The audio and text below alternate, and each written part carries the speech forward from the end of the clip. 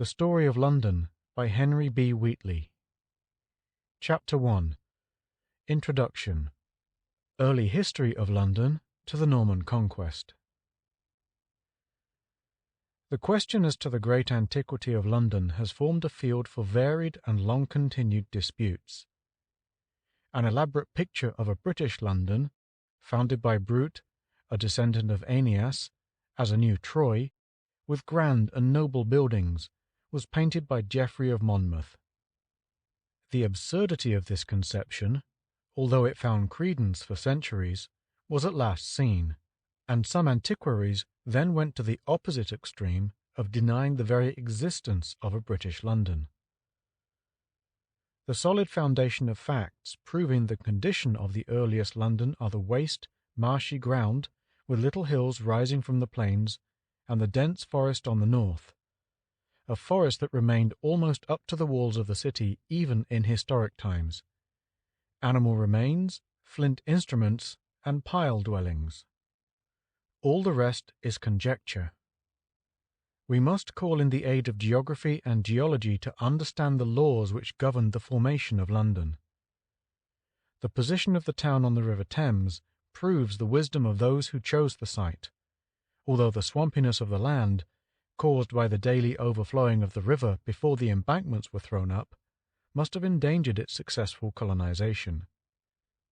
When the vast embankment was completed, the river receded to its proper bed, and the land which was retrieved was still watered by several streams flowing from the higher ground in the north into the Thames. Animal remains, very various in character, have been found in different parts of London. Examples of mammoth, elephant, rhinoceros, elk, deer, and many other extinct as well as existing species are represented. Of man, the mass of flint instruments in the Paleolithic floor, which proves his early existence, is enormous.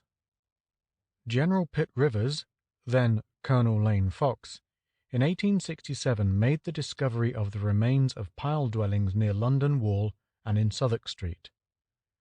The piles averaged 6 to 8 inches square, others of a smaller size were 4 inches by 3 inches, and 1 or 2 were as much as a foot square. They were found in the peat just above the virgin gravel, and with them were found the refuse of kitchen middens and broken pottery of the Roman period.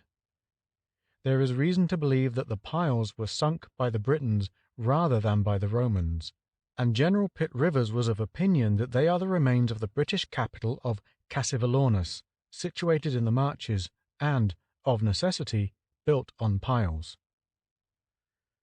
Dr. Monroe, however, who alludes to this discovery in his book on lake dwellings, believes that these piles belong to the post-Roman times, and supposes that in the early Saxon period these pile dwellings were used in the low-lying districts of London. The strongest point of those who disbelieve in a British London is that Julius Caesar does not mention it, but this negative evidence is far from conclusive. We learn from Tacitus that in AD 61 the Roman city was a place of some importance, the chief residence of merchants and the great mart of trade.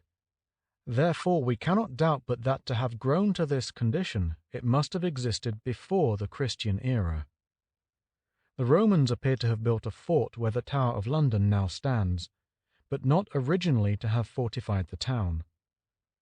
London grew to be a flourishing centre of commerce, though not a place capable of sustaining a siege, so the Roman general, Paulinus Suetonius, would not run the risk of defending it against Boadicea.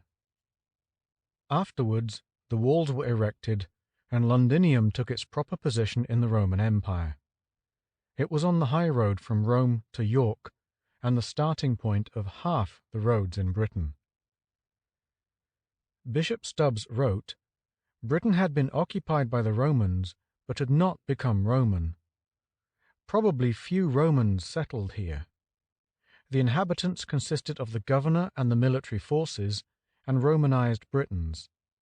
When the Roman legions left this country, Londinium must have had a very mixed population of traders. There were no leaders, and a wail went up from the defenseless inhabitants. In the year 446, we hear of the groans of the Britons to Aetius, for the third time consul, which took this form of complaint: "The savages drive us to the sea, and the sea casts us back upon the savages. So arise two kinds of death, and we are either drowned or slaughtered."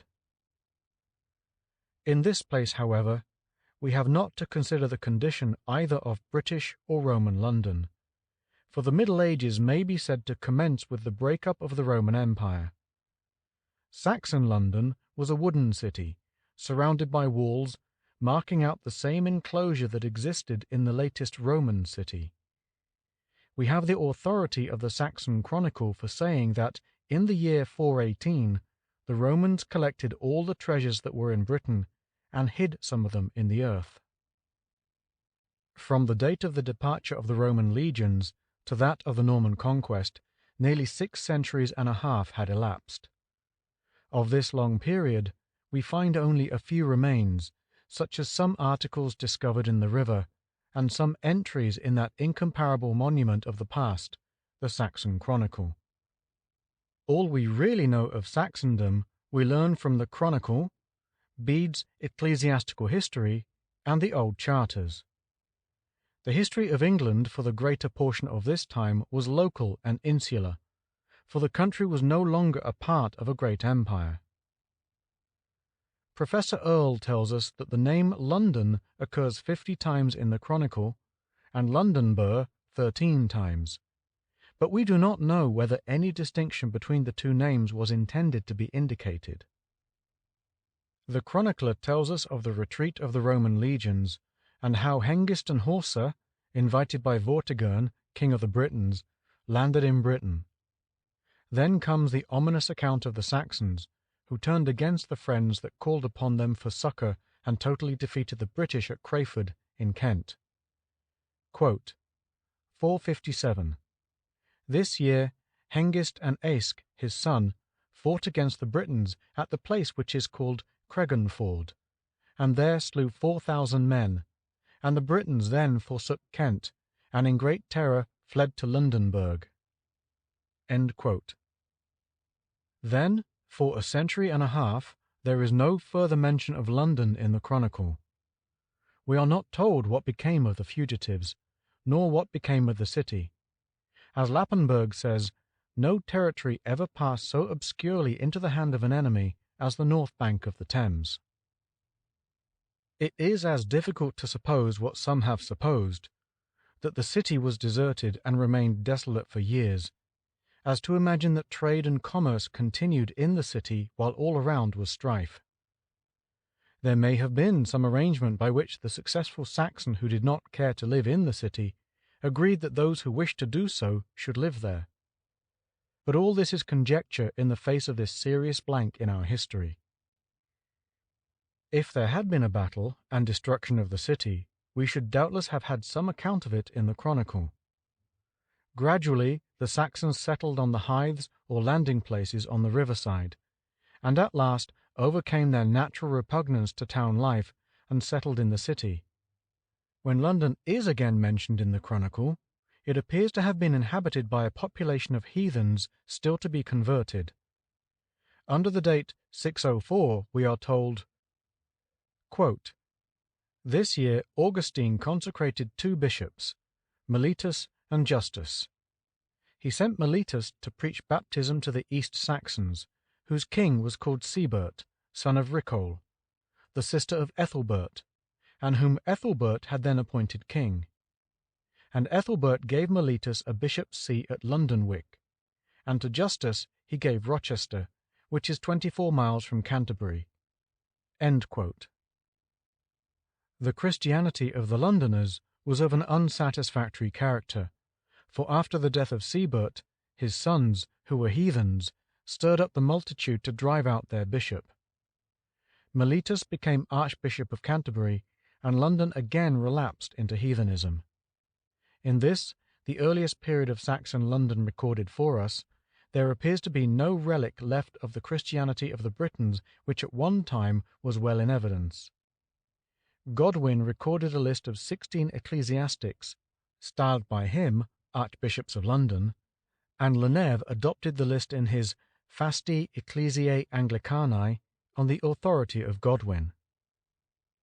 The list begins with Theanus during the reign of Lucius, king of the Britons in the latter half of the 2nd century.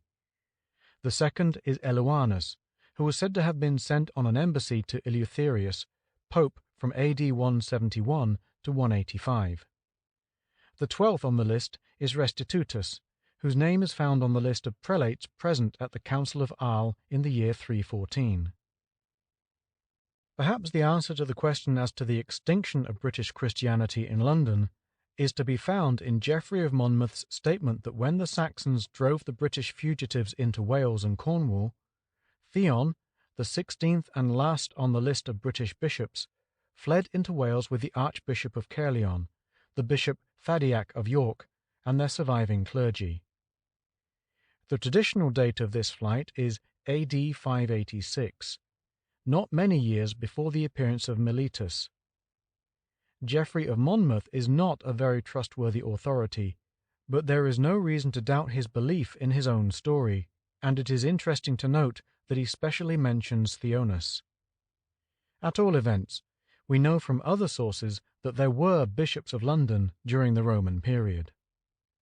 The bold statement that King Lucius founded the Church of St. Peter, Cornhill, can scarcely be said to find any credence among historians of the present day, but a reference of the doings of this ancient king will be found embedded in the statute book of St. Paul's Cathedral.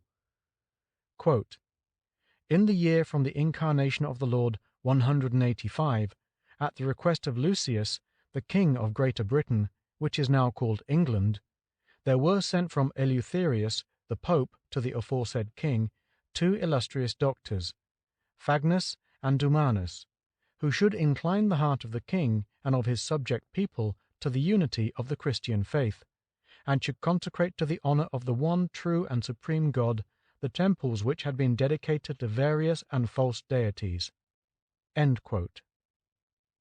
To return from the wild statements of tradition to the facts of sober history, we find that London, after the driving out of Mellitus, remained without a bishop until the year 656, when Cedar, brother of St. Chad of Lichfield, was invited to London by Sigibert, who had been converted to Christianity by Finan, bishop of the Northumbrians.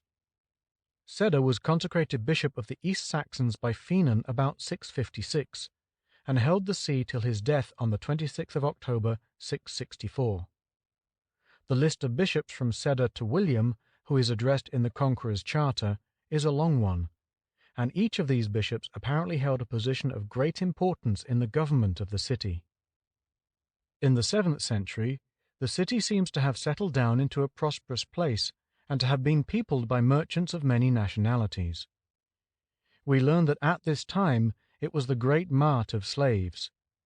It was, in the fullest sense, a free trading town, neutral to a certain extent between the kingdoms around, although the most powerful of the kings successively obtained some authority over it when they conquered their feebler neighbors. As to this, there is still more to be said. During the 8th century, when a more settled condition of life became possible, the trade and commerce of London increased in volume and prosperity. A change, however, came about towards the end of the century, when the Scandinavian freebooters, known to us as Danes, began to harry our coasts. The Saxons had become law-abiding, and the fierce Danes treated them in the same way that in former days they had treated the Britons. Freeman divided the Danish invasions into 3 periods. 1.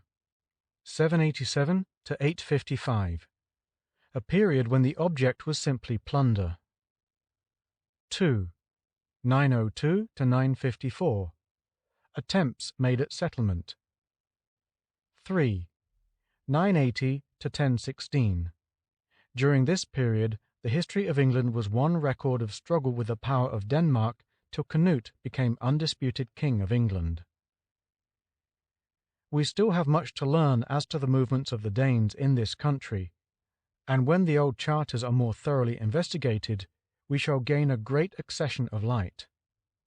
Thus we learn from an Anglo-Saxon charter, printed in de Grey Birch's Cartularium Saxonicum, that in the year 872 a great tribute was paid to the Danes which is not mentioned in the chronicle. London was specially at the mercy of the fierce sailors of the north, and the times when the city was in their hands are almost too numerous for record here.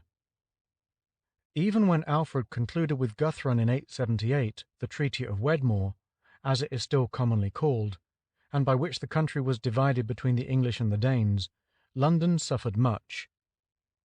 With the reign of Alfred, we come to the consideration of a very difficult question in the history of London. It has been claimed for this king that he rebuilt London. Mr. Lofty expresses this view in the very strongest terms.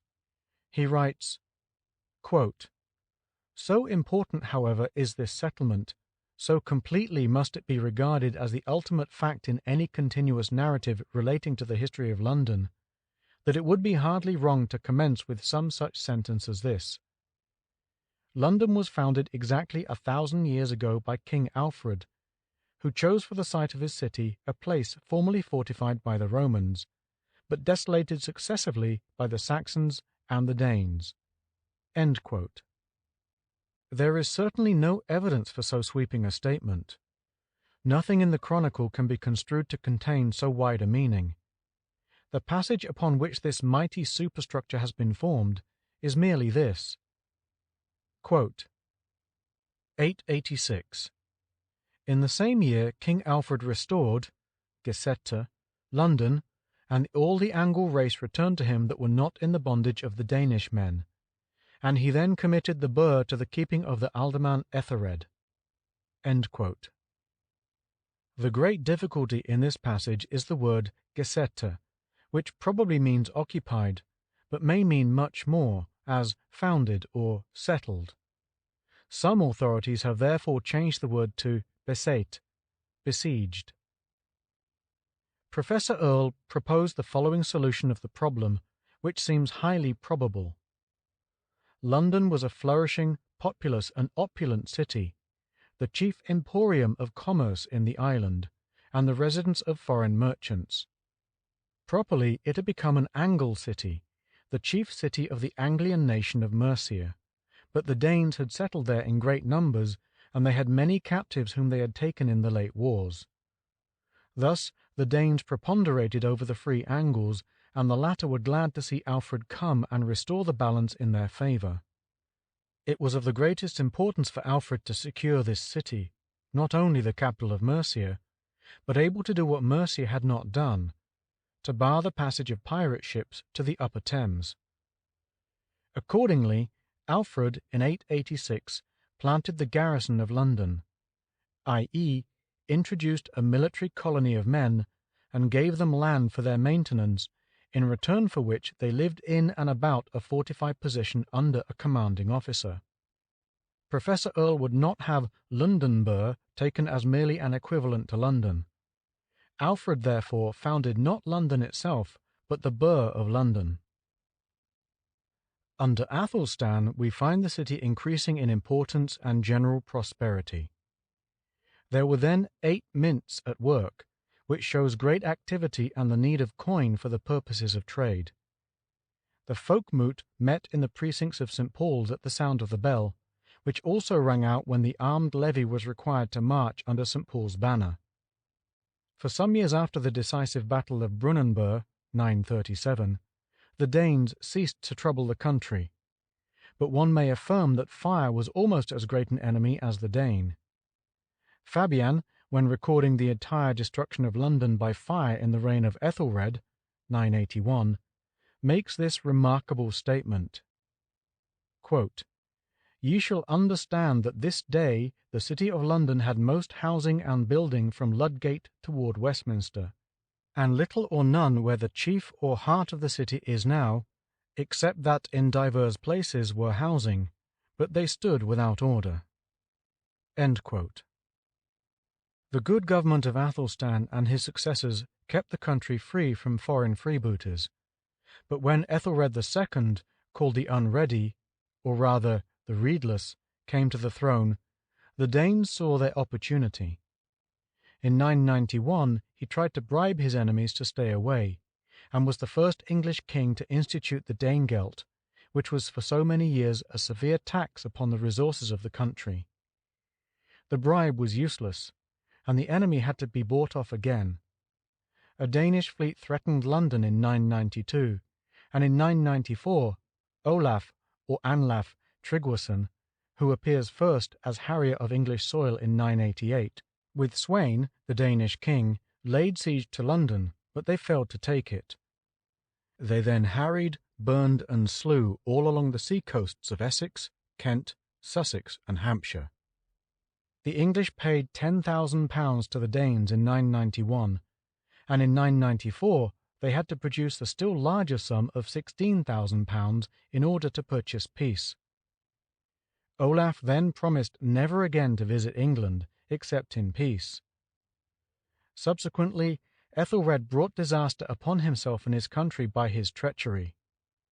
In 1002 he issued secret orders for a massacre of all the Danes found in England, and in this massacre Gunhild, sister of Sweyn, was among the victims. In consequence of Ethelred's conduct, the Danes returned in force to these shores, and had to be bought off with a sum of £36,000. They came again and made many unsuccessful assaults upon London, upon which the chronicler remarks, quote, "They often fought against the town of London, but to God be praised that it yet stands sound, and they have ever fared ill." End quote. In 1010, Ethelred took shelter in London, and in 1013 Sweyn again attacked the city without success, but having conquered a great part of England, the Londoners submitted to him, and Ethelred fled to Normandy.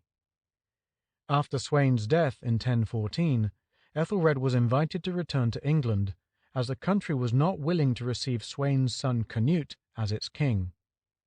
When Ethelred returned to England, he was accompanied by another Olaf, Anlaf Haraldsson, who succeeded by a clever maneuver in destroying the wooden London Bridge and taking the city out of the hands of the Danes. The story is told in Snorro Sturluson's Heimskringla, the story of Olaf the Holy, the son of Harald. Quote, "Olaf covered the decks of his ship with a roof of wood and wickerwork to protect them from the stones and shot which were ready to be cast at them by the Danes. King Olaf and the host of the Northmen rode right up under the bridge and lashed cables round the poles that upheld the bridge, and then they fell to their oars and rowed all the ships downstream as hard as they might. The poles dragged along the ground, even until they were loosened under the bridge. But inasmuch as an host under weapons stood thickly arrayed on the bridge, there were on it both many stones and many war weapons, and the poles having broken from it, the bridge broke down by reason thereof, and many of the folk fell into the river.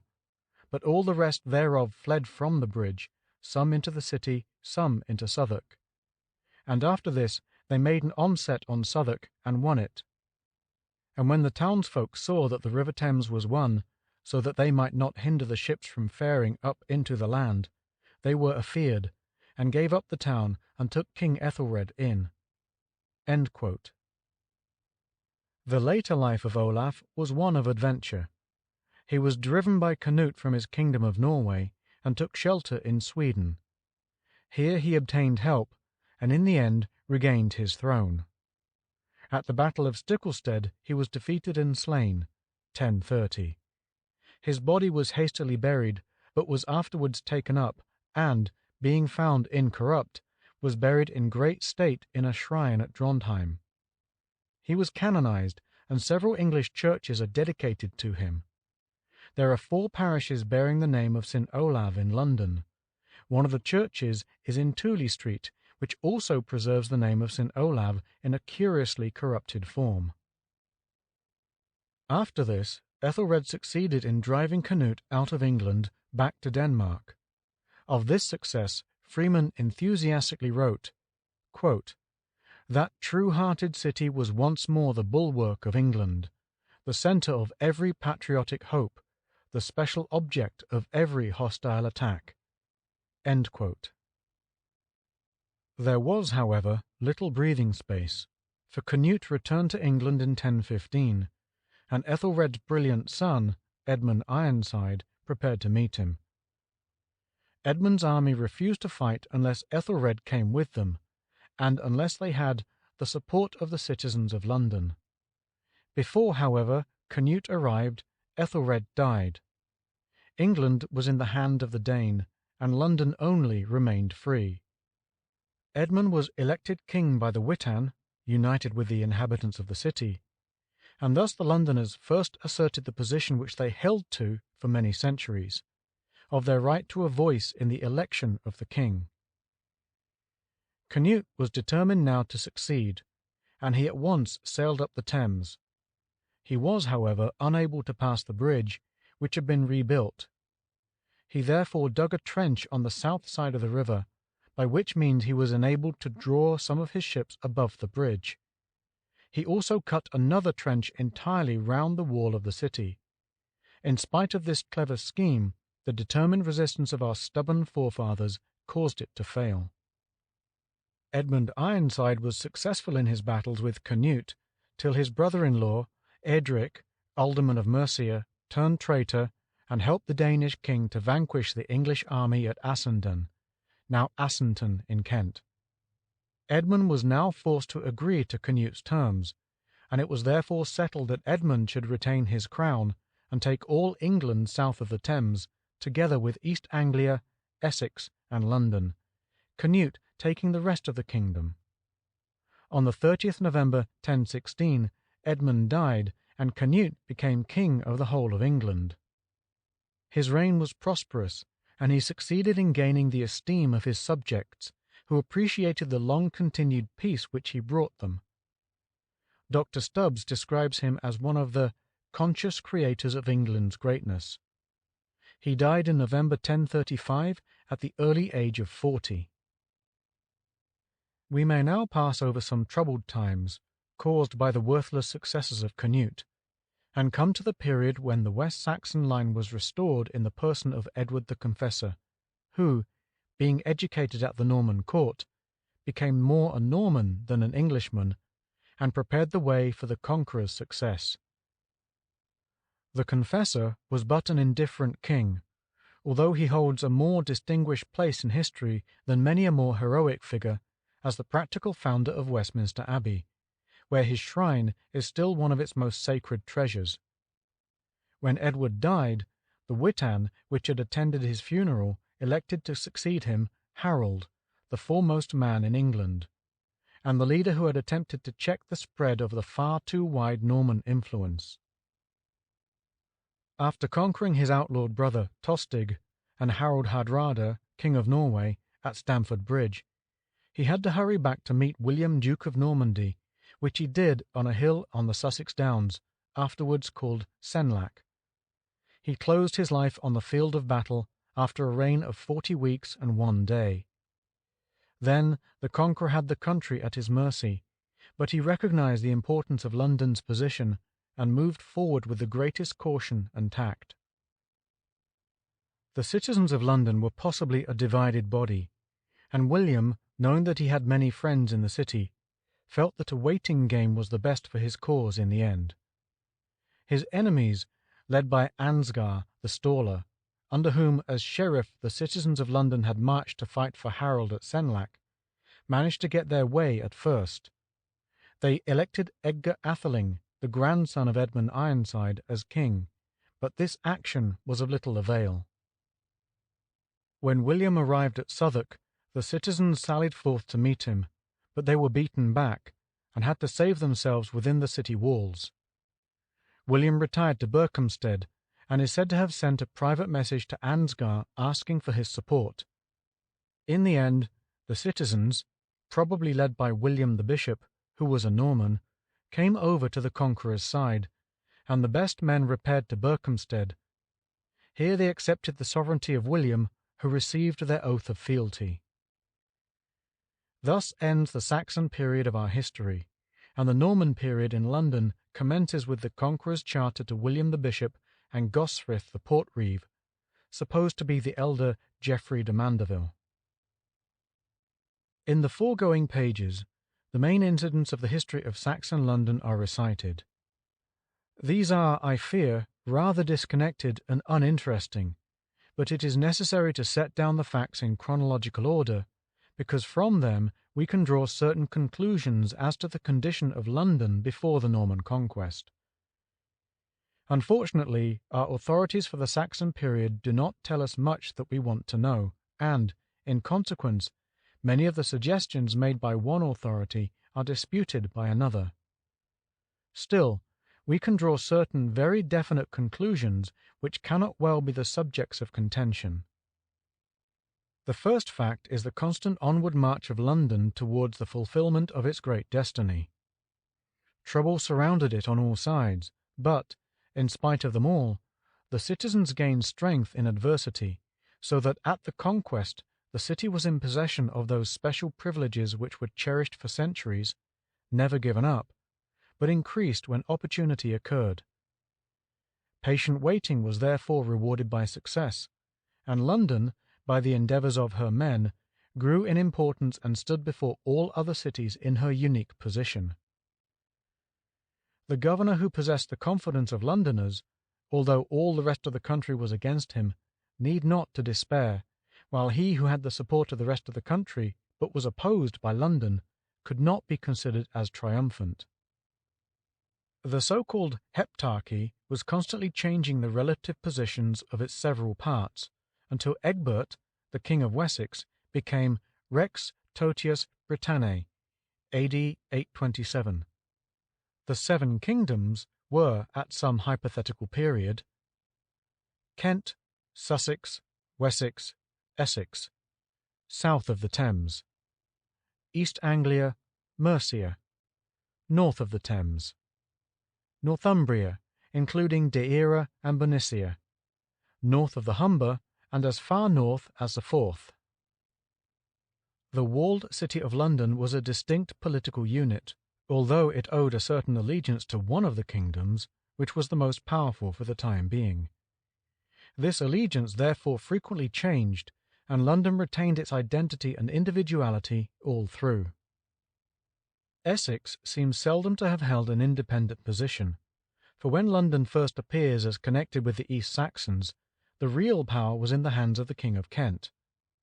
According to Bede, Winnie, being expelled from his bishopric of Wessex in 635, took refuge with Wulfhere, king of the Mercians, of whom he purchased the See of London. Hence, the Mercian king must then have been the overlord of London. Not many years afterwards, the King of Kent again seems to have held some jurisdiction here.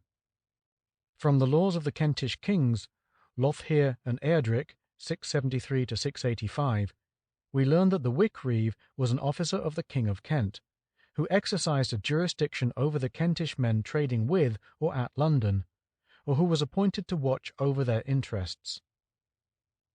There is a very interesting question connected with the position of the two counties in which London is situated. It is necessary to remember that London is older than these counties, whose names, viz., Middlesex and Surrey, indicate their relative position to the city and the surrounding country. We have neither record of their settlement nor of the origin of their names. Both must have been peopled from the river. The name Middle Saxons clearly proves that Middlesex must have been settled after the East and West Saxons had given their names to their respective districts. There has been much discussion as to the etymology of Surrey, more particularly of the second syllable. A once favourite explanation was that Surrey stood for South Kingdom, Anglo-Saxon Riki, but there is no evidence that Surrey ever was a kingdom, and this etymology must surely be put aside. In Elton's Origins of English History there is the following note, quote, 3 under-kings concur in a grant by the King of Surrey. End quote. This is a serious misstatement, for the document cited says, Ego Frithwaldus Pruincie Surrianorum subregulus regis Wulfari Mercianorum, Dono Concedo, etc. Frithwald is here described as subregulus, under-king, subject to the king of the Mercians, and in the attestation clause it is added, et isti sunt subreguli qui omnes sub signo suo subscripserunt. Their names are Frithwold, Osric, Wigherd, and Ethelwold. Each is described as testis merely. This does not seem to imply concurrence, but, even if it does, the title subregulus does not mean an independent sovereign. In the description of the boundaries of the granted land, which is in Anglo-Saxon, the grantor is certainly described as Frithwold king, but this cannot mean king in the full sense, and the Anglo-Saxon clause in the Charter could not have been intended to contradict the Latin, which designates Frithwold as subregulus throughout.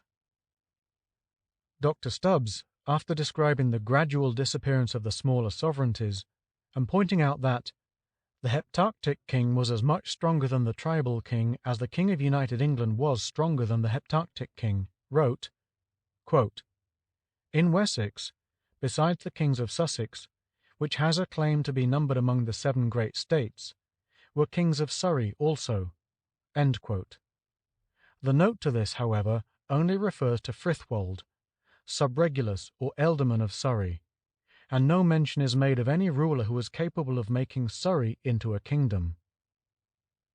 The form of the name used by Bede, in Regione Sudergeona, may suggest a derivation quite different from any yet suggested. Surrey was originally an integral part of Kent, and when it was severed from that county, it became, apparently, an independent district, a sort of republic under its own alderman. In later times it became subject to the neighbouring kingdoms. At the date of this charter, it was under Mercia. It was never reckoned as a separate member of the Heptarchy. London fought an uphill fight with Winchester for the position of chief city of southern England. Under Egbert, London grew in importance, but Winchester, the chief town of Wessex, was still the more important place politically. In the trade regulations enacted by Edgar in the 10th century, London took precedence of Winchester. Quote, "Let one measure and one weight pass such as is observed at London and at Winchester." End quote. In the reign of Edward the Confessor, London had become the recognized capital of England. Some dispute has arisen respecting the position of the Lithsmen, who appear at the election in Oxford of Canute's successor, and subsequently. Freeman describes them as seafaring men of London, while Grose writes, quote, "The Lithsmen, shipowners, of London, who, with others, raised Harold to the throne, were doubtless such burgthanes." End quote. Another important point to be noted is the prominent political position of the bishop. As early as AD 900, the bishop and the reeves who belonged to London are recorded as making in the name of the citizens laws which were confirmed by the king, because they had reference to the whole kingdom. Edward the Confessor greeted William Bishop, Harold Earl, and Esgar Staller, so that William the Conqueror followed precedent when he addressed his charter to bishop and portreeve.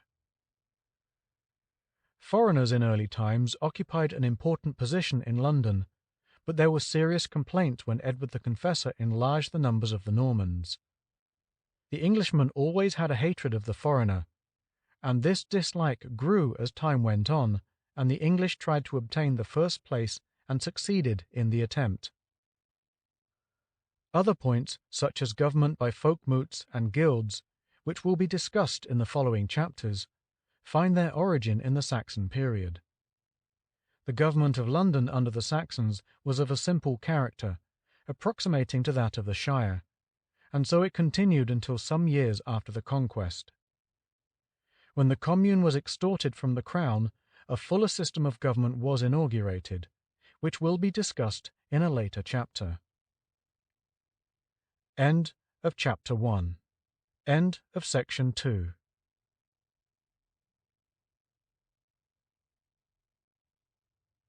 The Story of London by Henry B. Wheatley. Chapter 2. The Walled Town and its Streets. Part 1. In the medieval city, the proper protection of the municipality and the citizens largely depended on the condition of the walls and gates. The government of town life was specially congenial to the Norman, and the laws he made for the purpose were stringent, while the Saxon, who never appreciated town life, preferred the county organization. Thus it will be found that, as the laws of the latter were too lax, those of the former were too rigorous. Riley, referring to the superfluity of Norman laws, describes them as, quote, laws which, while unfortunately they created or protected few real valuable rights, gave birth to many and grievous wrongs. End quote. He proceeds to amplify this opinion and gives good reason for the condemnation he felt bound to pronounce. Quote, that the favoured and so-called free citizen of London even, despite the extensive privileges in reference to trade which he enjoyed, was in possession of more than the faintest shadow of liberty, can be hardly allowed if we only call to mind the substance of the enactments and ordinances, arbitrary, illiberal, and oppressive. Laws, for example, which compelled each citizen, whether he would or no, to be bail and surety for a neighbour's good behaviour, over whom it was perhaps impossible for him to exercise the slightest control. Laws which forbade him to make his market for the day until the purveyors for the king and the great lords of the land had stripped the stalls of all that was choicest and best. Laws which forbade him to pass the city walls for the purpose of meeting his own purchased goods.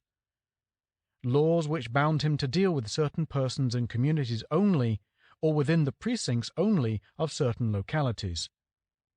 Laws which dictated, under severe penalties, what sums and no more he was to pay to his servants and artisans. Laws which drove his dog out of the streets, while they permitted genteel dogs to roam at large. Nay, even more than this, laws which subjected him to domiciliary visits from the city officials on various pleas and pretexts, which compelled him to carry on a trade under heavy penalties, irrespective of the question whether or not it was at his loss, and which occasionally went so far as to lay down rules at what hours he was to walk in the streets, and incidentally what he was to eat and what to drink. End quote. We see from this quotation that the position of the inhabitant of a walled town was not a happy one. Still, he was more favoured than his neighbour who lived in the country. A few examples will show us what the city life was, and these specific instances are necessary, for so many centuries have passed since Englishmen lived in a walled town, that without them it is barely possible for us to conceive what this life of suspicion and fear of danger was really like. The one thing which we do see distinctly is the gradual emancipation of the Englishman from the wearing thraldom of his position. He went on gradually in this course, always bearing towards the light, and he gained freedom long before the citizens of other countries. In the 15th century, we find that galling laws here in England were allowed to fall into desuetude in favour of freedom, while the same rules were retained in foreign countries. Some of our countrymen objected to this, and English merchants were irritated to find that, while the regulation enjoining every alien merchant during his residence in London to abide in the house of a citizen assigned to him as a host by the magistrates had fallen into abeyance, the restriction was rigidly enforced abroad. The writer of the remarkable Libel of English Policy, 1437, alludes to this feeling. Quote, what reason is't that we should go to host in these countries, and in this English coast they should not so, but have more liberty than we ourselves? End quote. The citizens had to put up with constant surveillance. The gates were closed early in the evening, and at curfew all lights, as well as fires, had to be put out. Night walkers, male and female, and roisterers generally had a bad time of it, but probably they were very ill-behaved, and in many cases they doubtless deserved the punishment they received. In the year 1100, Henry I relaxed these stringent regulations, and restored to his subjects the use of lights at night. The streets were first lighted by lanterns in 1415. London within the walls was a considerable city in the Middle Ages, although it only contained the same area that was walled in during the later Roman period.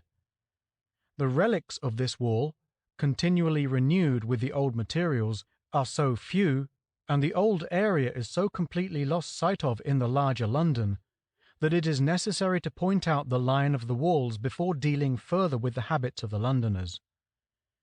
It was long supposed that the Ludgate was the chief entrance to the city from the west, but, in spite of its name, there can be little doubt that for some centuries the great western approach was made through Newgate.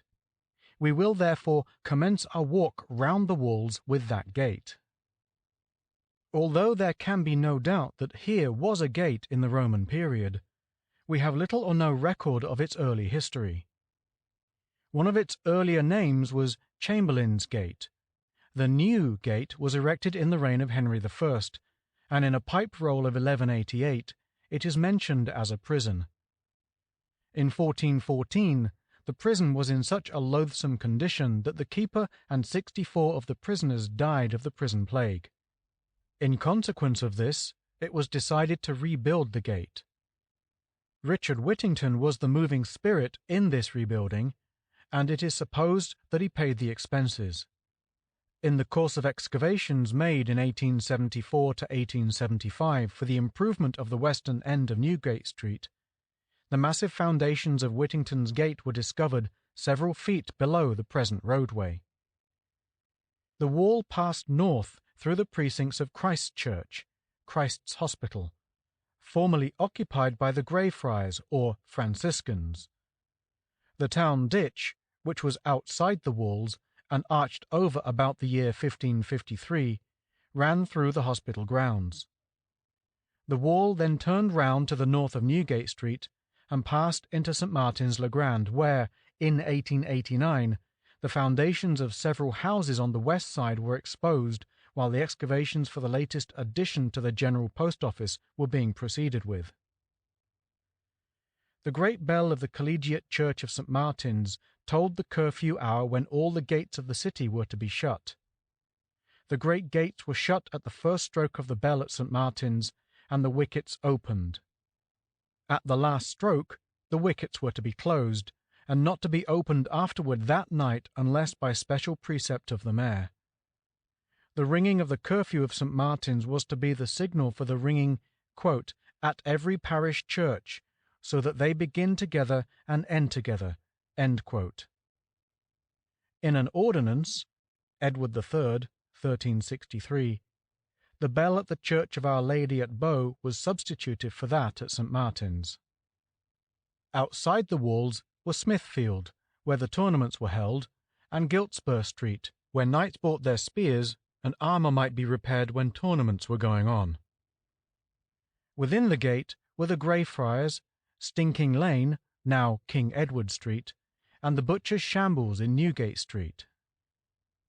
St. Paul's had its enclosed churchyard, so that the main thoroughfare for centuries passed round it from Newgate Street to Cheapside. The name of Cheap tells of the general market held there, and the names of several of the streets out of Cheapside tell of the particular merchandise appropriated to them, as Friday Street, Friday's Market for Fish, Milk Street, and Bread Street. At the west end of Cheapside was the Church of St. Michael le Quern, or At the Corn, which marked the site of the Corn Market. It was destroyed in the Great Fire. At the east end of this church stood the old cross, which was taken down in the year 1390 and replaced by the little conduit, which is described as standing by Paul's Gate. There is an engraving of this church and the conduit, with the waterpots of the water carriers dotted about. The wall passed north along the side of St. Martin's-le-Grand till it came to Aldersgate, close by the church of St. Botolph. The exact spot is marked by number 62 on the east side of the street. Stowe's etymologies of London names are seldom very satisfactory, but he never blundered worse than when he explained Aldgate as the Old Gate and Aldersgate as the older gate, but his explanation has been followed by many successive writers who do not seem to have seen the impossibility of the suggestion. One of the earliest forms of the name is Aldridsgate, showing pretty conclusively that it was a proper name. The wall proceeds east to Cripplegate with an outpost, the watchtower or barbican. The Reverend W. Denton has explained the name of Cripplegate as due to the covered way between the postern and the barbican or burkenning. Anglo-Saxon, crepel, criffle, or crippel, a burrow or passage underground. The name occurs also in the Domesday of Wiltshire, where we read, quote, "To Wonsdyke, thenceforth by the dyke to Cripplegate." End quote. If this etymology be accepted, we have here the use of the word gate as a way. In the north, this distinction is kept up, and the road is the gate, while what we in the south call the gate is the bar. For instance, at York, Micklegate is the road, and the entrance to the wall is Micklegate Bar. It may be noted that St. Giles was the patron saint of cripples, but the first church was not built until about 1090 by Alfune, the first hospitaller of St. Bartholomew's, so that the dedication may have been owing to a mistaken etymology at that early date. In the churchyard is an interesting piece of the old wall still in position. The course of the wall to the east is marked by the street named London Wall, from Cripplegate to Bishopsgate Street. Here it bore south to Camomile and Wormwood Streets, where stood, till 1731, the gate. The distance between Cripplegate and Bishopsgate is not great, and much of the space outside the walls was occupied by Moorditch. Still, in 1415, Thomas Falconer, then mayor, opened a postern in the wall, where Moorgate Street now is, for the benefit of the hay and wood carts coming to the markets of London. He must also have made a road across the morass of Moorfields, for that place was not drained until more than a century afterwards. The site of Bishopsgate is marked by 2 tablets on the houses at the corner of Camomile and Wormwood Streets respectively, numbers 1 and 64 Bishopsgate Street without, inscribed with a mitre and these words, quote, "Adjoining to this spot, Bishopsgate formerly stood." End quote. Footnote. It is scarcely creditable to the city authorities that no mark of the position of the other gates has been set up. To place these memorials would be an easy thing to do, and this attention to historical topography would be highly appreciated by all Londoners. The mark of Aldgate should take the form of a statue of Chaucer, who lived at that gate for some years. The corporation would honour themselves by doing further honour to the great Englishman, who was also one of the greatest of Londoners, if they placed at the great eastern entrance to London a full-length effigy of the son of one of London's worthy merchants. This would be in addition to the gift of a bust to Guildhall by Sir Reginald Hanson. The line of the wall should also be marked, but this would be a more difficult operation. End of footnote. Bishopsgate was named after Erkenwald, Bishop of London. Died 685, son of Offa, King of Mercia, by whom it was erected. At first, the maintenance of the gate was considered to devolve upon the Bishop of London, but after an agreement with the Hanse merchants, it was ruled that the bishop, quote, "is bound to make the hinges of Bishopsgate, seeing that from every cart laden with wood he has 1 stick as it enters the said gate." End quote. The liability was limited to the hinges, for after some dispute it was, 1305, quote, "awarded and agreed that Almains belonging to the house of the merchants of Almain shall be free from paying 2 shillings on going in or out of the gate of Bishopsgate with their goods, seeing that they are charged with the safekeeping and repair of the gate." End quote. The line of the wall bears southward to Aldgate, and is marked by the street named Houndsditch. The earliest form of the name Aldgate appears to have been Alegate or Algate, and therefore has nothing to do with old, the D being intrusive. Within the walls was the great house of Christ Church, founded by Queen Maud or Matilda, wife to Henry I, in the year 1108, and afterwards known as the Priory of the Holy Trinity within Aldgate. In 1115, the famous Knighton Guild, possessors of the ward of Portsoken, which was the soak without the port or gate called Aldgate, presented to the priory all their rights, offering upon the altars of the church the several charters of the guild. The king confirmed the gift, and the prior became ex officio an alderman of London. This continued to the dissolution of the religious houses, when the inhabitants of the ward obtained the privilege of electing their own alderman. Stowe tells us that he remembered the prior riding forth with the mayor as one of the aldermen.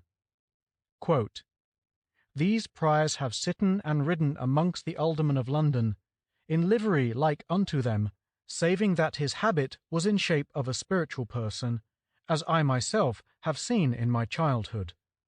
End quote. The old name of Christ Church is retained in St. Catherine Cree, or Christ Church, on the north side of Leadenhall Street, which was built in the cemetery of the dissolved priory. This church was taken down in 1628, and the present building erected in 1630. The wall led south by the line of the street now called the Minories to the Tower, thus dividing Great Tower Hill, which was within the wall, from Little Tower Hill, which was outside.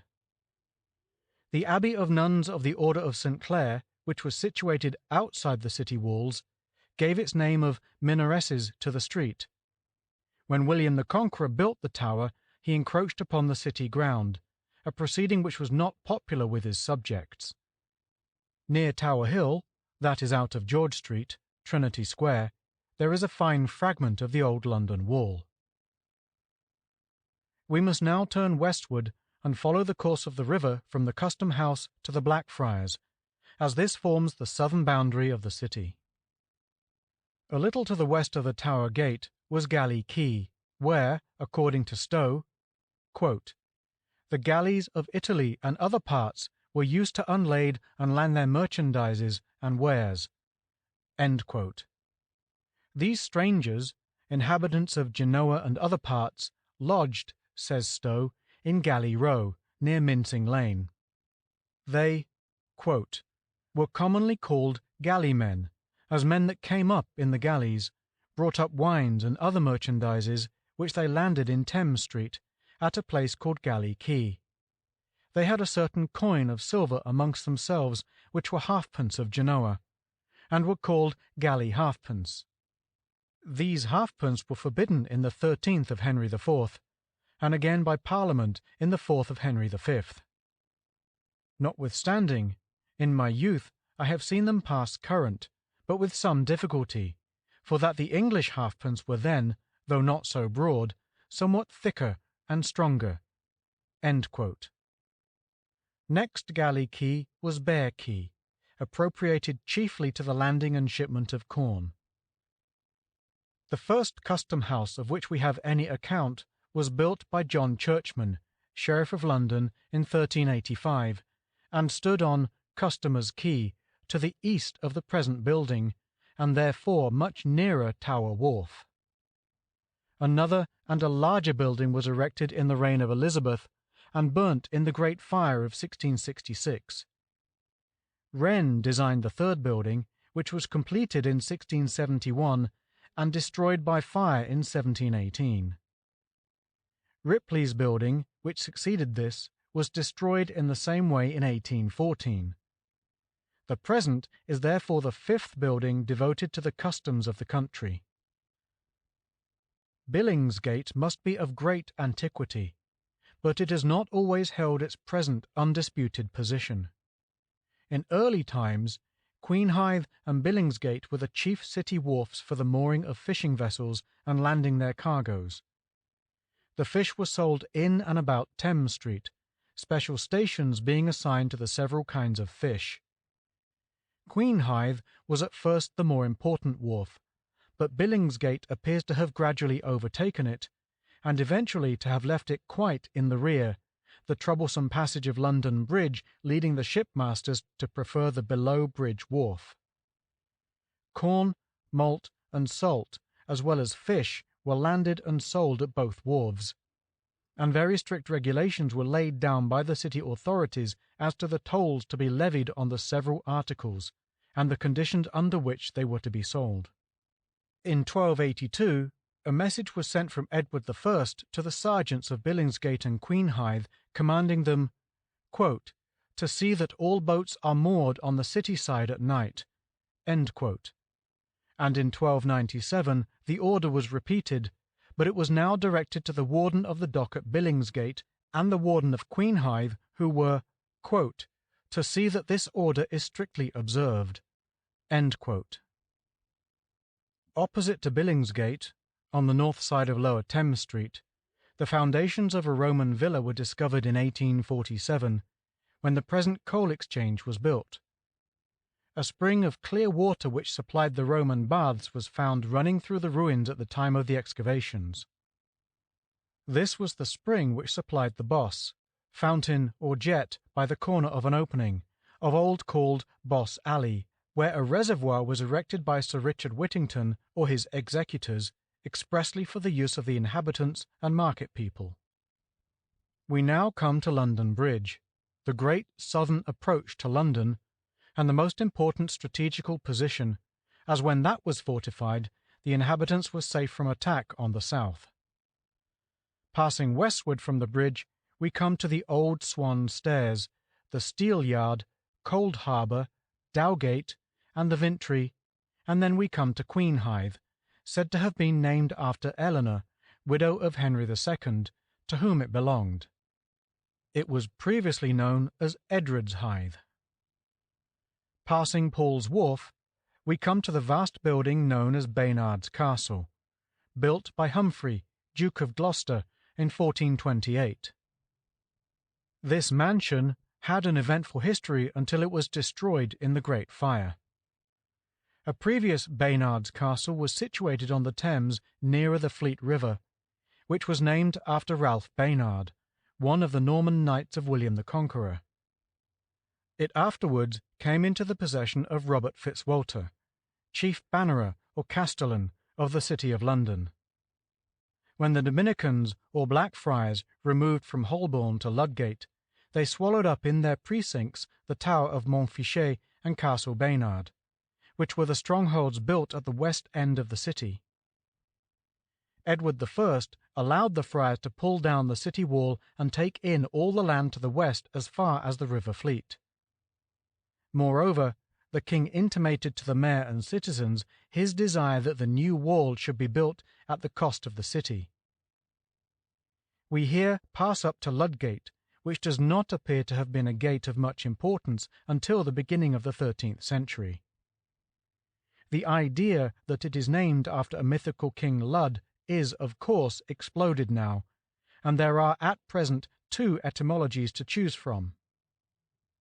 Dr. Edwin Freshfield supposes the name to be derived from the word lode, a cut or drain into a large stream. The main stream of the Fleet passes from the Thames to the foot of Ludgate Hill, but a short branch went in a north-eastward direction to Ludgate, joining there the town ditch. Mr. Lofty explains Ludgate as a postern, and supposes it to have existed in the Saxon period as a postern gate. All along the riverfront of London originally there was a wall, remains of which have been found at various times.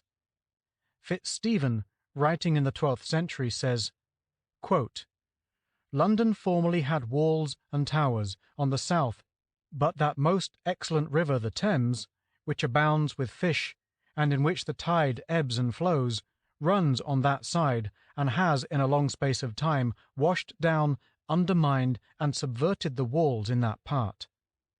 End quote. Outside Ludgate, the road to the west was not much frequented.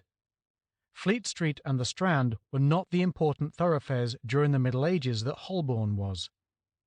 The roads were much neglected, and no one traversed them who could travel by boat on the Thames, which was literally the silent highway of London. When the gates of London were closed at 8 o'clock at night, and the inhabitants were ruled with an iron hand, it was somewhat a sign of reproach to live outside the walls. This feeling continued for centuries, and the name of suburbs was long held in little respect. In spite of this stigma, the main avenues leading to the several gates became inhabited, and in course of time were added to the City of London as liberties. The extent of these liberties was marked by bars. Thus, outside Ludgate was Temple Bar, outside Newgate, Holborn Bars, outside Aldersgate, Aldersgate Bars, outside Bishopsgate, Bishopsgate Bars, and outside Aldgate, Aldgate Bars. After this arrangement, the liberties were no longer suburbs, and the disreputable neighbourhood was therefore pushed farther out. The suburbs outside Cripplegate were unlike those of any of the other gates. There was no main road straight north, but a village with a church and a Fore Street grew up outside the walls. There is a great deal of information respecting the protection of the walls and the city gates in the important series of letter books preserved among the city archives and in Riley's Memorials. The authorities were allowed by the king to levy a tax called murage from time to time on goods entering the city to enable them to keep the wall and gates in a state of efficiency. In 1276, Edward I called upon the citizens to devote a portion of the dues to the rebuilding of the city walls by the House of the Blackfriars, and 8 years after, the grant of murage was renewed to the mayor and citizens on condition that they built this wall, so that for some years the city gained no particular advantage from the king's license. The Hanse merchants were freed from payment of murage on account of their engagement to keep Bishopsgate in order. In 1310, a royal writ was issued for the punishment of those who injured the city walls, gates, and posterns. 2 years before this date, special orders were issued as to the guard of the gates. The wards adjoining each gate had to supply a certain number of men-at-arms. Newgate was supplied with 26 men, Aldgate, Bishopsgate, Ludgate, and Bridgegate with 24 each, Cripplegate and Aldersgate with 20 each. The authorities were often very parsimonious, and we find in Riley this curious entry under the date of 1314. Quote, "Removal of an elm near Bishopsgate, and purchase of a cord for a ward hook with the proceeds of the sale thereof." End quote.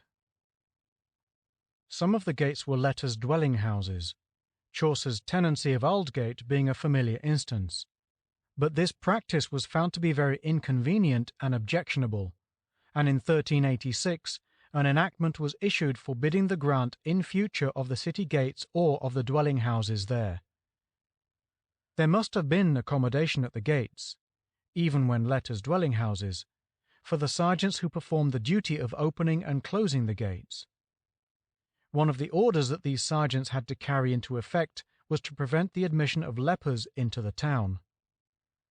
Money was collected at the gates for the repair of the roads, a charge which was in addition to murage. The sergeants also had to see that a fugitive bondman did not enter the city, because if one gained admittance and resided in a chartered town for a year and a day, he obtained freedom and was entitled to the franchise. In small towns it was easier to keep out the fugitive, but in a large city like London he could often escape notice, although the authorities might be against him. In Letter Book A we read this notice, quote, "Pray that the said fugitives may not be admitted to the freedom of the city." End quote. And Pollock and Maitland write, quote, "The townsmen were careful not to obliterate the distinction between bond and free, and did not admit one of servile birth to the citizenship." End quote. There can be little doubt that there was much laxity in keeping the gates at various times. and in cases where there was fear of invasion, the king sent special orders to the mayor to see to the protection of the city. In spite of the singular freedom of England from invasion, the English have constantly been overwhelmed with panic, fearing the worst which never came. In 1335, an alarm was raised of a French invasion. The king, at the beginning of August, wrote to order all men between 16 and 60 to be arrayed, and a council to be immediately held in London. Leaders of the Londoners were appointed who were to defend the city in case the enemy landed. Again, in 1370, preparations were made for an expected attack upon the city, and in 1383, false reports were circulated from the war in Flanders, for the circulation of which an impostor was punished.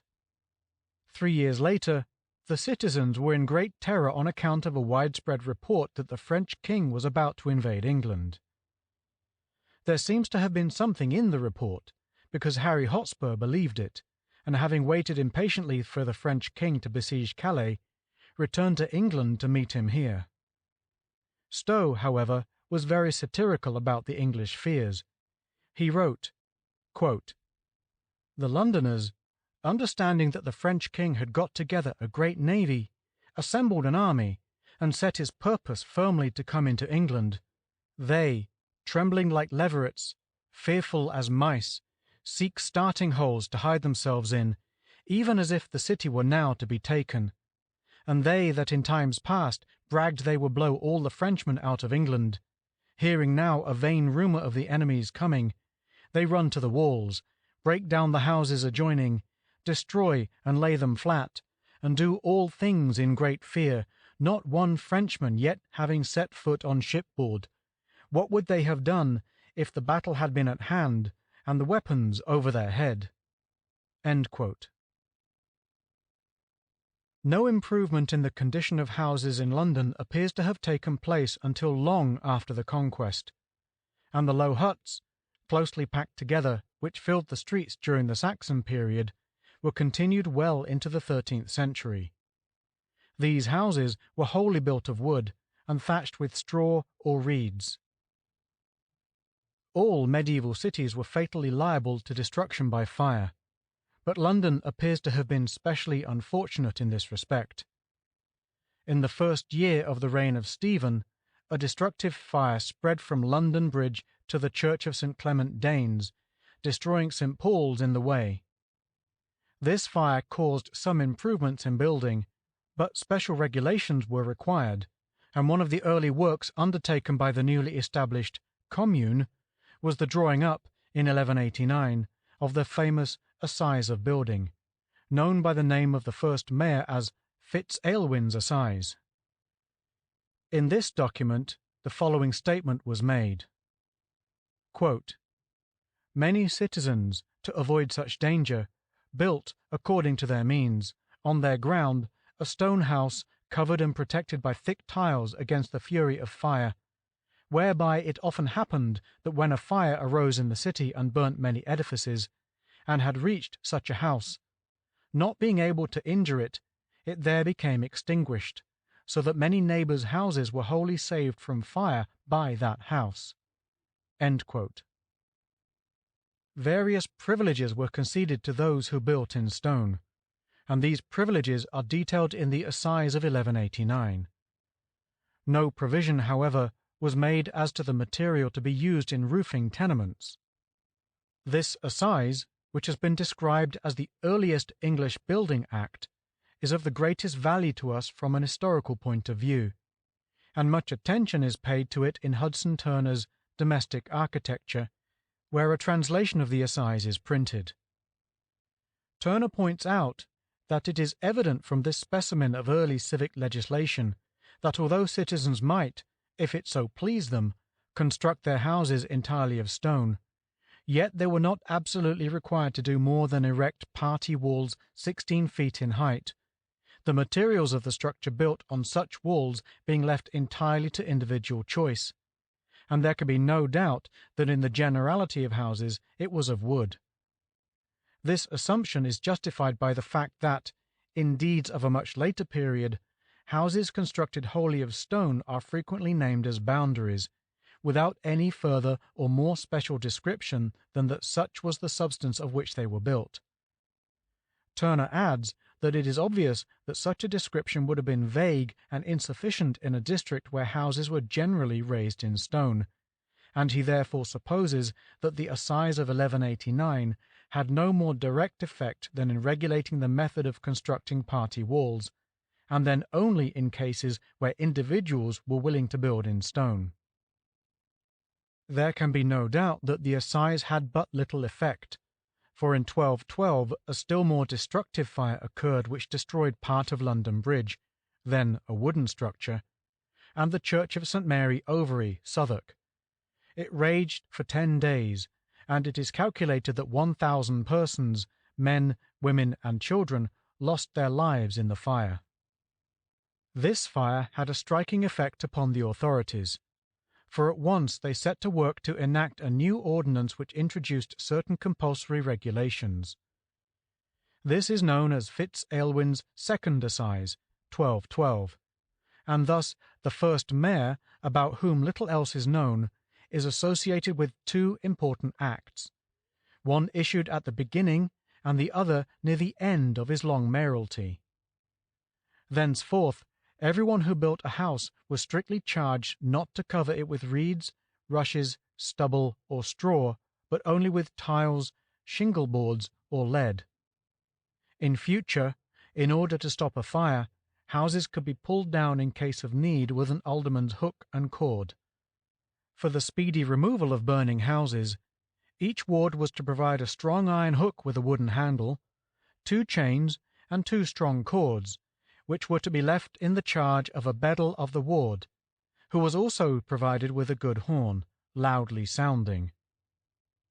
It was also ordered that occupiers of large houses should keep 1 or 2 ladders for their own house and for their neighbours in case of a sudden outbreak of fire. Also, they were to keep in summer a barrel or large earthen vessel full of water before the house, for the purpose of quenching fire, unless there was a reservoir of spring water in the curtilage or courtyard. End of Chapter 2, Part 1. End of Section 3.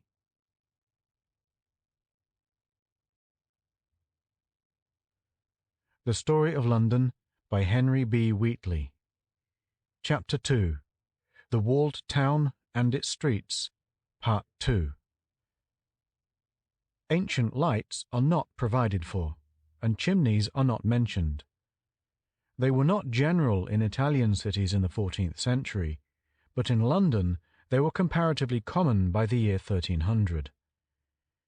In the Rotuli Hundredorum, date 1275, a chimney is mentioned as built against a house in St. Mary at Hill made of stone, a foot or more in breadth, and projecting into the street. Most of the houses consisted of little more than a large shop and an upper room or solar. The latter was often merely a wooden loft. When an upper apartment was carried out in stone, it was described in deeds as solarium lapidum. In the 14th century, houses were built of 2 and 3 stories, and in some cases each story was a distinct freehold. This seems to have caused a large number of disputes. It is an interesting fact that at a certain period there was the possibility of London becoming a city of flats.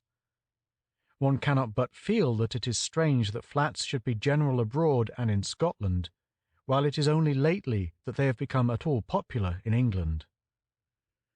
Some reason for this diversity of custom must exist if we could only find it out. Cellars were entered from the street, and possibly in those cases where separate floors belonged to different tenants, the upper stories were entered by stairs on the outside. Sometimes a householder was allowed to encroach upon the road, and in Riley's Memorials we find patents of leave for building a hautpas, that is, a room or floor raised on pillars and extending into the street. Such a grant was made to Sir Robert Knowles and his wife Constance in the year 1381. Penthouses are frequently mentioned in the city ordinances, and they were to be at least 9 feet in height, so as to allow of people riding beneath. It was enacted, for the benefit of landlords, that penthouses, once fastened by iron nails or wooden pegs to the timber framework of the house, should be deemed not removable, but fixtures, part and parcel of the freehold. Shops were open to the weather, and the need of a better place of protection for certain property was felt, which caused the erection of celds, sheds, or warehouses, which were let out in small compartments for the storing of cupboards or chests. These served in their day the purpose fulfilled in ours by safe deposit companies. Several of these celds are mentioned in the city books. Thus, there was the Tanner's Seld, in or near St. Lawrence Lane, and Winchester Seld, near the Wool Market of Woolchurch, also another in Thames Street. In the Hustings Roll, we hear of the Great Seld of Roysier de Coventry in the Mercery, known as the Great or Broad Seld. In 1311, we find tenants surrendering to Roysier, wife of Henry de Coventry, space for the standing of a certain chest in the seld called La Brozelde, in the parish of St. Pancras, in the ward of Cheap. Windows are mentioned in the assize, but glass was only used by the most opulent. The windows of the citizens in the reign of Richard I were mere apertures, open in the day, crossed perhaps by iron stanchions, and closed by wooden shutters at night. Glass is mentioned as one of the regular imports into this country in the reign of Henry III, and in the time of Edward III, glaziers, verres, are mentioned as an established guild.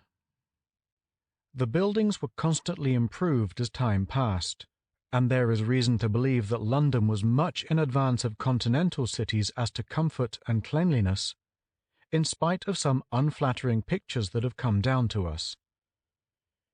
We have reason to believe that the standard idea of Englishmen as to comfort and decency was always higher than that of his neighbours. This point, however, will be more fully considered in the 7th chapter on sanitation. It took some time to establish the principle that an Englishman's house is his castle, and some of our kings tried hard to override the rights of the faithful citizens. Mr. Riley makes the following remarks on this point.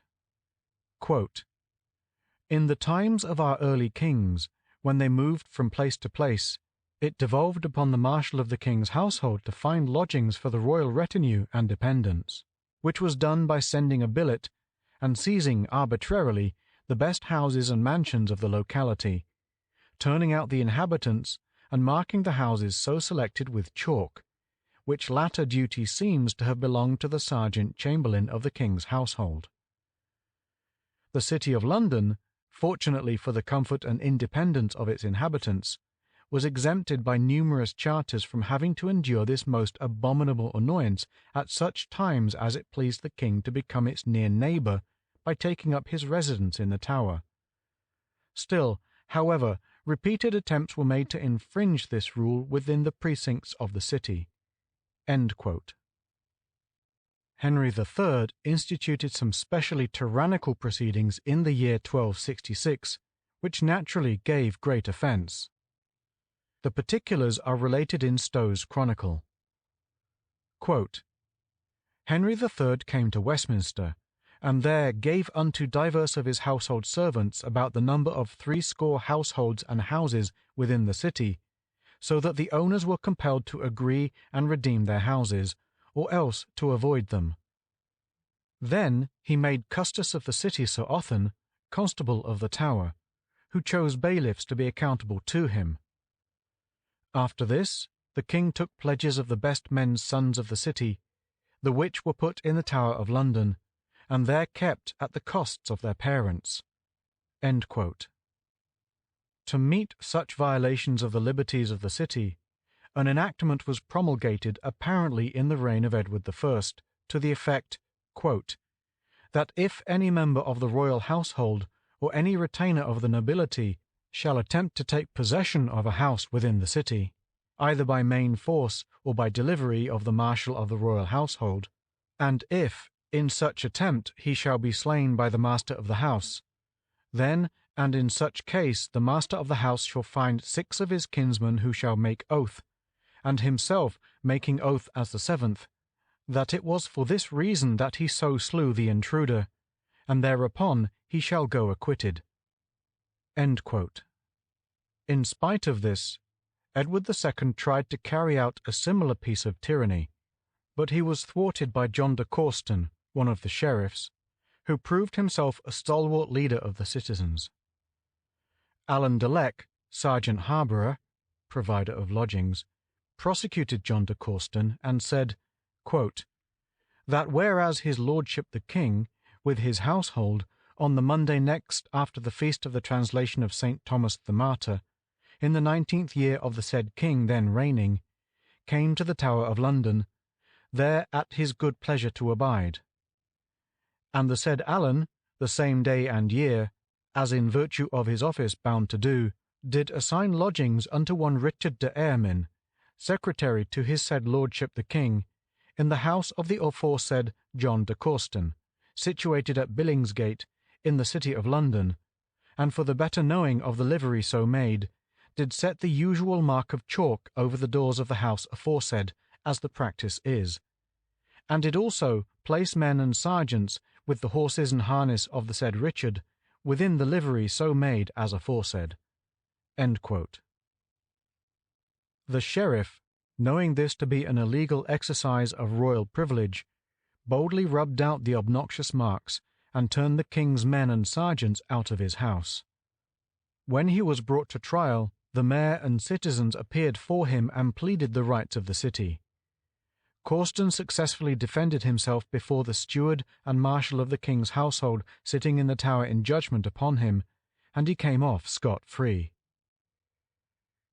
When we consider the smallness of the houses in the early period of the Middle Ages, and the insufficient accommodation for families, we see that the greater part of the population must of very necessity have constantly filled the streets, and the Londoners appear, from accounts that have come down to us, to have been a rather turbulent body. The watch and ward arranged for the protection of the city was efficient enough in quiet times, but when the inhabitants were troublesome, it was quite insufficient. The regulations were strict, but the streets were crowded, as more than half of them were used as marketplaces, and every moment occasions for quarrelling arose, of which the young bloods were only too ready to avail themselves. Punishments and fines were frequent. Cheats and fraudulent tradesmen were promptly punished, and those who had a sharp tongue soon found that the free use of it was dangerous. The authorities, who had the making of the laws, had no fancy for being maligned. Such entries as these are frequent in Riley's memorials. Process against Roger Thorold for abusing the mayor, 1355. Punishment or imprisonment for reviling the mayor, 1382. Pillory and whetstone for slandering the mayor, 1385. Pillory for slandering an alderman, 1411. Punishment for insulting certain aldermen, pillory for insulting the recorder, 1390. The pillory was freely used for cheats, users of false dice, false checkerboards, 1382, swindlers, forgers of title deeds, bonds, papal bulls, etc., impostors pretending to be dumb, etc. False measures, false materials, and unwholesome food were confiscated and publicly burnt. Dishonest tradesmen appear to have been very reckless, and punishment was constantly awarded for the sale of putrid fish, food, and meat. Enhancers of the price of wheat were specially obnoxious to the citizens, and some of the cheats connected with bread-making were curious, such as inserting iron in a loaf to increase the weight, 1387, and stealing dough by making holes in the baker's moulding boards, 1327. The seller of unsound wine was punished by being made to drink it, 1364. Night walkers, male and female, were very summarily treated, but they must have been mostly connected with the dangerous classes, for we read of notorious persons with swords and bucklers and frequenters of taverns after curfew, quote, contrary to peace and statutes. End quote. We may presume that quiet, inoffensive persons who were known to be law-abiding citizens were not necessarily hauled up for being in the streets after regulation hours. Mr. Riley, in his valuable introduction to the Liber Albus, makes special reference to these night walkers. Quote, it being found that the houses of women of ill fame had become the constant resort of thieves and other desperate characters, it was ordered by royal proclamation, Temp. Edward I, that no such women should thenceforth reside within the walls of the city under pain of 40 days' imprisonment. A list, too, was to be taken of all such women by the authorities, and a certain walk assigned to them. The stews of Southwark are once, and only once, alluded to in this volume, and the result of this enactment was no doubt to drive the unfortunates thither. End quote. Ordinances of later date appear to have been still more stringent. The Tun, a round house or prison on Cornhill, was so called from its having been, quote, built somewhat in fashion of a tun standing on the one end. End quote. It was built in 1282 for the special reception of night walkers. In spite of stringent regulations, the streets were seldom free from rioting of some kind, and the watch were kept fully employed. There is a record of inquests or trials by juries, the jury consisting of no less than 4 representatives from each of the wards, held in 1281 upon a number of offenders, quote, against the king's peace and the statutes of the city. End quote. The offences for the most part comprise night walking after curfew, robbery with violence, frequenting taverns and houses of ill fame, and gambling. In 1304, there was an inquisition as to the persons rioting and committing assaults by night, and in 1311, a similar inquisition and delivery made in the time of Sir Richard de Repham, Mayor, as to misdoers and night walkers. Women of bad repute were restricted to a certain garb. It was enacted by royal proclamation of Edward I that none of them should wear minever, spotted ermine, or cendale, a particular kind of thin silk, on her hood or dress, and if she broke the law in this respect, the city sergeant was allowed to seize the minever or cendale and retain it as his perquisite. At later periods it was enacted, quote, that no common woman shall wear a vesture of peltry or wool, end quote. And again, that she shall not wear, quote, a hood that is furred, except with lamb's wool or rabbit skin, end quote. From the letter books we learn that, in the middle of the 14th century, most of these women were Flemings by birth. The prisons mentioned in the Liber Albus are Newgate and Ludgate, the Tun and the Compters. They could none of them have been pleasant places, but it is probable that they were not so intolerable as they afterwards became. It is impossible that they could have been in a worse condition than the grossly mismanaged prisons of the 18th century. It is not easy to understand what was the level of morality in the medieval cities and towns. In truth, we can only draw inferences from the facts, and as most of the documents that have come down to us relate to those who have broken the laws, we are too apt to take a low view of the morality of the mass. Laws are not made for the law-abiding, except for their protection, and we have reason to know that this class is by far the most numerous. Comfort, as we understand it, could not have existed in the Middle Ages, but the life seems to have been fairly agreeable to those who lived it, and it is only fair to give credence to such witnesses as Fitzstephen, who knew the noble city of London well, and could only write of it in terms of hearty praise. He commences with these words, and then proceeds to substantiate the several points mentioned.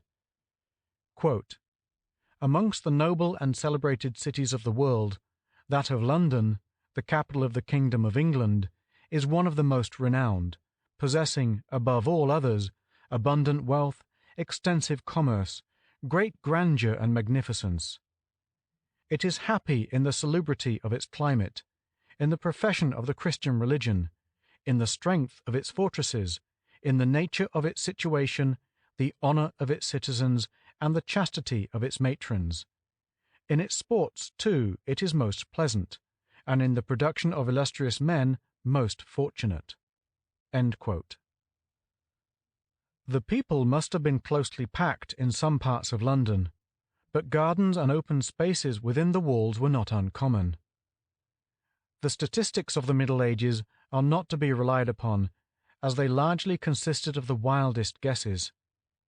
Kings and parliaments were continually deceived as to the produce of a tax, owing to the impossibility of knowing the number of the people upon whom it was to be levied. During the latter part of the Saxon period, the numbers of the population of the country began to decay. This decay, however, was arrested by the Norman conquest. The population increased during 10 peaceful years of Henry III, and increased slowly until the death of Edward II, and then it began to fall off. And it continued to decrease during the period of the Wars of the Roses until the accession of the Tudors. A calculation has been made of the population of England and Wales in the last years of the reign of Edward III, 1372, which fixed the number at 2.5 millions. Macpherson adopted this as a correct guess, but it probably errs more on the side of excess than of deficiency. Of this population, it has been estimated that those employed in agriculture were in proportion to townspeople as 11-1, but, according to another estimate, it was as 15-1. It is not easy to arrive at a satisfactory calculation of the approximate population of London at different periods. At the end of the 12th century, Peter of Blois, Archdeacon of London, in a letter to Pope Innocent III, calculates the population at 40,000, and this is a quite probable calculation, although Francis Drake maintains that London was less populous than York about the time of the conquest. York, however, could not then have had anything like 10,000 inhabitants. Fitzstephen greatly exaggerated the population of London. He wrote, quote, "The city is ennobled by her men, graced by her arms, and peopled by a multitude of inhabitants, so that in the wars under King Stephen there went out to a muster of armed horsemen, esteemed fit for war, 20,000, and of infantry 60,000. End quote. Hallam agrees generally with Peter of Blois' calculation, for he supposes London to have had a population in John's reign of at least 30,000 or 40,000. In 1377, the population, reckoned by the poll tax, was 44,770. The number taxed, consisting of males and females above 14 years of age, being 23,314. We see from these numbers how greatly the population of London was in excess of the other great towns. From the same source, we find the population of the towns next in size were: York, 7,248. Bristol, 6,345.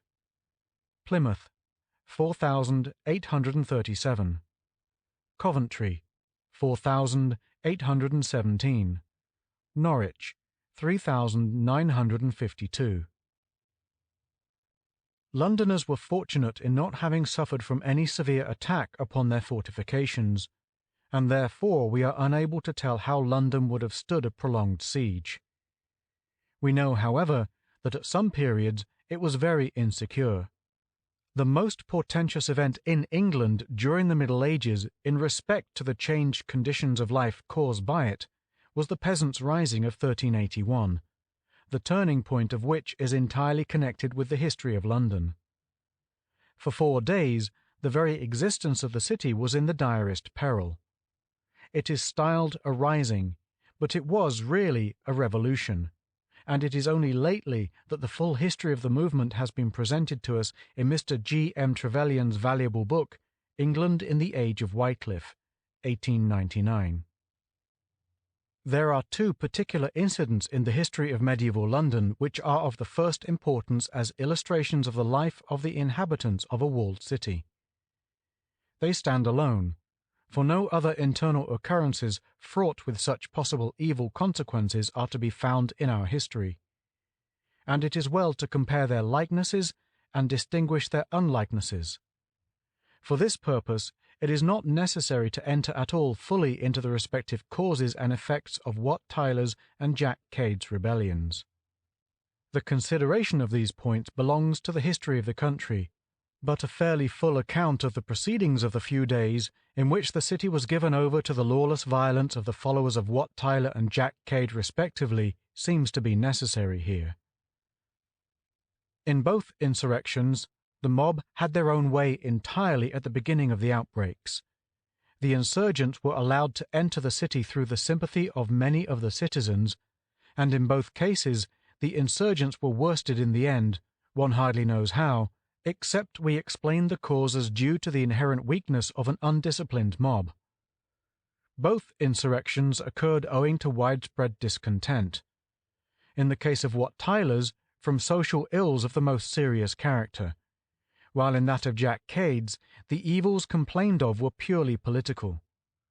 Again, the movement in the earlier rebellion came from below, while in the later one the prime movers were the squires. In Wat Tyler's rebellion, the king and court were present at all the great events, but in Jack Cade's, the king marched off to Kenilworth and left the city to take care of itself. Other likenesses and unlikenesses will be evident in the notices of the respective insurrections. In order to understand the doings in London from Wednesday, June 12th, to Saturday the 15th inst. 1381, it is necessary to take some measure of the movement as a whole. Most of the chroniclers naturally write in strongly condemnatory terms of Wat Tyler's rebellion, but Stowe, in his chronicle, attempts to be just, although he describes John Ball as, quote, a wicked priest, end quote. He had the advantage of consulting a manuscript account of the rising in 1381, written in Old French, apparently by an eyewitness. The different descriptions are full, but they vary greatly in details, so that, though it is possible to make a complete record of events, we cannot be sure that we are altogether correct. At this distance of time from the occurrences, we ought to be able to consider the sequence of events with a judicial mind. Both sides in the duel are, to a great extent, outside our sympathies. The rebels were exorbitant in their demands and violent in their methods, while the court, being completely at the mercy of the mob, promised everything demanded, with no intention of carrying out their pledges. They had, however, this excuse, that the only way to save the city and its inhabitants was to get the mob into the open country by any possible means available. The vast concourse of persons who demanded entrance into the city was composed of a heterogeneous mass of discontented men with different aims to forward and different grievances calling for redress. The poll tax, although it gave great dissatisfaction to the nation, was not the cause of the outbreak. The great object of the majority was to obtain the abolition of serfdom. Had this been the only demand, the sympathies of the country would have been entirely with the insurgents, but, in order to increase the number of their followers, the leaders had gathered around them all the disaffected persons they were able to get together, and Wat Tyler, to enhance his importance, formulated a number of revolutionary and socialistic demands. It is not necessary here to discuss these demands, for their number sufficiently condemns them. We may allow that the masses have a right to demonstrate and urge upon their rulers a change of so fundamental a nature as serfdom, which affected them all more or less, but an evil which the rulers were very amiss in attempting to redress. At the same time, no government can exist if mob law is triumphant, and if an irresponsible mass of people is allowed to demand changes which require much consideration by a legislative body, as Wat Tyler's followers did. It is instructive to find that although the demands were first agreed to by the king, and then the promise revoked, the serfs were gradually freed while the other demands were quite overlooked. Serfdom was out of date, and the change could no longer be postponed. Richard II, a boy of 10 years, came to the throne in 1377, and few sovereigns have had to take up a more troubled inheritance. The whole country was distressed, and the agricultural population had been driven to the verge of rebellion. Revolutionary views, supported from the writings of Wheatley and Langland, had taken root among large masses of the people. Doubtless the reformer and the poet had great influence on the people, and although they were not themselves sowers of sedition, their burning words were quoted with effect by the leaders of the revolutionary movement. John Ball's democratic preaching caused the insurrection, but he gave way to the more practical Wat Tyler as the leader of the rebels. The area of the risings extended over part of the Midlands, south of Yorkshire, and the whole of the south. There was a reign of terror on all sides. The manor houses were broken open and sacked by mobs, and it was said that every attorney's house in the line of march was destroyed. Lawyers were exposed to the special hatred of the rebels, who exhibited an ignorant hatred of legal documents. The University of Cambridge suffered severely from the lawlessness of the mob. The university chest was robbed, and a large number of documents were ruthlessly destroyed. Many of the colleges also suffered. The mob that marched on London and besieged it were mostly from Kent and Essex, and their march was marked by murder and pillage. The authorities were paralyzed, and when the mob arrived at the walls of London, no preparations had been made, save the strengthening of the gates, so the king and the court were cut off from communication with all outside London. It is remarkable that we are able to record the daily proceedings of the mob which took place more than 6 centuries ago. Still, we can be fairly certain that the events which dovetail into one another are to a great extent correctly reported. The chief difficulty arises when we consider the speeches of the several actors. Chroniclers like John Stow are very picturesque in their descriptions, and often put words into the mouths of their puppets which are evidently written for the purposes of effect. Even when the words are probably historical, there is some doubt as to whether they have not been attributed to the wrong persons. On Monday, June 10th, Canterbury had been overrun, and on Wednesday the 12th, the main body of the rebels from Kent were crowded together on Blackheath. John Ball preached to them from the text which has come down to us in the familiar couplet, "When Adam Dalf and Eve span, woe was than a gentleman," and he kept his audience enthralled with his eloquence. Messengers were sent by the king to demand the cause of the rising, and brought back the answer that the commons were gathered together for the king's safety. The king's mother, Joan, Princess of Wales, and widow of Edward the Black Prince, who had been on a pilgrimage to the shrines of Kent, was allowed by the rebels to enter the city. Mr. Trevelyan tells us how a conference was proposed. Quote, "The rebels invited the king to cross the river and confer with them at Blackheath. He was rowed across in a barge accompanied by his principal nobles. At Rotherhithe, a deputation from the camp on the moor above was waiting on the bank to receive them. At the last moment, prudence prevailed, and Richard was persuaded not to trust himself on shore. The rebels, shouting their demands across the water, professed their loyalty to Richard, but required the heads of John of Gaunt, Sudbury, Hales, and several other ministers, some of whom were at the moment in the boat. The royal barge put back to the Tower." End quote. Stowe tells us that the watchword of the peasants was, "With whom hold you?" and the answer was, "With King Richard and the true commons."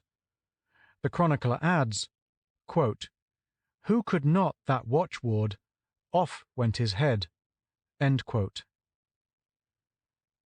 Mr. James Tate, the author of the excellent Life of Wat Tyler in the Dictionary of National Biography, mentions, quote, "a proclamation in Thanet Church on 13th June, which ran in the names of Wat Tyler and John Rackstraw, But the St. Albans insurgents, who reached London on Friday the 14th, were divided as to which was the more powerful person in the realm, the king or Tyler, and obtained from the latter a promise to come and shave the beards of the abbot, prior, and monks, stipulating for implicit obedience to his orders. End quote. The men of Essex were outside Aldgate in great numbers, and as the day advanced, the leaders became fearful as to their condition. They had no means of breaking into the city, and if they remained long where they were, they would inevitably have been starved. Quote, Walworth guarded the bridge and sent to the peasants, bidding them, in the name of the king and the city, come no nearer to London. End quote. If there had been no treachery, it would have been easy to keep the rebels outside till they were forced by hunger to desist from their endeavours to enter, for time was on the side of the besieged. But the peasants had friends and well-wishers within, and the city being divided against itself, fell. Mr. Trevelyan writes, quote, a committee of 3 aldermen rode out to Blackheath to deliver Walworth's message. 2 of them, Adam Carlyle and John Fresh, faithfully performed their mission, but the 3rd alderman, named John Horne, separated himself from his 2 colleagues, conferred apart with the rebel leaders, and exhorted them to march on London at once, for they would be received with acclamation into the city. After this treachery, he did not fear to return to the city, and brought some of the peasants with him and lodged them in his house. He even advised Walworth to admit the mob. End quote. The rioters burnt the Marshalsea prison, situated in the High Street, Southwark, and set the prisoners free. Others gutted Lambeth Palace to show their hatred of the Archbishop, but he was not there. On Thursday morning, 13th June, Horne, the disaffected alderman, rode out to Blackheath to confer with the rebels, and he urged them to come to the bridge, where they would find friends. He had an ally in Walter Sibyl, alderman of Bridge Ward, who, in virtue of his office, took command on the bridge, and he announced that he would let the rebels in by the bridge gate in spite of all opposition. Then Walworth, the mayor, finding that he was powerless, gave leave to Wat Tyler's followers to enter the city on condition that they paid for everything they took and did no damage. The Kentish rebels poured into the city over the bridge, and at the same time the men of Essex were let in at Aldgate. The first cry of the mob as they entered the city, their defiant answer to the mayor's condition, was, "To the Savoy, to the Savoy," the house of John of Gaunt, outside the city liberties and by the riverside, which was burnt and entirely destroyed. In the accounts of the Savoy for 1393 to 1394, mention is made of the annual loss of £4 13 shillings and 4pence. Quote, the rent of 14 shops belonging lately to the manor of the Savoy annexed, for each shop by the year, at 4 terms, 6 shillings and 8pence. The accompt had nothing, because they were burnt at the time of the insurrection, and are not rebuilt. End quote. In these accounts, the rising of 1381 is referred to as the rumour. End of Chapter 2, Part 2. End of Section 4.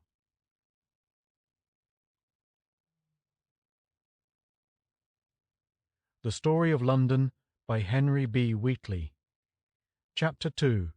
The Walled Town and its Streets. Part 3.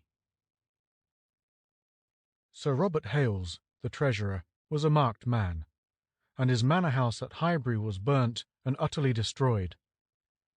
Jack Straw's castle, which was built on the site of the Highbury castle, retained the name of the second leader of the revolt almost to our own time. Later in the same day, the Priory of the Order of St. John at Jerusalem, at Clerkenwell, of which Hales was prior, was burnt by the men of Essex, who in their march to London had previously attacked the Priory of the Order at Cressing, Essex. Stowe informs us that the Commons passed through the city and did no harm. They took, quote, nothing from any man, but bought all things at a just price, and if they found any man with theft, they beheaded him. End quote. This, however, was soon changed. First, they were joined by the dangerous classes in the city, who were glad of an opportunity of punishing their enemies the Flemings by the riverside, and the lawyers of the Temple. Then the prisons of Fleet, Newgate, and Westminster were broken open, and hordes of rascality were added to those contributed by the Marshalsea. To add to these elements of disorder, the men became drunk with wine supplied by the rich citizens, and we hear no more of restraints. Gross outrages against property and life now follow one another rapidly. Much damage was done in Fleet Street and the Temple. The rolls and records of the lawyers were burned or otherwise destroyed. The royal account book suffered in the same way. Stowe relates that the insurgents, quote, determined to burn all court rolls and old muniments, that the memory of antiquities being taken away, their lords should not be able to challenge any right on them from that time forth. End quote. Not content with destroying the documents, they desired to destroy the producers of documents. Again, Stowe tells us that, quote, they took in hand to behead all men of law, as well apprentices as utter barristers and old justices. With all the jurors of the country whom they might get into their hands, they spared none whom they thought to be learned, especially if they found any to have pen and ink, they pulled off his hood, and all with one voice crying, "Hale him out, and cut off his head." End quote. The only place of safety was the Tower, and here the young king watched the flames in several parts of the city, and listened to the turbulent cries of the mob on all sides of him. Just beneath, on the east side, near St. Catherine's Hospital, was an encampment of the rebels who clamoured for the murder of the Chancellor and others who had taken refuge in the Tower. This was an eventful day for all, crowded with actions more than enough to terrify a boy suddenly called upon to act. The councillors were hurriedly called together, and after considering the serious dangers which surrounded them, agreed to a policy of concession. The rebels, however, were invited to meet the king at Mile End on the following day. On Friday, the 14th of June, the king and his court went to Mile End to hear the demands of Wat Tyler and his followers. We learn from the Stowe manuscripts, referred to above, that when they arrived, the commons came to the king, and all knelt to him, saying, quote, "Be welcome, our Lord King Richard, if it please you, and we will not have any other king than you." And Wat Tyler, master and leader of them, praying to him, the king, on the part of the commons, that he would suffer them to take and have all traitors that were against the king and the law. End quote. The demands are recited as follows in the manuscript. Quote, that no man should be a serf by birth, nor do homage or any manner of suit to any lord. No man should be a serf to any man except by his own will, and by covenant duly indentured. To give 4d. for an acre of land. End quote. Stowe gives the demands in fuller detail.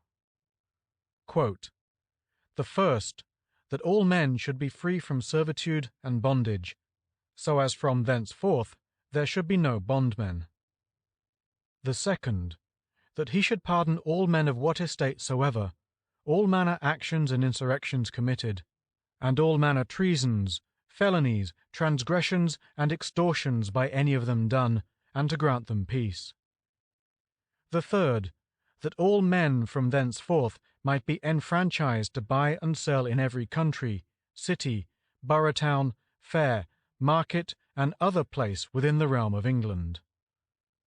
The fourth, that no acre of land holden in bondage or service should be holden but for 4d., and if it had been holden for less aforetime, it should not hereafter be enhanced. End quote. Stowe adds, quote, these and many other things they required. Moreover, they told him, the king, that he had been evilly governed till that day, but from that time he must be governed otherwise. End quote. After consultation with his courtiers, the king conceded everything asked by Wat Tyler. They agreed that serfage should be abolished, and that all servile dues should be commuted for a rent of 4d. per acre, and a general pardon was pronounced on all. Clerks were set to work to draw up charters of liberation and pardon in proper legal form for every village and manor, as well as for every shire. While these arrangements were going on, the soldiers, who could have kept the Tower with ease, were ordered, or at least permitted, to let in the mob. This appears to have been part of the agreement, and we cannot but brand it as a wicked compact, as it was clearly the duty of the court to protect its servants. The unfortunate Legge, the farmer of the poll tax, was murdered, and a learned friar, the friend and adviser of John of Gaunt, was torn in pieces as a substitute for his patron. In the chapel, Archbishop Sudbury and Hales were torn from the altar and hurried to Tower Hill, where their heads were struck off and straightway placed on London Bridge. John Ball was said to be among the first who entered the Tower, and to have directed the outrages. The mob suffered the Princess of Wales to escape by boat, when she went to the Queen's wardrobe, which had been given to Queen Philippa, and was afterwards called the Tower Royal in the Vintry Ward. In some accounts, it is said that she went to the wardrobe in Carter Lane, but this is a mistake. The king, after his return from Mile End, joined his mother at the Queen's wardrobe. On Friday and Saturday, as they received their charters, the bulk of the insurgents left London and returned to their homes, leaving the residue and more dangerous masses behind them. Mr. Trevelyan relates how the king and his nobles rode out from the Queen's wardrobe through Ludgate and Temple Bar, passed along the Strand by the smouldering ruins of the Savoy to Westminster. This was on Saturday the 15th of June. The royal party was met at the doors of the Abbey by a sorrowful procession of monks in penitential garb, bearing the cross before them. The king dismounted and kissed the cross. The nobles, the courtiers, and men-at-arms entered the church and performed with unusual fervour the acts of piety. The reason why the monks were in this subdued condition was owing to the fact that a violation of sanctuary had just occurred. The insurgents had marched on Westminster, broken open the exchequer, destroyed the books and records, and violated the sanctuary. Richard or John Inworth, warden of the Marshalsea, after the destruction of that prison, had fled for refuge to Westminster Abbey. On their arrival, the mob found him at the shrine of Edward the Confessor, and having torn him away, carried him back to the city, where his head was struck off on the block in Cheapside. Stowe gives a vivid account of the king's visit to the Abbey. Quote, "The same day, June 15th, after dinner, about 2 of the clock, the king went from the wardrobe called the Royal, in London, toward Westminster, attended only by the number of 200 persons, to visit St. Edward's shrine, and to see if the Commons had done any mischief there. The abbot and convent of that abbey, with the canons and vicars of St. Stephen's Chapel, met him in rich copes with procession, and led him by the charnel house into the abbey, then to the church, and so to the high altar, where he devoutly prayed and offered. After which he spake with the anchoret, to whom he confessed himself. Then he went to the chapel called Our Lady in the Pew, where he made his prayers." End quote. Froissart tells us that the figure of the Virgin in this chapel was renowned for its many virtues, and that the kings of England had much faith in the miracles performed at this shrine. When Richard left Westminster, he, quote, "made proclamation that all the commons of the country that were in London should meet him at Smithfield." End quote. In the Stowe manuscript, there is a very full and clear record of the subsequent proceedings. The king went to the house of the canons of St. Bartholomew, quote, "and then the mayor of London, William Walworth, came to the king, who commanded him to go to the commons to make their chieftain come to him, and when he was called by the mayor, Wat Tyler of Maidstone by name, he came to the king with great countenance, mounted on a small horse, so as to be seen by the commons, and dismounted, carrying a dagger in his hand, which he had taken from another man. And when he was dismounted, he took the king by the hand, half kneeling, and shook his arm sharply and strongly, saying to him, Brother, be of good comfort. And the king said to the said Wat, Why will you not go to your country? And the other replied with a great oath, that he and his companions would not go unless they had their charter such as they wished to have. End quote. The points are then set forth in fuller particularity than they were in the previous meeting at Mile End. Such demands as were not mentioned previously are as follows. Quote, that there should be no law outside the law of Winchester. That no outlawry should be by any process of law made henceforth. That the goods of Holy Church should not be in the hands of men of religion, nor of the parsons and vicars, nor of others of Holy Church, but the Avantes should have their sustenance easily, and the remainder of the goods should be divided among the parishioners, and no bishop should be in England except one, and all the lands and tenements of the possessors should be taken from them and parted among the commons, saving to them their reasonable sustenance. To this the king replied easily, and said that he, Wat, should have all this that he, the king, could properly grant, saving to him the rights of his crown, commanding him, Wat, to go to his hold without more delay. End quote. From this point there are differences in the accounts, and it is difficult to be quite certain about the sequence of events which brought about Wat Tyler's death. Stowe accuses the leader of a deep-laid scheme for which there does not appear to be any special authority. He writes, quote, Wat Tyler, being a crafty fellow, of excellent wit, but lacking grace, answered that peace be offered, but with conditions to his liking, minding to feed the king with fair words till the next day, that he might in the night have compassed his perverse purpose, for they thought the same night to have spoiled the city, the king first being slain, and the great lords that cleaved to him, to have burnt the city by setting fire in 4 parts thereof. End quote. We now have to coordinate the different accounts of the end of Wat Tyler. Some of these take no notice of the causes that led to Walworth's action, but Stowe's description seems in the main to make the whole scene clear, although he does not produce a consecutive narrative, but rather relates incidents out of their proper order. The great open space of Smithfield, the favourite meeting place on the north of London, and the chosen site for the tournaments and jousts, was crowded on all sides. Near the gate of St. Bartholomew's Priory were the king and his court, and farther to the west were the ranks of the commons set in order of battle. There had been some conference between the leaders, but no agreement had been come to, and naturally the state of tension was profound. Wat Tyler threatened the king, and took umbrage at the position of Sir John Newton, or Newington, keeper of Rochester Castle, who bore the king's sword. He treated with much disrespect the knight, who remarked that he recognized in the rebel leader the greatest thief and robber of his country. This so enraged Wat Tyler that he first ordered his followers to behead Newington, and then attempted to strike him with his dagger.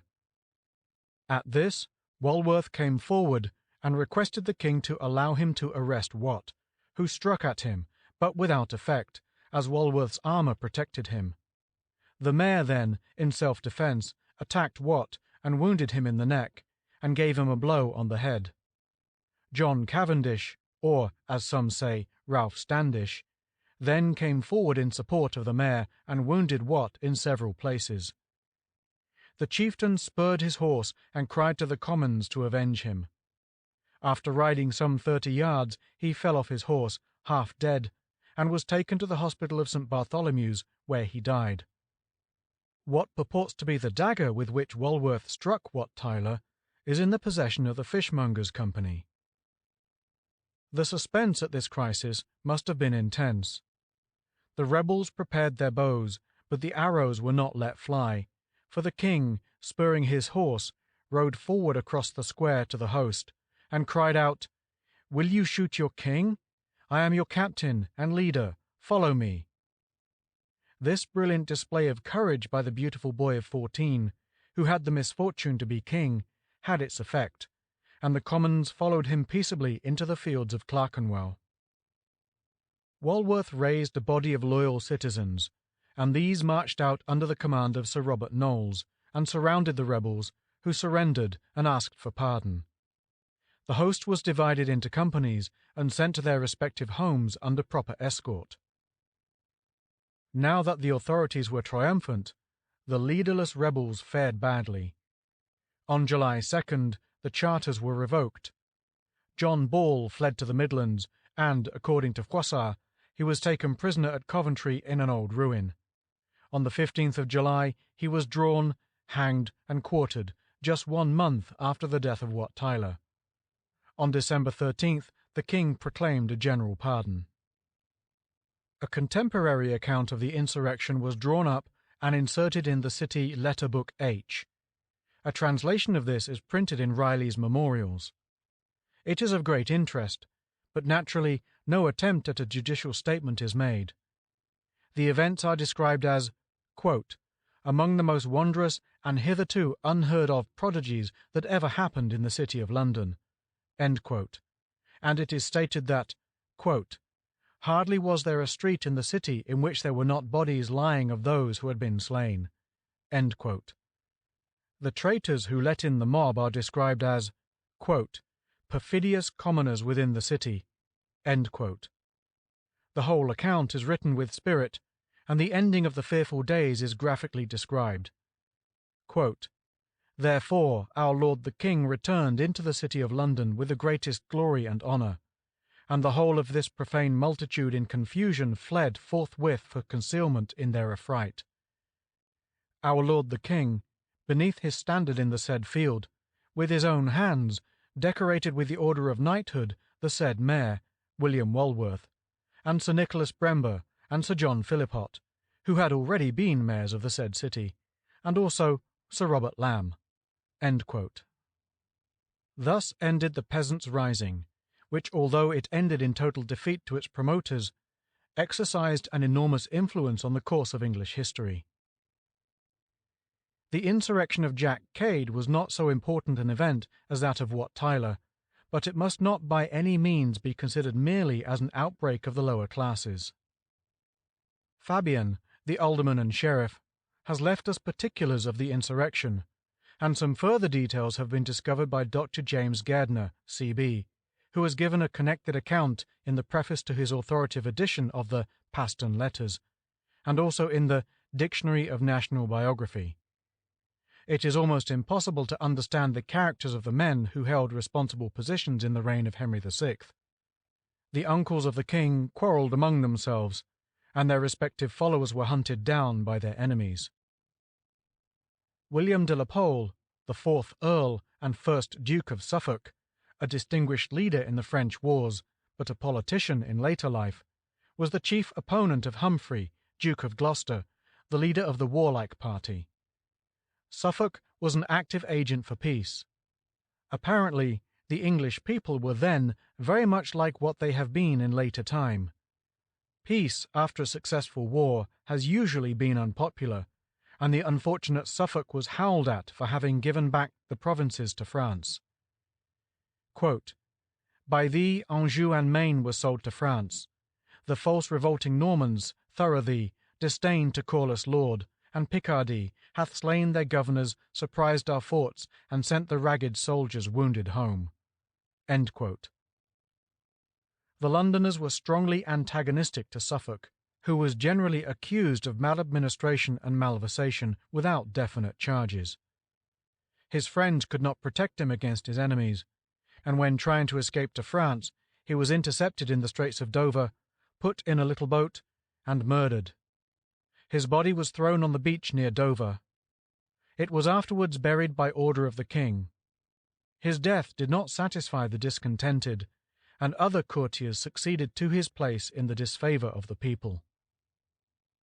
Whole districts of the counties of Kent, Surrey, and Sussex rose in arms to the extent of 30,000 men, clamouring for the redress of grievances. The masses received assistance from some of the best families of these counties. The chronicler Gregory says that the captain, quote, compassed all the gentles to arise with him. End quote. A man who called himself John Mortimer and affirmed that he was a cousin of the Duke of York was chosen to be leader. His real name was believed to be Cade. He was an Irishman who had had some experience in war and showed himself a strong leader. On the 1st of June 1450, a considerable army marched on London and encamped at Blackheath, where they formed a regular encampment. On hearing of this, Henry VI came from Leicester to London, where he arrived on the 6th. He took up his quarters at the Hospital of St. John's, Clerkenwell, and with him were 20,000 troops. The king sent to know the cause of the rising, and was answered thus, quote, to destroy traitors being about him, with other diverse points. End quote. A message was then sent by the king, and proclamation was made that loyal men should immediately quit the field. Upon the night after, all the insurgents were gone, and the insurrection seemed to have come to an end. On the 11th of June, the king proceeded to Blackheath, and he found that the rebels had withdrawn in the night time. Instead of leaving well alone, it was decided to pursue the insurgents, and a detachment of the Royal Army under Sir Humphrey Stafford and his brother William was sent in pursuit. A battle took place on the 18th at Sevenoaks, in which both the Staffords were killed and the rest of the party completely routed. The followers of the king in the royal camp were dismayed, and many of them threatened that if justice was not done on certain traitors who had resisted the king, they would go over to the captain of Kent. One of the chief of these unpopular courtiers was James Fiennes, Lord Say and Sell, a follower of Suffolk, and to please the disaffected, he was sent to the Tower. The king withdrew to Greenwich, and the whole of the army dispersed. He returned to London by water and made preparations for removal to Kenilworth. The mayor and the commons beseeched him to remain in London, offering to live and die with him and to pay half the cost of his household, but he would not consent. The city authorities did not know what to do, and a party among them opened negotiations with the insurgents. Alderman Cook passed to and fro under the safe conduct of the captain. Stowe prints in his chronicle, quote, the safeguard and sign manual of the captain of Kent sent to Thomas Cook, Draper of London, by the captain of the Great Assembly in Kent. End quote. He also gives, quote, the complaint of the Commons of Kent, end quote, and, quote, the requests by the captain of the Great Assembly in Kent, end quote. These are differently worded from the, quote, proclamation made by Jack Cade, end quote, which has been printed from a manuscript in the handwriting of Stowe, but the sentiments and complaints in all of the documents are essentially the same. They contain a remarkable expression of the feelings of general unrest among the people, although they are doubtless very unjust to the character of the Duke of Suffolk and his followers.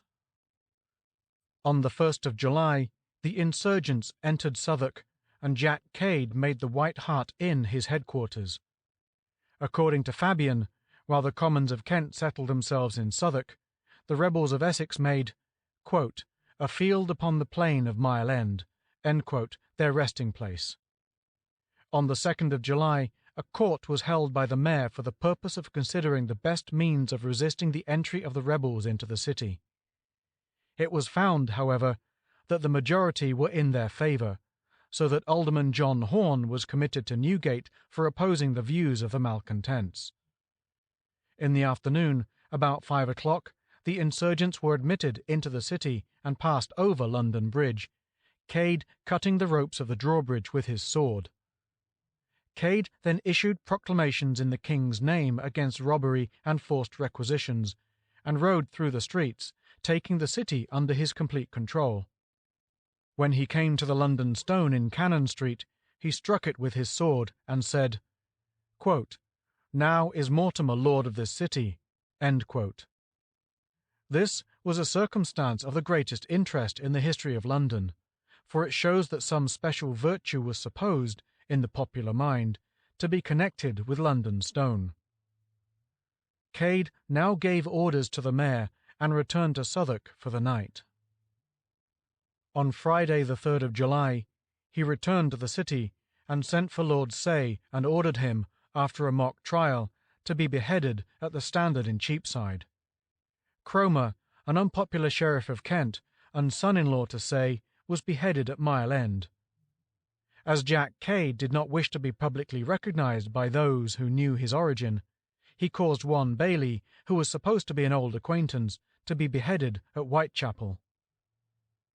Attention to the rules of order and honesty at length tired the leader, and Stowe relates that, quote, he went into the house of Philip Malpas, draper and alderman, and robbed and spoiled his house, taking from thence great substance, and returned unto Southwark. On the next morrow he again entered the city, and dined that day in the parish of St. Margaret Pattens, at one Gerstie's house, and when he had dined, like an uncourteous guest, he robbed him, as the day before he had Malpas. For which two robberies, although the poor people drew to him and were partners in the spoil, yet the honest and wealthy commoners cast in their minds the sequel of this matter, and fear lest they should be dealt with in like manner. End quote. On Sunday the 5th of July, Cade and his followers remained in Southwark all day, and in the evening the mayor and citizens, with a force under the command of Matthew Goff, occupied London Bridge to prevent the Kentish men from entering the city. Desperate fighting on the bridge continued all through the night, from 9 o'clock till 9 on the following morning. Quote, sometime the citizens had the better, and sometimes the other, but ever they kept them upon the bridge, so that the citizens never passed much the bulwark at the bridge foot, nor the Kentish men no farther than the drawbridge. Thus continued the cruel fight to the destruction of much people on both sides. End quote. Matthew Goff, John Sutton, alderman, and Roger Hoysand, citizen, were among the killed. When the rebels got the worst of the encounter, a truce was made. A conference was arranged, and Waynfleet, Bishop of Winchester, and some others met Cade in St. Margaret's Church, Southwark. The bishop produced 2 general pardons sent by the Chancellor, Cardinal Kemp, Archbishop of York, one for the captain himself, and the other for his followers. These were eagerly accepted, as the insurgents were disgusted with their leader, and they were only too glad to return to their homes. It seems to have been generally believed that Cade was entitled to the name of Mortimer, but after this conference the truth got abroad, and his pardon was necessarily invalidated in consequence of this discovery.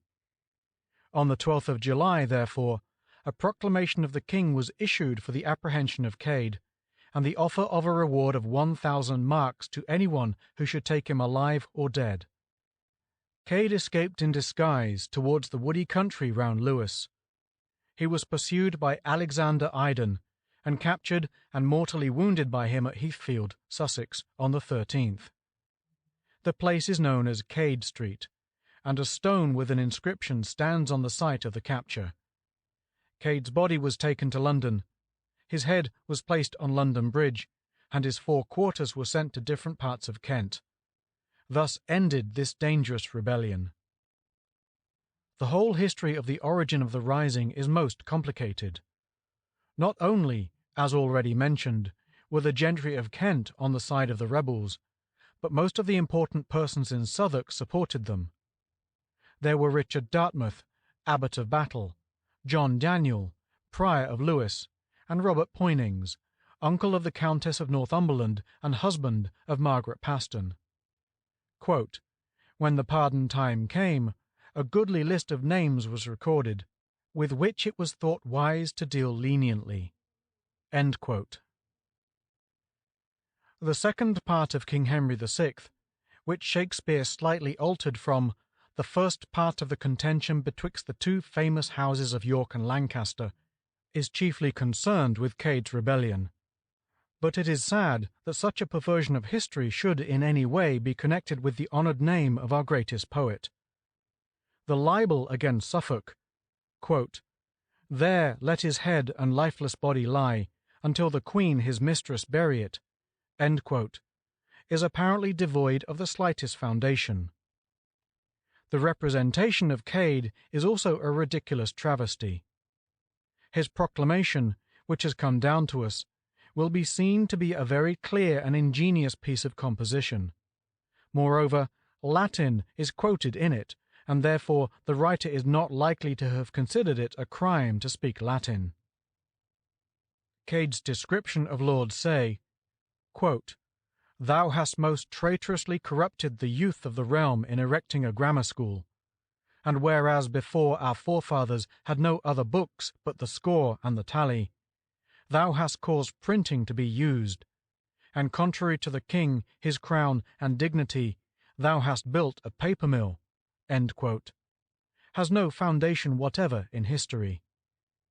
In spite of the anachronism of the allusion to the printing press, Gibbon was deceived by the description, and, in claiming Lord Say as an ancestor, styled him a martyr to learning.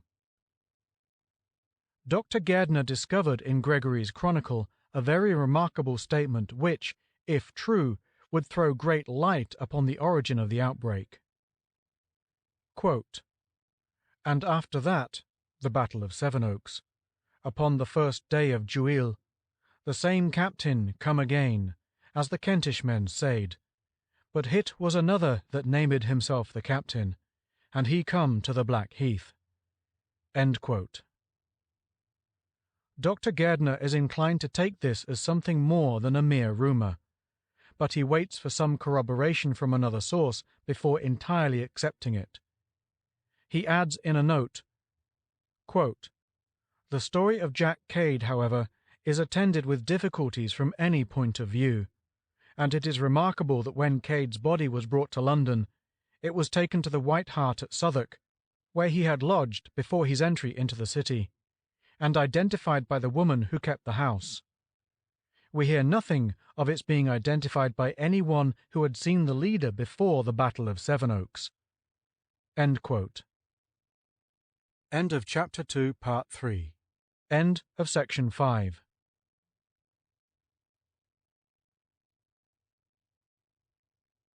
The Story of London by Henry B. Wheatley. Chapter 3. Round the Town with Chaucer and the Poets of his Time. Having considered some of the chief conditions of life in a walled town, and the manners of the inhabitants, we can now proceed to look at old London through the eyes of the great English poets of the later medieval period, to whom we are so much indebted for the insight they give us into the habits of a long-dead past. That wonderful book, Piers Plowman, not only brings before us in the most vivid fashion the life of the 14th century, but opens out to us the thoughts and hopes of the leaders of men. One of the most striking passages contains a description of the interior of a beer-house in the reign of Edward III, with the company assembled therein. This is a scene common to the whole country, but London places are also frequently mentioned in Piers Plowman. The author, William Langland, called Long Will, probably from his tallness, was an inhabitant of London, but he has little to say in its favour. He wrote, quote, "I have lived long in London, but have never found charity. All whom I have seen are covetous." End quote. Professor Skeat says, quote, "One great merit of the poem is that it chiefly exhibits London life and London opinions, which are surely of more interest to us than those of Worcestershire. He does but mention Malvern 3 times, and those 3 passages may be found within the compass of the first 8 passus of text A. But how numerous are his allusions to London! He not only speaks of it several times, but he frequently mentions the law courts of Westminster. He was familiar with Cornhill, East Cheap, Cock Lane in Smithfield, Shoreditch, Garlickhythe, Stratford, Tyburn, and Southwark, all of which he mentions in an offhand manner. He mentions no river but the Thames, which is with him simply synonymous with river. For in one passage he speaks of 2 men thrown into the Thames, and in another he says that, rich men are wont to give presents to the rich, which is as superfluous as if one should fill a tun with water from a fresh river and then pour it into the Thames to render it wetter. To remember the London origin of a large portion of the poem is the true key to the right understanding of it. End quote. Footnote. There was another Cock Lane near Shoreditch, now Boundary Street, which may be the one connected with Langland. End of footnote. Monsieur Jusserand, in his interesting study of Piers Plowman, says of Langland, quote, "He tells us what he has seen and nothing else. His sole guide is the light that shines over the town where truth is imprisoned." End quote. He continues, quote, "It clears the darkness of the London lanes, where, under the pent roof of their shops, the merchants make guile, disguised as an apprentice, sell their adulterated wares. It brightens the hovel in Cornhill where the poet lodges his emaciated body. It throws its rays on the scared faces of sinners for whom the hour of punishment has rung. We have here a whole gallery of portraits which stand out in an extraordinary manner." End quote. Monsieur Jusserand takes a somewhat unfavourable view of Langland's character. He says that the poet, quote, "blames those who go to London and sing for souls, yet he confesses that he does the same. He blames people of a wandering habit, yet he is a wanderer. He heaps scorn on the men who seek for invitations at the houses of the great, yet he does so. He condemns, though that feignen here follis, and he assumes the appearance of a foal. He hates lazy people, laurels, lollers, yet he lives himself as a laurel, a loller, a spill-time, and loved welfare, and no deed to do but drink and to sleep." End quote. The satirist and the censor cannot always be consistent, and without deciding upon the character of Langland, gratitude to him causes us to forgive his inconsistencies, and make us more inclined to agree with the high estimate of Professor Skeat, rather than with the condemnation of Monsieur Jusserand.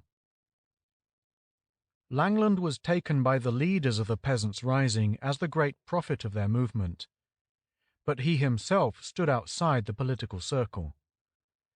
He complained of the evils that were everywhere rampant, but he did not wish to set himself against the government. As Dr. Skeat says, quote, "His Richard the Reedless is a tender and touching remonstrance to the king, Richard II." End quote.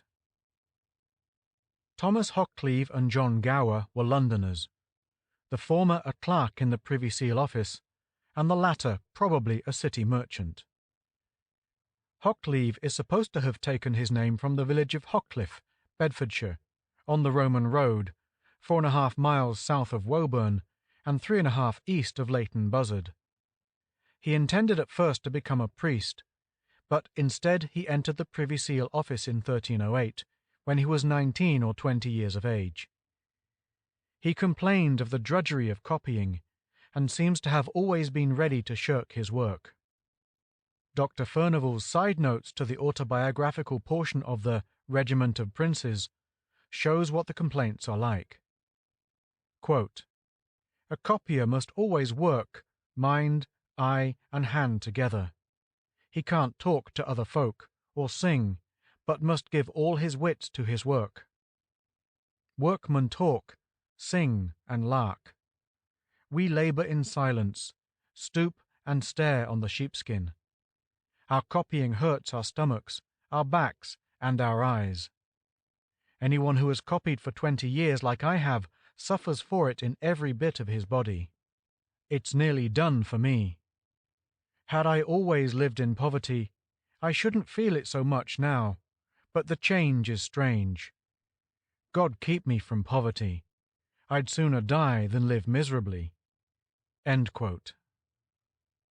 As there were many copyists employed in London, we must hope that they were not all so weary of their work as the poet was. He lived at Chester Inn, which stood on part of the site of the present Somerset House. Quote, "At Chester Inn, right fast be the strand." End quote. His daily occupation took him to Westminster, where the Privy Seal office was situated, and as the Strand was but a poor road, we may suppose that he went from home to office in a boat. He went frequently to Paul's Head Tavern in St. Paul's Churchyard, where he made love to the waitresses and others. He also belonged to a dining club called the Temple Club, quote, "the Court of Good Company." End quote. Often, after dinner, instead of going back to the office, he took his pleasure on the Thames, being flattered by the watermen, who fought amongst themselves for his patronage and called him master because he paid them well. He was a good churchman, and denounced the Lollard rising in St. Giles Fields in January 1414 in good, set terms. Hoccleve was not a very lively poet, and he always seems to have been in want of money. He enjoyed the early part of his life, but when he married, and the pinch of poverty came upon him, he was very dejected. In spite of his faults, we cannot but esteem him, and feel that he has a claim on our gratitude because he was devoted to Chaucer, and was the cause of our possessing the best portrait there is of the poet. Hoccleve was near Chaucer in his last days. He could easily pass from Westminster Palace to the garden of the chapel of St. Mary. Dr. Furnivall suggests that he was with Chaucer when the great poet died there. Dr. G. C. Macaulay, in the introduction to his valuable and exhaustive edition of Gower's Complete Works, says that the poet speaks with special respect of the estate of merchants, which seems to suggest that it was as a merchant he made the money which he spent in buying his land, and this inference is supported by the manner in which he speaks of, quote, "our city," end quote, and by the fact that it is with members of the merchant class that he seems to be most in personal communication. Dr. Macaulay supposes Gower to have been a dealer in wool, with a natural dislike of the Londoner for foreigners. The jealousy of the Lombards which he expresses has every appearance of being a prejudice connected with rivalry in commerce. Quote, "I see Lombards come," he says, "in poor attire as servants, and before a year has passed, they have gained so much by deceit and conspiracy that they dress more nobly than the burgesses of our city." End quote. John Gower at one time lived at Southwark, and in St. Saviour's Church his tomb still stands. One day, in the year 1390, when he had taken boat on the Thames, he accidentally met the king, Richard II, in his tapestried barge. The river was the silent highway for all Londoners, also the royal road from Westminster to the Tower, and from thence to Greenwich. Brilliant scenes were to be seen on the river, which joined all parts of the town in one. Here all classes were brought together, the gentry and the working classes, and court pageants were constantly being enacted. When Richard saw Gower, he commanded him to come into the royal barge, and then charged him to write some new thing which he might read. The poet obeyed the command, and produced the Confessio Amantis, with a prologue in which occur these lines. Quote, "In our English, I think make a book for King Richard's sake, to whom belongeth my allegiance, with all mine heart's obeisance, in all that ever a liege man unto his king may do nor can. So perforth I me recommend to him which all me may command, prehend unto the high reign, which causeth every king to reign, that his corone long stood.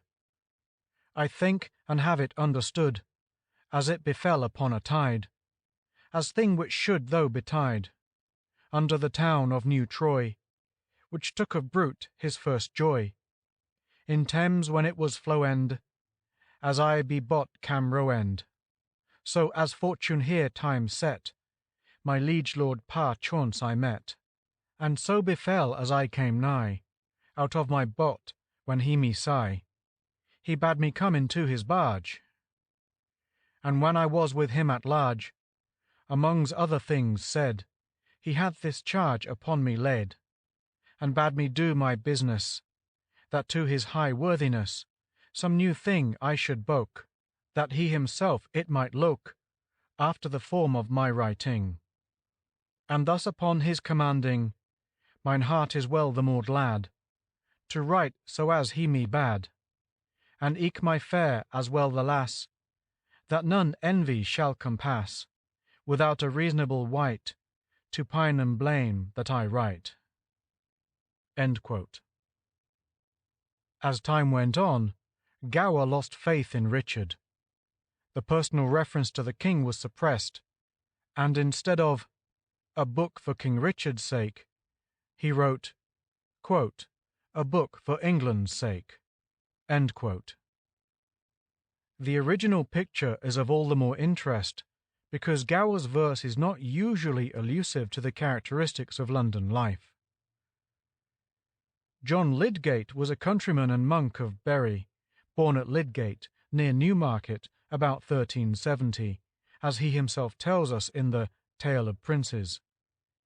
He was not in sympathy with the doings of the city, but his London Lickpenny is an invaluable record of London life in his day, in which are related the adventures of a poor Kentish man who comes to London in search of justice, but cannot find it for lack of money.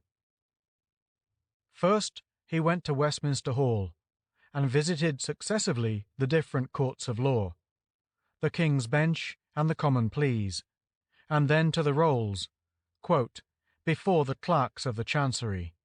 End quote. Quote, within this hall neither rich nor yet poor would do for me aught, although I should die, which seeing I got me out of the door, where Flemings began on me for to cry, Master, what will you copen or buy? Fine felt hats, or spectacles to read? Lay down your silver, and here you may speed.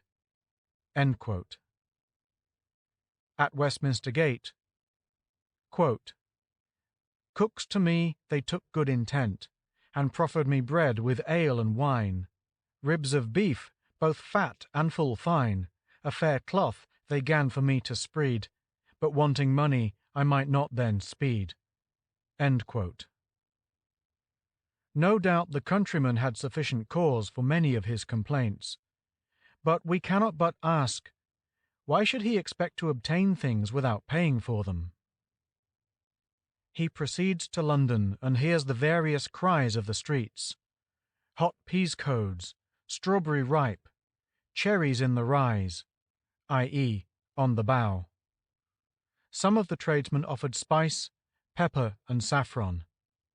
In Cheapside he saw velvet, silk, and lawn, and, quote, Paris thread, the finest in the land. End quote. He goes by London Stone through Cannon Street, where drapers offered him much cloth. Others cried, hot sheep's feet, mackerel, rushes green. In East Cheap there were ribs of beef, many a pie, and pewter pots in a heap. A taverner in Cornhill took him by the sleeve. Quote, Sir, saith he, will you our wine assay? End quote. He was now tired of his excursion, and walked to Billingsgate, where he prayed a bargeman to take him in his boat for nothing. All this is a groundless complaint, but he was also robbed at Westminster of his hood. In Cannon Street he was asked to buy a new one, and in Cornhill, among much stolen property, he saw his own hood hanging up for sale. This reminds one of the oft-repeated story of the man who, walking through Petticoat Lane, was robbed as he entered, and found the object stolen from him ticketed for sale as he turned out of it. The countryman soon has enough of London and its ways, and conveys himself back into Kent, ending his account of his adventures with these words, quote, Save London, and send true lawyers their meed, for those whoso wants money with them shall not speed. End quote. The words of the poet already referred to are of the greatest value to us, and we are grateful for the vivid pictures of medieval life they have left us. But we have in Chaucer an ideal Londoner, far beyond the others in the charm of his writing, one who loved the city in which he lived and died. Langland was too much occupied in denouncing the evils of his time to be able to see the good. Lydgate, Hoccleve, and Gower also took partial views of the life around them. It is the great genius and large-heartedness of Chaucer that enables us to see the mixed good and evil. Thanks to the labours of many scholars, we seem to know Chaucer, who died 5 centuries ago, better than many great men who have lived nearer our own days, and, strange to say, although we take him as a representative of the Middle Ages, and he was that, he was so imbued with the modern spirit that we cannot but feel that he is at one with us in his views of the life around him. He was associated with all parts of London, so that, in a walk through the town with him, we can illustrate our journey from the facts known of his life and with extracts from his works. The facts of Chaucer's life, as written in official documents which have been found by enthusiastic searchers, are largely illustrative of London history, and it is only with these special facts that we are here concerned. Geoffrey Chaucer was the son of a citizen and vintner of the city of London, and probably born at his father's house in Thames Street, in the Vintry, at or near the foot of Dowgate Hill. The house came into Geoffrey's possession after his father's death, when he sold it. There has been much discussion as to the date of his birth. It must have been after 1328, because we know that in that year his father was a bachelor. There is much to be said in favour of the supposition that he was born about 1340. His family must have stood well in public esteem, with good connections, as the young man was early attached to the court, and during his lifetime he filled several offices of distinction. His grandfather, Robert le Chaucer, was one of the collectors at the port of London of the new customs upon wine, granted by the merchants of Aquitaine. We have no information as to Geoffrey's schooling, but doubtless the position of his father was such that he would find a place at one of the schools that were attached to the chief religious houses of London. Fitzstephen tells us that the 3 chief schools were connected with St. Paul's, St. Martin's le Grand, and Holy Trinity, Aldgate. Neither of these schools is far from the Vintry, and Chaucer might have gone to either of them. St. Paul's is, of course, the nearest, but if he went to this school, there ought to be some tradition of the fact still existing. There is no claim, however, to Chaucer, set up by the historians of the successor of the old school, the new foundation of Dean Colet. Chaucer's early life was spent at court and in diplomatic missions. In June 1374, he was appointed Comptroller of the Customs and Subsidy of wool skins and tanned hides in the port of London. Attached to his office was the obligation to keep the records with his own hand and to be continuously present. In the previous May, looking out for a convenient residence, he rented Aldgate from the city authorities. In The House of Fame, we have a picture of the poet at Aldgate after a hard day's work, writing of love, with his head aching, in his study at night. Quote, "That there no tiding cometh to thee, but of thy very neighbours, that dwellen almost at thy doors, thou hearest neither that ne this, for when thy labour doon all is, and hast emad thy reckonings, instead of rest and newer things, thou gost home to thy house anoon, and also dom as thy stoon, thou sittest at another book, till fully dasward is thy look, and livest thus as an hermite, although thine abstinence is light." End quote. Here, at Aldgate, Professor Hales tells us he wrote most of the works of his middle period.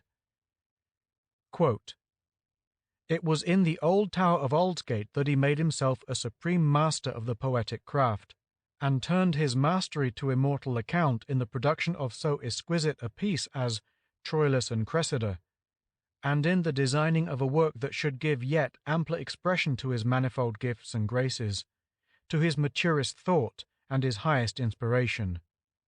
End quote. In 1382 he obtained an additional comptrollership, that of the petty customs of the Port of London, with leave to nominate a substitute on the understanding that he was responsible for him. In February 1385 the same privilege was allowed him in regard to his old comptrollership, and soon afterwards he left the gate house of Aldgate.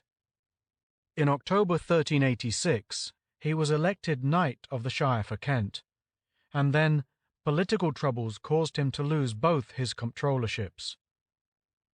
Professor Hales finds that the premises were granted in October 1386 to Richard Foster, possibly identical with Richard Forrester, who was one of Chaucer's proxies when he went abroad for a time in May 1378.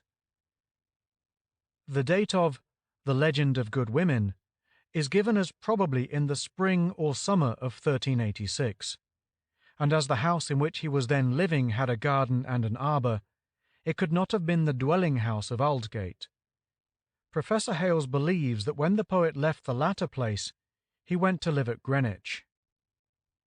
Quote, "When that the sun out of the south gone west, and that this flower gone close and go to rest, for darkness of the night, for which she dread, home to mine house full swiftly I me sped, to go to rest and early for to rise, to see this flower spread as I devise.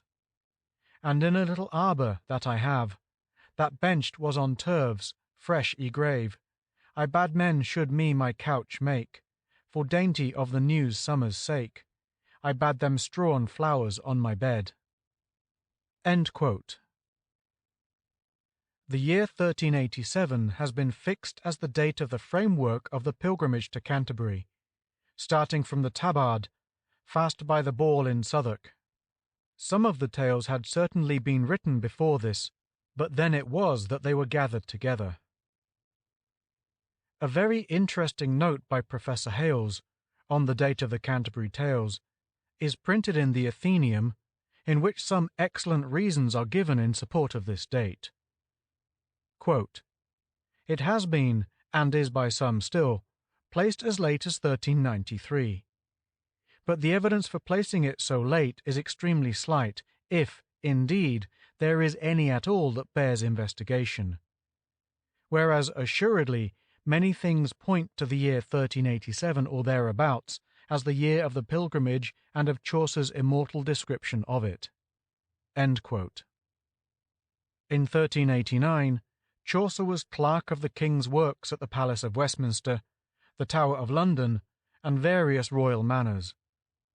In 1390 he was employed to repair St. George's Chapel, Windsor, and to erect scaffolds at Smithfield for Richard II and his Queen, Anne of Bohemia, for them to view a great tournament. He was also appointed one of the commission for the repair of the roadways on the banks of the river between Greenwich and Woolwich. About this time, a great misfortune overtook the poet. In the pursuit of his duties, with the king's money in his purse to pay the workmen, he was robbed by highwaymen twice on the same day, the first time at Westminster of £10, and the second at Hatcham, near the Foul Oak, of £9 3s. 8d. This was a serious loss, and he was forgiven the amount by writ dated 6th of January 1391. In this same year, Chaucer lost his lucrative clerkships, and we hear no more of him from the records till 1399, when he took a lease for 53 years of a tenement in the garden of St. Mary's Chapel, Westminster, on the site of Henry VII's chapel. Here he died 10 months after, on the 25th of October 1400.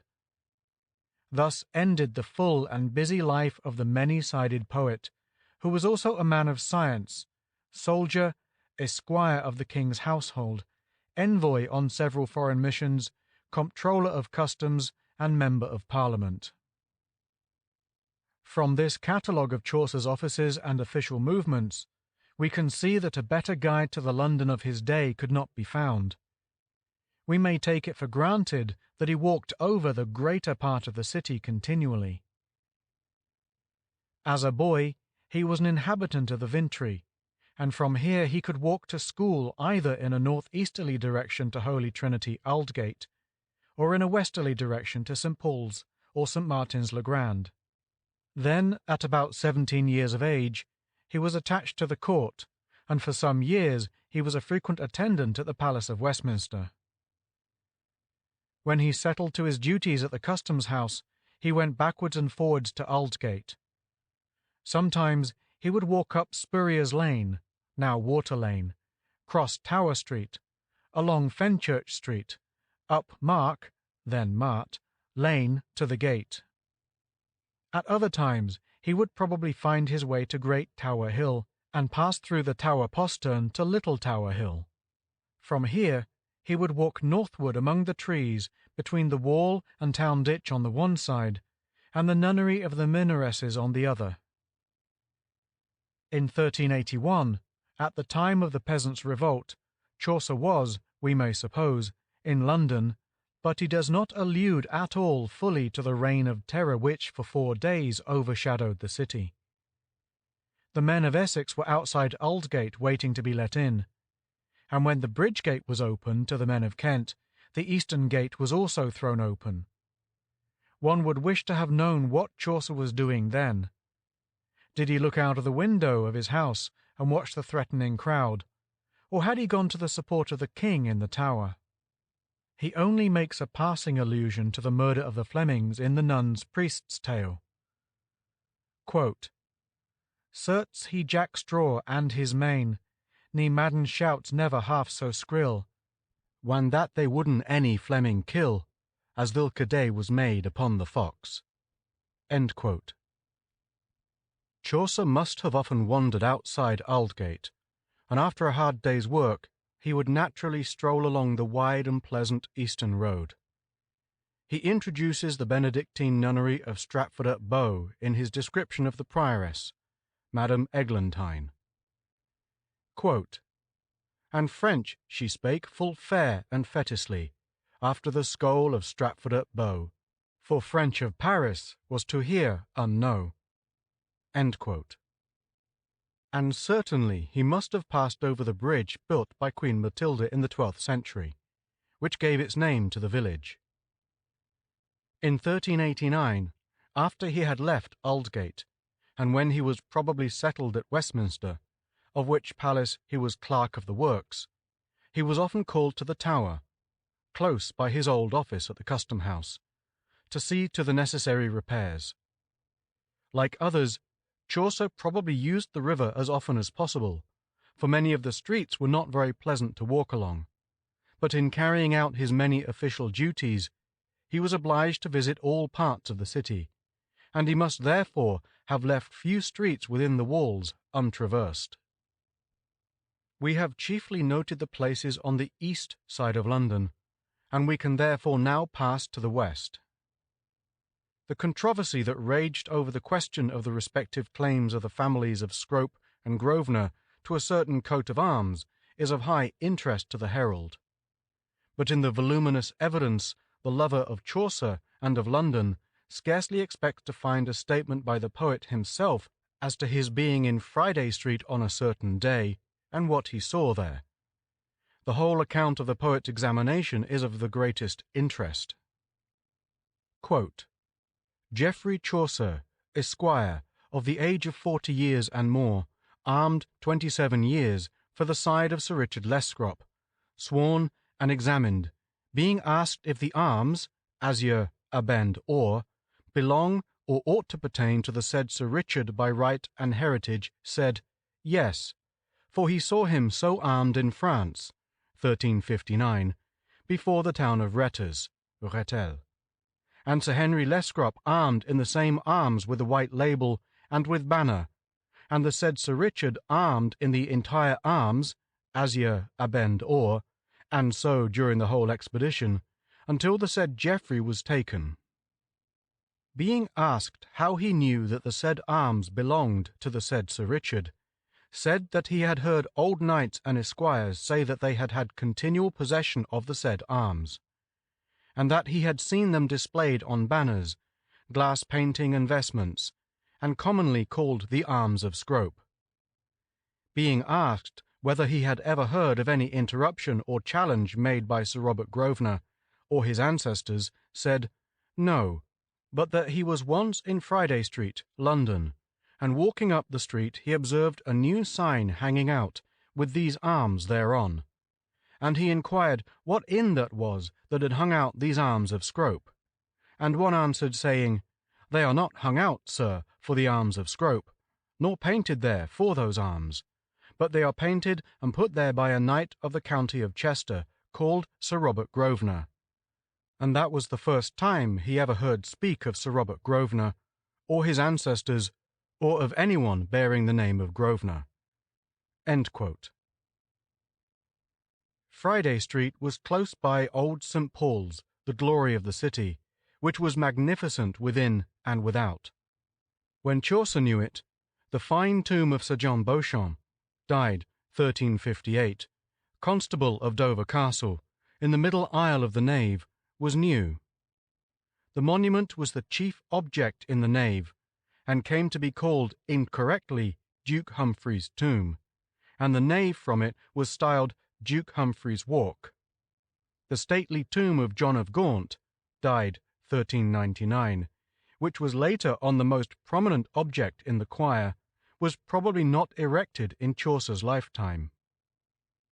The old cathedral was full of chantries, as were the other churches of London. The number of chantry priests gave great offence, as appears in Piers Plowman and the works of the other poets. The poor parson is described in the prologue of the Canterbury Tales as attending to his own flock, and not performing the services of the dead at other shrines. Quote, "He set not his benefice to hire, and let his sheep accumbered in the mire, and ran unto London, into St. Paul's, to seeken him a chauntry for souls." End quote. Outside Newgate, Chaucer went up Cow Lane, now King Street, to Smithfield, the open space appropriated to tournaments, markets, and shows, to prepare for the jousts to be held before the King and his Queen in 1390. Passing from London to Westminster, we come to the Mews, the site of the present National Gallery, which Chaucer had for a time under his charge. He settled in the precincts of Westminster Abbey, and there passed away. It has been erroneously stated, on the authority of Stowe, that Chaucer was first buried in the cloisters. This is refuted by Caxton's distinct statement that the body was first buried in front of the chapel of St. Benedict. In 1555 or 1556, it was removed to its present position in the tomb prepared for it by Nicholas Brigham, where it has become the central object of the world-renowned Poets' Corner. The last place to be mentioned, and the one which he has chiefly immortalized, is the High Street, Southwark, called also Long Southwark. Here was the Tabard, where gathered the Canterbury pilgrims, who set out on their pilgrimage under the leadership of Harry Bailey. Bailey was a real personage, and at one time Member of Parliament for Southwark. Footnote: The Tabard was one among many inns from which travellers started on their journeys along the road to Canterbury and to the seaports of the south. The whole of the buildings which Chaucer knew were burnt in the great Southwark fire of 1676. End of footnote. Of all the pictures drawn by Chaucer, the portraits of the pilgrims in the prologue to the Canterbury Tales are the most valuable for our present purpose, as showing us the men and women who are to be seen daily in the streets of London. It is a difficult matter to appraise the relative positions of our great authors, but probably the true test of immortality is the creation of living characters. It is largely the dramatic power displayed in the prologue to the Canterbury Tales which places Chaucer by the side of Shakespeare. End of Chapter 3. End of Section 6.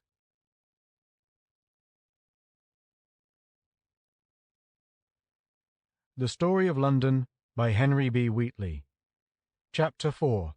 The River and the Bridge. The river has made London, and London has acknowledged its obligations to the Thames. It was the silent highway along which the chief traffic of the city passed during the Middle Ages, and, probably, the roads of London would have been better if the water carriage had not been so good. The river continued to be the silent highway until the 19th century, when it lost its high position. With the construction of the Thames embankment, the river again took its proper place as the centre of London, but it did not again become its main artery. We have seen in the previous chapter how the poet Gower met King Richard II near Westminster and was summoned to the royal barge. Fitzstephen gives a vivid description of the sports on the Thames. Quote, "In the Easter holidays, they play at a game resembling a naval engagement. A target is firmly fastened to the trunk of a tree which is fixed in the middle of the river, and in the prow of a boat, driven along by oars and the current, a young man who is to strike the target with his lance. If, in hitting it, he break his lance, and keep his position unmoved, he gains his point, and attains his desire. But if his lance be not shivered by the blow, he is tumbled into the river, and his boat passes by, driven along by its own motion. Two boats, however, are placed there, one on each side of the target, and in them a number of young men to take up the striker when he first emerges from the stream. On the bridge, and in balconies on the banks of the river, stand the spectators." End quote. 4 centuries after this, Stowe describes a somewhat similar scene. Quote, "I have also in the summer season seen some upon the river of Thames rowed in wherries, with staves in their hands, flat at the fore end, running one against another, and for the most part one or both overthrown and well ducked." End quote. One of the most remarkable incidents in the life of the Middle Ages is connected with the history of that highly placed lady, the unfortunate Eleanor Cobham, Duchess of Gloucester, whose enemies succeeded in condemning her to do penance in London in 3 open spaces on 3 separate days. She was brought by water from Westminster, and on the 13th of November 1441 was put on shore at the Temple Bridge, on the 15th at the Old Swan, and again on the 17th at Queenhithe, and from these landing places she walked to the place of penance. The Old Swan, which stood near London Bridge, just where its successor now stands, can be traced further back than the reign of Henry VI, for a tavern with the sign of the Swan is mentioned in a deed of Edward II's time. The old chronicles are full of references to what took place on the river. Thus, Edward Hall has a vivid picture of how the Archbishop of York, after leaving the widow of Edward IV in the sanctuary at Westminster, returned home to York Place at dawn of day. Quote, "And when he opened his windows and looked on the Thames, he might see the river full of boats of the Duke of Gloucester, Richard III, his servants, watching that no person should go to sanctuary, nor should pass unsearched." End quote. Cavendish, in his Life of Wolsey, shows us 2 prelates talking confidentially in the cardinal's barge. Quote, "Thus this court passed from session to session, and day to day, insomuch that a certain day the king sent for my lord, the breaking up one day of the court, to come to him in Bridewall. And to accomplish his commandment he went unto him, and being there with him in communication in his grace's privy chamber from 11 until 12 of the clock, and past at noon, my lord came out and departed from the king, and took his barge at the Blackfriars, and so went to his house at Westminster. The Bishop of Carlisle, being with him in his barge, said unto him, wiping the sweat from his face, Sir, quoth he, it is a very hot day. Yea, quoth my Lord Cardinal, if ye had been as well chafed as I have been within this hour, ye would say it was very hot. End quote. The river swarmed with watermen, and these men had their songs and choruses. A favourite song was in honour of Sir John Norman, mayor in 1454, who first broke the rule of riding to Westminster on Mayor's Day, and rode thither by water, a practice which continued for many years, and might now be revived with advantage. Quote, "Row the boat, Norman, row to thy leman." End quote. We can see from this how much, both of the business and pleasure of London, took place on the Thames. It reminds us vividly of the busy life of the canals of Venice. The river was the highway of business as well of pleasure, and the intimate relations between England and Normandy after the conquest naturally encouraged commerce between the continent and England, and London rapidly became the centre of this trade. Ships came here from Flanders, Germany, Gascony, Italy, and also from Norway. Wharves lined the sides of the Thames, and each class of goods was landed at a wharf set apart for a special nationality. In Henry II's reign, London and Bristol became the chief commercial ports of the kingdom, the former trading with Germany and the central ports of the continent, and the latter with the Scandinavian countries and with Ireland.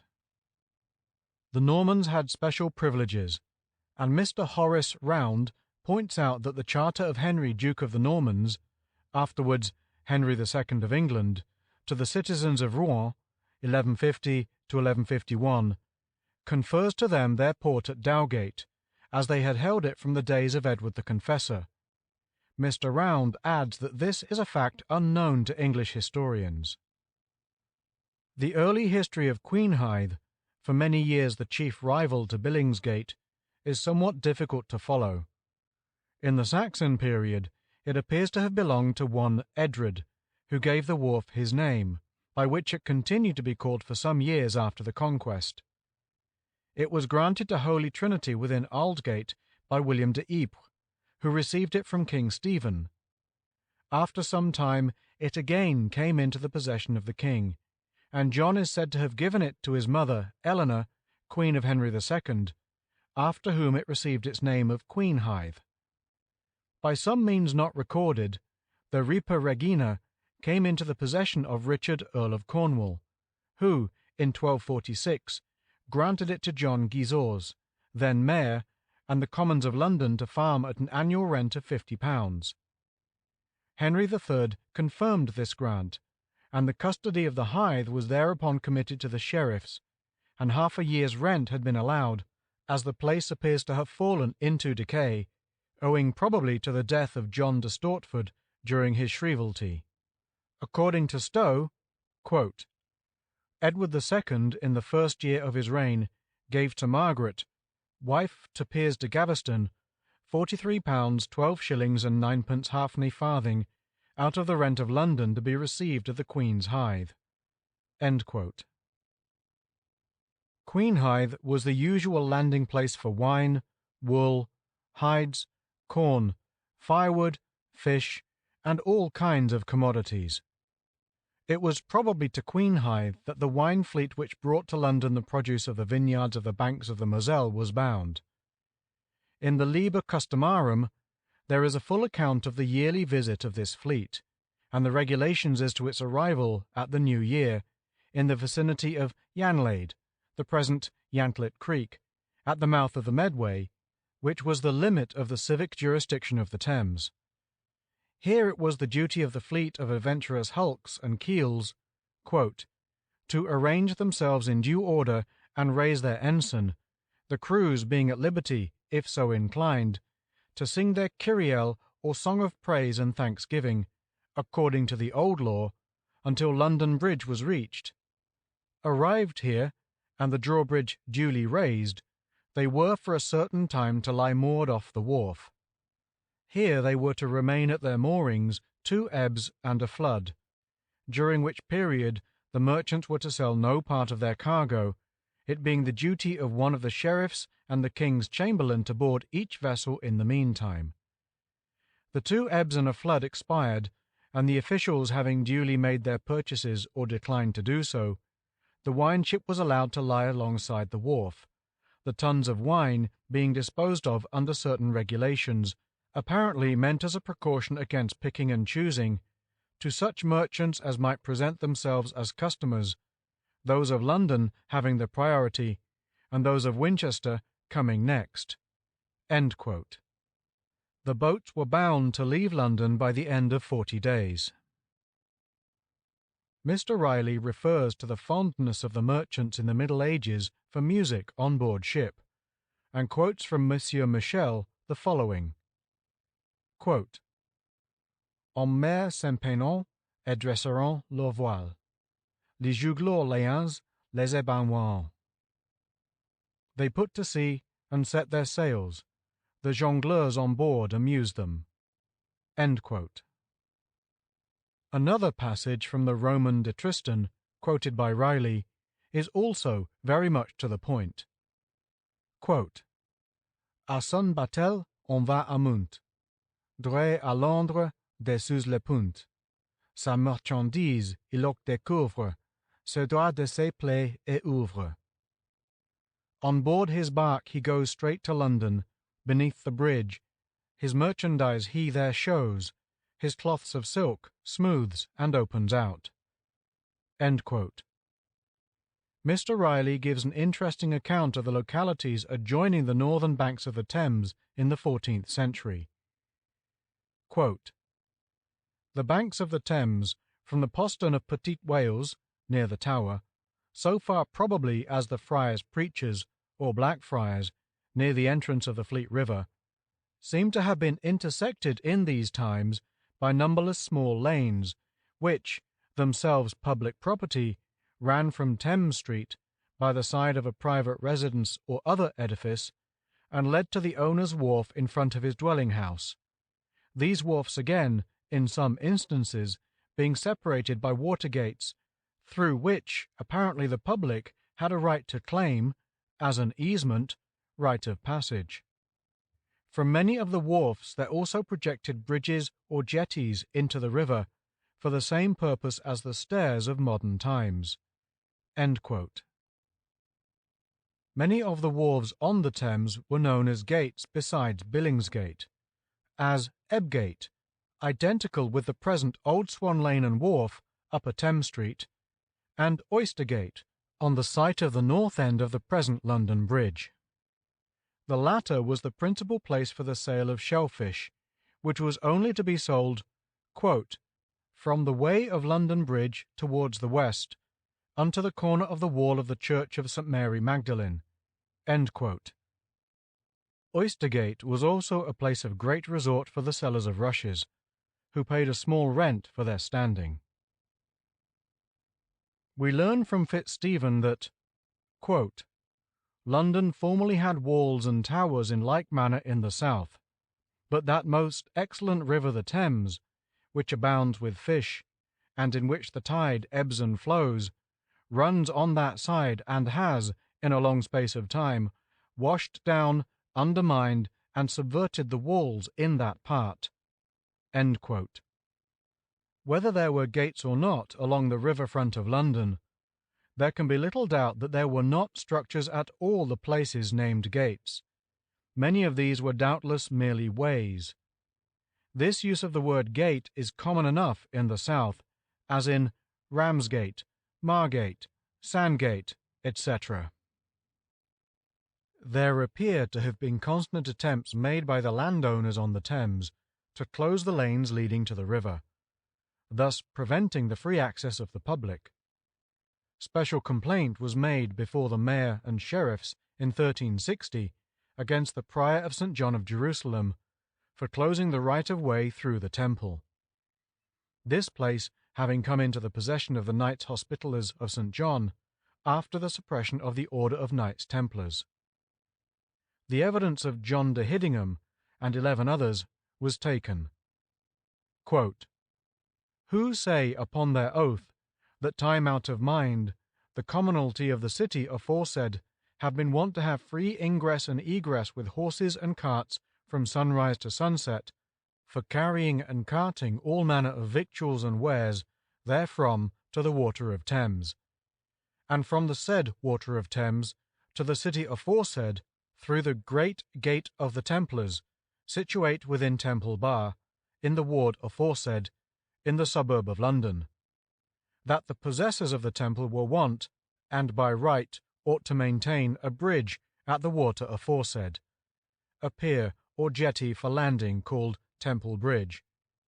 They say also that the Prior of St. John of Jerusalem in England, who is the possessor of the temple aforesaid, molests the citizens of the said city, so that they cannot have their free ingress and egress through the gate aforesaid, as of old they were wont to have. End quote. The prior did not like this interference with his doings on the part of the city, and in 1374 he obtained from Edward III a royal order to stay proceedings. The order, addressed to the mayor, recorder, and alderman of London, after recapitulating the terms of complaint, proceeds, quote, "We, deeming it not to be consonant with reason that this matter, seeing that it concerns you and the commonalty aforesaid, should be discussed before you, inasmuch as a party ought not to be judge in his own cause. And taking into consideration that if the bridge aforesaid, which has been intended for the advantage and easement of the nobles and others coming to our parliaments and councils, and wishing to reach their barges and boats, these should be broken by the laying of stone and timber thereon, it would be greatly to the prejudice of such persons. And desiring for the reasons aforesaid, that this matter shall be discussed and determined before our council, where justice therein unto you as well as to the prior aforesaid may speedily be done, do command you that you appear before our said council at Westminster on that day month after Easter day next to come." End quote. This question of the exclusion of the common people from certain wharves and stairs continued for many years to be a burning one. In 1417, an ordinance of the mayor and alderman was issued forbidding this exclusion, which commences as follows. Quote, "Whereas heretofore, and now also from day to day, many persons dwelling in the city and the suburbs of London, more consulting and attending to their private profit and advantage than to the common good and convenience, do hold certain wharves and stairs on the bank of the Thames, which are held by encroachment upon, and are situate on, the common soil and the course of the water, without having any license or paying anything to the community for the same.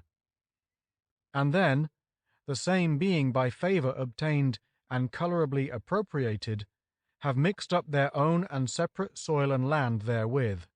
And what is even worse, from day to day, these persons do make new customs and imposts upon the poor common people, who time out of mind have there fetched and taken up their water, and washed their clothes, and done other things for their own needs, maliciously interfering with them in their said franchise, and demanding and taking from such as resort thereto, from some 1 halfpenny, and from others 1 penny, 2, or more, by the quarter, to the great injury of all the commonalty, and expressly against the good usages and ancient customs of all the city." End quote. After this preamble, the mayor and alderman, with the assent of the commons, quote, "ordained and established, for all time to come, that no person who dwells on the bank of the Thames, or other person whatsoever, having or holding any wharf or stair, situate or encroaching upon the common soil, to which there has been, or been accustomed to be, common resort of the people heretofore for such needs as aforesaid, shall from henceforth disturb, hinder, or molest any one in fetching, drawing, and taking water, or in beating and washing their clothes, or in doing or executing other reasonable things and needs there, or shall demand or take privily or openly from any person any manner of sum or piece of money or other thing whatsoever for custom." End quote. Many of these alleys and lanes were left in a very objectionable condition, but the consideration of their state must be postponed for Chapter 7 on the health and sanitation of London. In spite of all the recorded impurities of the streets, the water of the river was pure, as may be proved from the fact that fishing was general. In 1343, an inquisition was held before the mayor and aldermen as to the use of unlawful nets, or those whose meshes were less than 2 inches wide, when it was found that 4 nets were good and were to be given back to the owners, and 4 were false and to be burnt. The custom of the city was that the meshes of the nets should be 2 inches wide at least, so that small fish could pass through. In the next year, certain fishmongers were appointed inspectors, quote, to make scrutiny as to false nets placed in the water of Thames, from the place called Yanleet, Yantlet, on the east, as far as the bridge of Staines on the west, for taking the small fish, to the destruction of the fish of such water, and to bring such nets to the Guildhall when found. End quote. In another document, also of the year 1344, 3 nets are mentioned by name, all of which were found to be false, and were burnt near the stone cross by the north door of St. Paul's in the High Street of Cheap. These were a dray net belonging to the Abbot of Stratford, a second net called a cod net belonging to Robert Peasock of Plumstead, and a third net called a kiddle, claimed by no one. A cod net was a net with a cod or pouch containing a stone for sinking the net, also called a purse net, and a kiddle was a net used in kiddles or weirs. There were several different classes of fishermen, as trinkermen, who used trinks or nets attached to posts or anchors for taking fish, and petermen, who used a broom in fishing, beating the bush. There are many other references to the burning of false nets in the city archives. From certain regulations of the year 1388, we learn that, quote, no man shall fish in the Thames with any nets but those of the assize ordained at the Guildhall, and that only at the proper seasons, and that no one shall fish near to the wharves in London, between the Temple Bridge and the Tower, within a distance of 20 fathoms. End quote. The bridge. It is supposed that during the early years of the Roman occupation, there was a ferry across from London to Southwark, but that a bridge was built when Roman London had become a place of importance. We have already seen that a wooden bridge existed during the Saxon period. This must have been constantly rebuilt, and the last wooden bridge continued for many years after the Norman conquest. The first stone bridge was commenced in the year 1176, under the superintendence of Peter de Colechurch, chaplain of St. Mary Colechurch, a building which stood in the old Jewry until the time of the Great Fire, when it was destroyed. Peter died in 1205, and was buried in the crypt of the chapel built over the centre pier of the bridge and dedicated to St. Thomas of Canterbury. Here the chaplain's bones were found in 1832, when the old bridge was cleared away after the opening of the new bridge. So little public interest was taken in relics of the past at this time, that the bones were sacrilegiously flung into a barge along with the accumulated rubbish and destroyed by careless workmen. The building of the stone bridge was a long operation, and in 1201 King John entrusted its completion to a Frenchman named Isambert. The king seems to have made a careful choice, for the Frenchman had already shown his skill by the erection of fine bridges in the French cities of Saintes and La Rochelle. Monsieur Jusserand, in his English Wayfaring Life in the Middle Ages, quotes from the original patent, published by Hearn in his edition of the Liber Niger Scaccariae.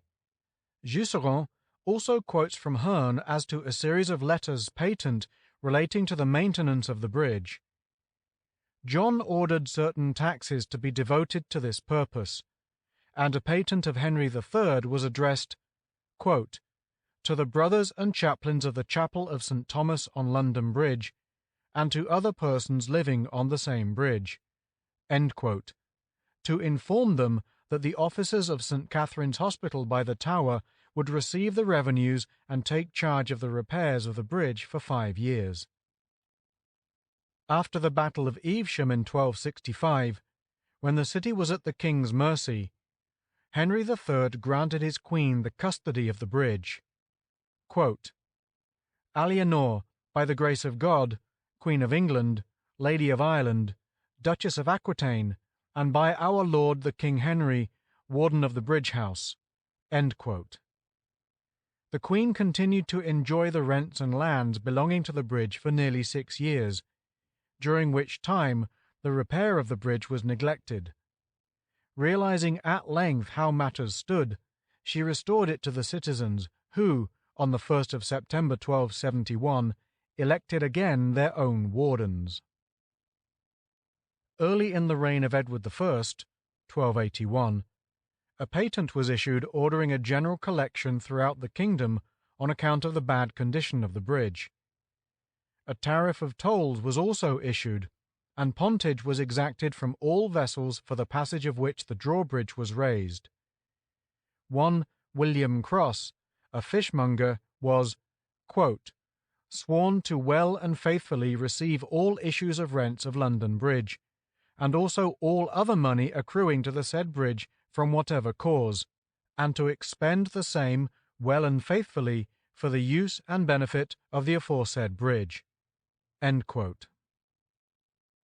In the 26th of Edward I, the rents of a house called La Hales were appropriated for the support of London Bridge, and this is recorded in the Liber Customarum. It is not known where this house was situated.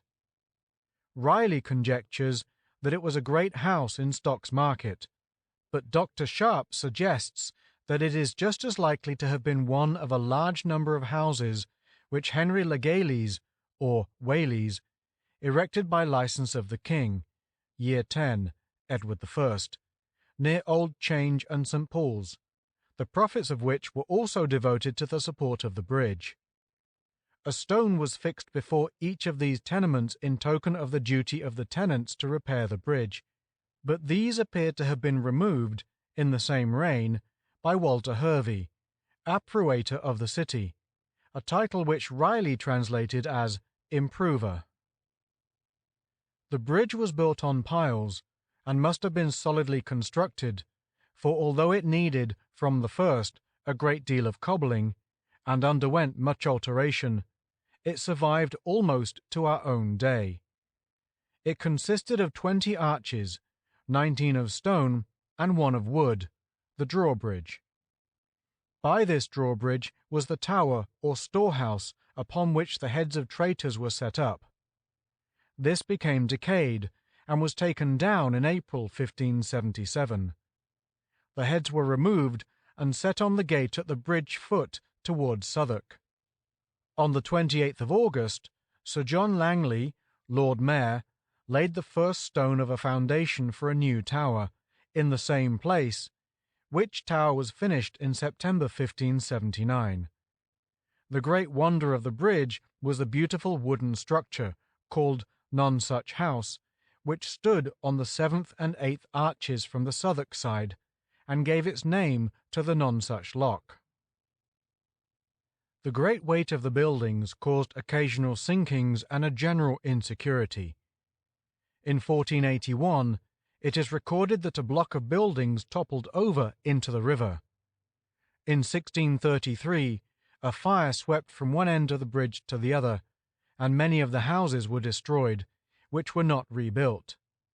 In 1757 to 1758, all the remaining houses were cleared away in order to make the structure more secure.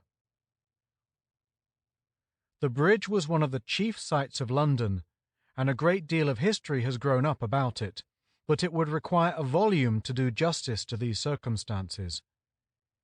One of the most curious of these was the duel between Sir David Lindsay, Earl of Crawford, and John Lord Wells, 5th Baron, ambassador at the Scottish court in 1390. Lord Crawford chose the place and, furnished with a safe conduct from Richard II, came from Scotland to London for this special purpose. the duel took place in this apparently inappropriate locality in the presence of a great concourse of sightseers. Most of the travellers in England who have written on the subject speak of the bridge with high praise. Frederick, Duke of Württemberg, who visited this country in 1592, was pleased with what he saw, and his secretary wrote, quote, "Over the river at London there is a beautiful long bridge, with quite splendid, handsome, and well-built houses, which are occupied by merchants of consequence. Upon one of the towers, nearly in the middle of the bridge, are stuck up about 34 heads of persons of distinction, who had, in former times, been condemned and beheaded for creating riots and from other causes." End quote. It will be seen from this passage that when the new tower was built, the heads which had been removed during the rebuilding to the bridge foot were taken back to the new tower. 6 years later, Hentzner wrote of London Bridge as, quote, "A bridge of stone, 800 feet in length, of wonderful work. It is supported upon 20 piers of squared stone, 60 feet high and 30 broad, joined by arches of about 20 feet diameter. The whole is covered on each side with houses, so disposed as to have the appearance of a continued street, not at all of a bridge." End quote. Correr, the Venetian ambassador in 1610, states that the bridge was so narrow that it was very difficult for two coaches meeting to pass each other without danger. Englishmen were not behindhand in singing the praises of the bridge. Thus, Lyly wrote in Euphues and His England, quote, "Among all the strange and beautiful shows, methinketh there is none so notable as the bridge which crosseth the Thames, which is in manner of a continual street, well replenished with large and stately houses on both sides, and situate upon 20 arches, whereof each one is made of excellent free stones squared, every one of them being 80 foot in height, and full 20 in distance one from another." End quote. The chapel on the bridge had an endowment for 2 priests or chaplains, 4 clerks, and other brethren, with certain chantries annexed. A dwelling house was afterwards attached to the chapel, which, at the close of the 13th century, was known as the Bridge House. In the year 1298, John de Lewisham, brother of the London quote, Bridge House, end quote, was made bailiff of the manor of Lewisham, quote, the proceeds of which were then, as they still are, devoted to the maintenance and repair of the bridge. End quote.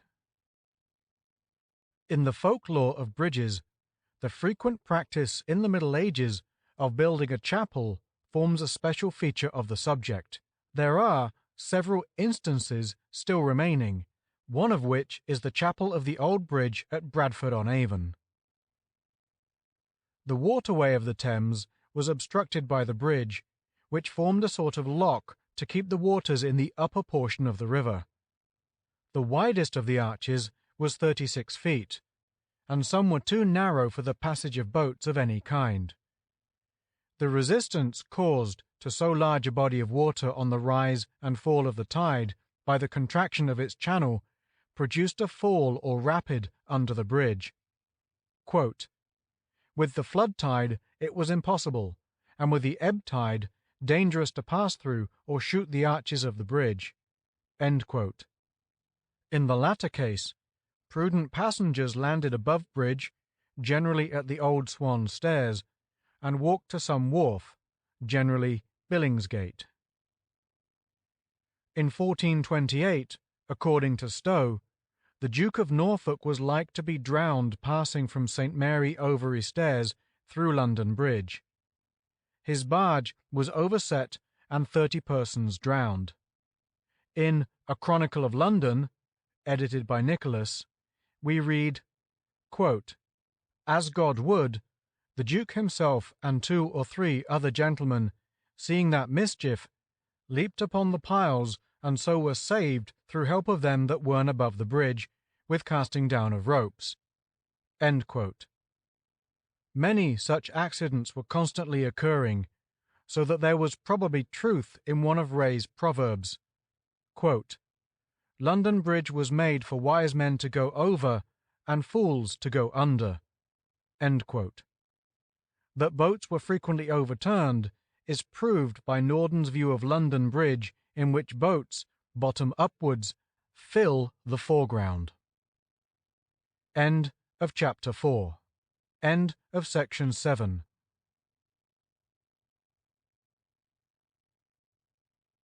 The Story of London by Henry B. Wheatley. Chapter 5. The King's Palace. The Tower.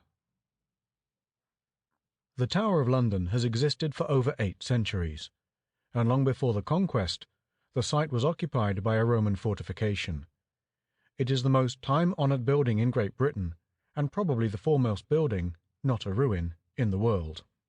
With so much in London that is new, it is a source of the deepest pride to every Londoner that there is a relic of the past of unequalled interest, on whose walls are written the chief incidents of the history of England. The name has long been a puzzle, but Mr. Horace Round has explained it, and thus thrown a fresh light upon the study of Norman military architecture. There were 2 different kinds of fortified places during the medieval period, viz. 1. The Roman castrum or castellum, which survived in the fortified enclosure, and 2. The medieval motte or tour, which survived in the central keep. When the tour coalesced with the castellum, a name was required for the entire fortress. Sometimes the keep was added to the castle, and sometimes the castle to the keep. It was then a question which word should prevail: tour, turris, or chastel, castellum. Generally the word castle has prevailed, but the respective strongholds in the capitals of Normandy and England were the Tour de Rouen and the Tower of London. Gray alludes to the Towers of Julius, and Shakespeare's reference to the place is equally erroneous. Prince Edward: I do not like the tower of any place. Did Julius Caesar build that place, my lord? Buckingham: He did, my gracious lord, begin that place, which since succeeding ages have re-edified. Prince Edward: Is it upon record, or else reported successively from age to age, he built it? Buckingham: Upon record, my gracious lord. Richard III, Act 3, Scene 1. Of course, Julius Caesar had nothing to do with the tower, but the Roman remains that have been discovered on the site prove that this grand strategical position had been utilized from the early period of London's history. Mr. George T. Clarke writes, quote, When having crossed the Thames, the Conqueror marched in person to complete the investment of London, he found that ancient city resting upon the left bank of its river, protected on its landward side by a strong wall, a Roman work, with mural towers and an exterior ditch. End quote. In 1777, some Roman coins were discovered, and a double wedge of silver inscribed Ex Officina Honorii, which makes the conjecture probable that at this early period, as in later times, the buildings on the site of the tower were used as a mint. William the Conqueror was crowned in 1066, and Mr. Clarke says that, quote, It was from Barking, immediately after the ceremony, that he directed the actual commencement of the works, which were no doubt, at first, a deep ditch and strong palisade. For the keep, probably the earliest work in masonry, appears not to have been begun until 12 or 14 years later. End quote. The keep, known later as the White Tower, was built by Gundulf, a monk of Bec, who, in 1077, soon after his arrival in England, was consecrated Bishop of Rochester. We learn from the Textus Rafensis, written about the year 1143, that Gundulf, while employed upon the tower, lodged at the house of Edmer Anhund, a burgess of London, but he is not supposed to have commenced the building until 1078.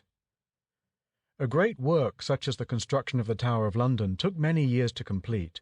It is supposed that although the Conqueror, to a great extent, planned the fortress, he did not build more than the inner ward. The existing curtain of the inner ward, 9 to 12 feet thick and from 39 to 40 feet high, is thought by Clarke to be the work of William Rufus. In November 1091, there was a violent storm which did immense damage in London. Stowe says in his chronicle that, quote, "The Tower of London was also broken," end quote.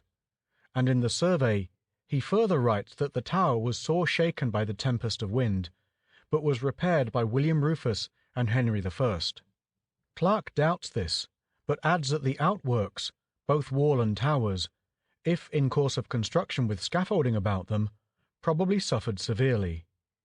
He further writes, quote, "The tower, therefore, of the close of the reign of Rufus, and of those of Henry I. and Stephen, was probably composed of the White Tower, with a palace ward upon its southeast side, and a wall, probably that we now see, and certainly along its general course, including what is known as the inner ward. No doubt there was a ditch, but probably not a very formidable one." End quote. Fitzstephen is not very full in his description of the tower. He merely says, quote, "On the east stands the Palatine Tower, a fortress of great size and strength, the court and walls of which are erected upon a very deep foundation, the mortar used in the building being tempered with the blood of beasts." End quote.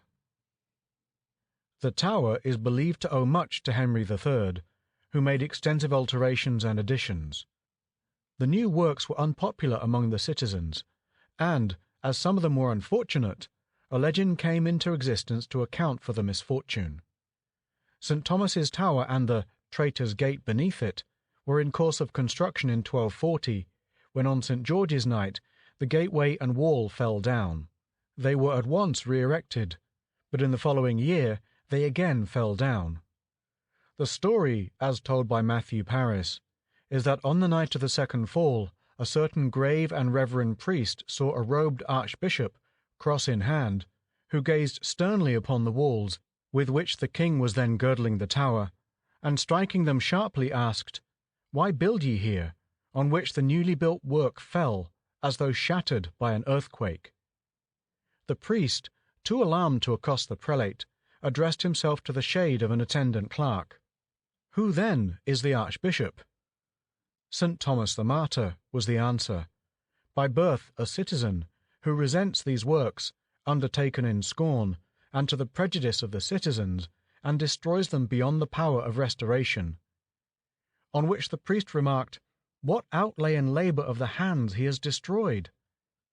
"Had it been," said the clerk, "simply that the starving and needy artificers thence promised themselves food, it had been tolerable. But seeing that the works were undertaken, not for the defence of the realm, but to the hurt of the citizens, even had not St. Thomas destroyed them, they had been swept away utterly by St. Edmund his successor." This was Edmund of Abingdon, who died in 1240. The works were resumed, and in spite of the powerful opposition of St. Thomas, they were completely successful, and the rebuilding was strong and satisfactory. The outer ward is supposed to have been completed by Henry III. It is a strip of from 20 feet to 110 feet in breadth, which completely surrounds the inner ward, and is itself contained within the ditch, of which its wall forms the scarp.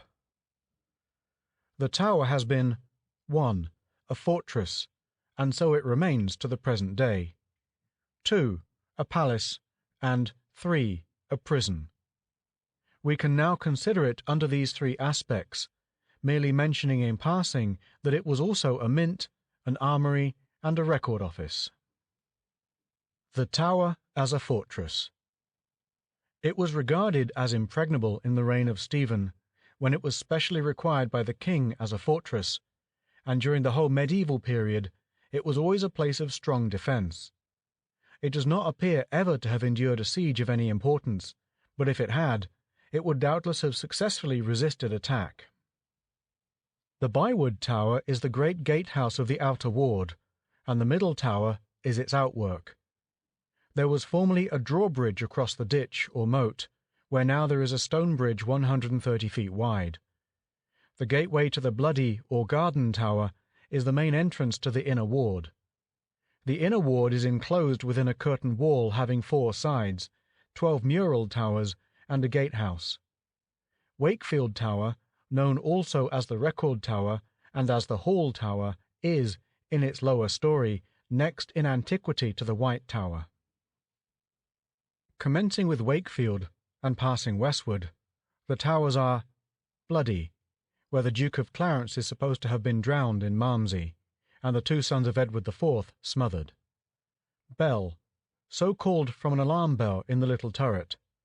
Beauchamp, from Thomas de Beauchamp, Earl of Warwick, and also called Cobham Tower after Lord Cobham. Devereux, after Robert Devereux, Earl of Essex, also called Robin the Devil's Tower. Flint. Bowyer, so called because it was the residence and workshop of the royal maker of bows. Brick, previously Burbage. Martin, or Jewel, at one time styled Brick Tower. Constables. Broad Arrow. Salt, meaning saltpeter. In the 16th century it was known as Julius Caesar's Tower. And Lanthorn, called in 1532 the New Tower.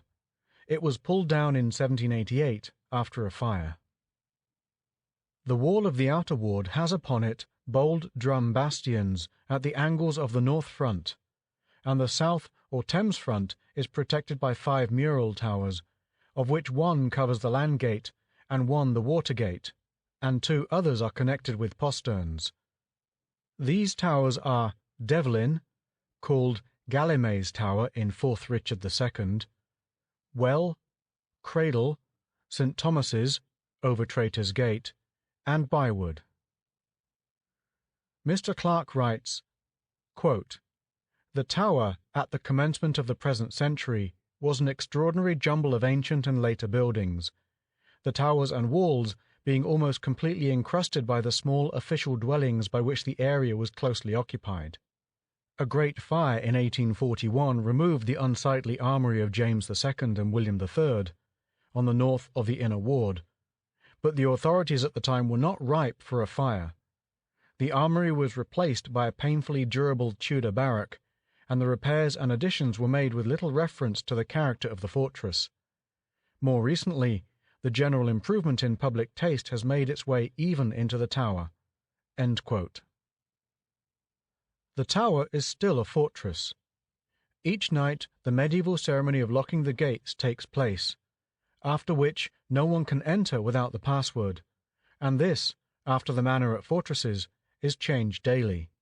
The password is always communicated to the Lord Mayor, who each quarter receives a list containing the password for each day in the coming 3 months. Residents in the Tower can enter until 12 midnight, when the wickets are locked by the yeoman on watch duty, and no one is allowed to enter after that hour unless they give the password. At a few minutes before 11, the yeoman porter takes his keys and applies to the sergeant for the escort for the keys. The sergeant acquaints the officer, and the officer placing the guard under arms furnishes a sergeant and 4 men. 2 of the men are unarmed. Their duty is to assist in closing the gates and to carry the ancient lantern which contains a tallow candle. The procession is formed, and the yeoman porter with the keys places himself in the midst of the escort. He goes the round of the gates, and when he returns to the main guard, the sentry at the guard-room challenges, "Halt! Who comes there?" "The keys," replies the yeoman porter. "Whose keys?" "King Edward's keys." "Advance, King Edward's keys." The yeoman porter places himself in front of the guard. The guard present arms, and the yeoman porter says, "God preserve King Edward," and the guard, from the officer to the drummer, answer, "Amen." The keys are then carried by the yeoman porter to the king's house, to be delivered into the charge of the officer of the Tower in command. A similar escort is called for by the yeoman porter when the gates are opened in the morning, but no ceremony takes place at that time, nor does the guard turn out. Medievalism is in our very midst, and here, at all events, medieval London still exists. The Tower as a palace. Most of our kings, from the Conqueror to Charles II, used the Tower as a palace. Those who feared their subjects sheltered themselves there, but those who were popular preferred the comfort of Westminster and Whitehall. Mr. Clarke says that, quote, "The strong monarchs employed the Tower as a prison, the weak ones as a fortress." End quote. After the Middle Ages had closed, the sovereigns kept out of the Tower as much as they could, and seldom visited it unless they were officially obliged, and these visits were almost confined to a lodging there on the day before the coronation. Charles II was the last sovereign to carry out this convention. William I, William II, and Henry I, all three inhabited the Tower, but it was not until the reign of Stephen that its value as a place of refuge was proved. With the Empress Matilda at Winchester and King Stephen at London, the state of public affairs, with sieges and counter-sieges, in which neither party gained any great success, came to a deadlock. Stephen, in 1140, sought safety in the Tower in close proximity to his trusty followers, the Londoners, but in the following year he was made a prisoner at Lincoln. The Londoners attended the synod at Winchester and requested the king's release, but without avail. Geoffrey de Mandeville, Constable of the Tower of London, whose faithless conduct in these civil wars has been fully set out by Mr. Horace Round, had been made Earl of Essex by Stephen, but when the Empress came to London, he had no compunction in transferring his allegiance to her, for which conduct she loaded him with honours. He was, however, short-sighted in his action, for Matilda treated the Londoners with such contumely that they rose against her and drove her from the city. They also attacked Mandeville in the Tower, but this Mr. Facing both ways, finding that the Empress Matilda had fled, and the Queen Matilda, Stephen's wife, taken her place in London, saw no objection to supporting the latter's cause. Stephen was soon afterwards released, and he again honoured Geoffrey de Mandeville. No amount of special favour, however, was sufficient to keep this man to his allegiance, and he planned a revolt in favour of the Empress. This came to naught, and the king captured the fortifications erected by the Earl at Farringdon and took him prisoner. Mandeville took no more part in public affairs, and ended his life as a marauding freebooter in September 1143. Thus ignominiously came to a conclusion the career of a man who held a foremost place in London. He was not wise in his conduct, because in the word of the Empress's charter to him, he made the Londoners his mortal foes. As Dr. Sharp says of these same Londoners, they, quote, "throughout the long period of civil dissension were generally to be found on the winning side, and held, as it were, the balance between the rival powers." End quote. In John's reign, London opened its gates to the forces of the barons, organised under Robert Fitzwalter, Castellan of London, as Marshal of the Army of God and Holy Church. During the period that the barons were at war with John, Prince Louis of France lived in the Tower prior to his renunciation of all right of sovereignty in England and his return to France. Henry III, in 1236, summoned the council to meet him in the Tower, but the barons had so little faith in their king that they refused to assemble there.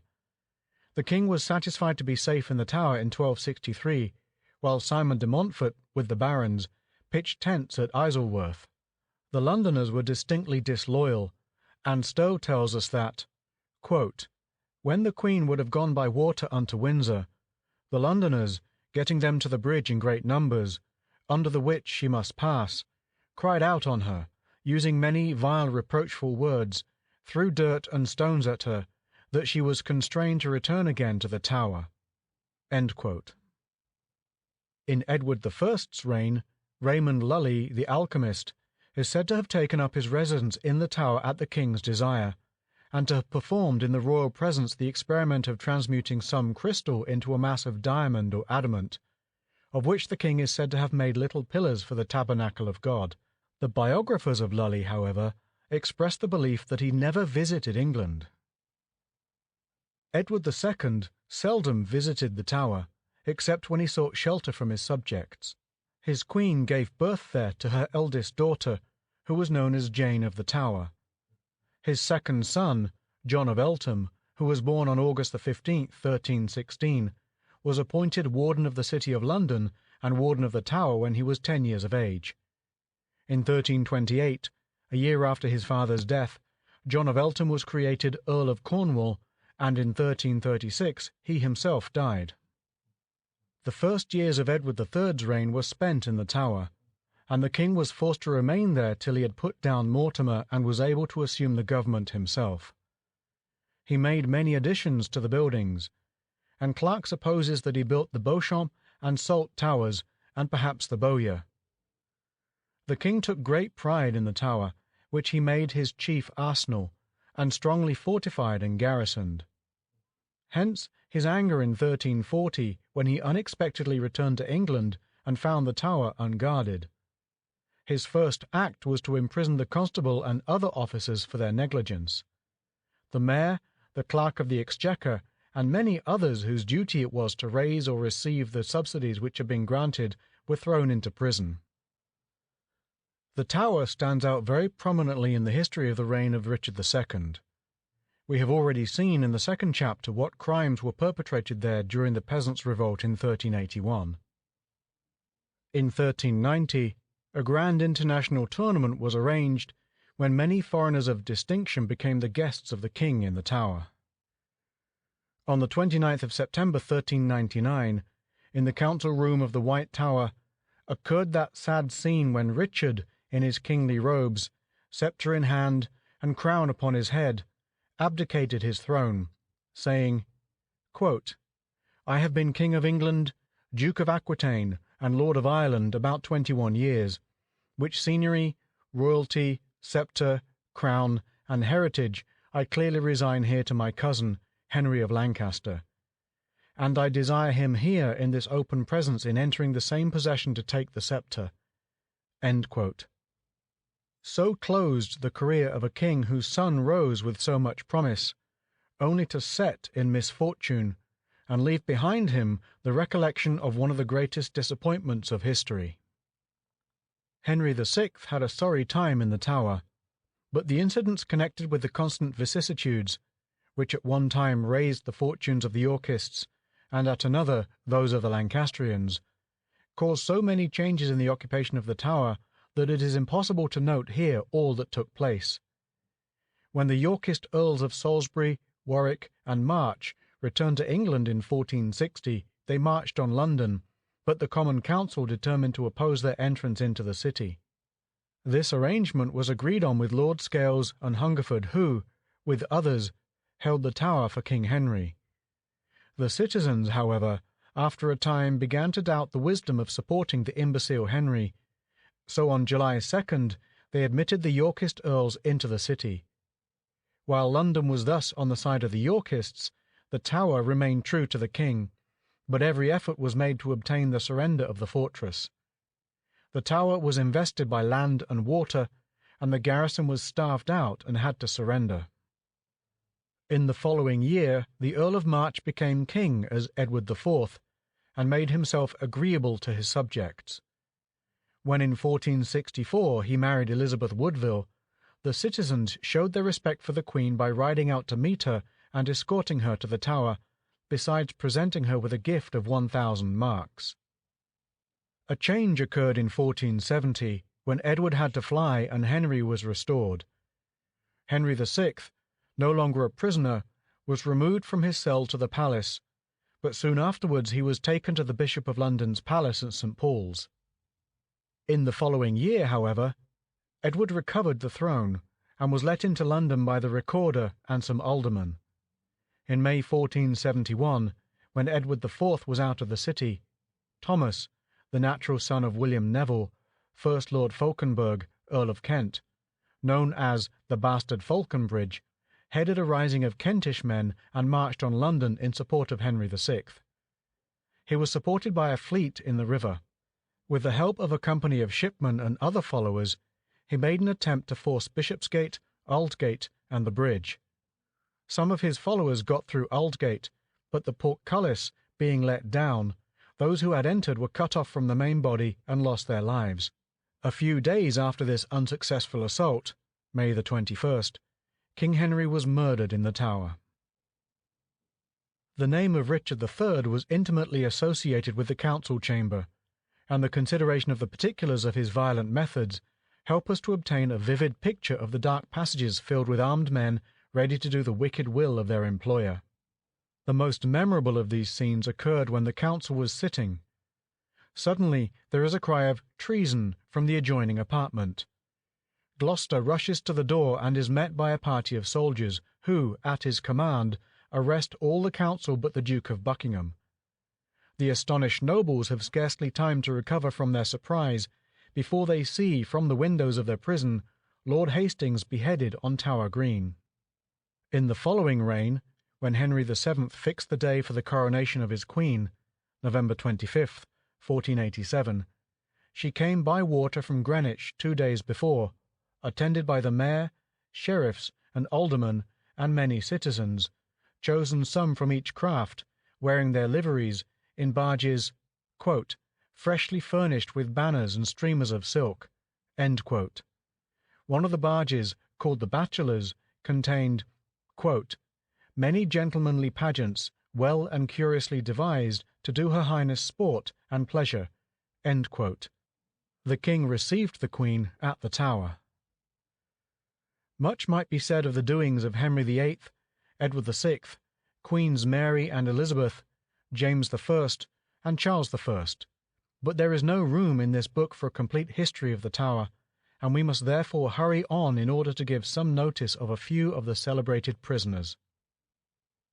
There could never have been much accommodation in the White Tower, so called on account of the whitewashing it received in the reign of Henry III, as a suitable residence for the sovereign, so that as the centuries passed, and more comfort was expected by all classes, kings and queens would naturally expect to be better cared for. A palace was therefore built in the inner ward, and the Lanthorn Tower formed a part of this palace, containing as it did the king's bedchamber and his private closet. These buildings appear to have fallen into decay in the reign of Elizabeth, by whom or by James the Great Hall was removed. Some were destroyed by Cromwell, and others by James II, to make room for a new ordnance office, and the remains of the Lanthorn Tower were taken down late in the 18th century, 1788. That royalty was not always well housed may be seen by a recorded case in the reign of Edward II. Johann de Cromwell, Constable of the Tower, gave great offence to the citizens by reason of certain of his high-handed actions, and in the end he was dismissed from his office, but the reason given for his dismissal was not on account of the offensive acts complained of, but for the neglect of duties, by which the rooms were allowed to remain out of repair, and because the rain came in upon the Queen's bed. Some particulars are given in the Liber Albus respecting the legal position of the Tower. When the Exchequer was closed, the mayor was to be presented at the Tower, and the pleas of the city with the crown were sometimes held there. And when this was the case, the city barons were to place their own janitors outside the Tower gate, and the king's janitor was to be on the inside. They further had an ostiarius outside the door of the hall when the pleas were held, to introduce the barons, and the king had an ostiarius inside. Mr. Clarke supposes the hall to have been the building afterwards superseded by the Office of Ordnance, quote, and the entrance to which is thought to have been by the modernized doorway close east of the Wakefield Tower. End quote. St. John's Chapel is one of the most interesting ecclesiastical buildings in England. It is a singularly fine example of early Norman architecture, and many historical events are associated with it. The triforium was used as a gallery, and it is supposed that the queens and their maids of honour sat there at the services. It is traditionally reported that in front of the old altar, now replaced by a new one, Brackenbury, when kneeling at prayer, was tempted by the emissaries of Richard of Gloucester to make away with the young princes, a suggestion which he indignantly repudiated. Here also Mary I was betrothed to Philip of Spain. One important appanage of the palace was the menagerie of wild beasts, which was placed near the entrance at a very early date. Henry I kept lions and leopards, and Henry III added to the collection. Stowe tells us that in the year 1235, Frederick the Emperor sent to Henry III 3 leopards in token of his regal shield of arms wherein those leopards were pictured, since the which time those lions and others have been kept in a part of this bulwark, now called the Lion Tower, and their keepers there lodged. In 1255 the sheriffs built a house for the king's elephant, which was brought from France and was the first seen in England. Edward II, in the 12th year of his reign, quote, commanded the sheriffs of London to pay to the keeper of the king's leopard 6d. the day for the sustenance of the leopard, and 3 halfpence a day for diet of the said keeper. End quote. Edward III appears to have taken much pride in his menagerie, and in 1364 a proclamation was issued by the king for the safe keeping of a beast called an ur, which was in danger from certain persons who threatened to do grievous harm to the keepers, quote, and atrociously to kill the said beast. End quote. Mr. Riley, who prints the proclamation in his memorials, supposes the animal to be either the urus, aurochs, or bison, from the east of Europe, or the irwi, from Morocco. The proclamation addressed to the mayor and sheriff runs thus, quote, we, wishing to preserve the said keepers and the beast from injury and grievance, do command you that in the city aforesaid, and the suburbs thereof, where you shall deem most expedient, you do cause public proclamation to be made, and it on our behalf strictly to be forbidden that any person, native or stranger, of whatsoever condition he may be, on pain of forfeiting unto us as much as he may forfeit, shall have the audacity to do any damage, violence, misprison, or grievance unto the said keepers or to the beast, which we have so taken under our protection and especial defence, or to any of them, or shall presume to intermeddle for getting a sight of the said beast, against the will of them, the keepers thereof. And if you shall know any one to attempt the contrary hereof, then you are so to punish them that the same punishment may deter all others from attempting the like, and to answer unto us as to such forfeiture in manner as is befitting. End quote. In later times, the collection of wild beasts must have been considerable, and Stowe relates in his Chronicle how trials of strength between the animals were exhibited before the royal family. On the 23rd of June, 1609, quote, the King, Queen, and Prince, the Lady Elizabeth, and the Duke of York, with divers great lords and many others, came to the Tower to see a trial of the lion's single valour against a great fierce bear, which had killed a child that was negligently left in the bear-house. This fierce bear was brought into the open yard behind the lion's den, which was the place for fight. End quote. 2 mastiffs let into the yard passed the bear and attacked the lion. Then a stallion and 6 dogs were introduced. The dogs worried the horse till 3 stout bear wards drove them off, the bear and lion looking on. The latter was allowed to escape to his den, and other lions were brought out, but none would attack the bear. On the 5th of July, this same bear was baited to death. On the 10th of April, 1610, Prince Henry and attendant nobles went privately to the Tower to see a fight between the great lion and 4 dogs. The dogs got the better of the lion, and another lion and lioness were brought to see if they would help the first lion, but they would not, and all 3 were glad to escape to their dens.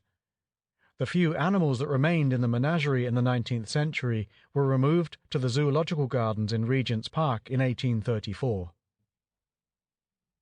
The Tower as a prison. It is as a state prison that the Tower is most associated in our memories. Here have been confined some of the noblest of English men and women, but besides these, there were others who have richly deserved their fate. Some of the prisoners lodged here only for a time, but the majority found it to be merely the threshold of death. The first prisoner was Ralph Flambard, Bishop of Durham, the hated minister of William Rufus. On that king's death, Henry I, with the advice of his council, shut the bishop up in one of the topmost chambers of the White Tower. Flambard was not very carefully guarded, and he used the liberal allowance put aside for him in providing drink for his keepers. He received a rope in a flagon from friends outside, and while his jailers were drunk, He managed to escape by its means on the night of the 4th of February 1101. Although the rope proved too short and he was injured by his fall, he reached Normandy safely. 5 years after this, the Count of Mortain, who was taken prisoner by Henry I, was imprisoned in the Tower, as we learn from the testimony of Eadmer. The Jews in large numbers were thrown into the Tower in 1282. The Welsh next furnished victims, and then the Scots. The Battle of Dunbar in 1296 caused many prisoners, including the king, John Balliol, and a host of his nobility, to fall into the hands of Edward I. In 1303, the king's treasury was robbed while Edward I was in Scotland, and suspicion fell upon the abbot and monks of Westminster. The sacristan, sub-prior, and others were imprisoned in the Tower. The whole affair is very difficult to understand, but it was fully investigated by order of the king, and there can be no doubt that some members of the monastery were deeply implicated. It created a great scandal, and was one of the most remarkable crimes ever committed. Mr. L. O. Pike gives a full account of the incidents in his History of Crime in England, 1873, and says, quote, "It is quite evident that an enterprise which required more than 4 months for its accomplishment could not have been successful had there been no collusion within the abbey gates. The findings of the various juries point to a deep-laid conspiracy between some persons in the abbey and others in the neighbouring palace." End quote. Wallace, in 1305, found a prison here before he was drawn through Cheapside and executed in Smithfield. The Order of the Knights Templar was abolished in 1313, and all the members south of the Trent were imprisoned in the Tower, where the master died. The earliest drawing of the Tower which has come down to us contains a curious picture of the building, and a representation of the incidents of the captivity of Charles, Duke of Orleans, who was taken prisoner at the Battle of Agincourt. This interesting picture is in one of the manuscripts in the British Museum. As was the custom of the early artists, a succession of incidents in the life of the prisoner are depicted in the same drawing. The Duke is seen at a turret window, then writing at a desk in a large chamber. At the foot of the White Tower he is embracing the messenger who brings him his ransom. He is then seen mounting his horse, and he and a friendly messenger ride away from the Tower. Lastly, we see him in a barge with lusty rowers pulling down the stream for the boat which is to carry him home to France. There were 2 places of execution, that on Tower Hill, under the authority of the governors of the city, and the other on Tower Green, within the Tower walls. Edward IV set up a scaffold and gallows upon Tower Hill, but the City of London insisted upon their ancient right of dealing with offenders within their own precincts, so the king's scaffold and gallows were taken down with many apologies, and the sheriffs maintained their ancient privileges of headings and hangings beyond the Tower walls. The city boundary existed within the Tower, and in James I's reign a question arose as to whether or no Sir Thomas Overbury's murder was committed within the city. As his apartment was situated on the west of the boundary, the criminals came under the jurisdiction of the city. The place of execution on Tower Green is a spot of hallowed memories. It was marked off and railed in by command of Queen Victoria. Lord Hastings was probably beheaded there in 1483, and among the distinguished names of those who suffered on this spot are Anne Boleyn in 1536, Margaret Pole, Countess of Salisbury, daughter of the Duke of Clarence and mother of Cardinal Pole in 1541, Catherine Howard and Jane, Viscountess Rochford, sister-in-law of Anne Boleyn, in 1542, Lady Jane Grey in 1554, and Robert Devereux, Earl of Essex, in 1601. The chapel of St. Peter's ad Vincula was probably first built by Henry II, although the earliest mention of it occurs in the year 1210. It was burnt in 1512, and rebuilt as we see it now about 1532.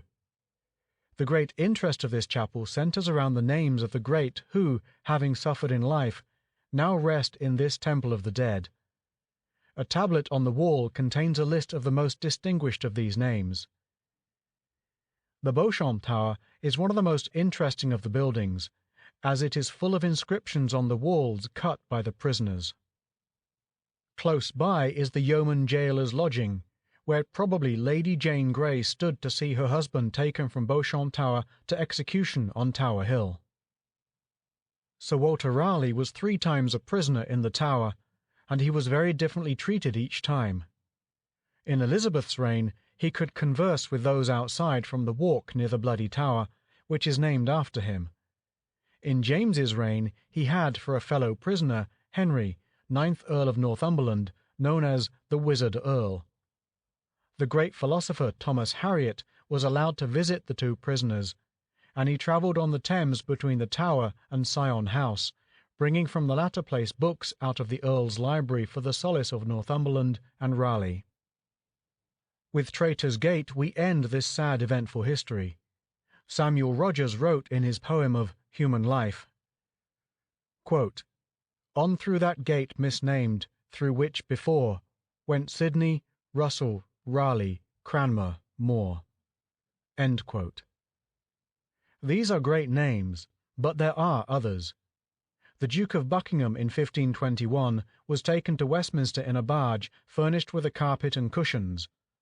After his trial and condemnation for the crime of being too nearly related to the throne, he refused the seat of honour on his return to prison, crying, quote, "When I came to Westminster, I was Lord High Constable and Duke of Buckingham, but now, poor Edward Bohun."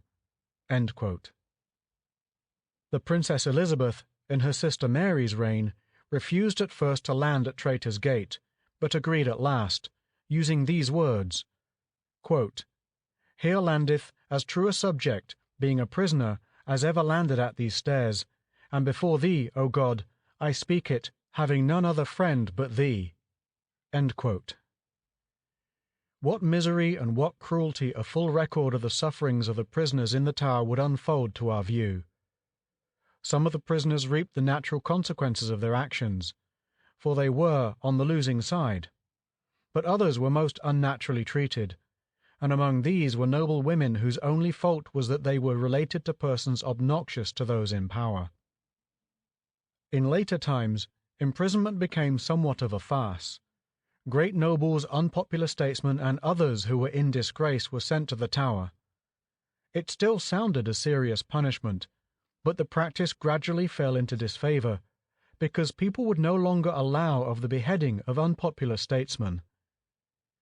End of Chapter 5. End of Section 8.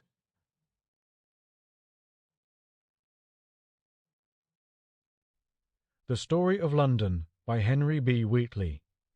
Chapter 6. Manners, Part 1. Our notices of the sports of medieval London must commence with a reference to the curious essay of the monk Fitzstephen, who was the first to describe the chief features of London history.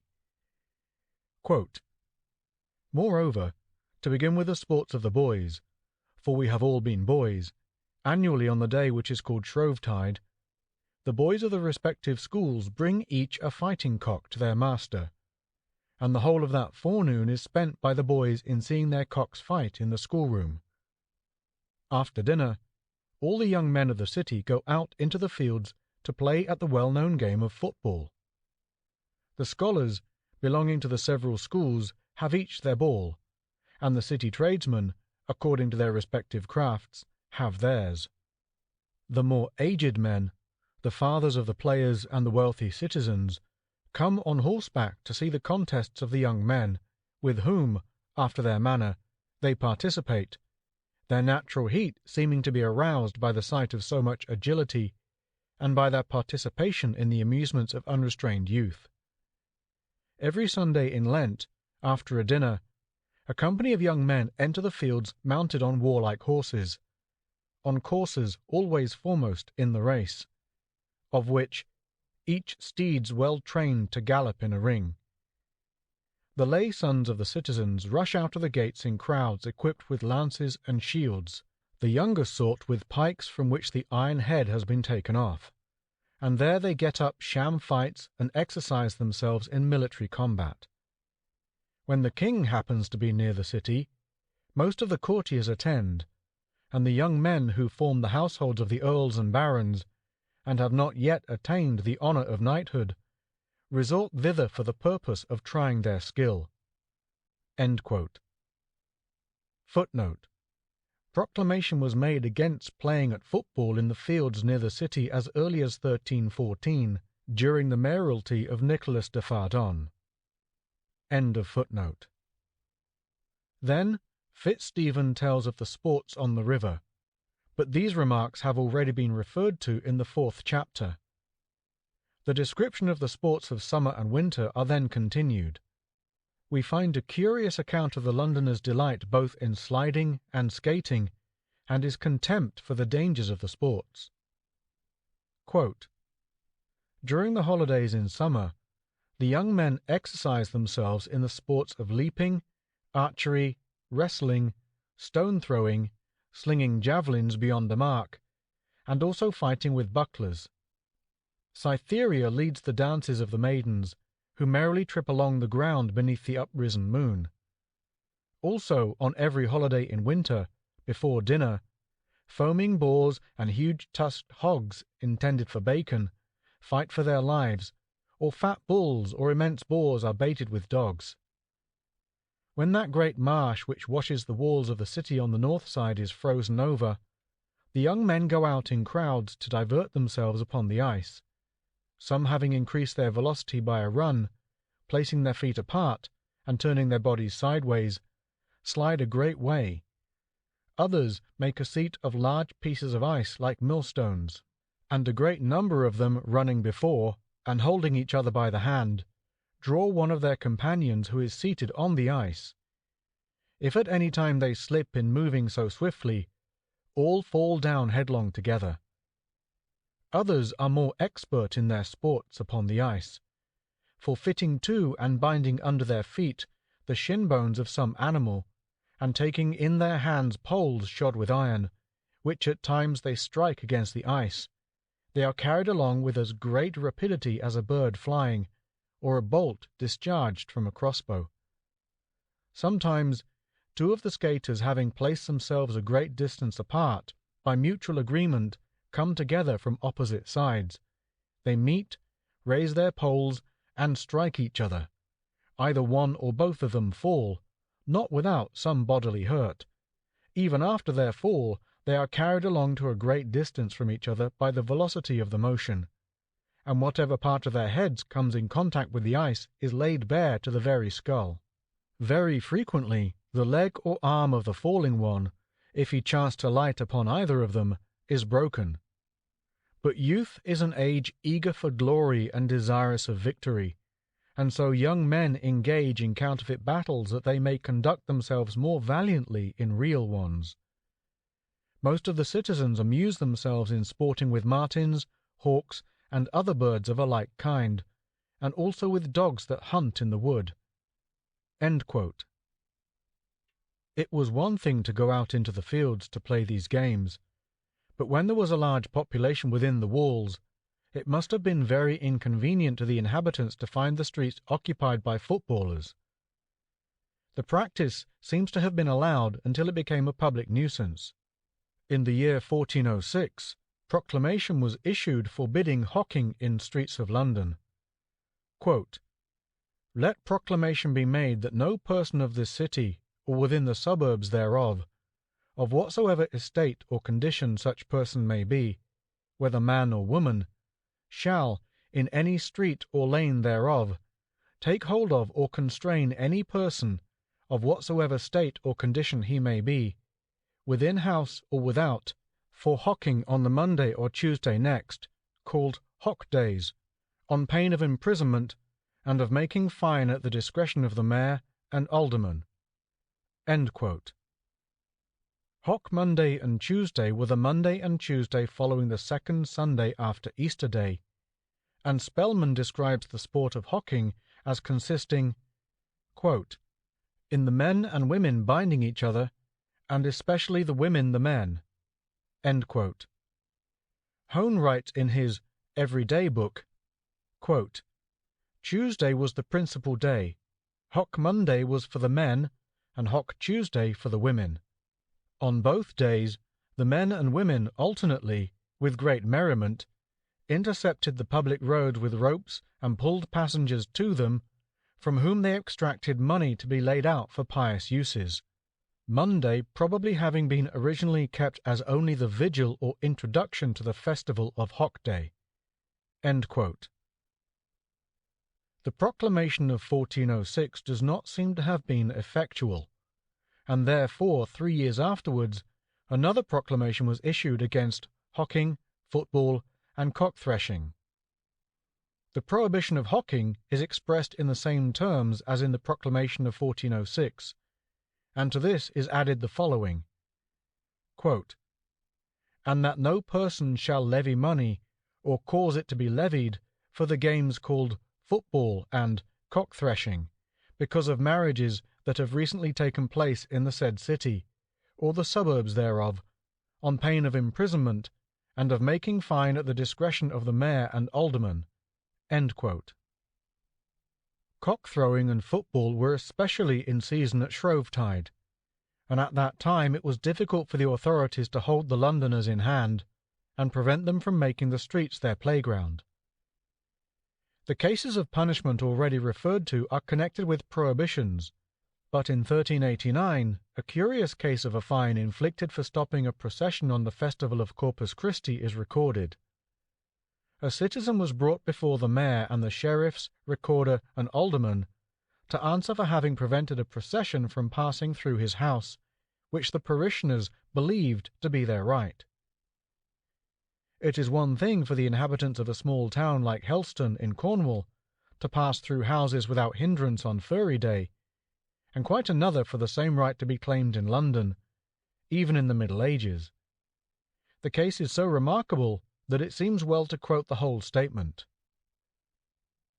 Quote, "Because that, by the reputable men of the parish of St. Nicholas Acon, Nicholas Twyford, Knight, Mayor of the City of London, was given to understand that whereas they, time out of mind, had been wont and accustomed to have free ingress and egress with their procession, on the befitting and usual days, through the middle of a certain house belonging to John Bass, citizen and draper of London, situate in the parish of St. Mary Abchurch in London, the aforesaid John, together with John Creek, draper, and others of their coven, on Thursday, the feast of Corpus Christi last past, armed with divers arms, guarded the house before mentioned by main force, and would not allow the prisoners of the church of St. Nicholas aforesaid to enter the house with their procession, as they had been wont to do, but grievously threatened them as to life and limb, in breach of the peace of our Lord the King, and to the manifest disturbance of the tranquillity of the city aforesaid. For the said reason the same John and John were arrested. Afterwards, on the 26th day of June, in the 13th year, etc., they were brought before the said mayor and the sheriffs, recorder, and aldermen, in the chamber of the Guildhall, and were there questioned as to the matter aforesaid, and were asked how they would acquit themselves thereof, whereupon they acknowledged that they were guilty of all the things above imputed to them, and put themselves upon the favour of the court as to the same.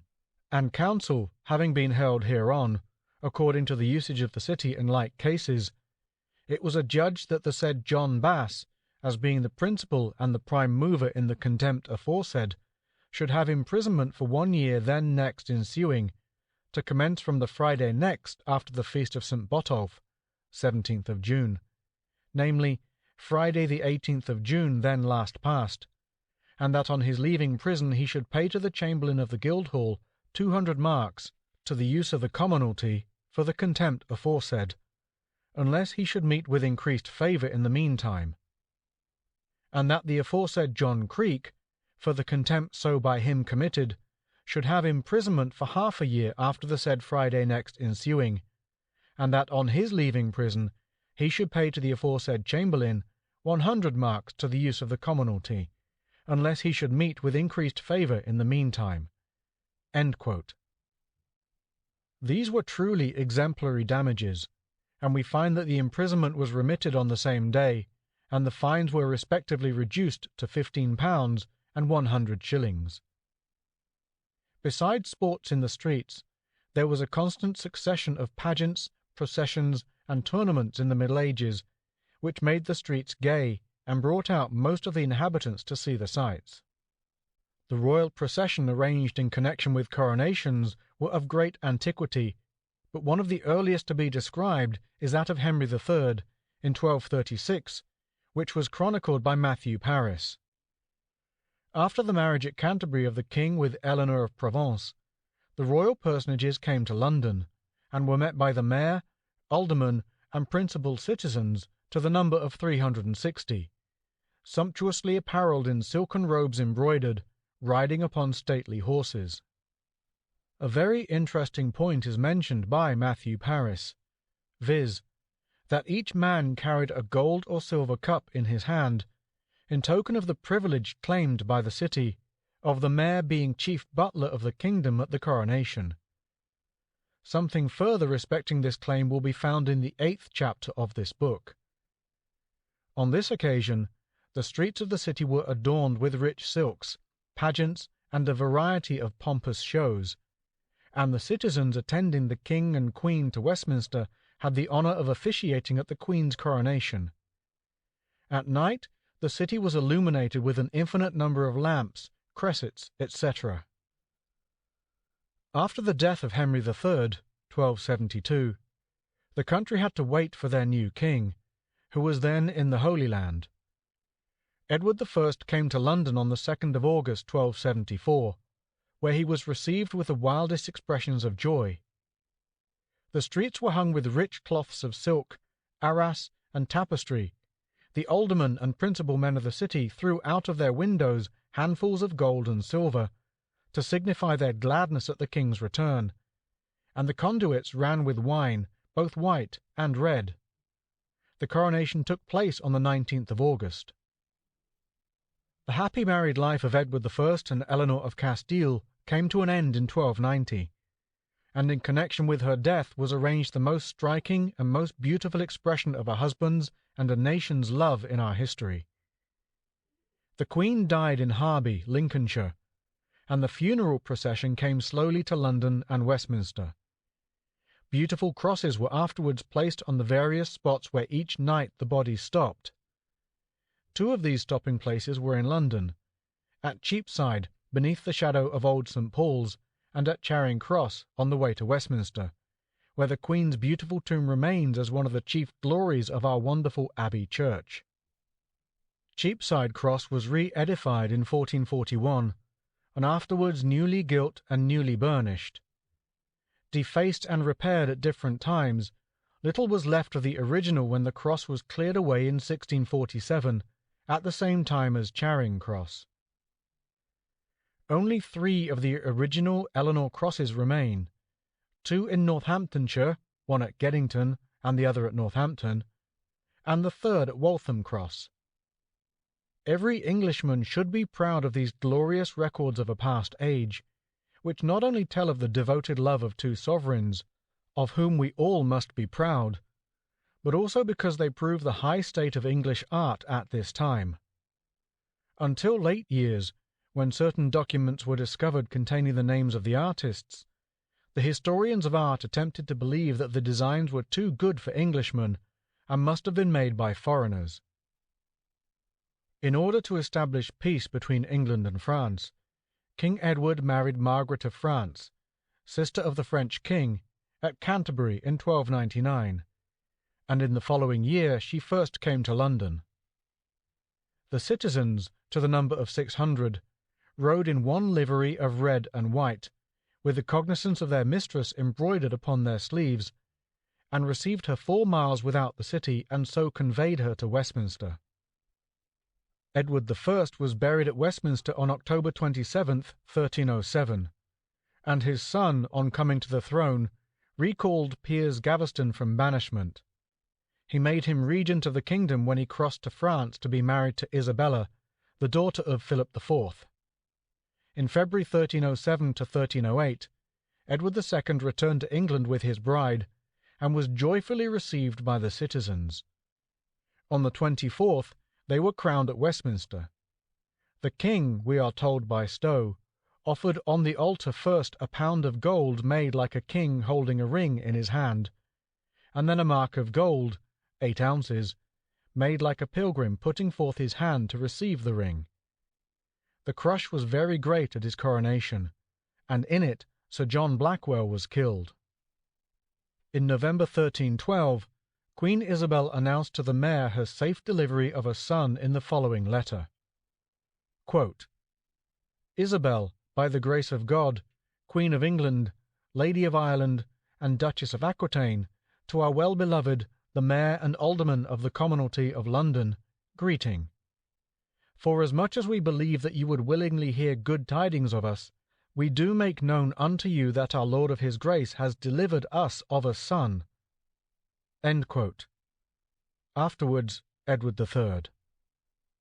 The mayor and his aldermen and commonalty, on hearing the news, quote, "assembled in the Guildhall at time of vespers, and carolled, and showed great joy thereat, and so passed through the city with great glare of torches, and with trumpets and other minstrelsies.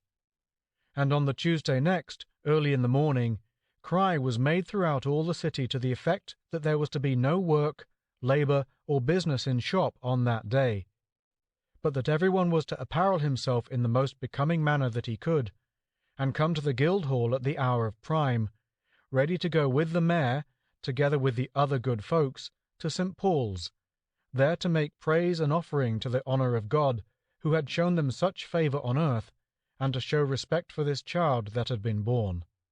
End quote. At the beginning of the next week, all went richly costumed to Westminster, riding on horseback, and there made offering. After dinner in the Guildhall, quote, "they went in carols throughout the city all the rest of the day and great part of the night." End quote.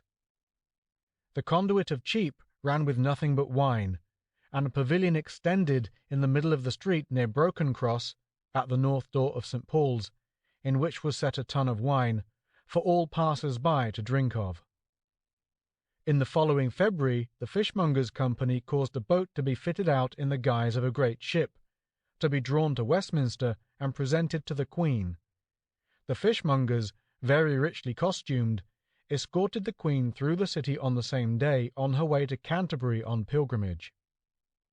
In 1330 there was an accident during the progress of a great tournament in Cheapside, which was part of an entertainment offered by the citizens to the young king, Edward III, and Queen at the birth of their first son. The Queen Philippa displayed the same good qualities which, on a later occasion, she showed after the surrender of Calais, and thereby secured a lasting fame as a good woman. Stowe relates the event as follows. Quote, "There was a very solemn jousting of all the stout earls, barons, and nobles at London in Cheap, betwixt the Great Cross and the Great Conduit nigh Soper Lane, which lasted 3 days, where the Queen Philippa, with many ladies, fell from a stage, notwithstanding they were not hurt at all, wherefore the Queen took great care to save the carpenters from punishment, and through her prayer, which she made on her knees, she pacified the king and council, whereby she purchased great love of the people." End quote. This accident was the cause of Edward III ordering the construction in stone of a shed, celdam, on the north side of Bow Church, so that the royal party might in future be able to view the joustings and other shows with safety. Edward III was for some years the most popular of our monarchs, for he was constantly conquering his enemies, and his people were proud of him. In 1343 a great triumph was organized in his honor, which is described in Sir William Segar's Honor Military and Civil. The king commanded that the tournament should be proclaimed in France, Hainault, Flanders, Brabant, and other places, quote, "giving passport and secure abode to all noble strangers that would resort into England." End quote. The triumph took place in London and continued for 15 days. Dr. Jessopp gives us a vivid picture of what occurred 4 years afterwards. Quote, "When King Edward III entered London in triumph on the 14th of October 1347, He was the foremost man in Europe, and England had reached a height of power and glory such as she had never attained before. At the Battle of Crécy, France had received a crushing blow, and by the loss of Calais, after an 11-month siege, she had been reduced well nigh to the lowest point of humiliation. David II, King of Scotland, was now lying a prisoner in the Tower of London. Louis of Bavaria had just been killed by a fall from his horse, the imperial throne was vacant, and the electors in eager haste proclaimed that they had chosen the King of England to succeed. To their discomfiture, the King of England declined the proffered crown. He had other views. Intoxicated by the splendor of their sovereign and his martial renown, and the success which seemed to attend him wherever he showed himself, the English people had gone mad with exultation." End quote. 2 years later, in 1349, the fearful pestilence, known of late years as the Black Death, was destroying half the population of the country. One of the most interesting of London processions was that which took place when the chivalrous Black Prince brought his prisoners to England in 1357. Stowe's account of the historic scene is so vivid that it needs must be transferred to these pages without paraphrase. Quote, "Edward, Prince of Wales, returning into England with John, the French king, Philip, his son, and many other prisoners, arrived at Plymouth on the 5th of May, and the 24th of May entered London with them, where he was received with great honour of the citizens, and so conveyed to the King's palace at Westminster, where the King, sitting in his estate in Westminster Hall, received them, and after conveyed the French King to a lodging, where he lay a season. And after the said French King was lodged in the Savoy, which was then a pleasant place, belonging to the Duke of Lancaster. In the winter following were great and royal jousts holden in Smithfield at London, where many knightly sights of arms were done to the great honour of the King and realm, at the which were present the Kings of England, France, and Scotland, with many noble estates of all those kingdoms, whereof the more part of the strangers were prisoners." End quote. The King of France remained a prisoner for 3 years, but in 1360 King Edward marched upon Paris, and peace was made to the joy of the French, although the English gained a third of that kingdom by the peace of Bretigny. When the peace was confirmed, Edward III came to England, quote, "and so straight to the Tower to see the French king, where he appointed his ransom to be 3 millions of florences, and so delivered him of all imprisonment, and brought him with great honour to the sea, who then sailed over to France." End quote. On the 8th of June 1376, that flower of chivalry, the Black Prince, died in the Archbishop's palace at Canterbury. His young son Richard was then created by the King Earl of Chester, Duke of Cornwall, and Prince of Wales. At Christmas, the Londoners formed a torchlight procession from the city to Kennington in honour of the Prince. Quote, "On the Sunday before Candlemas, in the night, 130 citizens, disguised and well horsed, in a mummery with sounds of trumpets, large trumpets, horns, shalms, and other minstrels, and innumerable torchlights of wax, rode from Newgate through Cheap, over the bridge, through Southwark, and so to Kennington, besides Lambeth, where the young prince remained with his mother. In the first rank did ride 48 in the likeness and habit of esquires, 2 and 2 together, clothed in red coats, and gowns of say or sandal, with comely visors on their faces. After them came riding 48 knights in the same livery of colour and stuff. Then followed one richly arrayed like an emperor, and after him at some distance, one stately attired like a pope, whom followed 24 cardinals, and after them 8 or 10 with black visors not amiable, as if they had been legates from some foreign princes. These maskers, after they had entered the manor of Kennington, alighted from their horses and entered the hall on foot, which done, the prince, his mother, and the lords came out of the chamber into the hall, whom the said mummers did salute, showing by a pair of dice on the table their desire to play with the prince, which they so handled that the prince did always win when they cast them. Then the mummers set to the prince 3 jewels one after another, which were a bowl of gold, a cup of gold, and a ring of gold, which the prince won at 3 casts. Then they set to the prince's mother, the duke, John of Gaunt, the earls, and other lords, to every one a ring of gold, which they did also win. After which they were feasted, and the music sounded. The prince and the lords danced on the one part with the mummers, who did also dance, which jollity being needed, they were again made to drink, and then departed in order as they came." End quote. On the 21st of June following, 1377, Edward III, deserted by his mistress, Alice Perras, and his courtiers, and attended by a solitary priest, died at Sheen, now Richmond. Before the breath was out of his body, the citizens waited upon the young Prince Richard, and offered their allegiance, requesting him to come to London. In Walsingham's Chronicle there is an account of a pageant in honour of the young king in the following month. On the feast of St. Swithin, the mayor and citizens assembled near the Tower, when King Richard, clad in white garments, came forth with a great multitude in his suite, also dressed in white. The streets were hung with cloth of gold and silver and silken stuff, and the conduits ran wine for 3 hours. At the upper end of Cheapside was erected a castle with 4 towers. In the towers were placed 4 beautiful virgins, of stature and age like to the king, apparelled in white. These damsels, on the king's approach, blew in his face leaves of gold, and threw on him and his horse counterfeit golden florins.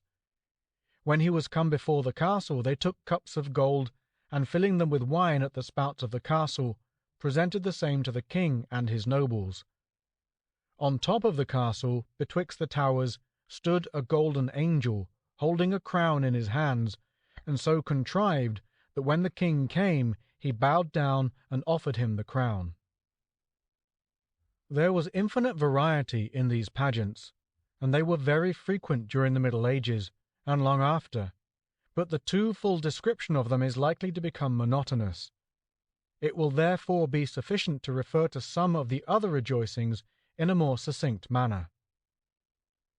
On Friday after the Epiphany, 1382, the mayor and aldermen and commons rode to meet the new queen, Anne of Bohemia, and conducted her through the city. All the crafts were charged to wear nothing but red and black. End of Chapter 6, Part 1. End of Section 9.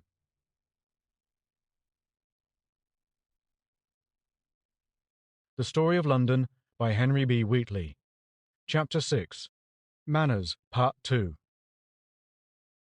In 1392, Richard II wanted to borrow £1,000 from the Londoners. However, they not only refused, but killed a certain Lombard who would have lent the sum. The king was very angry and deposed the mayor, imprisoning him in Windsor Castle, and the sheriffs and various prominent citizens in other prisons. Finding that they were in a bad case, the citizens repented and offered the king £10,000. Richard, learning that the Londoners were in heaviness and dismayed, said to his men, as Stowe tells us, quote, "I will go to London and comfort the citizens, and will not that they any longer despair of my favour." End quote. On leaving Sheen, he was met on Wandsworth Common by 400 of the citizens on horseback, clad in one livery, who, in the most humble manner, craving pardon for their past offences, besought him by their recorder to take his way to his palace at Westminster through the city of London. The request having been granted, the king pursued his journey to Southwark, where, at St. George's Church, he was met by a procession of the Bishop of London and all the religions of every degree, and above 500 boys in surplices. At London Bridge, a white steed and milk-white palfrey, both saddled, bridled, and caparisoned in cloth of gold, were presented to the king and queen. The citizens received them standing in their liveries on each side of the street, crying, "King Richard! King Richard!" Handsome presents were made to the king and queen, who proceeded to St. Paul's. After the offerings had been made there, the mayor accompanied the king to Westminster. On the following day, the citizens again went to the palace with presents, and received a new confirmation of their liberties. They had, however, to present a golden tablet of the story of Edward the Confessor for the shrine of that royal saint, and were further mulcted in a heavy tax. 7 years after this, the principal actors were changed, and Henry, Duke of Lancaster, approached London with Richard as a captive. He was received in great pomp by the mayor, aldermen, and sheriffs, and all the several companies in their formalities, with the people incessantly crying, "Long live the good Duke of Lancaster, our deliverer."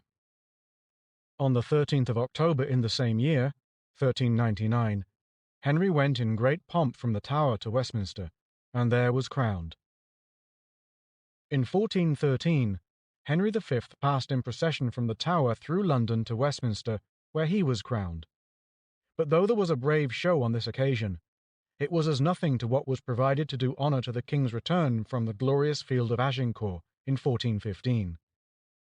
The mayor and aldermen, apparelled in orient-grained scarlet, and 400 commoners in murrey, well mounted, with rich collars and chains, met the king at Blackheath, and the clergy of London in solemn procession, with rich crosses, sumptuous copes, and many censers, received him at St. Thomas of Waterings, a place on the Old Kent road, which Chaucer's pilgrims passed when they had gone about 2 miles from the Tabard.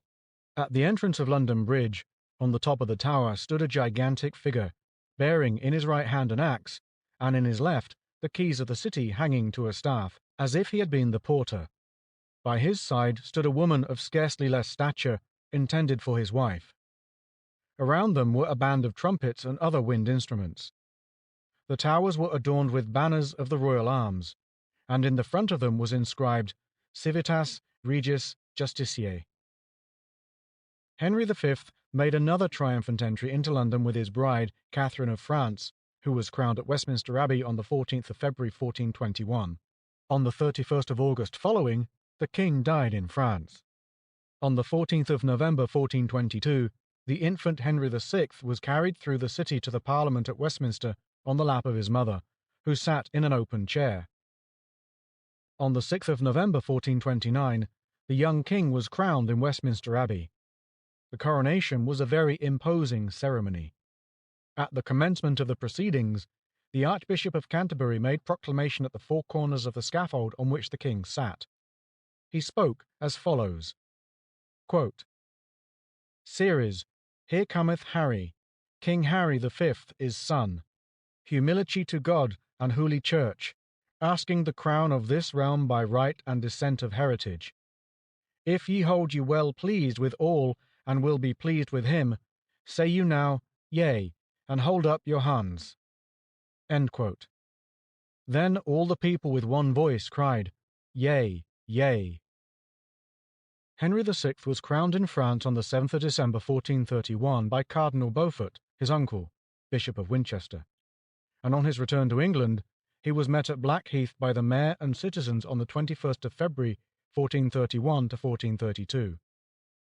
The mayor and aldermen were dressed in scarlet, and the members of the guilds in white, with the cognizances of their crafts on their sleeves. The figure of a mighty giant with a drawn sword stood at the entrance of the bridge.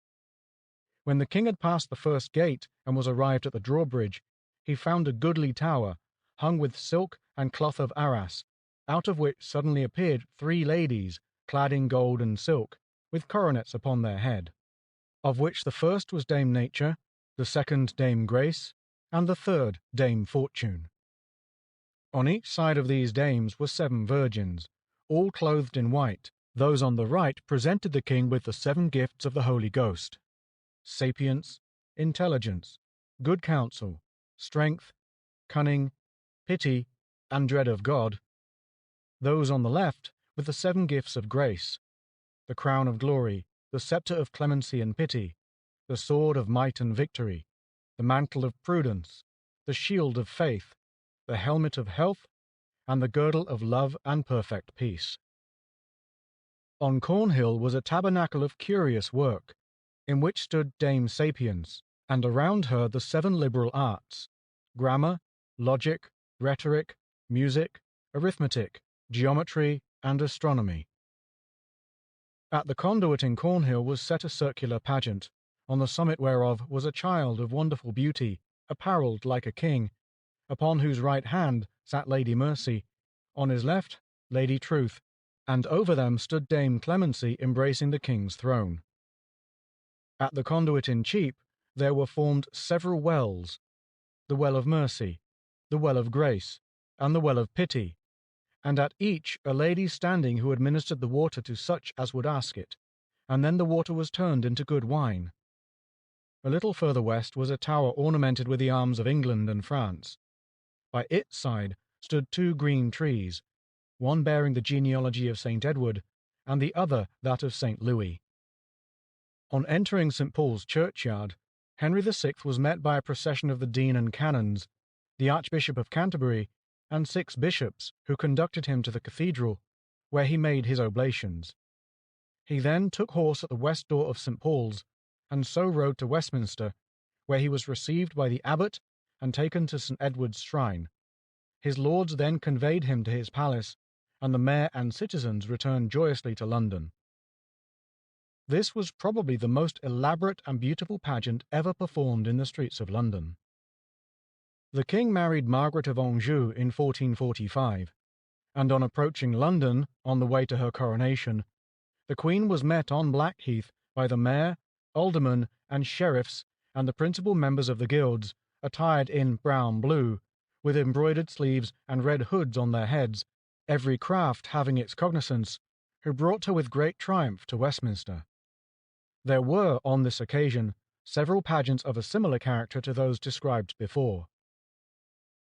In 1461, after the Battle of Mortimer Cross and the Second Battle of St. Albans, Edward, Earl of March, came to London with his forces and was chosen king in St. John's Field, Clerkenwell, on March 2nd. King Edward's title was set forth in the sermon at St. Paul's Cross by the Bishop of Exeter. After the sermon, the king was conveyed in procession to Westminster Abbey, and after having offered at St. Edward's shrine, he went to Westminster Hall and, sitting in the royal seat, was greeted with shouts of "Long live the King." He then returned to St. Paul's and was lodged in the bishop's palace. On the 26th of June, the mayor and aldermen in scarlet and the commons in green brought Edward IV from Lambeth to the Tower, and on the 28th inst. He was crowned with great solemnity at Westminster. Quote, "And on the morrow, after the king was crowned again in Westminster Abbey in the worship of God and St. Peter, and on the next morrow he went crowned in Paul's Church in London, in the honour of God and St. Paul, and there an angel came down and censed him, at which time was so great a multitude of people in Paul's as ever was seen in any days." End quote. On Whitsunday, 1465, Queen Elizabeth Grey was crowned at Westminster Abbey, having on the preceding day ridden in a horse litter through the chief streets of London, preceded by the newly created Knights of the Bath, 4 of whom were men of London, the mayor and 3 others. Shortly after the murder of Henry VI in the Tower, 1471, Edward was met by the mayor, aldermen, and citizens about a mile from the city, between Islington and Shoreditch, and in the highway he knighted the mayor, 11 aldermen, and the recorder. Edward IV died on April 9, 1483, and his young son, Edward V, was brought from Ludlow by the Greys, his relations on the mother's side.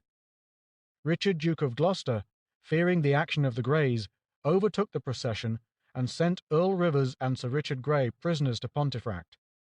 Edmund Shah the mayor, the sheriffs and the aldermen in scarlet, with 500 horse of the citizens in violet, met the king and the duke at Hornsey, and, riding from thence, accompanied them into the city, which was entered on the 4th of May. The king was lodged in the bishop's palace, where a great council was held, at which the Dukes of Gloucester and Buckingham and other great lords were sworn. Edward V was deposed soon after this, and on the 5th of July, the day before his coronation, Richard rode from the Tower through the city with his son, the Prince of Wales, 3 dukes, 9 earls, 22 viscounts and barons, 80 knights, esquires and gentlemen not to be numbered, besides the great officers of state. After the Battle of Bosworth, Henry VII was met at Hornsey on the 28th of August 1485 by the mayor, Sir Thomas Hill, and the aldermen in their scarlet robes, accompanied by a great number of citizens on horseback, in violet-coloured gowns, whence they conducted him to Shoreditch, where he was received by the several companies, and then conducted to St. Paul's, where he offered 3 standards, one with the image of St. George, another with a red, fiery dragon, and the third with a dun cow. After the singing of the Te Deum, he went to the bishop's palace. Less than a month afterwards, Sir Thomas Hill died of the sweating sickness. The coronation of Henry VII in 1485 was hurried over with less ceremonial than usual, and without any procession through the city, but that of the Queen, Elizabeth of York, in 1487, was attended with all the pomp customary on similar occasions. On Friday before St. Catherine's Day, the Queen came from Greenwich by water. The mayor, sheriffs, and aldermen, with citizens chosen from every craft in their liveries, were waiting on the river to receive her and attend her to the Tower. On the following day, she went through London to Westminster in a litter. The houses were dressed with clothes of tapestry and arras, and in cheap with rich cloth of gold, velvet, and silk. Along the streets, from the Tower to St. Paul's, stood in order all the crafts of London in their liveries, and in various places were placed singing children, some arrayed like angels, to sing sweet songs as the Queen went by. The Battle of Bosworth we have agreed to consider as the period of the break-up of the Middle Ages, but it was many years after this before the shows and amusements of the people exhibited any great change. The Tudors, especially Henry VIII, showed a particular delight in pageantry, and the Stuarts carried on the tradition. In fact, it was in Elizabeth's reign that special attention was given to the arrangement of the Lord Mayor's pageant. George Peele, the dramatist, is the first on the list of the city poets, although we have already seen that Lydgate was employed to write poetry in honour of King Henry VI. The pageant prepared for the triumphant passage of, quote, King James and Queen Anne, his wife, and Henry Frederick, the Prince, end quote, from the Tower through the city on the 15th of March, 1603 to 1604, were of a magnificent character. 7 beautiful arches of triumph were designed by Stephen Harrison, joiner and architect. These were erected at the expense of the livery companies and the foreign merchants. During the 18th and 19th centuries, the art of pageantry was almost entirely lost. The decoration of our streets on joyful occasions has lately considerably improved, but there is still room for a more artistic treatment. With our knowledge of the past and the possession of artists who are enthusiastic for the revival of a true taste in pageantry, there ought to be no difficulty in the production of pageants that would do honour to our city. It would be well if the authorities would consult with artists for the improvement of the Lord Mayor's show. We have treated of out-of-door amusements, and must now say a few words on one of those enjoyed indoors. Music and poetry were cultivated by certain foreign merchants in England, who established in London, at the close of the 13th and beginning of the 14th century, a society or brotherhood of the Puy, quote, in honour of God, Our Lady St. Mary, and all saints, both male and female, and in honour of our Lord the King, and all the barons of the country, and for the increasing of loyal love, and to the end that the city of London may be renowned for all good things in all places, and to the end that mirthfulness, peace, honesty, joyousness, gaiety, and good love, with infinity, may be maintained. End quote. The majority of the members were foreigners, but Englishmen were not excluded, for we find that John de Cheshunt was the 3rd prince or president. Statutes and full particulars of proceedings are given in Liber Customarum, and curiously enough, no other evidence of the existence of such a fraternity in England is known. From this document, we learn that the society had received from the city great privileges in respect of the chapel of St. Mary in Guildhall, which was building towards the close of the reign of Edward I. Hence, the donation in its favour for a chaplain by Sir Henry Lewales, 1299, who had been mayor both of London and Bordeaux, and in the latter capacity would be likely to feel an additional interest in this musical society of French merchants and their English friends. The regulations are very full and explanatory of the various proceedings at the Festival of the Puy, as the following extracts from Mr. Riley's translation of the Latin original will show. As to the yearly election of a prince, quote, the prince ought to be chosen as being good and loyal and sufficient upon the oath of 11 companions, or of the 12 to their knowledge upon their oath, that the Puy may be promoted thereby, and maintained and upheld. And he who shall be chosen for prince may not refuse it upon his oath. And when the old prince and his companions shall leave to make a new prince, at the great feast the old prince and his companions shall go through the room from one end to the other, singing. And the old prince shall carry the crown of the Puy upon his head, and a gilt cup in his hands, full of wine. And when they shall have gone round, the old prince shall give to drink unto him whom they shall have chosen, and shall give him the crown, and such person shall be prince. End quote. Marriage, death, and burial of the members. Quote, if there be any one of the companions who marries in the city of London, or who becomes a clerk priest, he ought to let the companions know thereof, and each shall be there according to his oath, if he have not a proper excuse. And the married person ought to give them chaplets, all of one kind, and all the companions ought to go with the bridegroom to the church, and to make offering, and to return from the church to the house. And if there be any of the companions of the brotherhood who departs this life and dies, all the companions ought to be there, and to carry the body to church by leave of the kindred, and to make offering. End quote. Common hutch. Quote, there shall be a common hutch of the company of the Puy, in which the remembrances and the revised provisions of the company shall be placed in safe keeping. Of which hutch, in the first place, the new prince, each year after he is chosen, shall have 1 key, and 2 companions, by assent of the companions, for such custody chosen, each 1 key, and that this hutch shall stand in such safe place as the companions shall ordain within the city of London. End quote. Clerk and chaplain. Quote, there shall be a clerk, intelligent and residing in London, chosen by the companions, to serve the company, and that he be willing and able to be attendant upon, and obedient unto the prince, and to the 12 companions, in all matters that concern the company. That there be a chaplain at all times singing mass for the living and the dead of the company, and a chapel, founded in honour of God and Our Lady, so soon as the improved means of the company, by the aid of God and good folks, may thereunto suffice.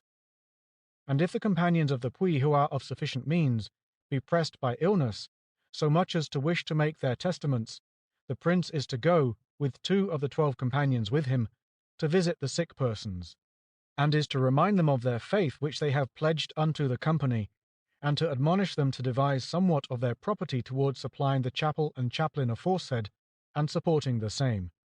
End quote. The Grand Feast.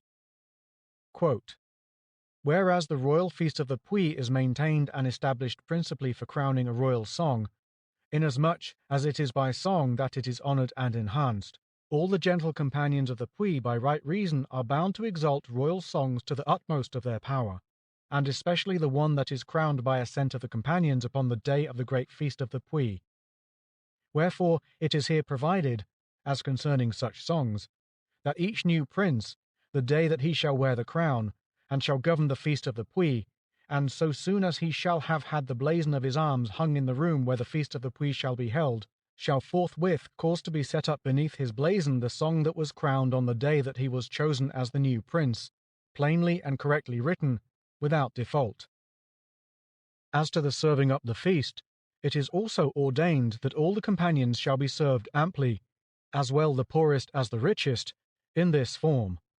That is to say, they shall be served with good bread, good ale, and good wine, and then they shall be served with pottage, and with 1 course of solid meat, and then after that with double roast in a dish and cheese without more.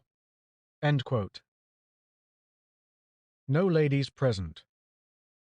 Quote, Although the becoming pleasance of virtuous ladies is a rightful theme and principal occasion for royal singing, and for composing and furnishing royal songs, nevertheless it is hereby provided that no lady or other woman ought to be at the great sitting of the Puy, for the reason that the members ought hereby to take example, and rightful warning, to honour, cherish, and commend all ladies at all times, in all places, as much in their absence as in their presence. End quote. Costume and procession. Quote, the prince ought, at his own cost, to be costumed with coat and surcoat without sleeves, and mantle of one suit, with whatever arms he may please, at his own free will, so that at the election of a new prince, at the great feast of the Puy, he give his mantle and his crown to the new prince so soon as he shall be chosen.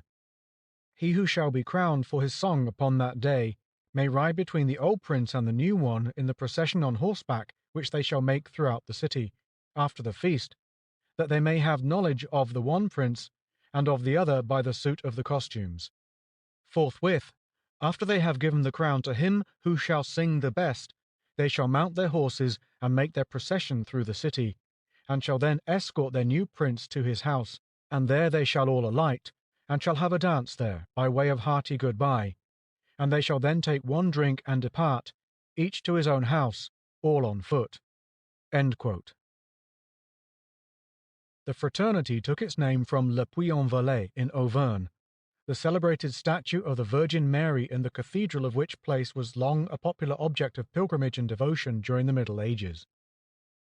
Monsieur Aymard, administrator of the city of Le Puy-en-Velay, and the historian of the Confrérie de Notre-Dame de Puy, is of the opinion that the document in the Liber Customarum is at once more full and more ancient by far than any set of regulations of a similar French fraternity which is known to have survived to our times. Societies of the Puy flourished in Normandy and Picardy. The place of the meeting of the companions is not known, but Mr. Riley suggests that it was possibly in the Vintry. There is some uncertainty as to how the fraternity came to an end. Londoners were better supplied with eating houses than their neighbours on the continent, as we learn from the description of the street of cookshops on the Thames side by Fitzstephen. Quote, there is also in London, on the bank of the river, amongst the wine shops, which are kept in ships and cellars, a public eating house. There every day, according to the season, may be found viands of all kind, roast, fried and boiled, fish, large and small, coarser meat for the poor, and more delicate for the rich, such as venison, fowls, and small birds. If friends, wearied with their journey, should unexpectedly come to a citizen's house, and, being hungry, should not like to wait till fresh meat be bought and cooked, meanwhile some run to the riverside, and there everything that they could wish for is instantly procured. However great the number of soldiers and strangers that enters or leaves the city at any hour of the day or night, they may turn in there if they please, and refresh themselves according to their inclination, so that the former have no occasion to fast too long, or the latter to leave the city without dining. Those who wish to indulge themselves would not desire a sturgeon, or a bird of Africa, or the godwit of Ionia, when the delicacies that are to be found there are set before them. This, indeed, is the public cookery, and is very convenient to the city, and a distinguishing mark of civilization. End quote. Mr. Riley points out in his introduction to the Liber Customarum that the coquina of Fitzstephen was in reality a cook's row, not merely a solitary cookshop. In Fitz Aylwin's Second Assize, 1212, the cookshops on the Thames were ordered to be whitewashed and plastered, and the inner partitions to be removed, from which it would appear that lodging rooms had been, quote, constructed for the harbouring of guests and travellers in contravention of the city regulations, which at all times during the 13th and 2 succeeding centuries strictly forbade cooks and pie bakers to keep hostels for the entertainment of guests. In the 14th century, however, most of these cookshops had made way for genuine hostels and herbergeries, to be kept only by freemen, and on no account by foreigners, though we find mention made of 1 or 2 cookshops lingering on the city margin of the Thames so late as the reign of Edward III. End quote. Mr. Riley adds in his glossary, quote, to the celebrity which London gained at an early period for its cookshops, its citizens were not improbably indebted for their nickname of Cockney, one which they have retained throughout England to the present day. The earliest recorded instance of its use is probably of this same period. The rhyme uttered, according to Camden, by Hugh Bigot, Earl of Norfolk, in reference to Henry II, the capital of whose English dominions was London. Were I in my castle of Bungay, upon the river of Waveney, I would no care for the King of Cockney. Keepers of wine taverns and alehouses and victuallers, who merely sold provisions, do not appear to have lodged their guests any more than the cooks. The persons whose business it was to receive guests for profit appear to have been divided into two classes, the hostelers and the herbagers. The line of distinction between these two classes is not very evident, but it seems not improbable that it consisted in the fact that the former lodged and fed the servants and horses of their guests, while the latter did not. At all events, hostelers are mentioned as supplying hay and corn for horses, but herbagers never. End quote. Hostelers were also forbidden to sell drink and victuals to any other than their guests. The established charge for a night's lodging about the time of Henry IV was 1 penny per night. Quote, in the times of our early kings, when they moved from place to place, it devolved upon the marshal of the king's household to find lodgings for the royal retinue and dependents, which was done by sending a billet and seizing arbitrarily the best houses and mansions of the locality, turning out the inhabitants, and marking the houses so selected with chalk, which latter duty seems to have belonged to the sergeant chamberlain of the king's household. The city of London, fortunately for the comfort and independence of its inhabitants, was exempted by numerous charters from having to endure this most abominable annoyance at such times as it pleased the king to become its near neighbour by taking up his residence in the town. End quote. By an Act, 7 Edward VI, 1553, 40 taverns and public houses were allowed in the city, and 3 in Westminster. End of Chapter 6. End of Section 10.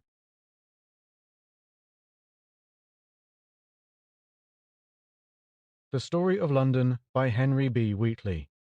Chapter 7. Health, Disease, and Sanitation, Part 1. When I mentioned to a friend that I intended to devote one of the chapters of this book to the consideration of sanitation in the Middle Ages, he hinted that, as there was no such thing, this would partake somewhat of the character of the famous chapter on snakes in the history of Ireland. In this opinion, I hope to prove that he is wrong.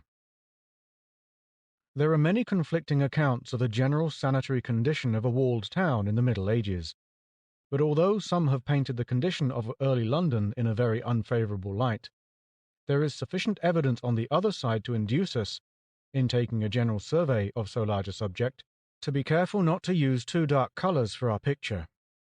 Probably the town was healthier in ordinary times than in the country, because the regulations were stricter, but in time of pestilence it was doubtless worse, from the confined space and the want of fresh air caused by the closeness of buildings.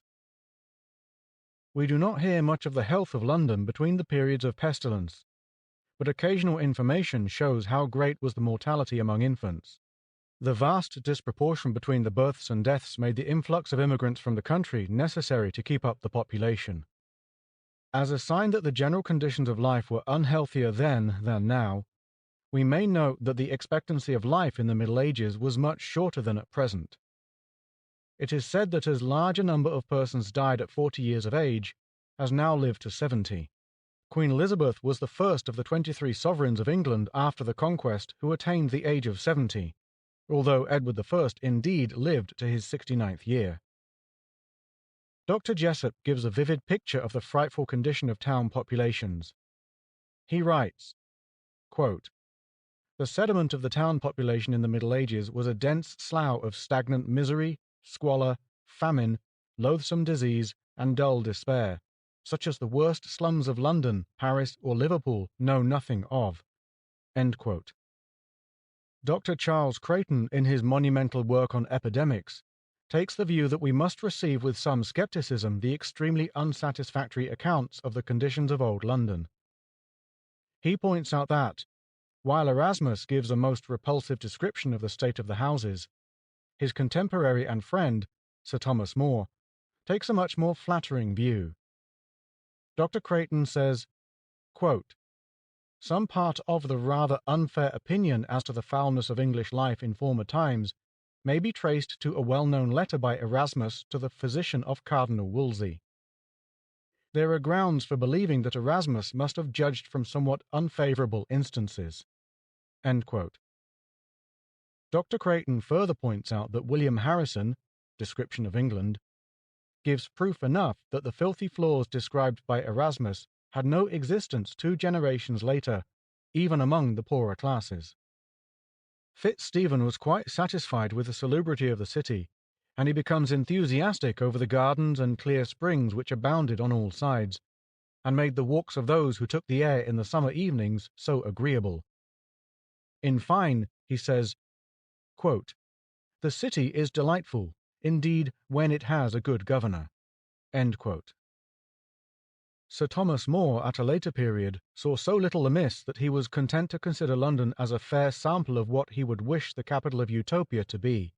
We know, at all events, that whatever its faults, it was in advance of foreign cities. It has been said that the English word comfort cannot be translated, and a curious confirmation of this is found in the fact that in the old French contemporary account of Wat Tyler's rebellion, the word is introduced in a French context, as if there was no equivalent in that language. Dr. J. W. Tripe, in 1881, took as the subject of his inaugural address on assuming the presidential chair of the Society of Medical Officers of Health, the sanitary condition and laws of medieval England. Referring to this, a writer in the Medical Times and Gazette says, quote, "His description of the streets and houses of old London, and of the habits of our forefathers, though most graphic, was not new, but few, we think, have any idea of the antiquity of sanitary, nuisance removal, and river conservancy acts, and Dr. Tripe has therefore done well to again set forth the accounts of them that have been exhumed from the records of the city. Rude as they may seem to modern notions, they ought to have sufficed for the prevention of the epidemics which, from time to time, decimated the population, if they had not, like so many more recent enactments, been in advance of the age, and consequently remained for the most part dead letters." End quote. Before entering into particulars as to means taken for the protection of the city from disease, and as to those upon whom the duty was laid of carrying them out, it will be necessary to make a few remarks upon the healing art in the Middle Ages. It may be presumed that at all times large numbers suffered from illness and required medical aid, yet none has come down to us relating to the treatment adopted by the doctors. Unfortunately, the medical men of the Middle Ages do not appear to have trusted to themselves or to their own practical knowledge. Instead, they put their whole trust in the little they knew of Greek practice which they learnt from the Arabs, so that, even when writing on cases that came under their own observation, they give but slight information respecting the clinical treatment they adopted, and were afraid to express an opinion without the authority of a great name. Dr. Norman Moore says, quote, "The basis of medicine is the patient." End quote. This being so, as the patient always exists, the medicine man must always have been required. Those whose duty it was to combat disease among the Saxons seem to have been of little account, if we are to judge from the Reverend Oswald Cockaine's collection of leechdoms, wort cunning, and starcraft of early England, published in the Master of the Rolls series, 1864, and Dr. J. F. Payne's Fitzpatrick Lectures on the History of Medicine, 1903. The Saxon leech received a professional education, and was often learned, although he did not advance knowledge. He seems to have placed more reliance upon charms and magic than upon any sensible treatment. He compounded recipes of the most incongruous character, and paid special attention to the use of herbs, but few instances of cures performed by him are recorded. It is not until after the Conquest that we are able to find the first signs of the noble profession of today. It is said that medieval medicine first began to emerge from obscurity in the 13th and 14th centuries. The Jews and the clergy were among the first to practice medicine. A noted Jewish physician is recorded by William of Newburgh as practicing at King's Lynn at the end of the 12th century. but shortly afterwards the Jews were driven out of the country, and we hear no more of them except of an occasional physician who managed to escape the general outlawry of his nation. The clergy also, in course of time, largely gave over their noble attempts to heal their fellow citizens, and a medical profession was gradually formed. John of Salisbury died 1180, the friend and counsellor of Thomas à Becket, who is called by Bishop Stubbs, quote, the central figure of English learning for 30 years, end quote, and may therefore be considered to some extent as an authority on the subject, had a very poor opinion of the medical profession of his day, and rated its members roundly for their ignorance and incompetence. He affirmed that they had two maxims which they never violated. Quote, never mind the poor, never refuse money from the rich. End quote. There was no school of anatomy or surgery throughout England in the age of Chaucer and Wycliffe, but the medical schools of Salerno, Naples, and Montpellier were attended by Englishmen.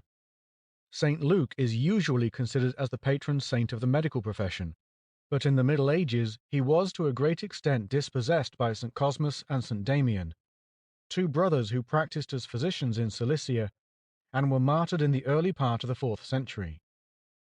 These were the patron saints of the Company of Barber Surgeons, but the Fellowship of Surgeons, whose history has been written by Mr. Darcy Power, kept St. Luke's day as well as that of St. Cosmas and St. Damian. Chaucer found room for the Doctor of Physic in his wonderful gallery of medieval portraits, and a very vivid picture he gives of the studies and practice of this worthy. It is drawn with the poet's tolerant humour, but he ends by saying that the doctor loved his gold, and all accounts appear to corroborate this opinion. Quote, with us there was a doctor of physic. In all this world ne was there known him lick, to speak of physic and surgery, for he was grounded in astronomy. He kept his patient a full great deal, in hours by his magic naturel. Well could he fortune the ascendant of his images for the patient.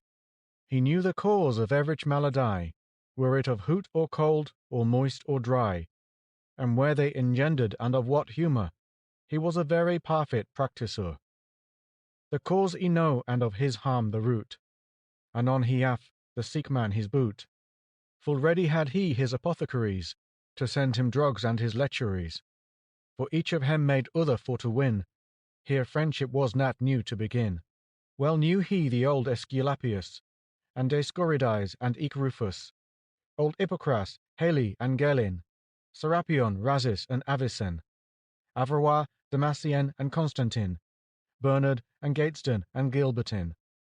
Of his diet measurable was he, for it was of no superfluity, but of great nourishing and digestible. His study was but little on the Bible. In sanguine and in purse he clad was all, lined with taffeta and with sendal, and yet he was but easy of dispense. He kept that he wan in pestilence. For gold in physic is a cordial, therefore he loved gold in special. End quote. Chaucer here shows great learning and knowledge of the history of medicine. He gives a full list of the Greek and Arab authorities, and also of the men living nearer to his own day. Bernard was Bernardus Gordonius, the professor of medicine at Montpellier in Chaucer's time. Gilbertin was Gilbertus Anglicus, and Gateston was John of Gaddesden. Footnote. Dr. Poore has analysed the different points in Chaucer's description, and explained the various allusions of the statement that the doctor's line of study had little to do with the Bible. Dr. Poore writes, quote, this line is frequently quoted to show that the skepticism with which doctors are often charged is of no modern growth. The point of the line is, however, to be found in the fact that Chaucer's doctor was certainly a priest, as were all the physicians of his time, and that the practice of medicine had drawn him away, somewhat unduly perhaps, from the clerical profession to which he also belonged. End quote. End of footnote. Gilbertus Anglicus, author of A Compendium Medicinae, about 1290, is said to have been the first English practical writer on medicine, but as Gilbert quotes a Master Richard, there may have been a still earlier English writer on the subject. The book contains the first description of leprosy written by a European. Little is known of the particulars of his life, but he is said to have been a chancellor at Montpellier. He travelled in the East at the time of the Crusades, probably during the Third Crusade in which Richard I took part. John of Gaddesden, 1280 to 1361, was a Doctor of Physic of Oxford, graduating from Merton College, Oxford, who subsequently obtained a large practice in London. He was in priest's orders and held a stall in St. Paul's Cathedral. His famous medical treatise entitled Rosa Anglica was written about the year 1305. It treats of fevers and injuries of all parts of the body, and soon became a medical textbook throughout Europe. In his book, there is an account of his special treatment of smallpox. He wrote, quote, "Let scarlet red be taken, and let him who is suffering smallpox be entirely wrapped in it or in some other red cloth. I did thus when the son of the illustrious King of England suffered from smallpox.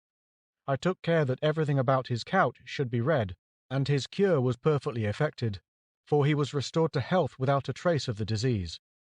End quote. Gaddesden was court physician to Edward II and Edward III, and seems to have taken advantage of his position to exact high fees. He recommended his contemporaries to make arrangements about payment before undertaking a case. The clergy were forbidden by Pope Innocent III, 1215, to undertake any operation involving the shedding of blood, and subsequently they were forbidden to practice surgery in any form. From this cause, the practice of surgery largely came into the hands of the barbers. We shall see later how the profession was divided between the military surgeon and the barber surgeon, but here we have only to deal with the physician. We learn from Riley's memorials that Roger Clark of Wandsworth was placed in the pillory in May 1382 for pretending to be a physician. He was brought before the mayor and aldermen and charged with deceit and falsehood by Roger at Hash.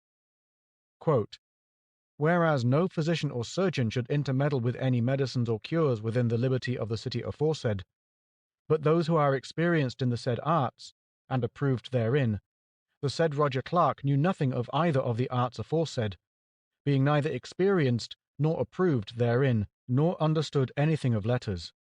End quote. He pretended to heal Roger at Hash's wife Joanna of her bodily infirmities by making her wear an old parchment leaf of a book rolled up in a piece of cloth of gold. This being of no avail, Clark was adjudged to be led, quote, "through the middle of the city with trumpets and pipes, he riding on a horse without a saddle, the said parchment and a whetstone for his lies being hung about his neck." End quote. This man was evidently an impostor and was properly punished for obtaining money under false pretenses. But many of the recipes adopted by the recognized physicians would probably be as ineffectual as the charm of Roger Clark.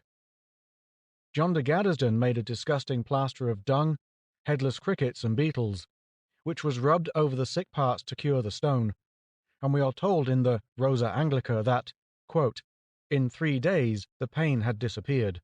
End quote. It was very long before the doctors gave up the making of extraordinary plasters and decoctions. Apparently they had the assistance of laymen on occasions.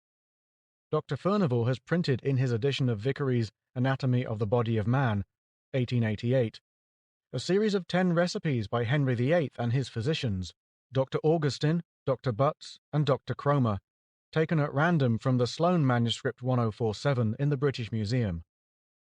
Among these are, quote, "The King's Majesty's Own Plaster, a black plaster devised by the King's Highness, a plaster devised by the King's Majesty at Greenwich and made at Westminster, to take away inflammations and cease pain, and heal excoriations, a decoction devised by the King's Majesty, and a cataplasm made ungement-like of the King's Majesty's device, made at Westminster." End quote.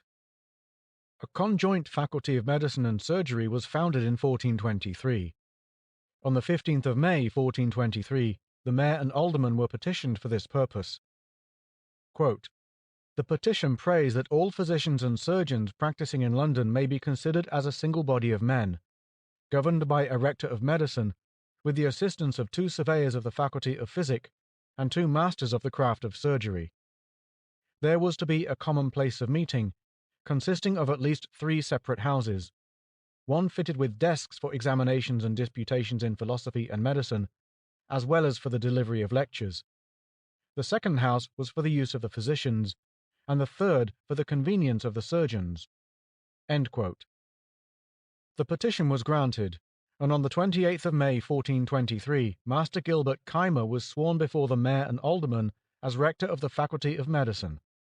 Dr. Keimer was a graduate of the University of Oxford, and physician to the household of Humphrey, Duke of Gloucester, and also an ecclesiastic. Dr. John Somerset and Dr. Thomas Southwell were sworn on the 27th of September to act as supervisors of physic. The former was also a graduate of Oxford University and a physician to Duke Humphrey. Of the latter's history, Mr. Power could find nothing. There is no record, quote, of the swearing in of a rector of medicine after the 27th of September 1424, nor is there any other indication of the continued existence of a conjoint college after 1425. End quote. Dr. Keimer went to the west of England in 1428 and became Dean of Salisbury in 1449. He continued, however, to practice medicine. Quote, "For in June 1455 he was summoned to Windsor to attend Henry VI in the fit of imbecility which attacked him after the first battle of St. Albans." End quote. Little is known of the action of the physicians from 1427 until the College of Physicians was founded by Linacre in 1518. Surgeons. Barbers were of old humble practitioners in the art of surgery and performed minor operations such as bleeding, tooth drawing, and cauterization. They largely assisted the clergy, in whose hands the practice of surgery and medicine was almost wholly confined. The action of the popes, already alluded to, in forbidding the clergy to interfere in any matter connected with the shedding of blood as incompatible with holy office, caused the clergy to devote themselves specially to medicine, and the duties of the barbers were thereby largely extended. Mr. Darcy Power has drawn attention to a matter which is of the greatest interest in the history of the profession, viz., that two types of surgeons flourished side by side in London during the Middle Ages: the military surgeons, who formed the aristocracy of the profession, and the barber surgeons. As early as the Third Crusade, 1189 to 1192, military surgeons, quote, were in attendance upon the kings and nobles, often in a purely personal capacity, but in the 13th century they had formal gradations of rank and were known as the royal surgeon, the common surgeon, etc. End quote.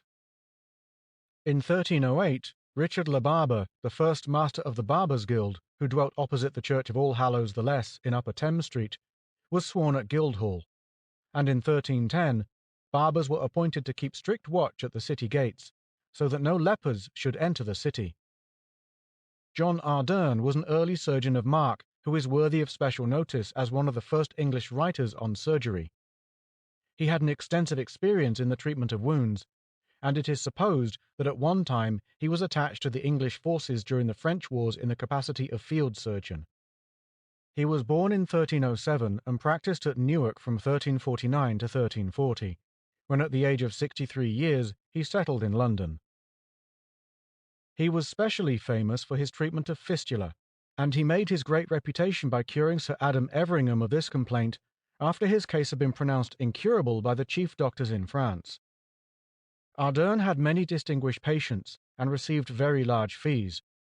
In his works, he entered very fully into the history of his cases and his mode of treatment, and when describing the manner of the leech, he throws a remarkable light upon the professional ethics and habits of his time. He was by no means reticent as to the best means of getting over his patients and making them pay well. The surgeon is told to, quote, beware of scarce askings, end quote, and as an example, Ardern says that, if he had to do with, quote, a worthy man and a great, end quote, he charged 100 marks, or £40, for a cure, quote, with robes and fees of 100 shillings term of life by year, end quote. Of less men, he would take £40 or 40 marks without fees, but he adds, quote, never in all my life took I less than 100 shillings for cure of that sickness, end quote. He counsels doctors to be careful in estimating the length of time of a cure, in fact to suggest double the time he expects. If the patient wonders at the rapidity of cure and asks, quote, why that he put him so long a time of curing, sith that he held him by the half, answer he, that it was for that the patient was stony-hearted, and suffered well sharp things, and that he was of good complexion, and had able flesh to hail, and fain he other causes pleaseable to the patient, for patients of such words are proud and delighted.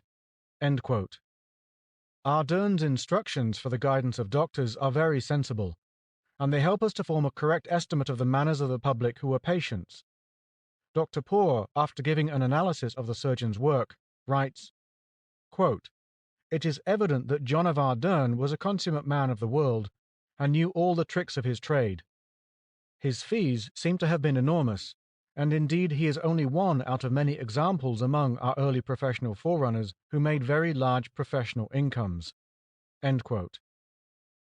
Mr. Anderson, the biographer of Ardern, remarks that although he called himself, quote, "chirurgus inter medicos," there is nothing to show that he possessed a master's degree or any formal license for the exercise of his calling.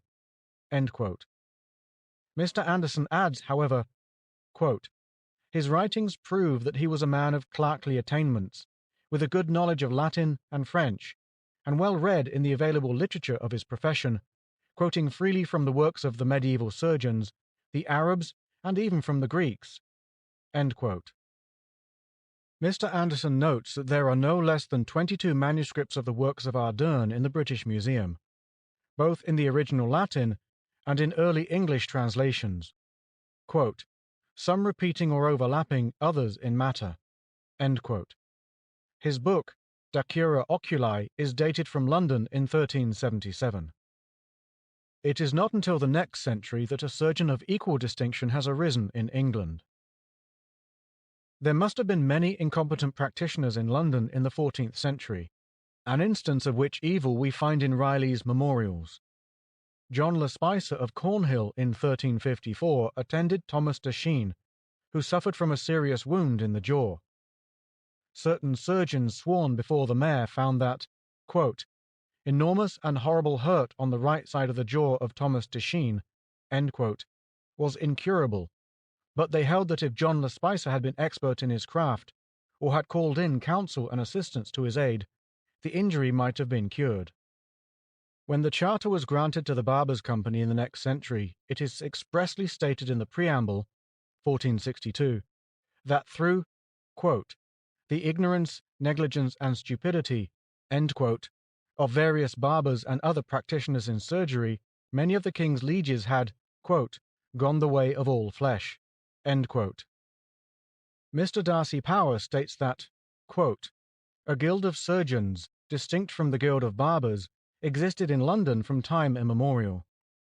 The guild was always a small body, probably never more than 20 in number, and sometimes dwindling to less than a dozen. It existed and remained unincorporated at a time when many of the other guilds either vanished or were converted into companies. The earliest notice of the Surgeons' Guild occurs in 1369. End quote. This information is obtained from Letterbook G, translated from the Latin by Riley.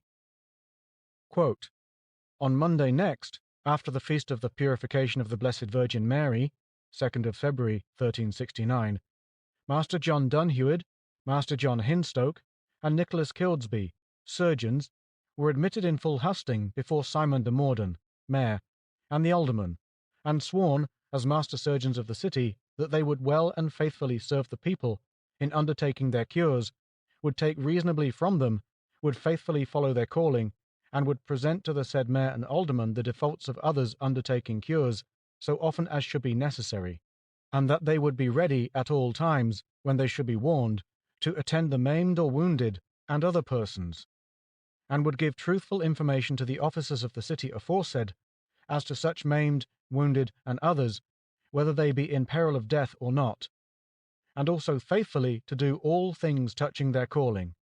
End quote. There is a similar ordinance dated April 1390, in which Master John Hinstock, Master Geoffrey Grace, Master John Bradmore, and Master Henry Sutton, surgeons, were admitted and sworn before the mayor. Mr. Power points out that this ordinance is specially interesting because the inspecting master surgeons are sworn, quote, "faithfully to follow their calling, and faithful scrutiny to make of others, both men and women, undertaking cures, or practicing the art of surgery, and to present their defaults, as well in their practice as in their medicine, to the aforesaid mayor and alderman, so often as need shall be." End quote. Mr. Powers says, quote, "The officers thus put under an obligation to perform certain public duties were the masters or aldermen of the Surgeons' Guild, and it is certain that they took so wide a view of their duties as to harass the members of the Barbers' Guild who meddled with surgery. Thus, in 1410, certain good and honest folk, barbers of the city, appeared by their counsel in the private chamber of the aldermen and sheriffs, and demanded that they should for ever peaceably enjoy their privileges, without scrutiny of any person of other craft or trade than barbers, and this neither in shaving, cupping, bleeding, nor any other thing in any way pertaining to barbery, or to such practice of surgery as is now used, or in future to be used, within the craft of the said barbers." End quote. In 1417 there is in the city records special reference to the wardens of the faculty or craft of surgeons. Security was given by a surgeon to the chamberlain of the city to ensure due care of his patients. John Severall Love, surgeon, undertook to pay £20 sterling to the chamberlain if he, quote, "should take any man under his care, as to whom risk of maiming or of his life might ensue, and within 4 days should not warn the wardens of the craft of surgery thereof." End quote. Half of this sum was to go to the city, and the other half to the faculty of surgeons. We now arrive at the time when another great surgeon arose. This was Thomas Morstead, surgeon to Henry V and Henry VI, and probably previously to Henry IV, who, Mr. Power says, made the first serious attempt to convert surgery into a profession. When Henry V, in the spring of 1415, entered on his campaign in France, which ended with the victory at Agincourt on the 25th of October, the medical arrangements of the army were very complete. Quote, "The agreement, dated the 29th of April, 1415, is to the effect that Nicholas Colnet was to accompany the king for a year as physician to the forces in Guienne and France. He was to be attended by 3 archers as a guard, each archer receiving 6d. a day, whilst Colnet drew 12d. for his own pay. Thomas Morstead, the surgeon, had also 3 archers assigned to him for protection, and he too received 12d. a day, in addition to the usual allowance of 100 marks a quarter, the pay, it is stated, for 30 men-at-arms, with a share of the plunder. Morstead was directed further to take with him 12 of his own craft, each subordinate surgeon to receive the pay of an archer, 6d. a day. The scale of pay here granted is very liberal. The ordinary day's wage of a labourer at this time was 1 penny. Each archer and each surgeon was considered to be worth the wages of 6 day labourers, and the 2 chiefs double their assistants. Yet in spite of these attractions, the service was a perilous one, even though it only lasted a few months. Morstead engaged William Bradwardine to act under him, but he had such difficulty in securing the services of the 12 assistants that he prayed the king to grant his letters of privy seal directed to your Chancellor of England, to cause him to deliver to your suppliant letters of commission under your great seal, by force of which he should have power to press 12 persons of his craft, such as he should choose, to accompany him, and to serve your most gracious sovereign lord during your campaign. Morstead became a rich and influential London citizen, and served as sheriff in 1436. He died in 1450, and was buried in the church of St. Olav Upwell, Old Jewry, where he had built a fair new aisle. End quote. Footnote: William Hobbs, appointed in 1461, was the first sergeant surgeon, a distinguished office which carried with it certain well-defined professional privileges.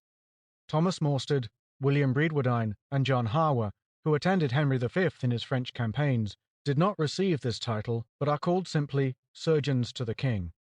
End of footnote.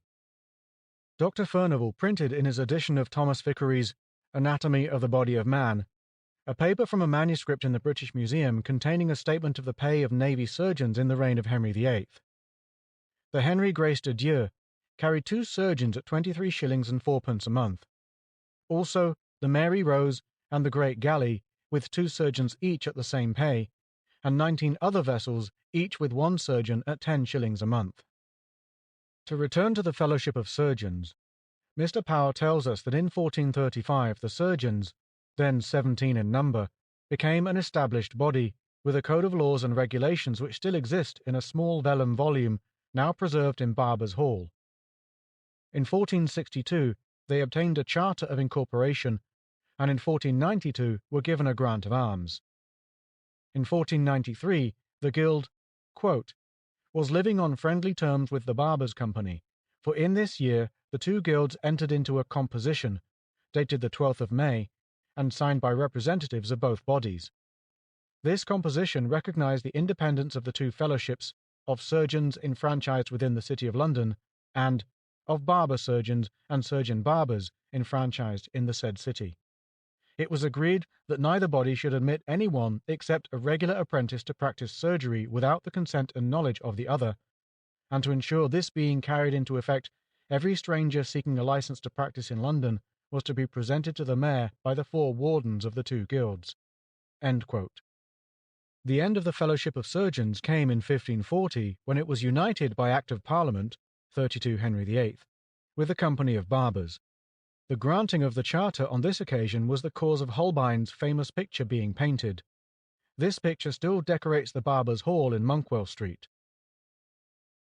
Allusion has already been made to the Barbers' Company, to its first master in 1308, and to its incorporation by royal charter in 1462 by Edward IV. In 1376, the guild elected 2 masters, and at this time the members were sharply divided between the barbers proper and the barbers exercising the faculty of surgery. In 1390, 4 masters were sworn in 1 year, but these were really only master and wardens, as stated by Mr. Young in his most valuable and exhaustive account of the Barber Surgeons' Company. The relative positions of the city companies has frequently changed. Thus, at one time the barber surgeons were entitled to the 17th place, but in 1516 they only ranked as the 28th. In 1537, the barber surgeons formed the most numerous company in London, the number of freemen being 185. The next in order of numbers was the skinners, with 151, then the haberdashers with 120, the leather sellers with 113, and the fishmongers with 109. The rest of the companies numbered less than 100, the bowyers being the lowest with 19.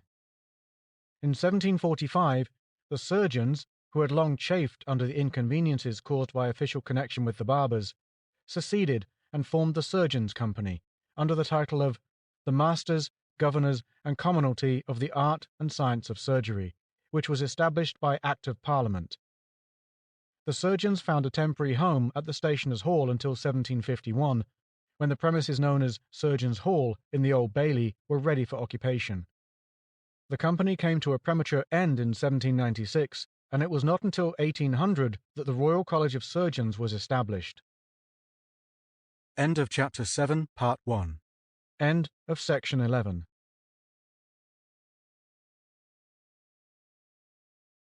The Story of London by Henry B. Wheatley. Chapter 7. Health, Disease, and Sanitation. Part 2. Hospitals. St. Bartholomew's Hospital. We are justly proud of the hospitals of the 20th century, but one of them stands out from the rest on account of its early foundation and its enormous influence on the growth of professional feeling. In following the incidents in the history of St. Bartholomew's Hospital, we cannot doubt but that this is one of the most noblest institutions in London. The hospital was founded by Rahere in 1123 and refounded in 1546.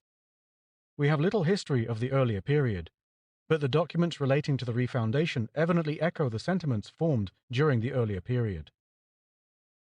Dr. Norman Moore, in his paper on the progress of medicine at St. Bartholomew's Hospital, 1888, writes, quote, "We are in the very middle of the sacred land of medicine, and many of the great events in the history of medicine are connected with the particular region in which our hospital is, or have occurred in our hospital itself." End quote. Rahere, while building the hospital, continued his labours by founding the priory, of which all that now remains is the Church of St. Bartholomew the Great. This consists of the choir and transept of the church of the priory, and a part of the site of the close is marked by the present Bartholomew Close.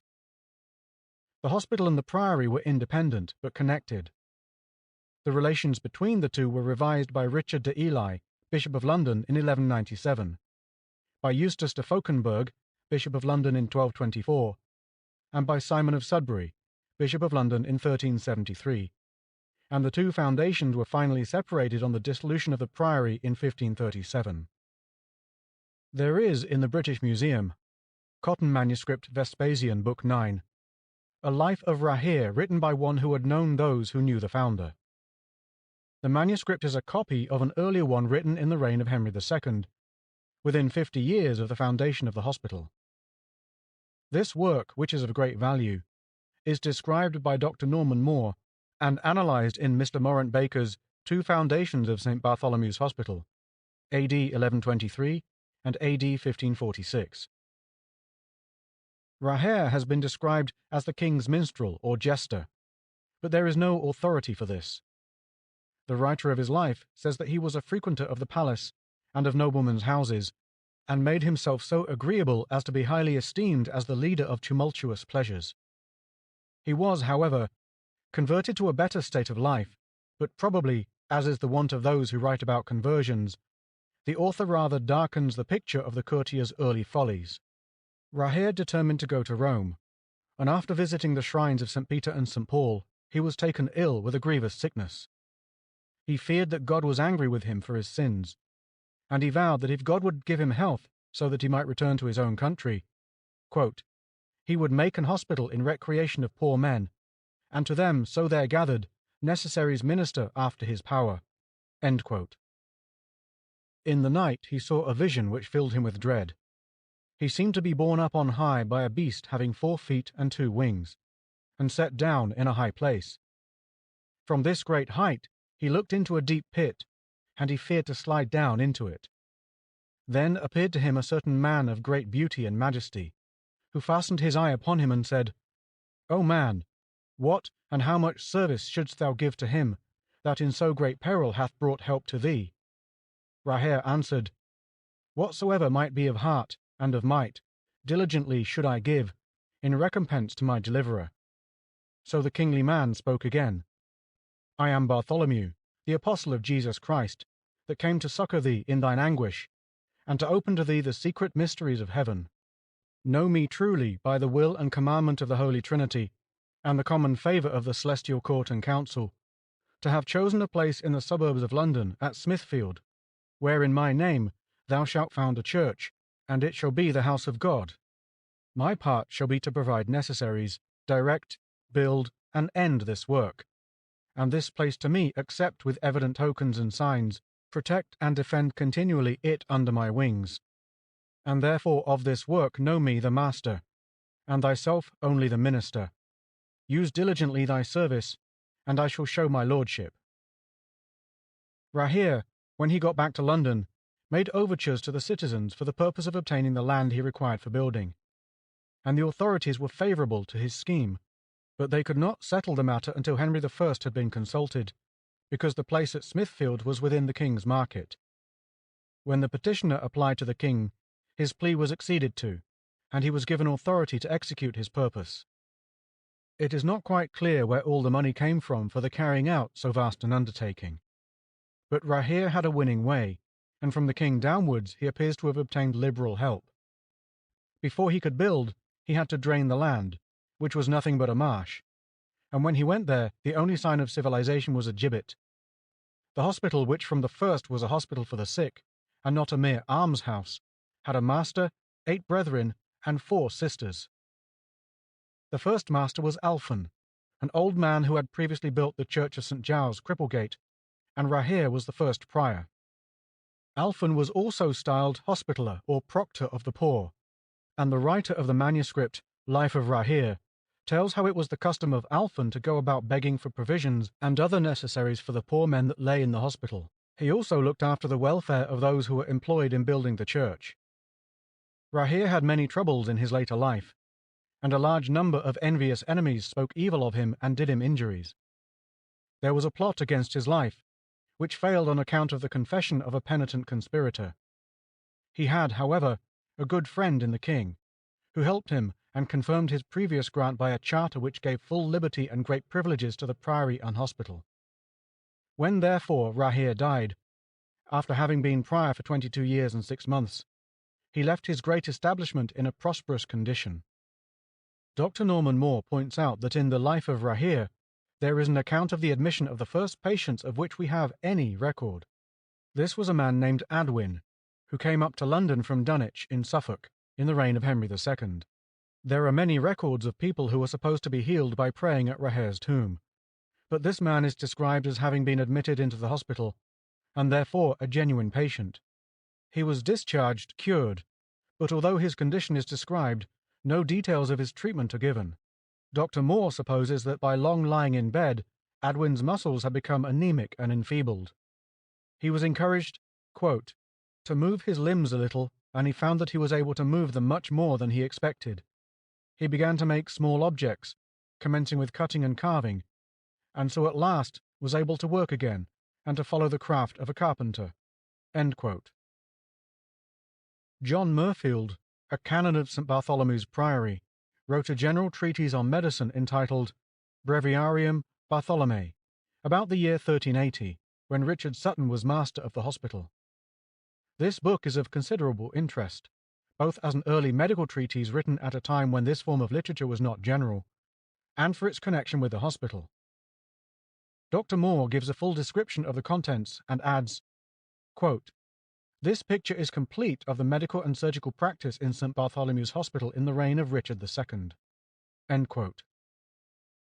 London was doubtless well able to supply the hospital with patients, and the dismounted knights in the jousts at Smithfield must have found it convenient to have their wounds attended to at once.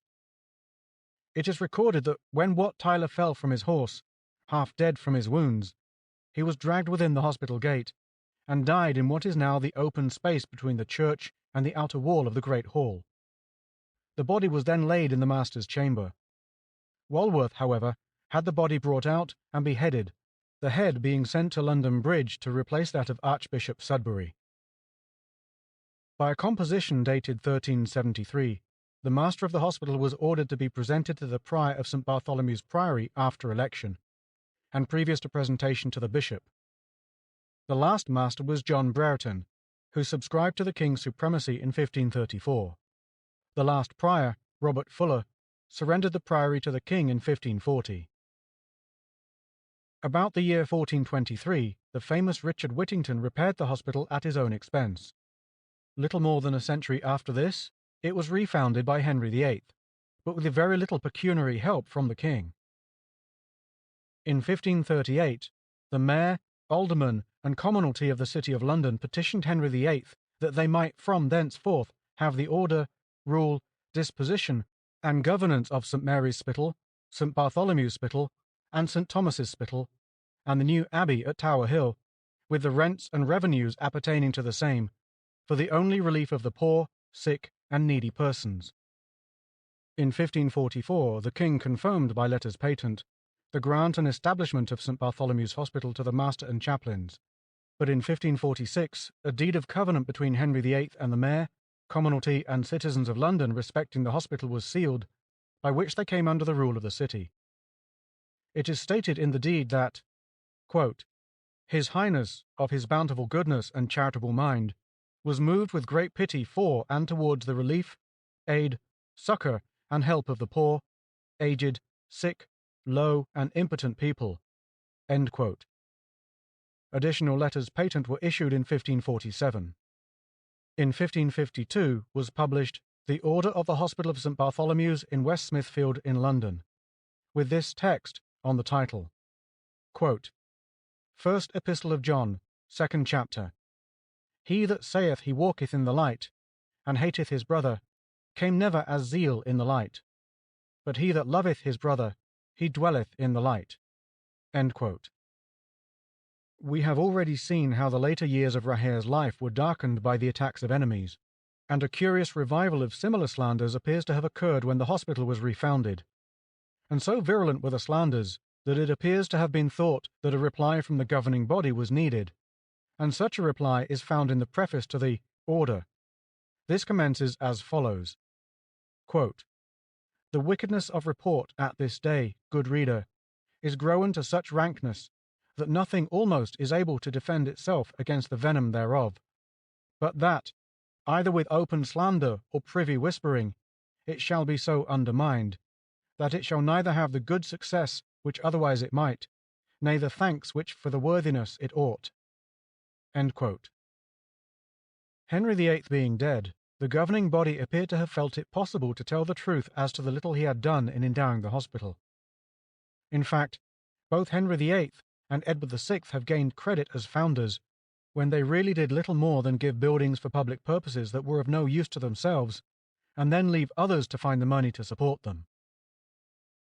The writer of the preface says that the slanderers ought to repent and praise both the deed and the doers, so as to wipe away the slander. Quote, "But forasmuch as it is doubtful whether they will do as they may, and of conscience are bounden, and the slander is so widespread that a narrow remedy cannot amend it, it is thought good to the Lord Mayor of this city of London, as chief patron and governor of this hospital, in the name of the city, to publish at this present the offices and orders by him appointed, and time to time practised and used by 12 of the citizens the most ancient in their courses, as at large in the process shall appear, partly for the stay and redress of such slander, and partly for that it might be an open witness and knowledge unto all men how things are administered there and by whom, wherein if any man judge more to be set forth in word, then indeed is followed there be means to resolve him." End quote. The case in abstract is as follows. For the relief of the sore and sick of the City of London, Henry VIII was pleased to erect a hospital in West Smithfield for 100 sore and diseased. He endowed it with 500 marks a year, on the condition that the citizens found another 500 marks. The citizens soon discovered that the king's endowment was far under what at first they had hoped. The 500 marks rent was to come from houses in great decay, and some rotten ruinous, so that to make them again worth the wanted revenue was no small charge, and after paying certain pensions, etc., there only remained towards succouring the 100 poor sufficient for the charge of 3 or 4 harlots then lying in childbed. The citizens, therefore, to relieve their own poor and others coming daily out of all quarters of the realm, spent above their covenant of 500 marks yearly not much less than £1,000, which enabled them to receive the number agreed upon. In spite of this, certain busybodies more ready to espy occasion to blame others than skilful to redress things blameworthy indeed, rounded into the ears of the preachers their tender consciences. These preachers took upon them to make known these slanders, so that the good citizens, for their 5 years' loathsome work done for Christ's sake, received only open detraction and the poor a greater hindrance. During these 5 years, 1547 to 1552, 800 sick folk were healed in the hospital, and 92 died.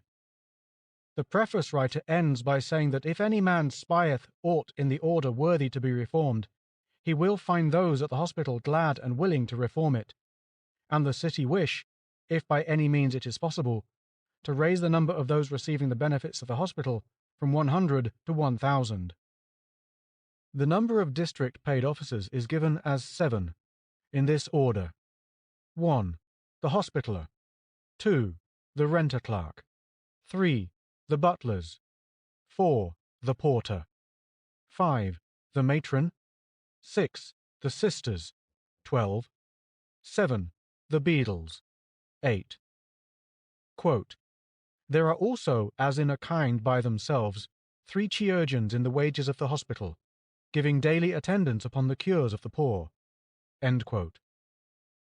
The charges in this little book of orders are of great interest, and will well repay careful perusal. The surgeons are charged to the uttermost of their knowledge to help cure the diseases of the poor without favouring those with good friends. They are not to admit the incurables, so as to keep out those who are curable. When they dress any diseased person, they are to advise him to sin no more and be thankful unto God. They are to receive no gift from anyone, and never to burden the house with any sick person, for the curing of which person they have received any money. In conclusion, they are to report any wrongdoing to the almoners. The nurses of the present day would be surprised at the stringency of the instructions in the charge to the sisters. Mr. Morant Baker specially refers to one command. Quote, and so much as in you shall lie, ye shall avoid and shun the conversation and company of all men. End quote. And adds, quote, an order which, I have no doubt, was as implicitly obeyed then as any similar command would be now. End quote. At the end of the charges is, quote, a daily service for the poor, end quote, and, quote, a thanksgiving unto Almighty God to be said by the poor that are cured in the hospital, at the time of their delivery from thence, upon their knees in the hall before the hospitaller, and 2 masters of this house, at the least. And this the hospitaller shall charge them to learn without the book before they be delivered. End quote.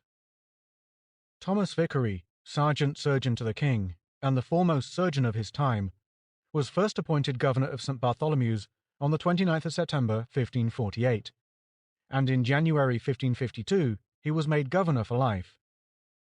He was the first medical officer of the hospital. Dr. Norman Moore describes his position as, quote, intermediate between that of the master of older times and that of the surgeons subsequently appointed. For some years he seems to have had both medical and general charge of the hospital. End quote. At this time, he had long held a distinguished position, although not originally a trained surgeon, and at first in small practice at Maidstone. In 1525, he was junior of the 3 wardens of the Barber Surgeons' Company. In 1528, he was upper warden, and one of the surgeons to Henry VIII. On the 29th of April 1530, he was granted the office of Sergeant Surgeon to the King, quote, as soon as Marcellus de la More shall die, or resign, or forfeit his post. End quote. And in the same year he became master of the Barber Surgeons' Company. Lamore died, or disappeared from England at some time after Easter 1535, when he received his last payment. Vicary received his first quarter's salary as Sergeant Surgeon on the 20th of September 1535, and filled this distinguished office under Henry VIII, Edward VI, Mary, and Elizabeth. The Sergeant Surgeons were originally military surgeons, whose first duty was to attend the king upon the battlefield. John Ranby was the last to perform this duty when he attended George II at the Battle of Dettingen in 1743. In 1541, Vicary was appointed First Master of the Amalgamated Company of Barbers and Surgeons, and in 1548 he is said to have published for the first time his Anatomy of Man's Body. This work was reprinted in 1577 by the 4 surgeons of St. Bartholomew's Hospital of that time, William Close, Will Betton, Richard Story, and Edward Bailey, who dedicated it to the President and Governors. The book is one of great interest, but Dr. Payne has lately proved that it is not an original work, but merely a réchauffé of an anatomical treatise of the 14th century, from which the greater portion has been transcribed word for word. The first physician of St. Bartholomew's was Dr. Rodrigo Lopes, a Portuguese Jew who was appointed about 1567. St. Thomas's Hospital. This hospital is almost of as great antiquity as St. Bartholomew's. The original hospital belonged to the canons of the Priory of St. Mary Overy, and was situated on the west side of the road running south from London Bridge. In 1207, the hospital was destroyed in the fire which devastated the borough of Southwark, but a temporary building was erected on the old site, now occupied by the Bridge House Hotel and the London and Westminster Bank.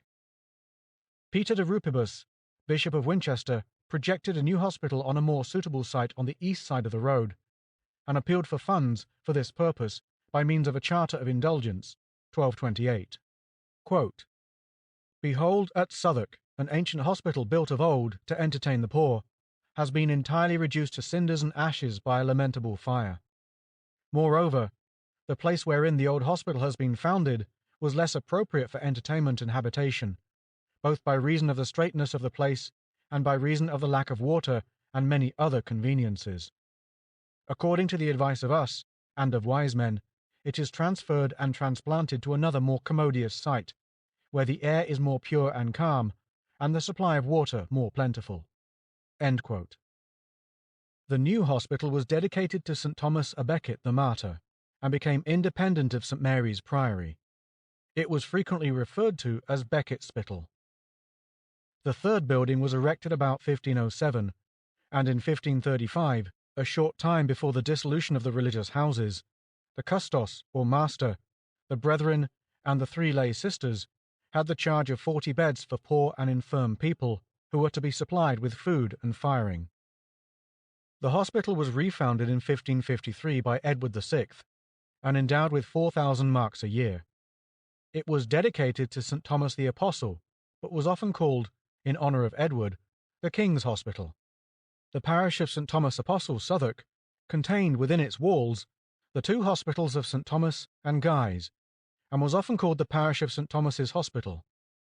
Thus, the old name remained, but the dedication was changed from that of the famous saint of the Middle Ages to that of the Apostle St. Thomas.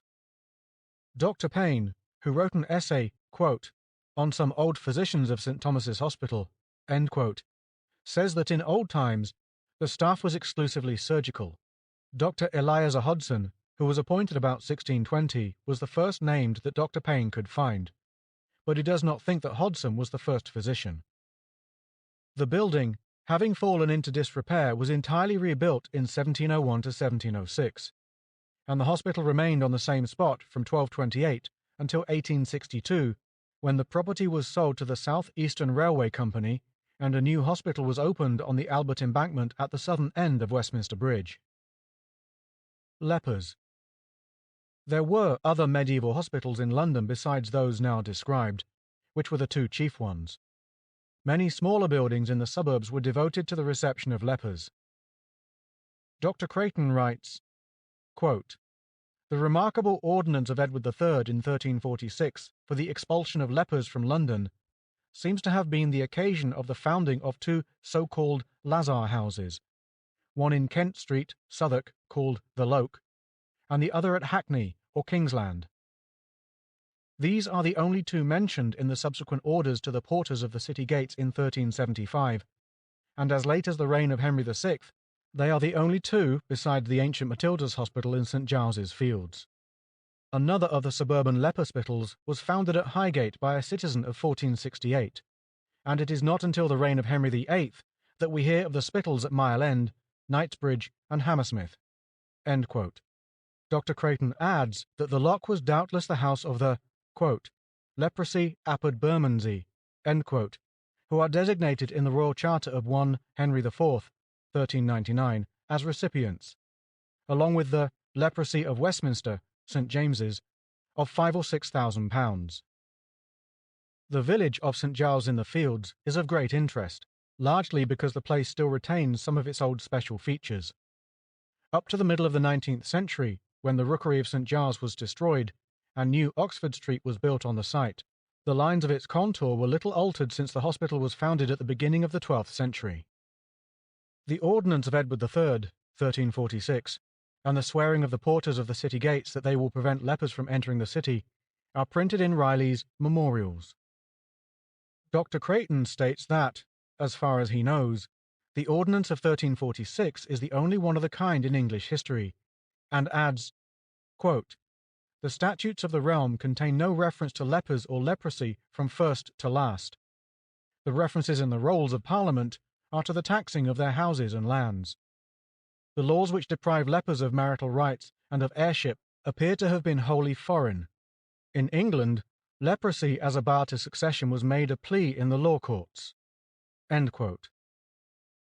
Doubtless there were many cases of true leprosy in the Middle Ages, but there was a great confusion of diseases under this generic term, and we are told that, quote, in some instances of leper hospitals with authentic charters, the provision for the leprous was in the proportion of 1 to 3 or 4 of the non-leprous inmates.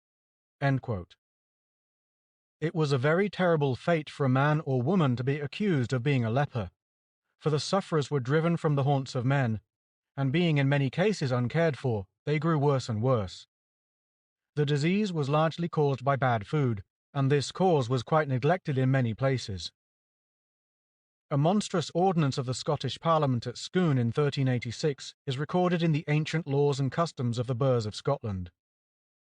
Quote, Gif ony man brings to the market corrupt swine or salmon to be sold, they shall be taken by the bailey, and incontinent, without ony question, shall be sent to the leper folk. And if there be now leper folk, they shall be destroyed all utterly." End quote. The Reverend W. Denton, in quoting this instance of horrible cruelty, writes, quote, "Sir Walter Scott must have had instances of such economy in his mind when he put into the mouth of John Girder the directions, quote, 'Let the house be redd up, the broken meat set by, and if there be ony thing totally uneatable, let it be gi'en to the pure folk.' Bride of Lammermuir." End quote. Men sometimes took advantage of a charge of leprosy to injure an enemy. In 1468, Joanna Nightingale of Brentwood in Essex was accused of leprosy. She refused to remove herself to a solitary place, and appealed to Edward IV, who issued a chancery warrant for her examination by his physicians and certain lawyers to be associated with them. The Court of Inquiry reported that they found the woman to be in no way leprous, nor to have any sign of lepra. This case is recorded in Rymer's Foedera. There was another evil caused by the privilege of begging which was accorded to lepers, for men sometimes pretended to be lepers in order to avail themselves of this privilege. It is worthy of mention, in passing, that the two districts of London which have given their names to the extremes of high and low life, viz., St. James's and St. Giles, both have their origin in the leper hospitals of the Middle Ages. End of Chapter 7, Part 2. End of Section 12.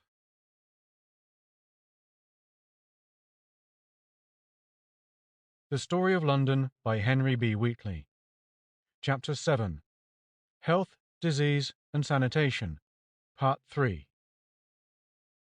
The Plague.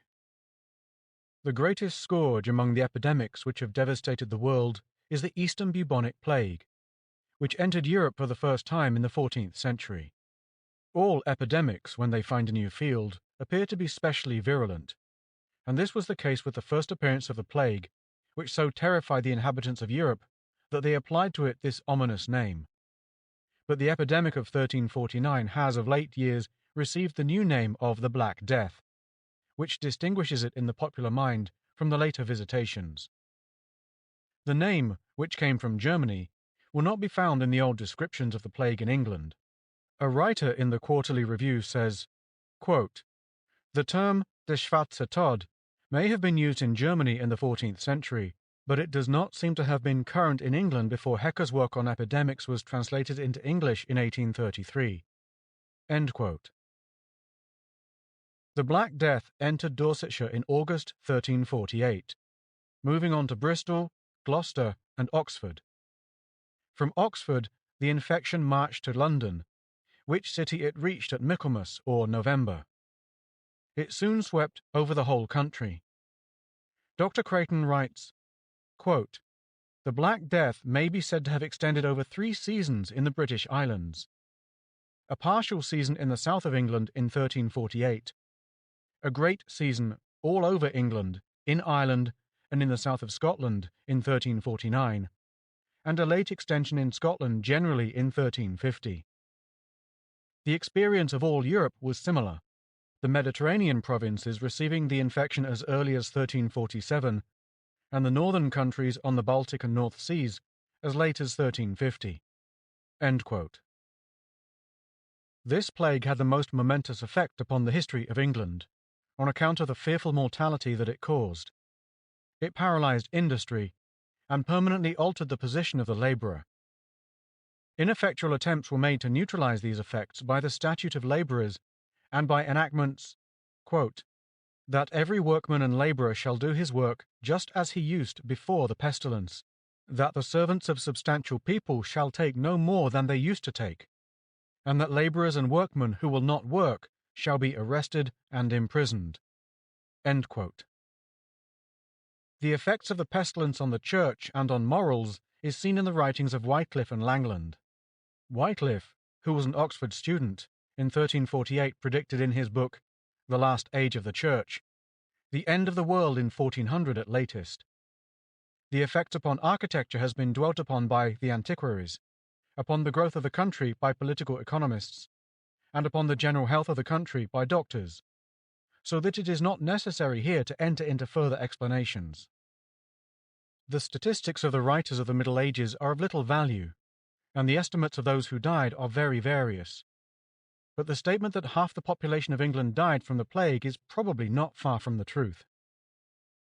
In East Anglia, which suffered most severely, upwards of 800 parishes lost their parsons, 83 of them twice, and 10 of them 3 times in a few months.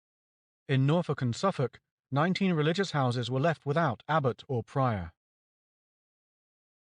The details of the Black Death in London are not numerous, but Riley gives some particulars of mortality among the city companies at this time.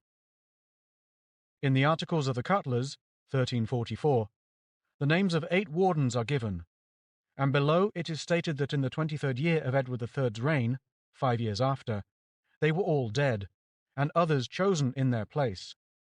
In the Articles of the Hatters, 1347, 6 wardens are named as being chosen on Tuesday after the feast of St. Lucy, 13th of December, 21 Edward III, and a note is added that by the Saturday after the translation of St. Thomas the Martyr, 7th of July, 24 Edward III, they had all died.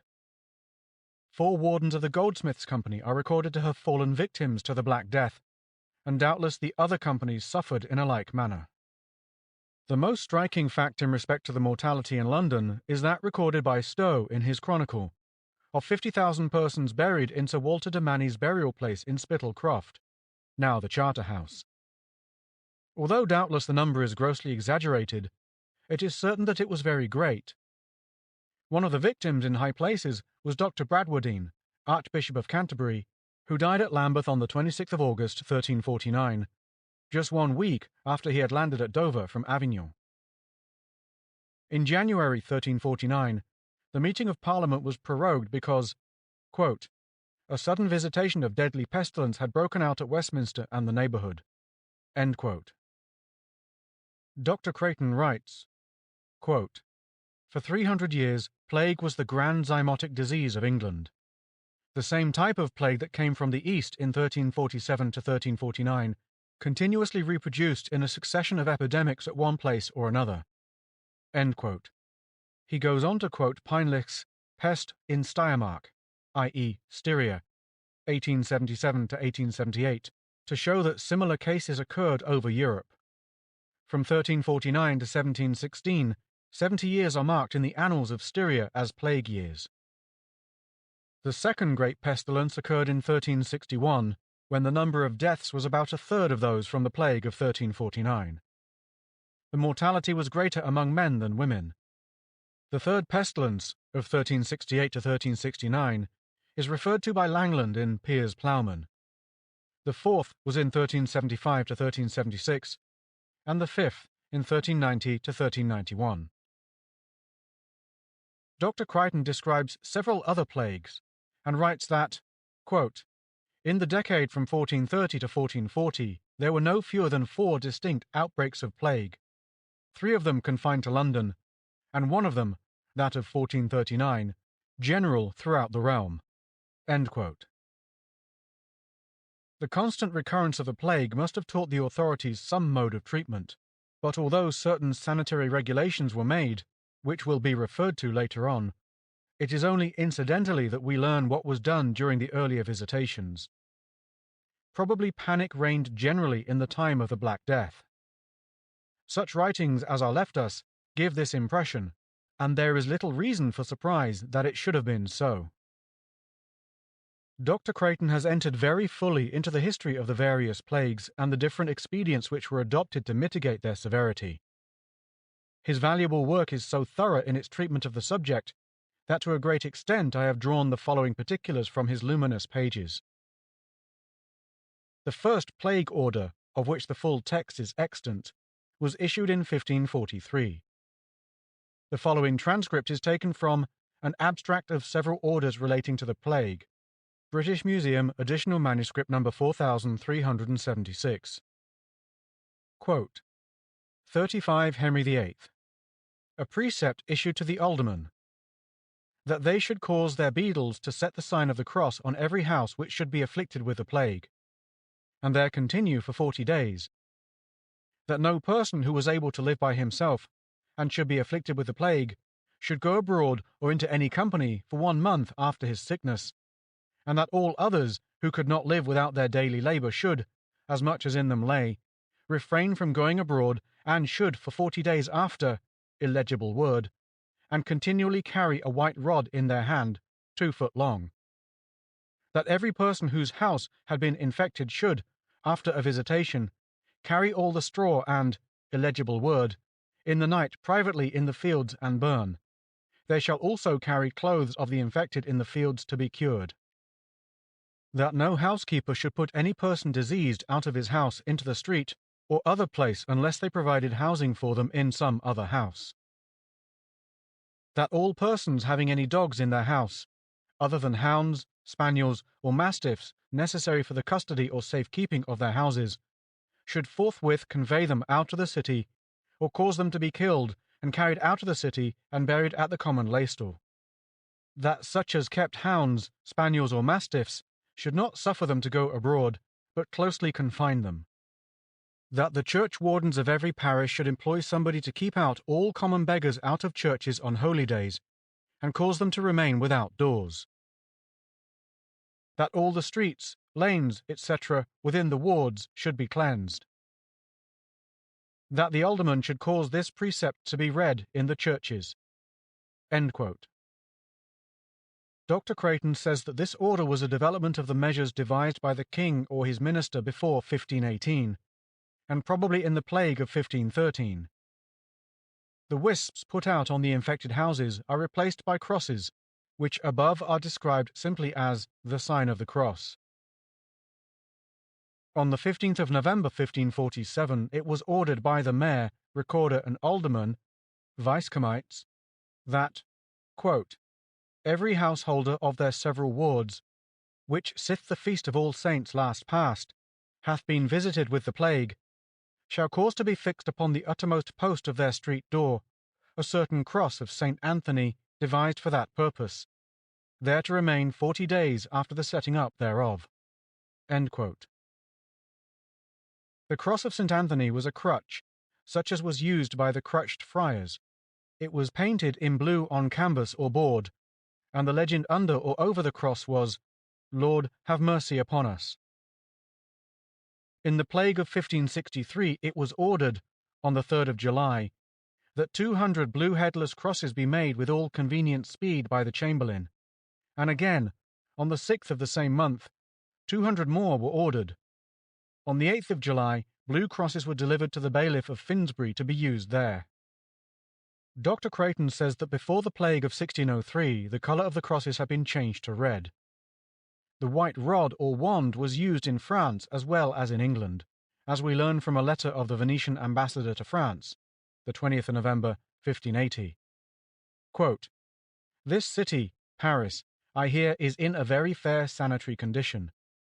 Notwithstanding that, as I entered a city gate, which is close to where I resided, I met a man and a woman bearing the white plague wands in their hands, and asking alms. But some believe that this was merely an artifice on their part to gain money. End quote. The white wand was afterwards retained as the peculiar badge of the searchers of infected houses, and of the bearers of the dead. In 1603 it had become a red wand, just as the blue cross had become a red one. The regulation about dogs is of great interest, as it incidentally shows that dogs were commonly kept in London houses for the purpose of protection. It was believed that dogs carried infection in their hair. Brasbridge, in his Poor Man's Duel, 1578, relates how, quote, not many years since, I knew a glover in Oxford who, with his family, to the number of 10 or 11 persons, died of the plague, which was said to have been brought into the house by a dog skin that his wife bought when the disease was in the city. End quote. The plague orders contained the clause against dogs to the last, and thousands of them were killed. A proclamation during the London plague of 1563 was directed against cats as well as dogs. The early literature of the plague is very unsatisfactory, and we have to come to a time much later than the medieval period for information as to treatment. The main points of the various regulations were isolation of the infected and special attention to sanitation. These, in principle, are in accord with the best opinion of today, but the way in which they were carried out left much to be desired. Those who were imprisoned in their houses must have felt that they were given over to death. Yet some of these patients did recover, and we naturally ask, what was the treatment which caused these cures? Was the cure due to the doctor or to nature alone? The answer is not easy to find. Dr. Payne, in his inaugural address as President of the Epidemiological Society in 1893, specially alludes to the literature of the plague, of which he says, quote, "The number of publications relating to the plague in Europe during the 16th, 17th, and 18th centuries is very large, those in Germany being probably the most numerous, while those published in England are comparatively few. We might expect, however, that those works published at the time of great epidemics would furnish us with valuable material for epidemic history. It is very disappointing, therefore, to find how very seldom these writings, whether of continental or English origin, have any historical value. What generally happened was this. When an epidemic broke out, or was expected in any particular place, some local physician thought it his business to furnish the public with a tract on the subject, and he accordingly compiled from the best authorities a pamphlet, good or bad, as the case might be. Such a physician, if he survived, would no doubt have been able to acquire some experience of the disease during its continuance, and if he had chosen to put this down in plain words when the epidemic was over, he might have done some service to medical history. But unfortunately, when the disease had once disappeared, the physicians seem to have lost all interest in the subject, and it is only in rare instances that the medical literature of the plague contains any account of contemporary epidemics. One exception is Guy de Chauliac's well-known account of the Black Death at Avignon, but we have nothing in English literature to compare at all with this till much later. The only medical work on the plague in the Elizabethan times which has much value is that of Thomas Edge, and this cannot be called original. It is not till after the Great Plague of 1665 that we have, in the well-known work of Nathaniel Hodges, Loimologia sive pestis narratio, 1672, some attempt at a scientific description of the epidemic." End quote. Dr. Furnivall has printed in his edition of Vicary some extracts from the Guildhall repertories relating to the appointment and payment of surgeons and physicians to attend the plague-stricken folk. William King, surgeon to the pest house, petitioned for a pension in 1611. He affirms that he had shown, quote, "great care and diligence in curing of such persons as have been sent thither, and by reason of his attendance and employment there, his friends and former acquaintances do utterly refuse to use him in his profession." End quote. On September 10th, the city authorities agreed to give King a stipend of £3 a year, which does not seem very liberal pay for his onerous services. In the British Museum there is a manuscript of some importance, Sloane Manuscript 349, entitled Loimographia, an account of the Great Plague of London in the year 1665, by William Boghurst, apothecary. This was first referred to by Mr. E. W. Brayley in his edition of Defoe's Plague Year, and it was analysed by Dr. Creighton in his work on epidemics. Dr. Payne printed an edition of the tract in 1894. Mr. Brayley reprinted from the Intelligencer, July 31st, 1665, the following curious advertisement. Quote, "Whereas William Boghurst, apothecary at the White Hart in St. Giles in the Fields, hath administered a long time to such as have been afflicted with the plague, to the number of 40, 50, or 60 patients a day, with wonderful success, by God's blessing upon certain excellent medicines which he hath, as a water, a lozenge, etc. Also an electuary antidote of but 8d. the ounce price. This is to notify that the said Boghurst is willing to attend any person infected and desiring his attendance, either in the city, suburbs, or country, upon reasonable terms, and that the remedies above mentioned are to be had at his house or shop at the White Hart aforesaid." End quote. Boghurst gives a good deal of information in his book regarding the signs of disease and its treatment, and he describes the spread of the disease in London as follows. Quote, "The winds blowing westward so long together, from before Christmas until July, about 7 months, was the cause the plague began first at the west end of the city, as at St. Giles, St. Martin's, Westminster. Afterwards, it gradually insinuated and crept down Holborn and the Strand, and then into the city, and at last to the east of the suburbs, so that it was half a year at the west end of the city before the east end and Stepney was infected, which was about the middle of July. Southwark, being the south suburb, was infected almost as soon as the west end.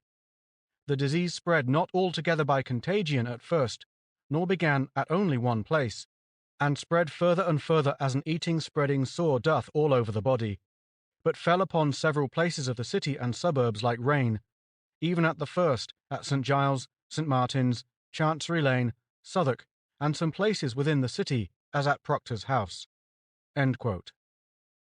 Dr. Payne writes, quote, "It has always been a question whether the repeated recurrences of plague in Europe were to be attributed to reintroduction of the virus from the East, or to a fresh awakening of a virus already endemic." End quote. And then alludes to Boghurst's local explanation of the origin of the 1665 plague.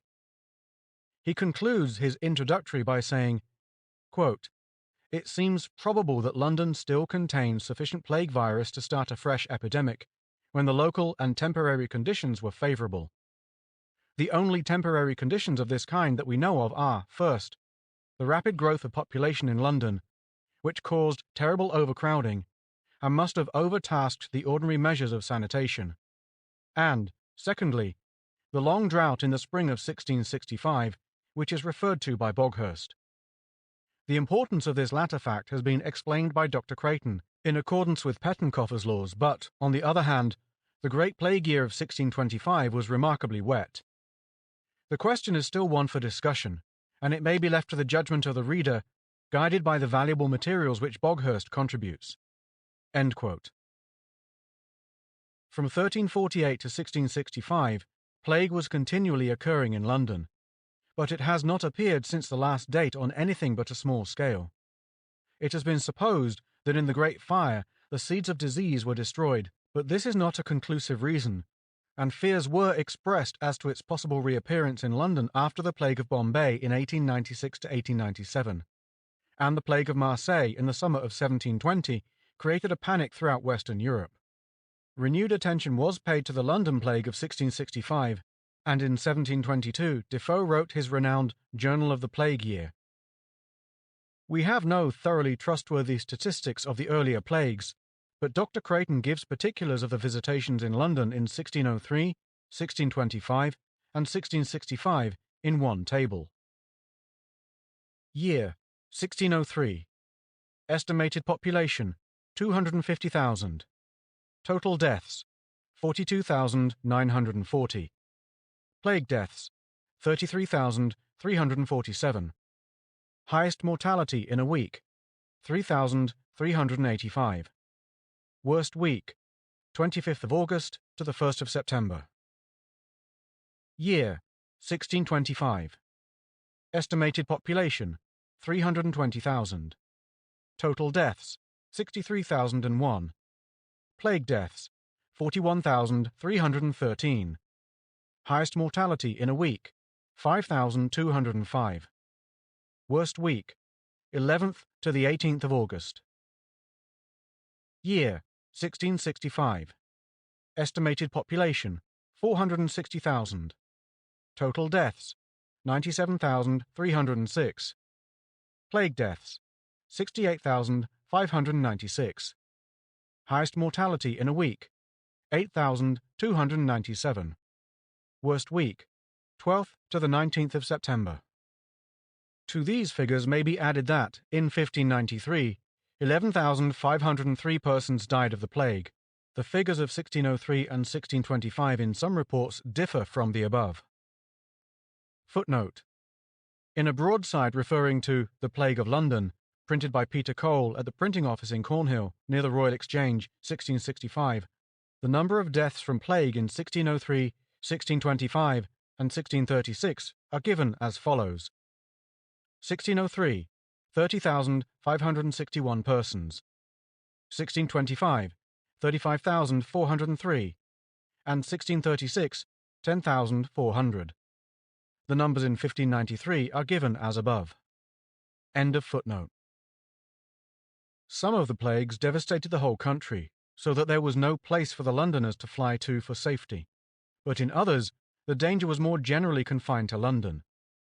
In 1665, there were many places that the Londoner could visit with considerable chance of safety, but Queen Elizabeth, in her reign, would have none of this moving about. Stowe says that in the time of the plague of 1563, quote, "A gallows was set up in the marketplace of Windsor to hang all such as should come there from London. Nowhere to be brought to, or through, or by Windsor, nor any one on the river by Windsor to carry wood or other stuff to or from London, upon pain of hanging without any judgment. And such people as received any wares out of London into Windsor were turned out of their houses, and their houses shut up." End quote. Monk, Duke of Albemarle, and Samuel Pepys were two of the most prominent public servants who remained in London during the plague of 1665. The clergy and the doctors fled, with very few exceptions, and several of those who stayed in town, doing the duty of others as well as their own, fell victims to the disease.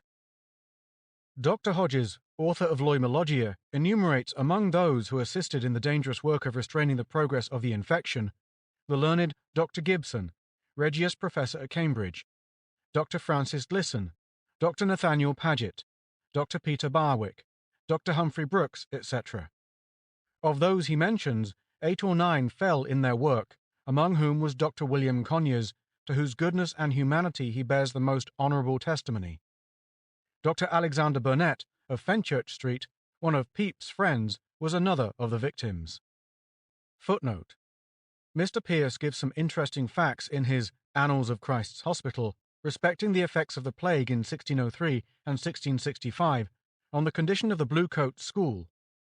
During 1665, no more than 32 children of the total number of 260 in the house died of all diseases, although the neighbourhood was severely visited. End of footnote. Sweating sickness. The sweating sickness did not appear until the end of the Middle Ages, viz., the year 1485, when the Battle of Bosworth was fought, and there were 5 outbreaks of the epidemic up to 1551, after which date it did not appear again in England. Dr. Creighton has taken some pains to trace the origin of the disease.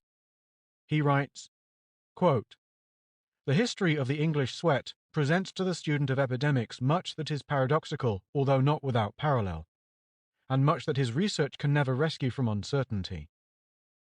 Where did this hitherto unheard-of disease come from? Where was it in the intervals from 1485 to 1508, from 1508 to 1517, from 1517 to 1528, and from 1528 to 1551? What became of it after 1551? Why did it fall mostly on the great houses, on the king's court, on the luxurious establishments of prelates and nobles, on the richer citizens, on the lusty and well-fed, for the most part sparing the poor? Why did it avoid France when it overran the continent in 1529? No theory of the sweat can be held sufficient which does not afford some kind of answer to each of these questions, and some harmonizing of them all." End quote. Those who wish to follow these inquiries must consult Dr. Creighton's book. Suffice it to say here that the author is of opinion that suspicion falls justly on the foreign mercenaries who landed with Henry Tudor at Milford Haven on the 6th of August 1485 as the carriers of the disease. Dr. Creighton found among the British Museum manuscripts, additional manuscripts numbers 27 and 582, a treatise on the Sudor Anglicus, or English sweat, dedicated to Henry VII by the author, Thomas Forestier, M.D., a native of Normandy who lived for a time in London. Stowe says that the sickness began in London on the 21st of September and continued till the end of October. Quote, "Of the which a wonderful number died." End quote. But Forestier gives the date as the 19th. The second sweat was in 1508, when many died in the city. In August, public prayers were made at St. Paul's on account of the plague of sweat. The third epidemic was in 1517, and the fourth in 1528. On the 5th of June of the latter year, Sir Brian Tuke wrote to Bishop Tunstall that he had fled to Stepney, quote, "for fear of the infection," end quote, a servant having died in his house. Anne Boleyn, her brother George and her father caught the infection and recovered. Her brother-in-law, William Carey, died at Hunsdon. A large number of persons caught the disease, but a very considerable proportion recovered. The fifth and last outbreak was in 1551, and it is interesting to note that Dr. John Caius, the famous physician, wrote a treatise on it. Dr. Norman Moore describes this as, quote, "the first original treatise published in England, by which I mean the first treatise in which the modern idea of observing the disease and writing a complete account of what was actually seen was carried out." End quote. In Mackin's diary, it is said that, quote, "there died in London many merchants, and great rich men and women, and young men and old of the new sweat." End quote. And Sir Thomas Speke and Sir John Wallop are instanced among others. Hancock, a minister of Poole, Dorset, refers to, quote, "the posting sweat that posted from town to town through England, and was named Stopgallant, for it spared none. For there were some dancing in the court at 9 o'clock that were dead at 11. End quote. In taking stock of diseases and epidemics in London, we may note that many of the pestilences previous to the Black Death were due to famine. Dr. Creighton says of the year 1258 that, quote, "so great was the pinch in London from the failure of the crops and the want of money, that 15,000 are said to have died of famine and of a grievous and widespread pestilence that broke out about the Feast of the Trinity, 19th of May." End quote. The number is given by Matthew Paris, and Dr. Creighton adds, quote, "it suggests a larger population in the capital than we might have been disposed to credit. The same writer says that London was so full of people when the Parliament was sitting in the year before, 1257, that the city could hardly hold them all in her ample bosom. The Annals of Tewkesbury put the whole mortality from famine and fever in London in 1258 at 20,000, but the whole population did not probably exceed 40,000. End quote. Smallpox and measles were not known to the ancients, and the latter seems to have been the first noted in the 14th century. Of later diseases, the name of influenza is Italian of the 18th century, but Dr. Creighton refers to several epidemics which may have been the same disease as those of 1173, 1427, 1510, and 1557. The new disease of 1643 was either typhus or influenza. End of Chapter 7, Part 3. End of Section 13.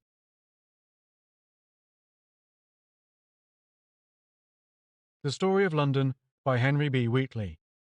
Chapter 7. Health, Disease, and Sanitation. Part 4. Sanitation.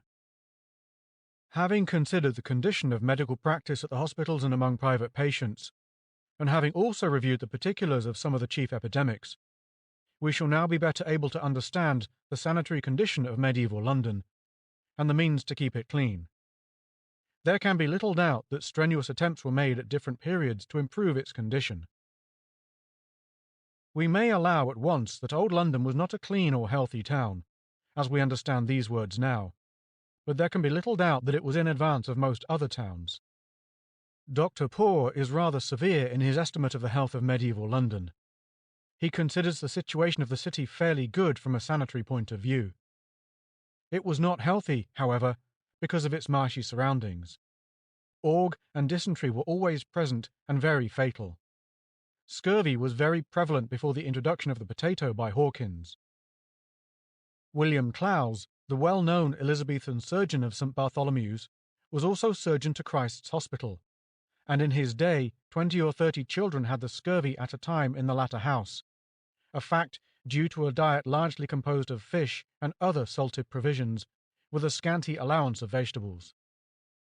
Quote, "There can be no doubt that down to the commencement of the present century, London was a veritable fever bed, the causes of death being largely malarial fever, spotted or typhus fever, plague, smallpox, measles, scarlet fever, and whooping cough, the two latter being comparatively recent introductions." End quote. Another source of the unhealthiness of London is supposed by Dr. Poor to be due to a soil soaked with the filth of centuries, by which means the wells were probably infected. Dr. Creighton takes a much more favourable view of the condition of London, and he writes, quote, "Nuisances certainly existed in medieval London, but it is equally certain that they were not tolerated without limit." End quote. It is also probable that the polluted condition of the soil inside and outside the houses has been greatly exaggerated.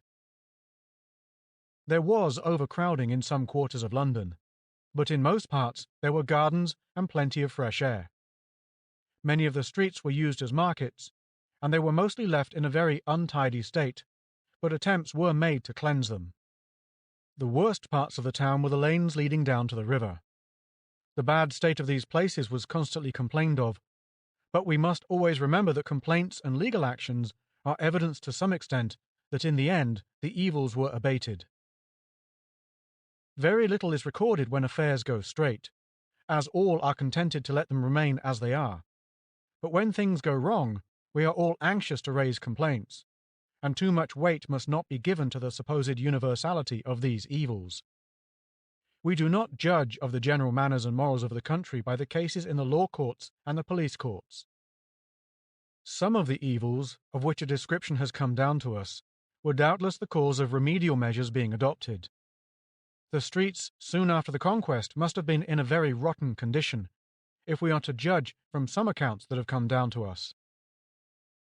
Stowe relates in his chronicle that in the great tempest of November 17th, 1090, when 606 houses were beaten down by the wind in London, the roof of St. Mary le Bow in Cheapside, quote, "being raised with the beams thereof, were carried in the air a great while, and at the last 6 of the said beams were driven with their fall so fast in the ground, that there appeared some of them the 7th, and of some the 8th part, to wit, but 4 foot above the ground, which beams or rafters were 27 or 28 foot long, which was a wonderful to see them so pierce the ground, not paved then with stone, and there to stand in such order as the workmen had placed them on the church." End quote. There these beams remained as obstructions until they were cut even with the ground. Little appears to have been done in general sanitation until the reign of Henry III, but it has been said that the sanitary reforms of the reign of Edward I were as great as the reforms effected in the law and constitution. It is satisfactory to learn that it was the example of this great king which made the use of the bath popular among his subjects. In Riley's Memorials there are several references to sanitary ordinances at this time. In 1281 regulations were made that no swine and no stand or timber were from henceforth to be found in the streets. The swine were to be killed, and the stands and timber forfeited. Melters of tallow and lard were turned out of their warehouses in Cheapside in 1283. The watercourse of Walbrook was to be made free from dung and other nuisances in 1288. Swine still wandered about the streets, and in 1292 4 men whose names are given in Letter Book C were elected and sworn, quote, "to take and kill such swine as should be found wandering in the king's highway, to whomsoever they might belong, within the walls of the city and the suburbs thereof." End quote. The Earl of Lincoln complained to Parliament in 1307 as to the state of the River Fleet, and the gist of his complaint is reported by Stowe. Quote, "Whereas, in times past, the course of water running at London under Holborn Bridge and Fleet Bridge into the Thames had been of such large breadth and depth that 10 or 12 ships at once with merchandises were wont to come to the foresaid Bridge of Fleet, and some of them to Holborn Bridge. Now the same course, by filth of the tanners and such other, was sore decayed. Also by raising up of wharfs, but especially by turning of the water, which they of the New Temple made to their mills without Barnard Castle, and divers other perturbations, the said ships now could not enter as they were wont, and as they ought. Wherefore he desired that the Mayor of London, with the sheriffs and certain discreet aldermen, might be appointed to see the course of the said water, and that by oath of honest men all the foresaid hindrances might be removed, and to be made as it was wont of old time." End quote. In the 2nd year of Edward II's reign, 1309, a proclamation was issued for cleansing the streets, which were more encumbered with filth than they used to be, and penalties were enforced against those who neglected their duty in this matter. Between 40 and 50 years after this, we have evidence that one of the main thoroughfares of the city was in a very bad state. On August the 22nd, 1358, Isabella, the widowed queen of Edward II, died at Hertford Castle, and in the following November she was buried in the Church of the Greyfriars. In order that the passage of the body through the city should be carried out with any decency, it was necessary to enact that Bishopsgate Street and Aldgate Street should be cleansed of ordure and other filth. Dr. Creighton criticizes the public regulations and writes, quote, "There are several orders of Edward III relating to the removal of lay stalls and to keeping the town ditch clean, which show, of course, that there was neglect, but at the same time disposition to correct it. It is farther obvious that the connection between nuisances and the public health was clearly apprehended. The sanitary conditions of modern times were undreamt of, nor did the circumstances altogether call for them. The sewers of those days were banked-up watercourses, or shores, as the word was pronounced, which ran uncovered down the various declivities of the city to the town ditch and to the Thames. They would have sufficed to carry off the refuse of a population of some 40 or 60,000. They were, at all events, freely open to the greatest of all purifying agents, the oxygen of the air, and they poisoned neither the water of the town ditch, which abounds in excellent fish within John Stow's memory, nor the waters of the Thames." End quote. This seems exactly to explain the sanitary condition of the city, and we must never forget that the streets were cleared by means of surface drainage, which carried the refuse of the city to the river to find its way to the sea at last. The streets were evidently fairly well attended to in ordinary times, and it is not for those who have polluted the Thames and made the streams into covered sewers to point the finger of scorn at the evils allowed by their ancestors, who, at all events, kept the Thames pure. The proclamations and ordinances issued for the proper cleansing of the streets of London were very numerous, but the first sanitary act that appears in the statutes of the realm was passed in the 17th year of Richard II, 1388, the preamble of which Dr. Creighton prints. From this and other sources, it appears that one of the chief evils complained of was due to the blood and offal in the shambles of Newgate Street. It is impossible to mention here all the information that has come down to us as to what was done to secure a satisfactory sanitation, but special reference may be made to the useful abstract in Riley's introduction to the Liber Albus. Quote, "Canals were pretty generally made about a century after the date of Fitz-Aylwin's Assize, on either side of the street, leaving a space for the footpath, for the purpose of carrying off the sewage and rainwater. There were 2 canals in Cheapside, at a period even when nearly the whole of the north side was a vacant space. The canals, too, of Cornhill are frequently mentioned. By reiterated enactments, it was ordered that the highways should be kept clean from rubbish, hay, straw, sawdust, dung, and other refuse. Each householder was to clear away all dirt from his door, and to be equally careful not to place it before that of his neighbours. No one was to throw water or anything out of the windows, but was to bring the water down and pour it into the street. An exception, however, to this last provision seems to have been made in the case of fishmongers, for we find injunctions frequently issued that they shall on no account throw their dirty water into the streets, but shall have the same carried to the river." End quote. It was the duty of each alderman to cause to be elected in Wardmot 4 respectable men to keep the roads clean and free from obstructions. The same duties were carried out at another time by a court of scavengers, who apparently were originally custom-house officers. The scavengers had to see that the work was done, and the labourers who actually cleansed the streets were called rakiers. In an ordinance of the time of Edward III, we learn that 12 carts, each with 2 horses, were kept at the expense of the city for the removal of sewage and refuse. End of chapter 7. End of section 14.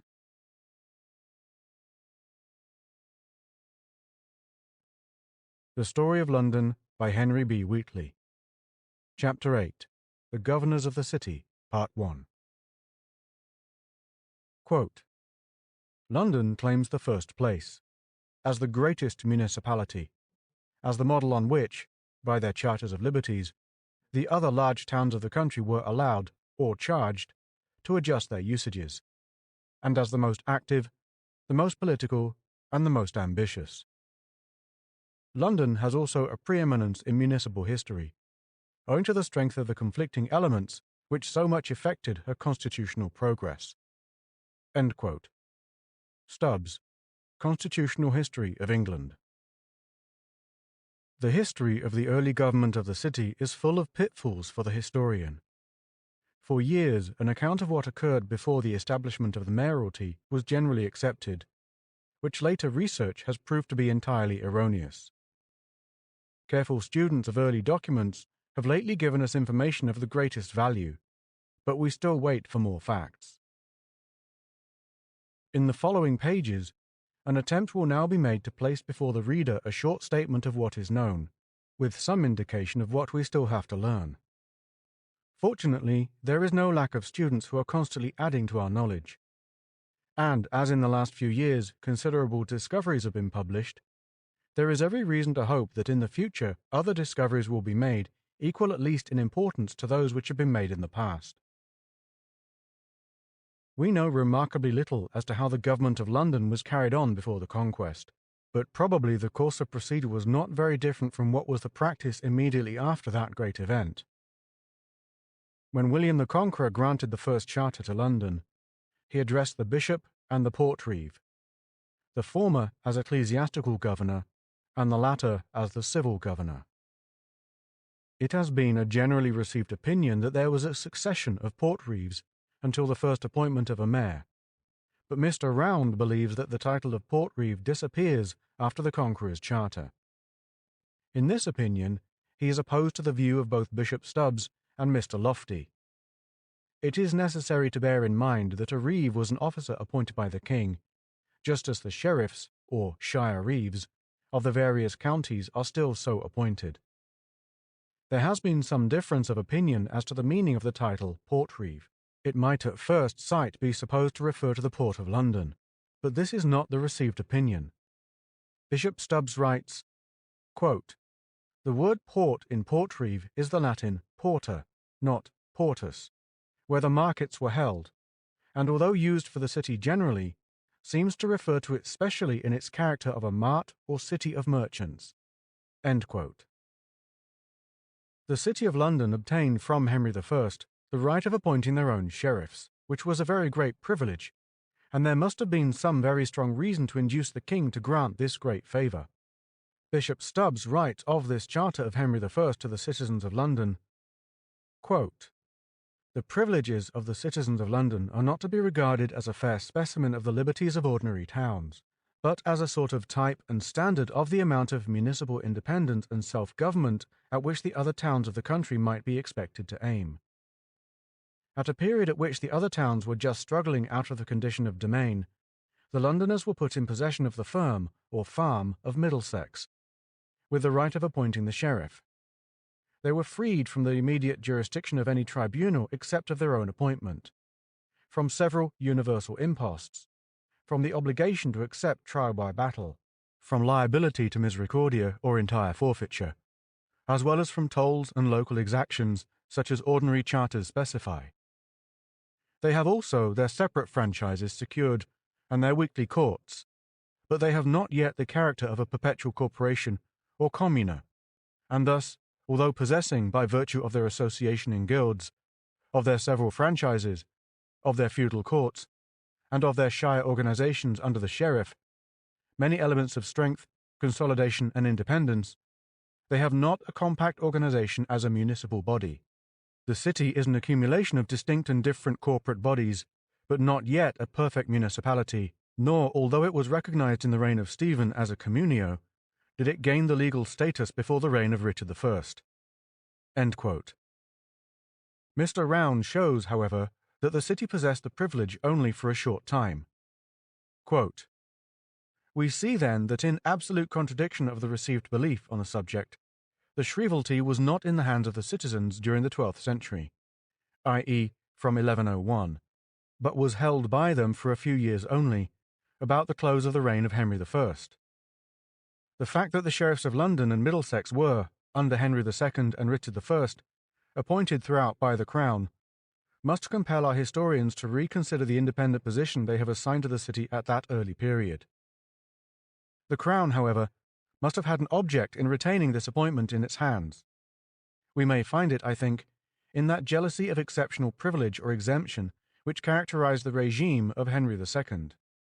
For, as I have shown, the charters to Geoffrey remind us that the ambition of the urban communities was analogous to that of the great feudatories, in so far as they both strove for exemption from official rule. It was precisely to this ambition that Henry II was opposed, and thus, when he granted his charter to London, he wholly omitted, as we have seen, two of his grandfather's concessions, and narrowed down those that remained, that they might not be operative outside the actual walls of the city. When the shrievalty was restored by John to the citizens, 1199, the concession had lost its chief importance through the triumph of the communal principle. End quote. Mr. Round holds that the office of Justiciar of London was created by Henry I's charter, and as that officer took precedence of the sheriff, he must have been for a time the chief authority of the city. Mr. Round's explanation of this position is of so much importance that it is necessary to quote it here in his own words. Quote, "The transient existence of the local justiciarius is a phenomenon of great importance which has been wholly misunderstood. The Mandeville charters afford the clue to the nature of this office. It represents a middle term, a transitional stage between the essentially local shire reeve and the central justice of the King's Court. The justiciarius for Essex or Hertfordshire, or London or Middlesex, was a purely local officer, and yet exercised within the limits of his bailiwick all the authority of the King's justice. So transient was this stage of things that scarcely a trace of it remains. Now in the case of London, the office was created by the charter of Henry I, as I contend, towards the end of his reign, and it expired with the accession of Henry II. It is, therefore, in Stephen's reign that we should expect to find it in existence, and it is precisely in that reign that we find the office eo nomine twice granted to the Earl of Essex, and twice mentioned as held by Gervase, otherwise Gervase of Cornhill." End quote. The question of the date of the charter of Henry I is discussed in Geoffrey de Mandeville, and reasons are given for dating it after 1130 instead of 1100 or 1101. Bishop Stubbs specially refers to the foreign element in London at this time thus, quote, "Richard, the son of Rayner, the son of Berengar, was very probably a Lombard by descent. The influential family of Bucinte, Bocca Uncta, which took the lead on many occasions, can hardly have been other than Italian. Gilbert Becket was a Norman." End quote.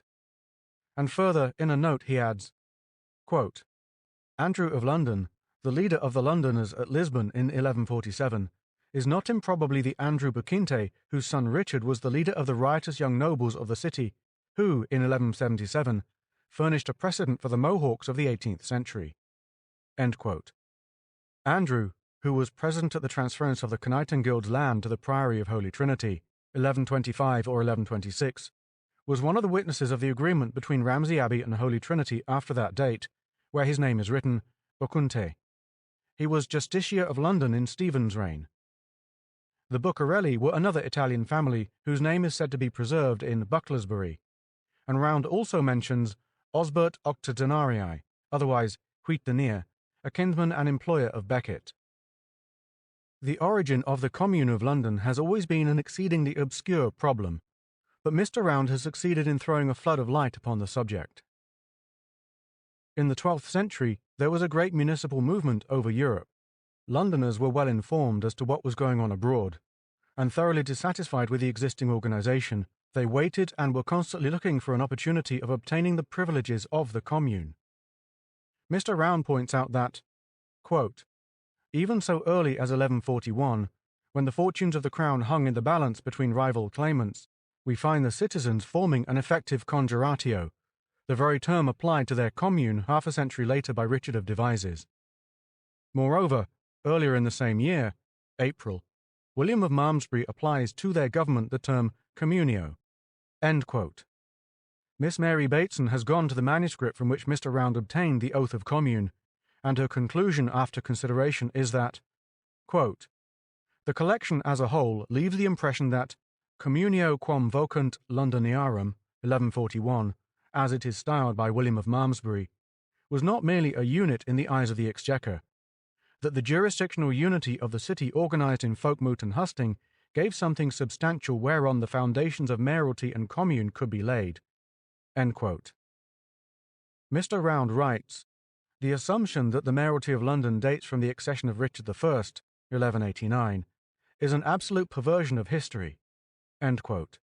And he adds that, quote, "There is record evidence which completely confirms the remarkable words of Richard of Devizes, who declares that, on no terms whatever would King Richard or his father have ever assented to the establishment of the Commune in London." End quote. In October 1191, the conflict between John, the king's brother, and Longchamp, the king's representative, became acute. William of Longchamp, Bishop of Ely 1189, and Chancellor to Richard I, was once described by Henry II as the, quote, "son of two traitors." End quote. When Richard called a council in Normandy in February 1190, Longchamp hurried over to the king in advance of his enemies and returned to England as sole justiciar. The Pope also made him legate. Longchamp bitterly offended the Londoners who, finding that they could turn the scales to either side, named the Commune as the price of their support of John. Bishop Stubbs, in his introduction to the Chronicle of Roger de Hoveden, after referring to the negotiations between Longchamp and John, and describing the hastening of the two parties to London on Monday the 7th of October, when Longchamp met the citizens in Guildhall, writes, quote, "The magnates of the city were divided. Richard Fitz-Rayner, the head of one party, took the side of John. Henry of Cornhill was faithful to the Chancellor. These two knights had been sheriffs at Richard's coronation, and both represented the burgher aristocracy." End quote. Longchamp betook himself to the Tower, and a meeting was held at St. Paul's on Tuesday the 8th, and the barons welcomed the Archbishop of Rouen as Chief Justiciar and saluted John as Regent. Quote, "This done, oaths were largely taken. John the Justiciar and the barons swore to maintain the Commune of London. The oath of fealty to Richard was then sworn, John taking it first, and then the two archbishops, the bishops, the barons, and last the burghers, with the express understanding that should the king die without issue, they would receive John as his successor." End quote. Mr. Round writes, quote, "The excited citizens who had poured out overnight with lanterns and torches to welcome John to the capital streamed together on the morning of the eventful 8th of October at the well-known sound of the great bell, swinging out from its campanile in St. Paul's churchyard. There they heard John take the oath to the Commune like a French king or lord, and then London for the first time had a municipality of her own." End quote. Footnote: The Beffroi of France was the symbol and pledge of independence. So was the bell tower of St. Paul's, which is styled in documents Bere Freedom or Campanile. End of footnote. After this, the influence of Longchamp at once faded away. He stood a 3 days' blockade in the Tower, after which he was forced to surrender, and was deposed from all secular offices. As to the results of this revolution, Mr. Round writes, quote, "Of the character of the Commune so granted, of its ultimate fate, and of the part it played in the municipal development of London, nothing has been really known. The only fact of importance ascertained from other sources has been the appearance of a mayor of London at or about the same time as the grant of a commune. It cannot indeed be proved that, as has been sometimes supposed, the two phenomena were synchronistic, for no mention of the mayor of London, after long research, is known to me earlier than the spring of the year 1193. But there is, of course, the strongest presumption that the grant of a commune involved a mayor, and already in 1194 we find a citizen accused of boasting that, come what may, the Londoner shall have no king but their mayor." End quote. Mr. Round then states very clearly the divergent views of Bishop Stubbs, Mr. Lofty, and Mr. Coote on the question of the concession of the commune. The bishop held that it was difficult to decide with certainty on the point, as no formal record of the confirmation of the commune is now preserved. Mr. Coote believed that a charter was granted in 1191, which has been lost, and Mr. Lofty dates the mayoralty from 1189, and deemed the commune to have been of gradual growth, and to have been practically recognized by the charter of Henry I. In reply to Mr. Coote's view that in the case of London, which had acquired all other things, the commune expressed for its citizens the mayoralty only, Mr. Round writes, quote, "We find, however, that on the continent the word commune did not of necessity imply a mayor, for Beauvais and Compiègne, though constituted communes, appear to have had no mayors during most of the 12th century.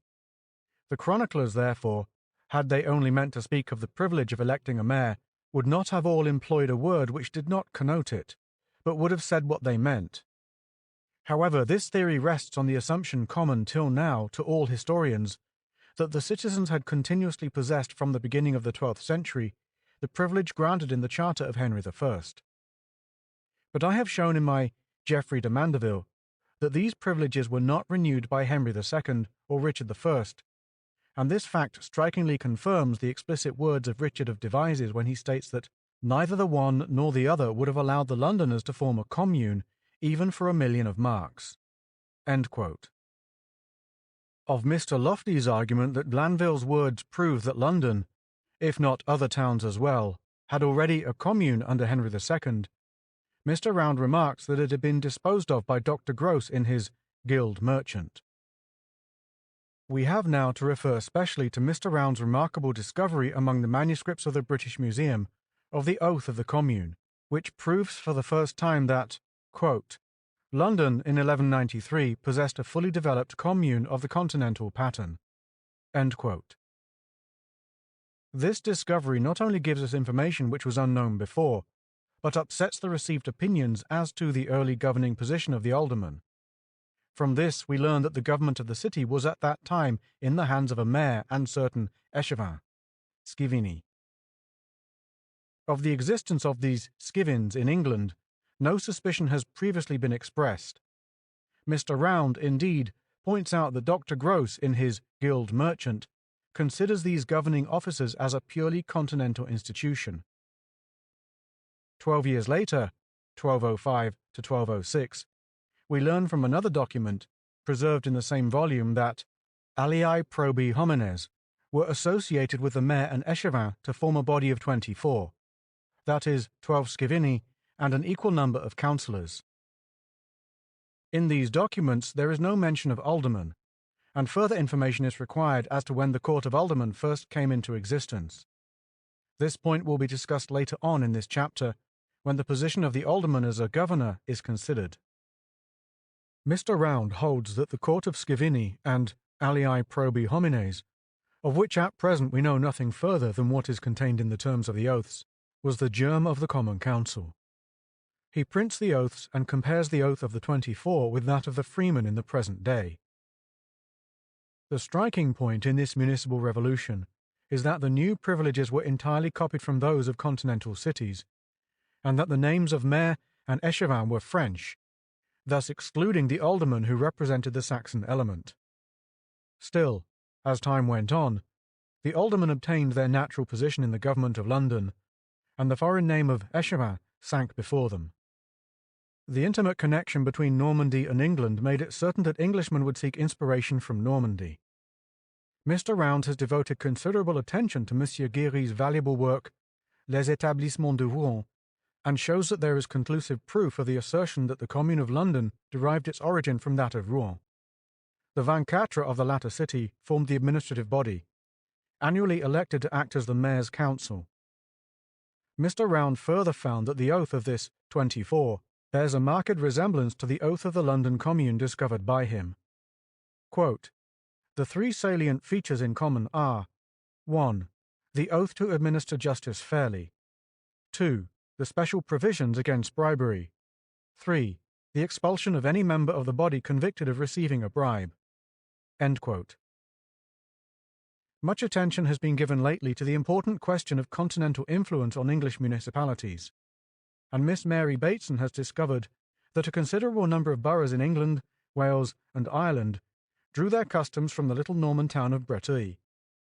These are Bideford, Burford, Chipping Sodbury, Hereford, Lichfield, Ludlow, Netherweir, Preston, Royton, Shrewsbury, Llanfillan, Rhuddlan, Welshport, Drogheda, Dungarvan, Kildare, and Rathmore. Besides these, there are 8 suspected cases and a number of derived cases. Footnote. A curious point is that formerly the leges Breteuilii were supposed to relate to Bristol, and the great English port obtained credit which it did not deserve. End of footnote. Although the fact that the Council of 24 seemed to exclude the already existing alderman from the chief government of the city was opposed to our previous views, Mr. Round has set himself to show that a mayor's Council of 24, not alderman, was not unusual, and he draws special attention to the case of Winchester. There, the mayor had a Council of 24, who continued to exist down to the year 1835. This council was elected by the city as a whole and not by the wards, and Mr. Round believes that this was also the case in London. He then quotes from Dean Kitchen's book on Winchester, Historic Towns, where it is said, quote, "The aldermen in latter days, the civic aristocracy, were originally officers placed over each of the wards of the city and entrusted with the administration of it. It was not till early in the 16th century that they were interposed between the mayor and the 24 men." End quote. We learn from Mrs. Green, Town Life in the 15th Century, that there was a Council of 24 at Colchester, Ipswich, Leicester, Northampton, Norwich, Oxford, Wells, and Yarmouth. When the city obtained the long-coveted privilege of the commune and the power of electing their own mayor, one would naturally expect the electors to choose the most distinguished citizen. We cannot, however, say whether Henry Fitz-Aylwin was that. At all events, he seems to have retained the esteem of the city, and he was continued in office until his death in 1212. Mr. Round wrote the life of Fitz-Aylwin in the Dictionary of National Biography, but he was unable to discover much of the mayor's history. He presumes that he was the grandson of an unidentified Leifston, but he rejects the view that he was the grandson of Leifston, Portreeve of London before the conquest. Leifston was a common name among the Saxons, and 2 or 3 of the same name have been confounded by historians. Fitz-Aylwin is described as of London stone, because his dwelling, a very fair house, stood on the north side of the church of St. Swithin, and over against the London stone, which was situated on the south side of Cannon, Candlewick, Street, but afterwards removed to the north side of the street. The advowson of the church was appropriated to the mansion. London stone itself is one of the most valued relics of London, and its history is lost in antiquity. We know that in the Middle Ages it was esteemed to possess a special value as a representative stone monument. The seal of Fitz-Aylwin is attached to a deed preserved among the public records. It represents a man on horseback with a hawk perched on his wrist. There is an inscription round the circumference of the seal, but it is so defaced as to be illegible. The city was given the right of electing the mayor, but we do not know for certain who it was who first exercised this right. Bishop Stubbs says that 2 years after the death of Fitz-Aylwin, King John granted to the barons of the City of London the right of annually electing the mayor. The role of mayors is one of considerable distinction, and those who obtained this position were mostly men of great character and authority. Some of them were on the side of popular freedom, while others were active in the support of the prerogatives of the privileged classes. Sometimes the king degraded the mayor and appointed a custos or warden in his place. As early as 1222, 20 years after the death of Fitz-Aylwin, in the reign of Henry III, Hubert de Burgh, chief justiciar, superseded the mayor and appointed a custos in his place. Again, in 1266, William Fitz-Richard was appointed by the king warden of the city. In November of the same year, Fitz-Richard was replaced by Alan Souche, and John Adrian and Luke de Batancourt were elected by the citizens' bailiffs of London and Middlesex. Quote, "The bailiffs and the whole communa of the said city," end quote, are mentioned in 1267. In 1268 to 1269, Hugh Fitz-Otho was custos, and then followed some stirring times in London. Sir Walter Harvey, the predecessor of the famous Sir Henry Whalley's in the mayor's chair, was the popular leader against the proceedings of his successor. Sir Henry de Whalley's, Le Wallays, Le Wallays, or Le Gayleys, for in all these forms does his name appear, was elected sheriff with his distinguished contemporary Gregory de Rokesley in 1270. His first mayoralty was in 1273, and in 1275 he was the mayor of Bordeaux. He was a very active chief magistrate and a good administrator. He was also high in the royal favour. He proceeded against bakers, butchers, and fishmongers, and ordered them to remove their stalls from West Cheap. He also came into conflict with the barons of the Cinque Ports. The king sent a mandate to the justices in Eyre at the Tower commanding them not to molest Wheatley for his reforms. End of Chapter 8, Part 1. End of Section 15.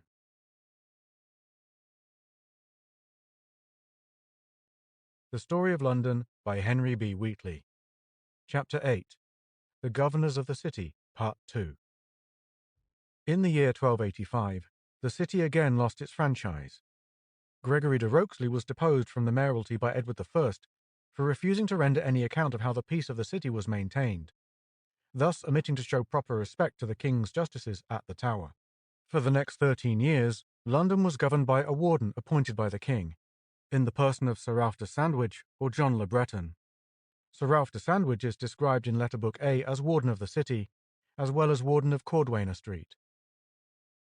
In 1297, a few months before the king restored the mayoralty to the citizens, John le Breton, who had for many years acted as the king's warden of the city in place of the mayor, is recorded as having summoned the aldermen and 6 representatives of each ward, and in their presence to have declared, inter alia, that the weighing machines for weighing corn at the mills should be abolished, and that bakers convicted of fraud should no longer be drawn on the hurdle, but suffer instead the punishment of the pillory.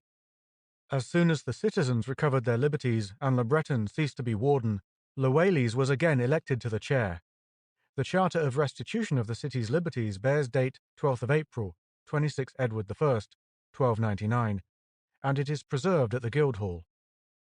The particulars of the various stages of these proceedings are set out fully in the city's records. The writ was sent to the late warden on the 5th of April, and the notification to the citizens took place on the 9th. Le Whalley's was elected and admitted by the king at Fulham on the 16th. The king issued a writ to the barons of the Exchequer from York, notifying the restitution of the city's liberties, on the 28th of May, and a proclamation followed. The day after the mayor was sworn, he was compelled by business of his own to proceed at once to Lincoln, and during his absence, his official duties were committed to William de Betoine and Geoffrey de Norton. It is very important to bear in mind that the mayors of London, besides holding a very onerous office, were men of great distinction. They held rank outside the city, and naturally took their place among the rulers of the country.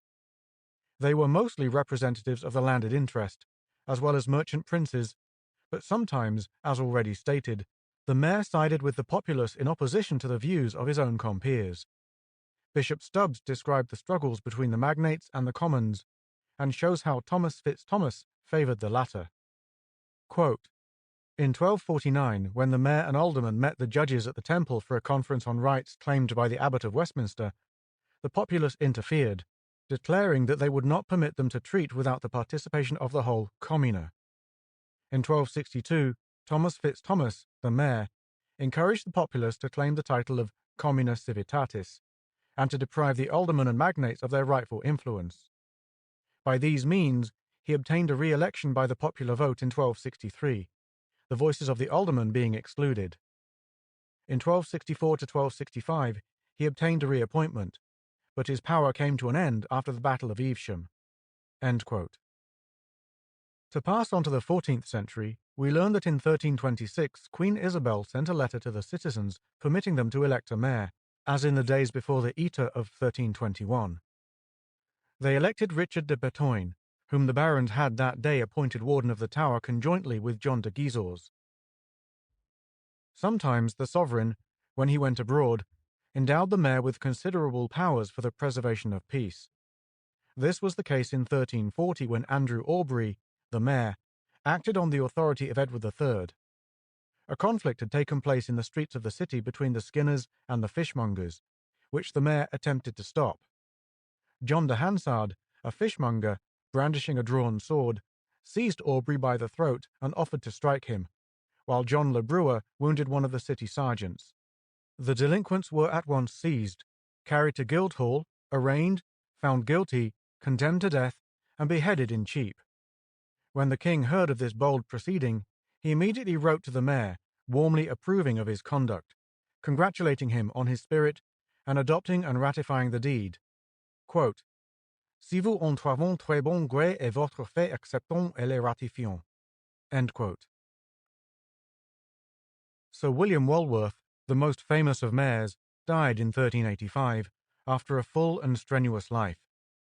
He is said to have suppressed usury in the city, and we have seen how important a figure he was during Wat Tyler's insurrection.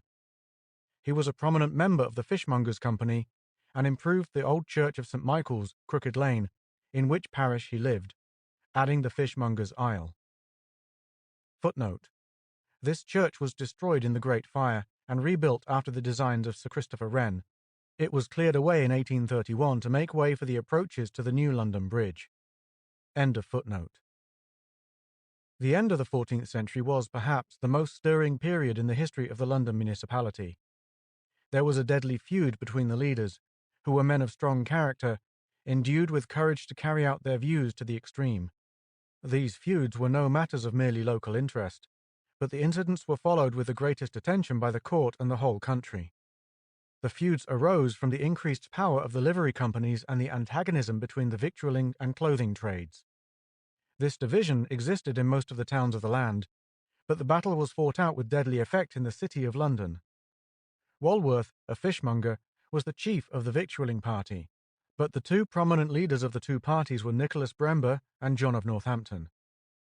Doubtless the victualling companies had obtained a preponderating influence, and it is recorded that at one time 16 of the aldermen belonged to the Grocers' Company, of which Brember was a member. When John of Northampton, a draper, was elected mayor in 1381, in succession to Walworth, he set himself to crush the victualling party. The Act of Edward II having been evaded, another was passed in 1382, 6 Richard II, by which it was ordained that, quote, no victualler shall execute a judicial place in a city or town corporate. End quote. He forced Sir John Philipot, a public-spirited man and ex-mayor, but a friend of Walworth's and of the King's, to resign his aldermanry. On the 7th of November 1382, John Filiol, a fishmonger, was brought before the mayor and aldermen on a charge of having, quote, said that John Northampton, the mayor, had falsely and maliciously deprived the fishmongers of their bread. End quote. For this offence, Filiol was adjudged to be, quote, imprisoned at Newgate, in a place then called Barcardo, for 1 year then next ensuing, unless he should deserve more extended favour in the meantime. End quote. On the 6th of December, John Filiol, quote, was liberated at the instance of his friends, on the surety of William Naufreton and others. End quote. When the charge was made against Filiol, Richard Fiffide was one of those questioned on the subject, and he, quote, said that he and all the other fishmongers of London were bound to put their hands beneath the very feet of Nicholas Exstone, for his good deeds and words in behalf of the trade aforesaid. End quote. John of Northampton was mayor for 2 years, and had held the office of sheriff in 1377, MP for the city 1378. He was head of John of Gaunt's supporters, and a prominent follower of Wheatley in London. He was leader of the party which sought to gain the favour of the populace, and he encouraged the citizens to set at naught the jurisdiction of their bishop. He would probably have been returned again in October 1383 as the champion of cheap food, if the king had not carried the election of Brember by force. Brember was the chief supporter of Richard II in the city, and he was the king's financial agent in 1381. He was first elected mayor in 1377, and at the Parliament of Gloucester in 1378, Thomas of Woodstock, the king's uncle, demanded his impeachment as mayor. From 1379 to 1386, Brember was one of the 2 collectors of customs for the Port of London, with Chaucer for his controller. He was MP for London in 1383. When he succeeded Northampton in 1383, he set himself to undo the evil caused by the action of his predecessor. Northampton was arrested in 1384 when returning from a riotous demonstration at Whitefriars. He was tried at Reading before the council over which the king presided. After a brief imprisonment, the condemned man was brought up for a fresh trial before Chief Justice Tressilian in the Tower of London, and was imprisoned in Tintagel Castle, Cornwall. Brember was also opposed to Nicholas Twyford, who would probably have been elected mayor but for the high-handed proceedings of Brember. Twyford's party was confident of victory and shouted at the election, "Twyford, Twyford." But when the voting commenced, the soldiers placed by Brember behind the arras in the Guildhall rushed out and drove Twyford's followers from the building. Brember's party were allowed to remain, and they carried the election for their candidate. It is worthy of note that during Brember's mayoralty in 1378, Nicholas Twyford, one of the sheriffs, was brought up for contumacy towards the mayor and punished for the same. There had been a conflict in Cheapside between the goldsmiths and the pepperers, grocers, and John Wurzel, one of the sheriff's suite, was brought before the mayor as a principal mover in the strife. Twyford refused to do the mayor's behests as to the imprisonment of his follower after arrest. With the fall of the king, Brember also fell, and there was a revolution in the government of the city as well as that of the country. Northampton was released from Tintagel Castle and restored to his property, and Brember was tried for his life, condemned to death, and executed in the Tower in February 1388. The companies who petitioned for Brember's punishment were mercers, cordwainers, and 8 others, all opposed to the victualling trades. In 1387 a proclamation was made in the city by the king's command, forbidding, on pain of death and forfeiture of goods, all true lieges of London to speak evil of the king and queen. The issuing of this proclamation in the city formed one of the charges of high treason against Brember and his followers. In the same year, 1387, a book of civic regulations called Jubile, promulgated by John de Northampton and his party, was ordered to be burnt. Mr. Riley refers to the petitions in Parliament for 1386 to 1387, where we learn from the petition of the cordwainers against Nicholas Brember and his adherents, that in this book of Le Jubile, quote, were comprised all the good articles pertaining to the good governance of the said city, and that Nicholas Exstone, the mayor, and all the aldermen and good commons of the city had sworn for ever to maintain them, to the honour of God and the profit of the common people, but that the said Nicholas Exstone and his accomplices have burnt it without consent of the good commons of the city, to the annihilation of many good liberties, franchises, and customs of the city. End quote. The feuds of those days continued to agitate the city for some years, but at last the differences between the various trades cooled down somewhat.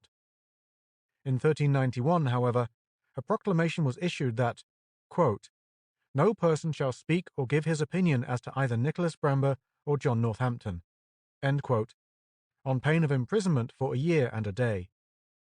The preamble is as follows, quote, whereas many dissensions, quarrels, and false reports have prevailed in the city of London as between trade and trade, person and person, because of divers controversies lately moved between Nicholas Brember, knight, and John Northampton, of late mayors of the same city, who were men of great power and estate, and had many friendships and friends within the same, to the great peril of the same city, and maybe all of the realm. End quote. The names of many other mayors who have conferred distinction on their office might be mentioned here, but the space at our disposal will not allow of any statement of the claims to honour of these men who have made their mark in the history of London. It is a curious fact that we have no authority whatever for fixing a date for the first use of the title Lord Mayor, and there can be little doubt that it was originally assumed without any positive right. Dr. Sharp thinks that possibly the expression Domino Major, strictly Sir Mayor, may account for the origin of the Lord Mayor's title. A claim has been set up for Thomas Legge, Mayor the second time in 1354, that he was the first Lord Mayor, but there is positively no authority whatever for this claim, although it is boldly stated that he was created Lord Mayor by Edward III in this year. One point is worthy of special attention, although it does not throw any actual light on the matter. Bishop Stubbs says that the Mayor of York was known as Lord Mayor in 1389. Richard II had, in that year, presented his own sword to the Mayor, who was thenceforward known as the Lord Mayor, and in 1393 he had given the Lord Mayor a mace. If this were so, we can scarcely believe that Londoners, who had always been very tenacious of their pre-eminent position, would be content to allow their chief magistrate to continue without a title possessed by the Mayor of York. Still, there is not the slightest evidence that the title of Lord Mayor was used in London at this early period, and it is possible that Bishop Stubbs' statement is too definite. There is no doubt that the title Lord Mayor was used at an early date in York, but the prefix Lord was not always applied, and as late as 1565 there is reference in the Chamberlain's account book, quote, to Mr. John Bean, Mayor, end quote. A correspondence of some interest was printed in the Times in November and December 1901 on this point, But although Legg's claim was disproved, few, if any, positive facts were brought forward. The most satisfactory letter was one from Mr. W. H. St. John Hope of the Society of Antiquaries, who, as a result of a search in the city books, gave some definite information as to the use of the title. Quote, "Down to about 1540, the chief magistrate was invariably styled mayor. There are, however, instances as early as 1519 where he is referred to as my Lord Mayor, but seemingly in the same way as we speak of my Lord Bishop or my Lord the King, for the same entry that refers to him as my Lord Mayor now being, continues, as well as all other mayors his successors. After 1540, the use of the term Lord Mayor becomes general, e.g., 1542, every Lord Mayor's house, 1545, the Lord Mayors of the same city, 1546, the Lord Mayor, etc." End quote. We have seen how important was the office of mayor in medieval times, and how like a king the holder's dignity was upheld. The mayor has certain very remarkable privileges which prove the high esteem in which he was held by the sovereign. These privileges are of considerable antiquity, and have not yet been traced to their source. The four principal are: 1. The closing of Temple Bar to the sovereign. 2. The mayor's position in the city where he is second only to the king. 3. His summons to the Privy Council on the accession of a new sovereign. 4. His position of butler at the coronation banquets. 1. The closing of Temple Bar to the sovereign. The gates of Temple Bar were invariably closed by the city authorities whenever the sovereign had occasion to enter the city. A herald sounded a trumpet before the gate. Another herald knocked. A parley ensued. The gates were then thrown open, and the mayor, for the time being, presented the sword of the city to the sovereign, who graciously returned it to the mayor. The earliest record of this custom is connected with Queen Elizabeth's visit to St. Paul's to return thanks for the defeat of the Spanish Armada, but evidently the custom must be one of great antiquity, and probably in the case of the early kings, it was carried out at one of the city gates long before the bars of the libraries were thought of, although no records have come down to us. Stowe's account of the proceedings in his Annals is as follows. Quote, "Over the gate of the Temple Bar were placed the waits of the city, and at the same bar the Lord Mayor and his brethren the aldermen in scarlet received and welcomed Her Majesty to her city and chamber, delivering to her hands the sceptre, which after certain speeches had Her Highness redelivered to the Mayor, and he again taking his horse, bare the same before her. The companies of the city in their liveries stood in their rails of timber covered by blue cloth, all of them saluting Her Highness, as she proceeded along to Paul's Church." End quote. 2.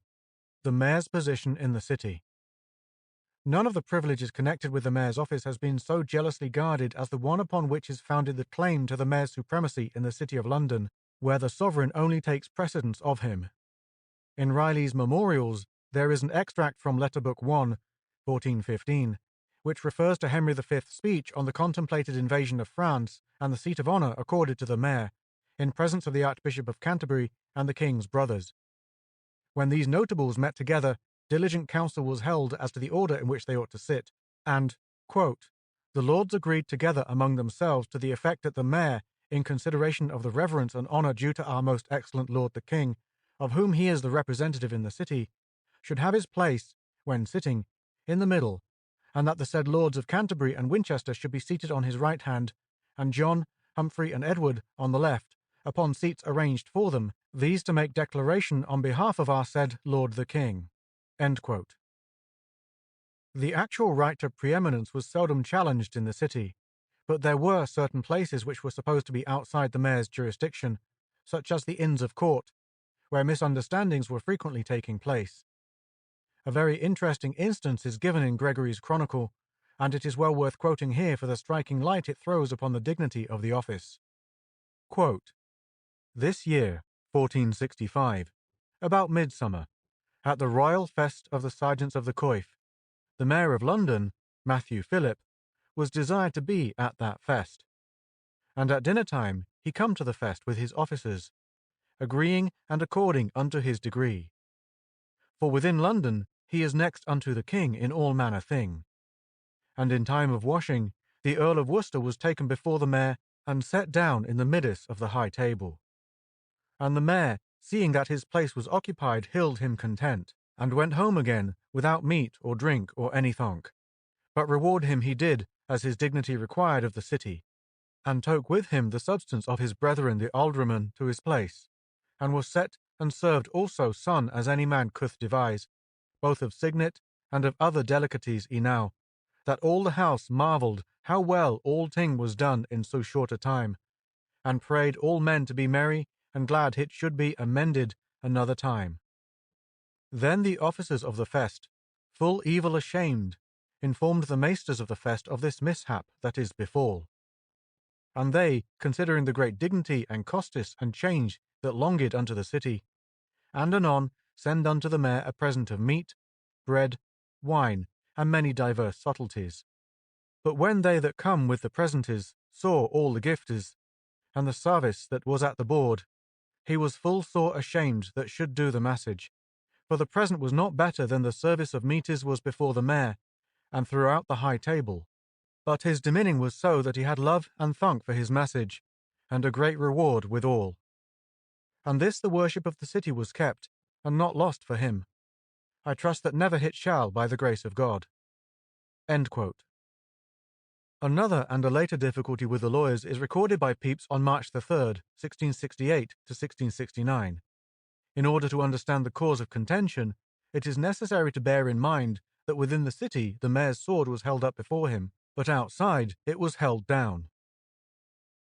Quote, meeting Mr. Bellwood, did hear how my Lord Mayor, Sir William Turner, being invited this day to dinner at the Reader's at the Temple, and endeavouring to carry his sword up, the students did pull it down, and forced him to go and stay all the day in a private counsellor's chamber, until the Reader himself could get the young gentleman to dinner, and then my Lord Mayor did retreat out of the Temple by stealth, with his sword up.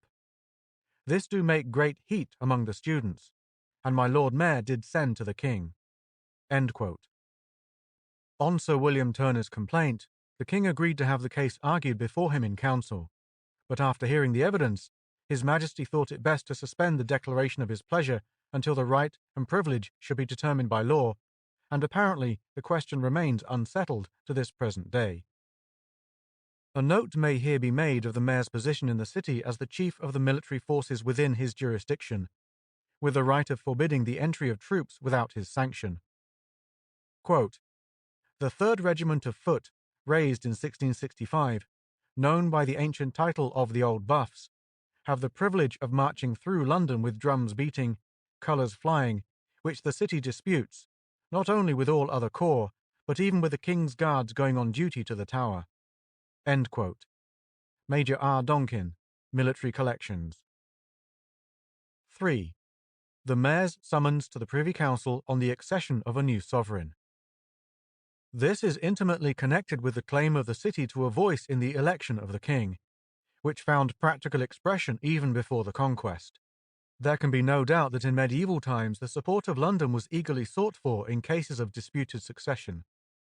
During the 19th century, it was the custom to belittle the mayor and corporation, and Lord Macaulay in his history ignores the considerable influence of the city in securing the succession of his hero William III to the throne. At the councils held on the accession of Queen Victoria and King Edward VII, the respective Lords Mayor, although summoned, were not allowed to remain to the meeting of the council. Little has been written upon this very important privilege of the Lord Mayor, but its consideration opens up a very remarkable constitutional question which requires very careful investigation. There ought to be sufficient information available to settle the question. On the accession of His present Majesty, the Lord Mayor, the late Mr. Alderman Green, afterwards Sir Frank Green, Baronet, was invited to sign the proclamation immediately after the royal family, the Archbishop of Canterbury and the Lord Chancellor and his colleagues' signatures following his lordship's. It is said that the great Duke of Wellington laid great stress upon the attendance of the Lord Mayor, and it was supposed that as the death of the sovereign cancelled the appointments of court officials, the Lord Mayor, who continued in office, was an official of considerable importance on the occasion of the accession of a new sovereign. The continuance of court appointments is now settled by an Act of Parliament. 4. The Mayor's position at the coronation banquets. The privilege of assisting the chief butler at the coronations of the kings of England, accorded to the citizens of London, appears to date back before the appointment of a mayor. Dr. Sharp, referring to the double coronation of Richard I, writes, quote, "His first coronation had taken place at Westminster, 3rd of September 1189, soon after his accession, and the citizens of London had duly performed a service at the coronation banquet, a service which even in those days was recognized as an ancient service, namely, that of assisting the chief butler, for which the mayor was customarily presented with a gold cup and ewer. The citizens of the rival city of Winchester performed on this occasion the lesser service of attending to the viands. The second coronation, taking place at Winchester, 17th of April 1194, and not at Westminster, the burgesses of the former city put in a claim to the more honourable service over the heads of the citizens of London, and the latter only succeeded in establishing their superior claim by a judicious bribe of 200 marks. End quote.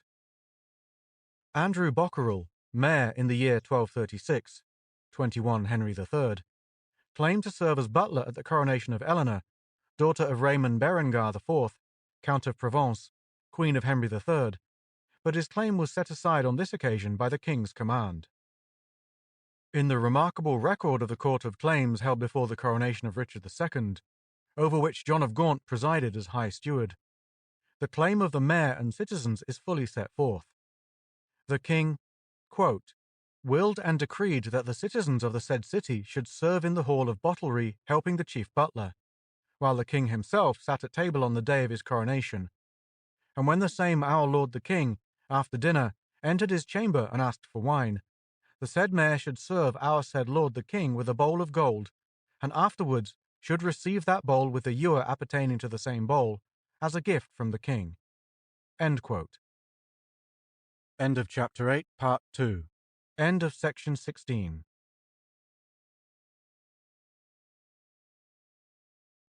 The Story of London by Henry B. Wheatley. Chapter 8. The Governors of the City, Part 3. At the coronation of Henry VI, 6th of November 1429, William Estfield, the recently elected mayor, received the customary gold cup and ewer used on the occasion, which he afterwards bequeathed to his grandson. The latest instance of this jealously guarded privilege occurred at the coronation of George IV, July the 19th, 1821. The claim to this honourable service in the cases of the coronations of William IV and Queen Victoria was not made because no banquet took place on these occasions. In the case of the coronation of His present Majesty, the claim was excluded from the consideration of the Court of Claims under the Royal Proclamation. The terms of the judgment on a further claim is as follows. Quote, "The Court considers and adjudges that the Lord Mayor has by usage a right, subject to His Majesty's pleasure, to attend the Abbey during the coronation, and bear the crystal mace." End quote.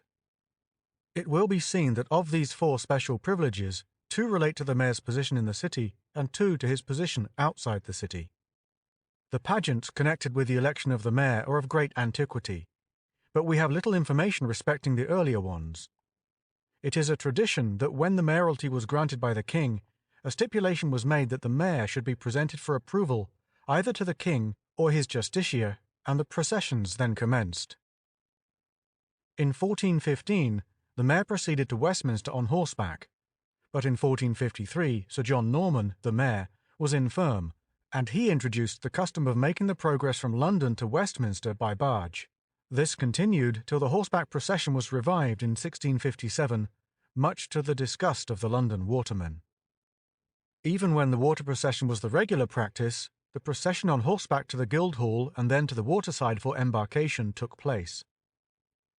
No Lord Mayor in a city procession used a coach before 1712, and then only an ordinary one. The present state coach was built in 1757. Sir John Shah, mayor in 1482, was the first to give the annual banquet in the Guildhall. Previously, the feast had taken place either at Grocers' Hall or some other convenient place. The practice of dining at the Guildhall did not become general until 1501, when alterations were made in the kitchen, and the requisite offices having been added, the series of annual banquets was commenced there. There was no feeling of contempt of trade in the Middle Ages, and the merchant princes of London were held in high esteem. The custom of ridiculing the city and its rulers did not then exist, but it seems probable that it first came into being in the reign of Elizabeth. Richard Johnson's 9 Worthies of London, 1592, contains the praise of the worthies, written by the author in a mock heroic style. Of the 9, 4 were mayors, namely Sir William Walworth, 1374-1380, Sir Henry Pritchard, Pickard, 1356, Sir William Sevenoak, 1418, and Sir William White, 1553. Most of the mayors of the Middle Ages were men of birth and position, and it is difficult to understand how it was that the popular idea of a poor boy coming up to London penniless, making his way here, and eventually rising to be mayor, first came into existence. The elaboration of this idea in the chapbook Life of Sir Richard Whittington is entirely opposed to the facts of the case. Alderman. The consideration of the actual position of the alderman in the government of London is one of great difficulty, and Mr. Round's discovery of the Oath of the Commune, in which aldermen are not mentioned, has made it difficult to conjecture when it was that they took their natural place as the advisers of the mayor.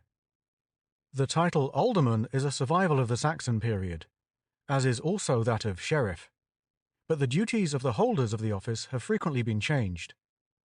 The word alderman was a generic term as well as the distinctive title of a special officer. King Alfred appointed an alderman over all London, and the chief officer of the various guilds was originally known as an alderman. The various wards were each presided over by an alderman from an early period, but, as already noted, we cannot fix the date when they were united as a court of aldermen.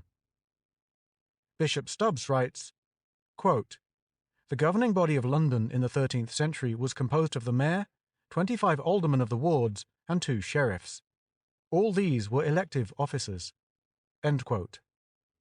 The difficulty is that although aldermen were undoubtedly elected as the heads of wards, they are not referred to as the colleagues of the mayor until the very end of this century. In March 1298 to 1299, letters were sent from, quote, "the mayor and commune of the city of London, to the echevins, jurats, and commonalty of the town of Bruges, to the provost, bailiffs, and commonalty of the town of Caen, and to the provost, echevin, and commonalty of the city of Comerac, possibly Cambrai." End quote. Although the official form of the mayor and commune was continued until the end of the 13th century, and it was not until early in the 14th century that the form mayor, alderman, and common council came into existence, there is sufficient evidence to show that the alderman and common council before that time were acting with the mayor as governors of the city. As already quoted from Bishop Stubbs, that authority describes the aldermen as assistants of the mayor as early as 1249. At all events, in the record of the election of aldermen in 1293, they are specially described as elected for the government of the city. In 1299, 27 Edward I, quote, "It was agreed by Henry Legales, mayor, and the aldermen that Strago, the sweeper of litter in the ward of Cheap, should be taken and imprisoned until, etc., because he, the said Strago, had scandalized the aldermen by saying that they take the money of the commonalty at the Guildhall under pretext of wardship of orphans, and then waste such money for their own profit." End quote. In consequence of these unfounded charges, Strago was committed to the Tun. There are in Riley's memorials about this date several other references to aldermen acting with the mayor. Thus, on the 14th of September 1301, quote, "Walter Swan appeared before Sir Elias Russell, Mayor of London, and other aldermen then present." End quote. And in December 1310, Roger de Ure, having insulted and assaulted Richard de Gloucester, alderman, the two parties, quote, "appeared in the Guildhall before Sir Richard de Retham, the mayor, and the alderman." End quote. In 1311, 4th Edward II, the form of description of the governors was, quote, "the mayor, alderman, and the common council of the city." End quote. From this time, the general form was either this or, quote, "the mayor, alderman, and commonalty." End quote. It is necessary, however, to mention that a congregation of mayor and alderman is referred to in Fitz-Aylwin's Assize of 1189. The title of echevin, as applied to a governor of the city, is at present only known to us as used in the Oath of the Commune, found by Mr. Round, and it may therefore have had a very short existence. It is possible that aldermen were elected onto the mayor's council under the title of échevins. This, however, is not the opinion of Mr. Round, who is inclined to believe that the body of échevins became, in course of time, the Court of Common Council. The whole question is at present one of great difficulty, and I only state the facts here without venturing to express any confident opinion until more evidence is forthcoming. We may be allowed to think that too great an importance has been ascribed to the position of the early aldermen in connection with their wards. It is generally affirmed that the aldermen were hereditary owners of the various wards, on account of the fact that the wards were named after them, an instance of which practice remains in Farringdon, Bassishaw, and Basingshall. There is no evidence of this proprietorship, and it seems improbable on the face of it. Mr. Round believes that what an alderman inherited can only have been the aldermanry of his ward, like, he suggests, an hereditary sheriff. Mr. Badley writes that, quote, early in 1276 we find mention made of the ward of Henry de Frowick within the gate, i.e. Cripplegate, and 10 years later, circa 1285, he figures in the earliest list of aldermen extant in the city's records as alderman of the same ward. End quote. At the election of aldermen in 1291, 19 Edward I, 16 of the wards were named after the alderman and 8 after places, the latter being the wards of Cheap, Castle Baynard, Walebrook, Dewgate, Bridge, Portsoken, Vintry, and Bassishaw.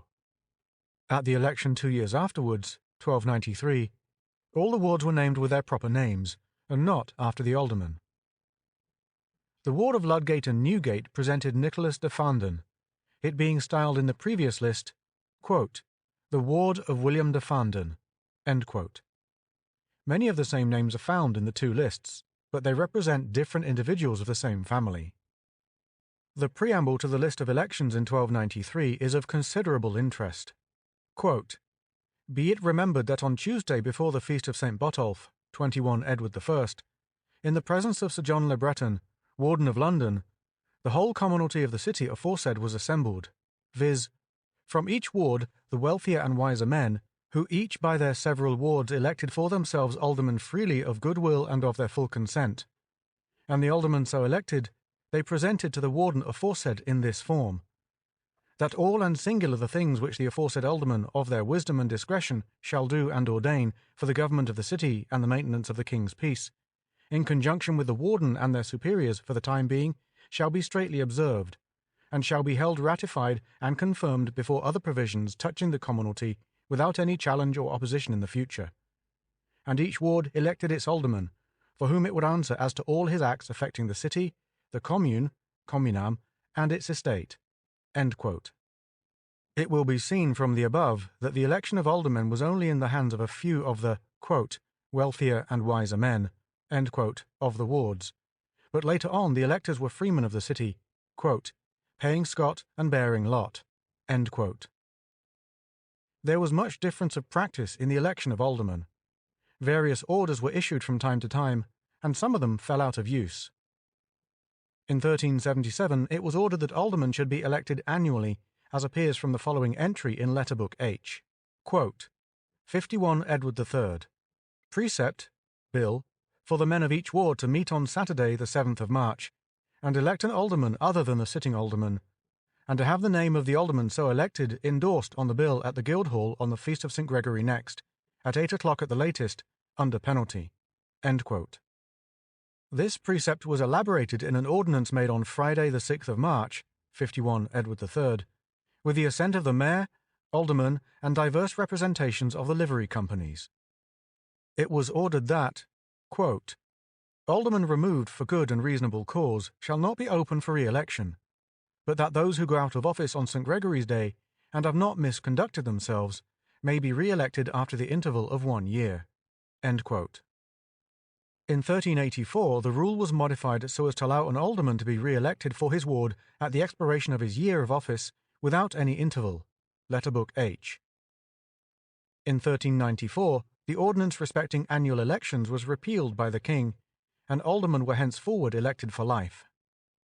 6th of March, 17 Richard II.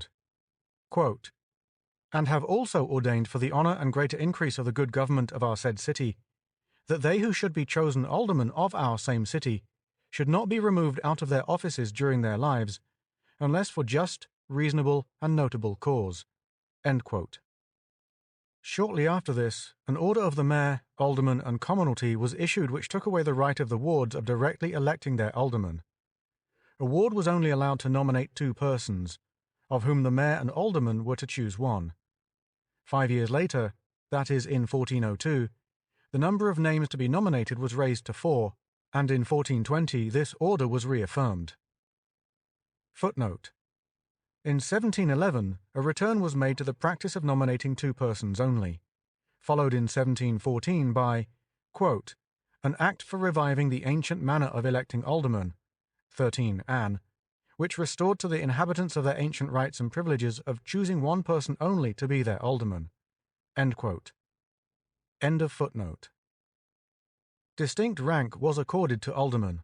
Thus the common seal of the corporation bears the inscription Sigillum Baronum Londiniarum, and we are told by John Carpenter in Liber Albus, quote, "It is a matter of experience that even since the year of our Lord 1350, at the sepulture of aldermen, the ancient custom of interment with baronial honours was observed.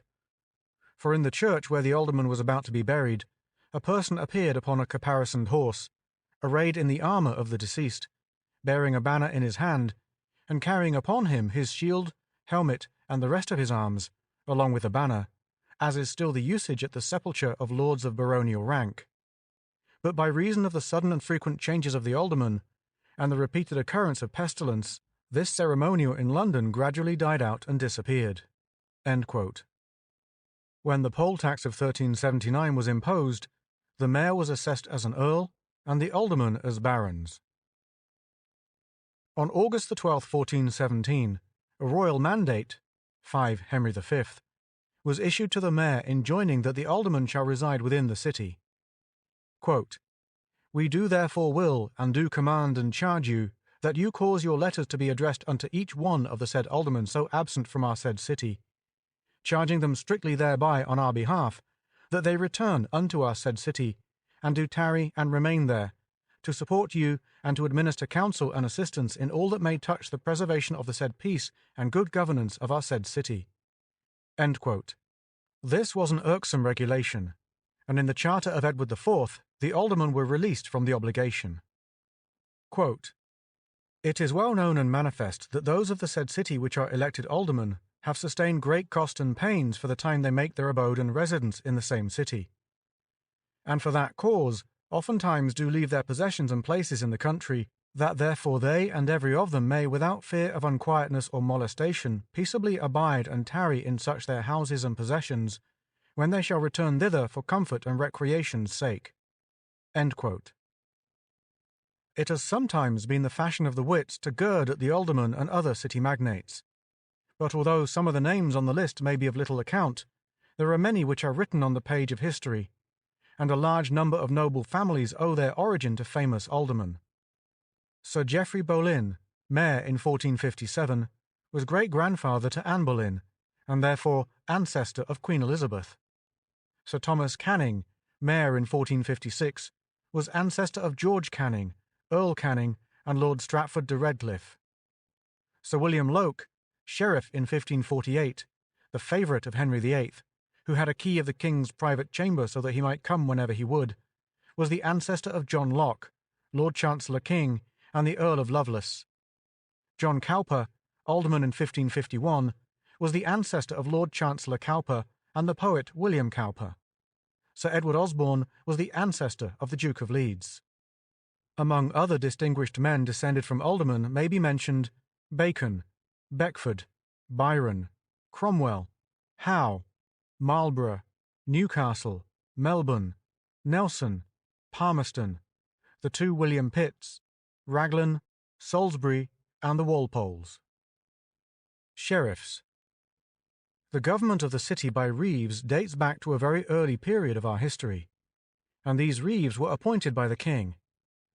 When William the Conqueror demanded entrance to London, the joint governors were the bishop and the portreeve. How long before the conquest a portreeve had been appointed, and how long after his office was continued, we do not know. The sheriff to some extent took his place, but Henry I gave the city the right of appointing justiciars and sheriffs, and the justiciar, according to Mr. Round, took precedence of the sheriff. After the establishment of the commune and the appointment of a mayor, the sheriffs naturally lost much of their importance, and they became what they are styled in Liber Albus, quote, the eyes of the mayor, end quote.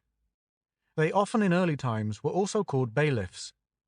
When Middlesex was infirm to London, the two sheriffs were equally sheriffs of London and Middlesex. There is one instance only in the city records of a sheriff of Middlesex being mentioned as distinct from the sheriffs, and this was in 1283, when Anquetin de Betteville and Walter le Blond are described as sheriffs of London, and Gerin as sheriff of Middlesex.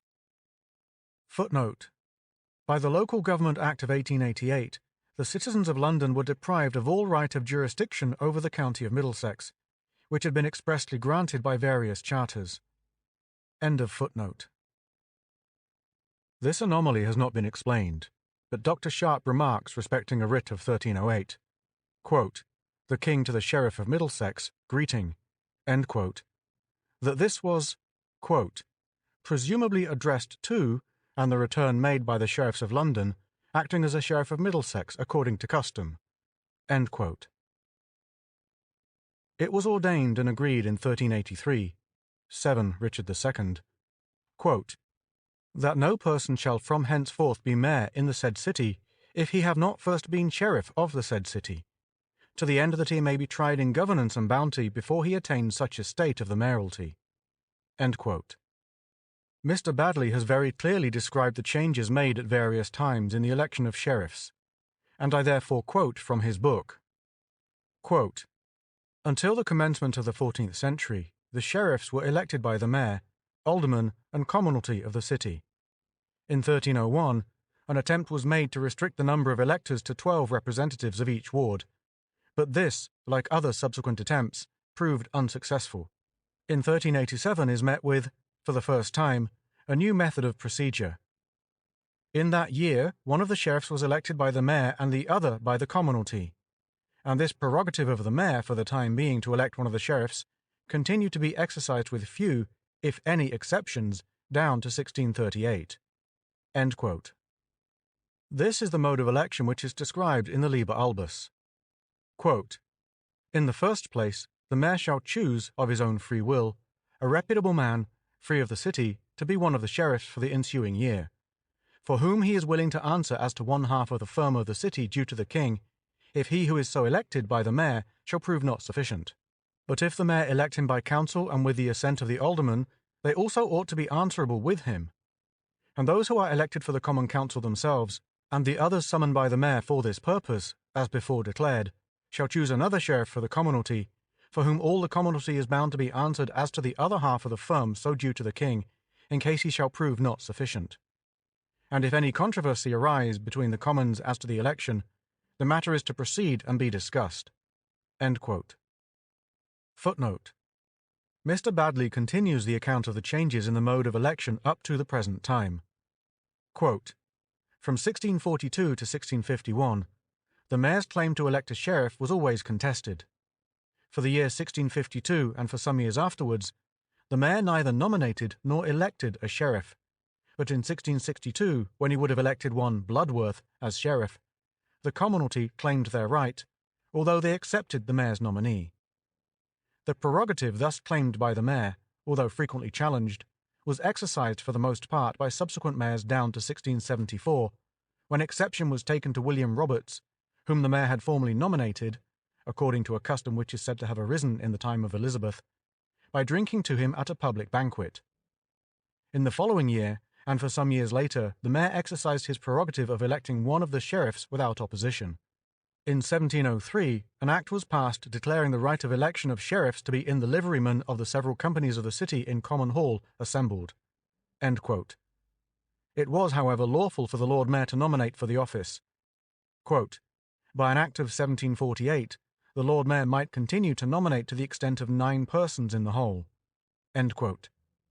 By an act of Common Council in 1878, the right of election to the office of sheriff was vested in the liverymen of the several companies of the city in Common Hall assembled. The Lord Mayor nominating one or more freemen, not exceeding 3 in the whole, for the shrievalty. End of footnote. Common Council. We do not know when the Court of Common Council was first formed, but, as already stated, Mr. Round supposes it to have grown out of the body of échevins brought into being on the granting of a commune. It seems probable that the two courts, that of aldermen and that of the Common Council, were formed about the same time, but it is remarkable that we have at present no definite information on the subject. Now that special attention is drawn to this matter, it is to be hoped that some facts settling the question may be forthcoming. The number of members of the Common Council varied greatly at different times, but the right to determine the number was indirectly granted by the Charter of Edward III, 1341, which enables the city to amend customs and usages which have become hard. The preamble to an Act of Common Council, 8th of May, 1840, 3 Victoria, passed to reduce the total number of Common Council and to apportion more equally the members to the different wards, contains the following statement of its antiquity. Quote, "Whereas from time whereof the memory of man runneth not to the contrary, there hath existed, and still doth exist within the city of London, a Common Council consisting of the mayor and aldermen of the said city, and certain citizens, being freemen of the said city, annually elected to be of the same council, and called the Commons of the said city. And whereas, under and by virtue of the ancient charters, ordinances, statutes, and customs of the said city, the power of appointing and regulating the number of citizens to be, from time to time, elected of the same Common Council hath, from time whereof the memory of man runneth not to the contrary, belonged, and still of right doth belong, to the mayor, aldermen, and commons of the said city." End quote. The Common Council were chosen by the wards until 1351, 25 Edward III, when certain companies appointed the Common Council. In 1376, 50 Edward III, an ordinance was made by the mayor and aldermen with the assent of the whole commons, to the effect that the companies should select men with whom they were content, and none other should come to the election of mayors and sheriffs; that the greater companies should not elect more than 6, the lesser 4, and the least 2. 47 companies nominated 156 members. In 1383 the right of election reverted to the wards, but was obtained again by the companies in 1467. Arms of London. The arms of the City of London are simple and of great interest, consisting as they do of the cross of St. George with the sword of St. Paul in the dexter quarter. But unfortunately, an absurd popular blunder has been prevalent that the sword was really the dagger with which Sir William Walworth killed Wat Tyler. The history of these arms is fully set forth in Jewett and Hope's Corporation Plate, and there illustrated with figures of the old Common Seal of London and the first and second mayoralty seals. The facts as there set forth are shortly stated here. The Old Common Seal is a fine example of the early part of the 13th century. Stowe, in his Survey, dates it in 1224, and Gregory, in his Chronicle, in 1227 to 1228. Mr. Hope says that the seal may well be of a date circa 1225, and that it certainly was in use in 1246. The obverse of the seal represents a figure of St. Paul with a sword in his outstretched right hand, and a banner of England in his left hand. Quote, "The saint is represented as standing in the middle of the city over which he keeps guard. The spire of the cathedral church rises in front of him, and other steeples on each side. In front of all is the city wall with its ditch, with lofty central gateway and 2 lesser flanking towers or bastions." End quote. The legend is Sigillum Baronum Londoniarum. The first mayoralty seal bears the figures of St. Thomas of Canterbury and St. Paul with his sword. The legend is Sigillum Majoratus London, and the date circa 1280. The second mayoralty seal, which was produced a century after the first one, is of very special interest. It bears seated figures of St. Thomas and St. Paul, and in base a shield of the city supported by 2 lions.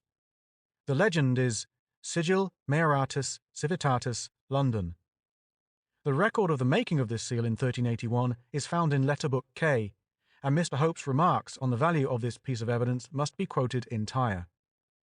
Quote, "This seal is of special interest, not only from its being a dated example, but because it proves beyond doubt the absurdity of the silly notion that the object in the dexter chief of the city arms is the sword or dagger wherewith Sir William Walworth slew Wat Tyler, instead of being, as it undoubtedly is, the sword of St. Paul. Wat Tyler was killed on June 15, 1381, whereas the new seal of the mayoralty had been formally adopted on April 17, 2 months before. This seal is also one of the earliest authorities for the city arms. Its silver matrix is still preserved at the mansion house, but in so worn a condition that little else than the deepest parts can be traced. It is only now used for mercantile documents going abroad. End quote. To return to the common seal, it may be noticed here that the original reverse had, quote, in base a view of the city somewhat resembling that on the obverse, surmounted by a segmental arch. On top of the arch, seated on a throne or chair of state, is a figure of St. Thomas of Canterbury with a cross and Paul. End quote. In accordance with the famous proclamation of Henry VIII, November 16, 1538, which enacted that Thomas Becket should no longer, quote, be esteemed, named, reputed, nor called a saint, but Bishop Becket, and that his images and pictures through the whole realm shall be put down, end quote, etc., it was enacted in 1539 that this reverse of the common seal should be destroyed. Quote, the beautiful reverse of the common seal, after doing duty for over 3 centuries, was therefore broken up, and presumably its silver used to make a new matrix.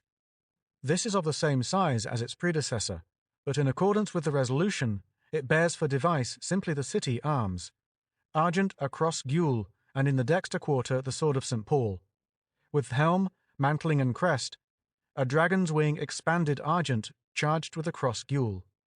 The legend is, Londini defende tuos deus optime cives. End quote. In connection with the arms, it may be noticed that the supporters, which are usually described as griffins, are really dragons, in allusion to St. George. End of chapter 8. End of section 17.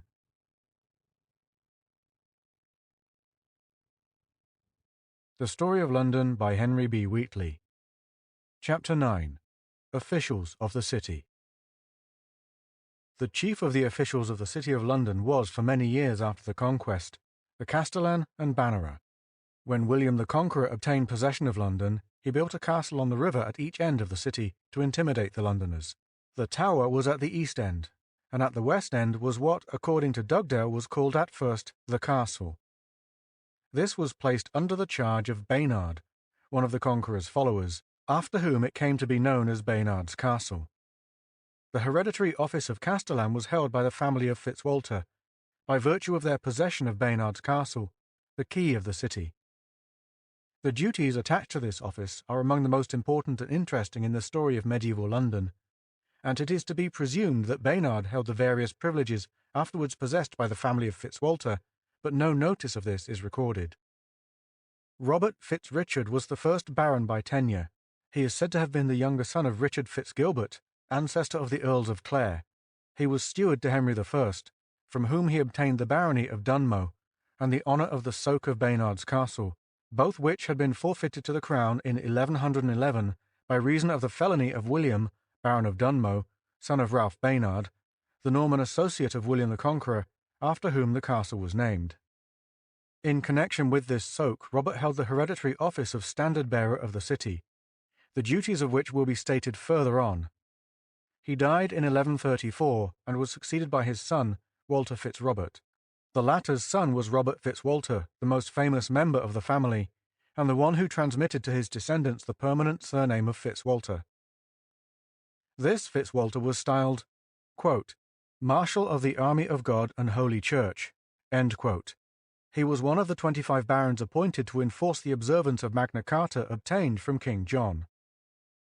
An, quote, agreement dated 15th to the 25th of June 1215 between King John of the one part and Robert Fitzwalter, Marshal of the Army of God and of Holy Church in England, 6 earls and 6 barons named, and other earls, barons and freemen of the other part, end quote, is preserved in the Public Record Office, and the following description of the document is given in the Catalogue of Manuscripts, etc. in the Museum of the Public Record Office, 1902.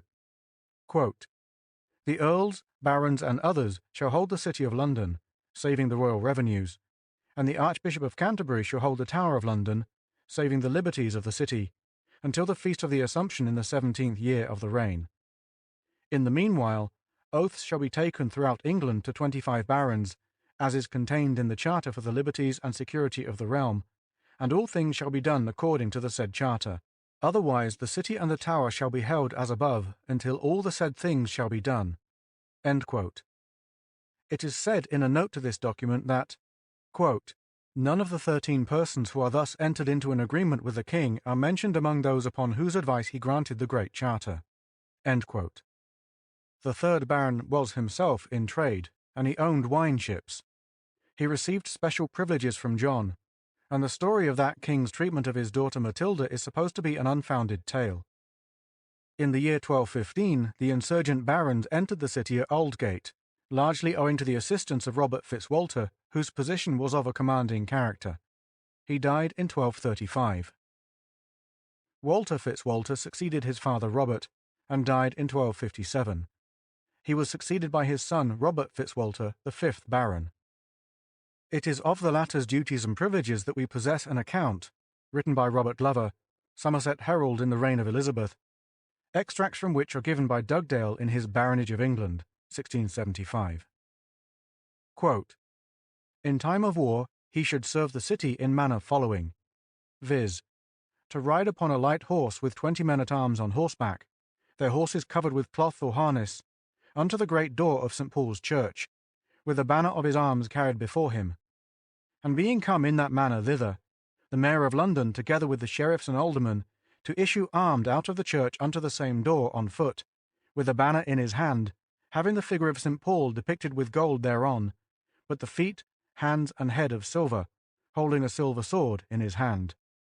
And as soon as he shall see the mayor, sheriffs, and aldermen come on foot out of the church, carrying such a banner, he is to alight from his horse and salute him as his companion, saying, Sir Mayor, I am obliged to come hither to do my service which I owe to this city. To whom the mayor, sheriffs, and aldermen are to answer, We give to you, as our banner-bearer for this city, this banner by inheritance of the city, to bear and carry to the honour and profit thereof to your power. Whereupon the said Robert and his heirs shall receive it into their hands, and the mayor and sheriffs shall follow him to the door and bring him an horse worth 20 pounds, which horse shall be saddled with a saddle of his arms, and covered with silk depicted likewise with the same arms. And they shall take 20 pounds sterling, and deliver it to the chamberlain of the said Robert for his expenses that day. End quote, etc. There was a vacant ground opposite the great west door of St. Paul's where this interesting ceremony took place. The folk moots were held in the churchyard at the east end of the cathedral. In 1275, 3 Edward I, Robert Fitzwalter obtained license from the Crown to convey Baynard Castle and the Tower of Montfichet to the Archbishop of Canterbury for the purpose of the foundation of the house and church of the Friars Preachers, or Black Friars. In the following year, Edward I confirmed the grant of 2 lanes adjacent to, quote, Castle Baynard and the Tower of Montfichet for the purposes of enlarging the aforesaid place, on condition that the said Archbishop should provide the citizens with a more convenient way, as he had now done. End quote. In 1277 to 1278, an alteration was made in the wall of the friary. When Sir Robert Fitzwalter conveyed Baynard Castle to the Archbishop, he specially reserved all his rights and privileges in the following terms.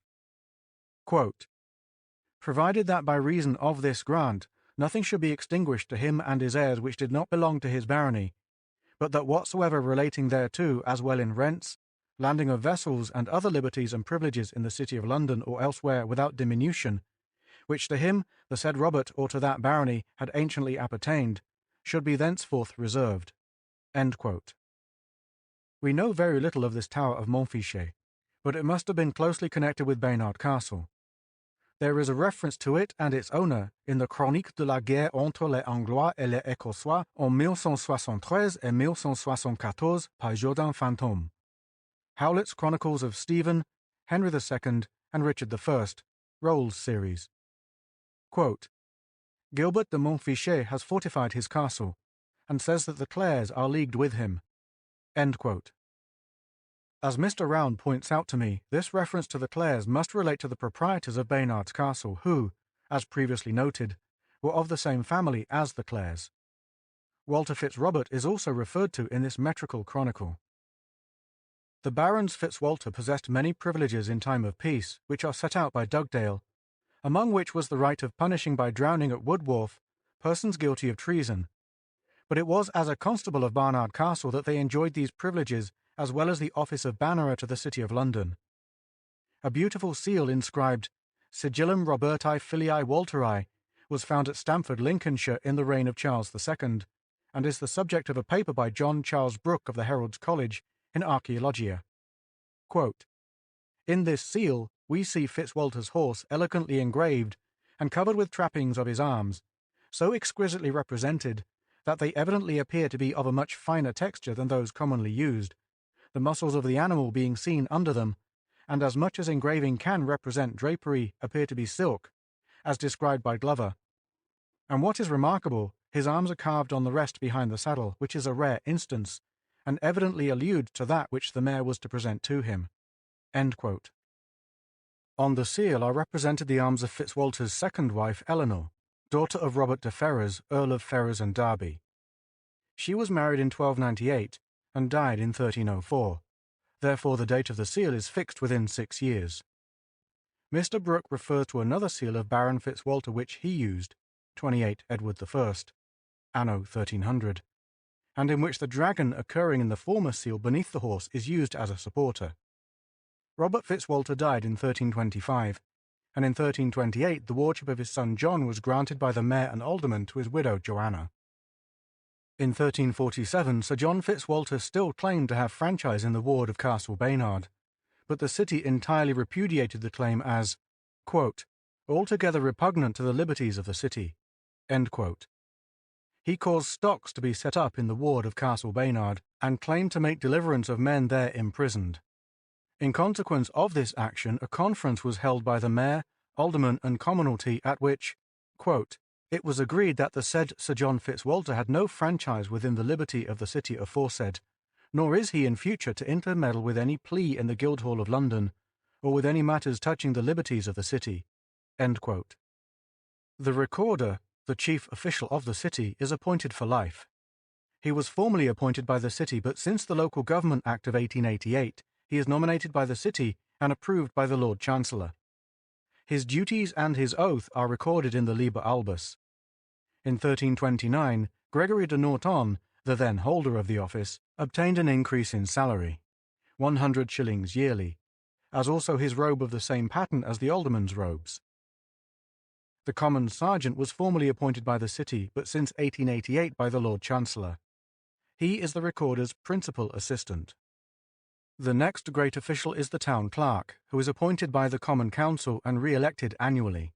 John de Batterkel, Clerk of the City, is referred to in Letter Book A, and this is the first recorded mention of the office, afterwards known as the Common Clerk, and later as Town Clerk. Next to the recorder, the Town Clerk was the chief officer in the local courts of law called the hustings and the Mayor's Court. Among the distinguished men who have held the office, 2 names stand out, viz., John Carpenter and William Dunthorne. Carpenter, Town Clerk in the reigns of Henry V and Henry VI, was elected in 1417. He was called also Secretary of the City, a title not applied to any other Town Clerk. He is best known as the compiler of the Liber Albus and as founder of the City of London School. Dunthorne's name, 1462, is associated with the Liber Dunthorne, which contains transcripts from the Liber Albus, Liber Customarum, letter books, etc. The Chamberlain, or Comptroller of the King's Chamber, is appointed by the livery. He was originally a king's officer, and the office was probably instituted soon after the Conquest. It is mentioned in documents of the 12th century. On June 28, 1232, the office of, quote, King's Chamberlain of London, end quote, was granted for life to Peter de Rivalis. His duties and privileges, as stated in the grant, are very extensive and important. Quote, "He shall have for life the custody of the King's houses at Southampton and the King's prize of wine there, custody of the King's jury, of the Mint of England," end quote, and, quote, "all other things pertaining to the office of Chamberlain of London," end quote. By another grant of the same year, the said Peter, Treasurer of Poitiers for life, was given the custody of the ports and coasts of England, saving the port of Dover. When the office is mentioned in 1275, it was combined with the offices of mayor and coroner. The functions of coroner were often exercised by the chamberlain and sheriffs, and when the chamberlain was called away from the city by the king, he appointed a deputy coroner. The office was sometimes held by the king's butler, to whom appertained the office of coroner. William Trent, a wine merchant of Bergerac, was appointed king's butler on the 25th of November 1301, 30 Edward I. He became also the king's chamberlain of the city and coroner of London. Andrew Horne, a fishmonger by trade who kept a shop in Bridge Street, held the office of chamberlain for several years. He was the compiler of Liber Horne, which contains charters, statutes, grants, etc. To him also has been attributed the authorship of the law treatise of medieval titles entitled The Mirror of Justice. He died in 1328. Many attempts were made by the citizens to get coronership into their own hands, and at last Edward IV sold the right to appoint a coroner of their own, independent of the king's butler, for £7,000. The remembrancer, or state amanuensis, is appointed by the Common Council. The office was held from 1571 to 1584 by a distinguished man, Thomas Norton, MP, who was joint author with Thomas Sackville, Earl of Dorset, of the tragedy of Gorboduc. He left a manuscript on the ancient duties of the Lord Mayor and Corporation, an account of which was published by J. Payne Collier in Archaeologia. The common hunt was an official mentioned in the Liber Albus, where we learn that John Courtney was appointed to the office in 1417. The office was abolished in the year 1807. Of officers in immediate attendance on the mayor may be mentioned the sword-bearer and the sergeant at mace. The first notice of the office of sword-bearer occurs in the Liber Albus, 1419, and the first record in the minute books of the appointment of a sword-bearer is in 4 Henry VI, 1426. Mr. Hope remarks that, quote, "The absence of earlier notices is probably due to the fact that the sword-bearer was appointed, according to the entry in the Liber Allus, as propre costage du maire, and not at the cost of the city." End quote.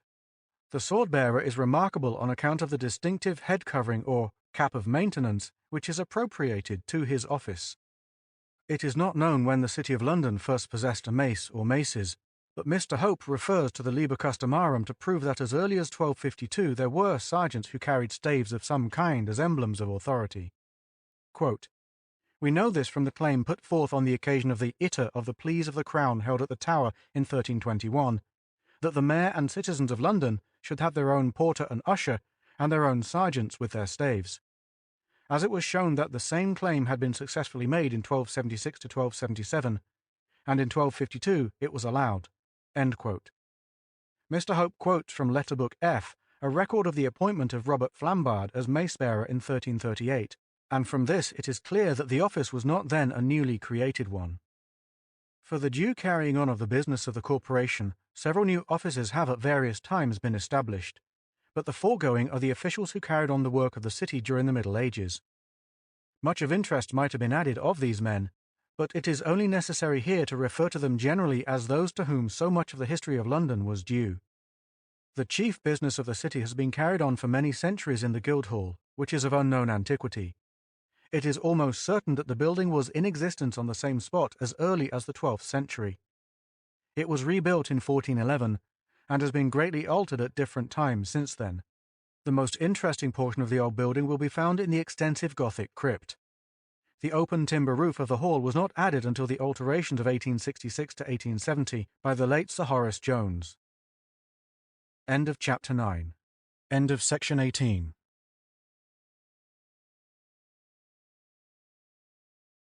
The Story of London by Henry B. Wheatley. Chapter 10. Commerce and Trade, Part 1.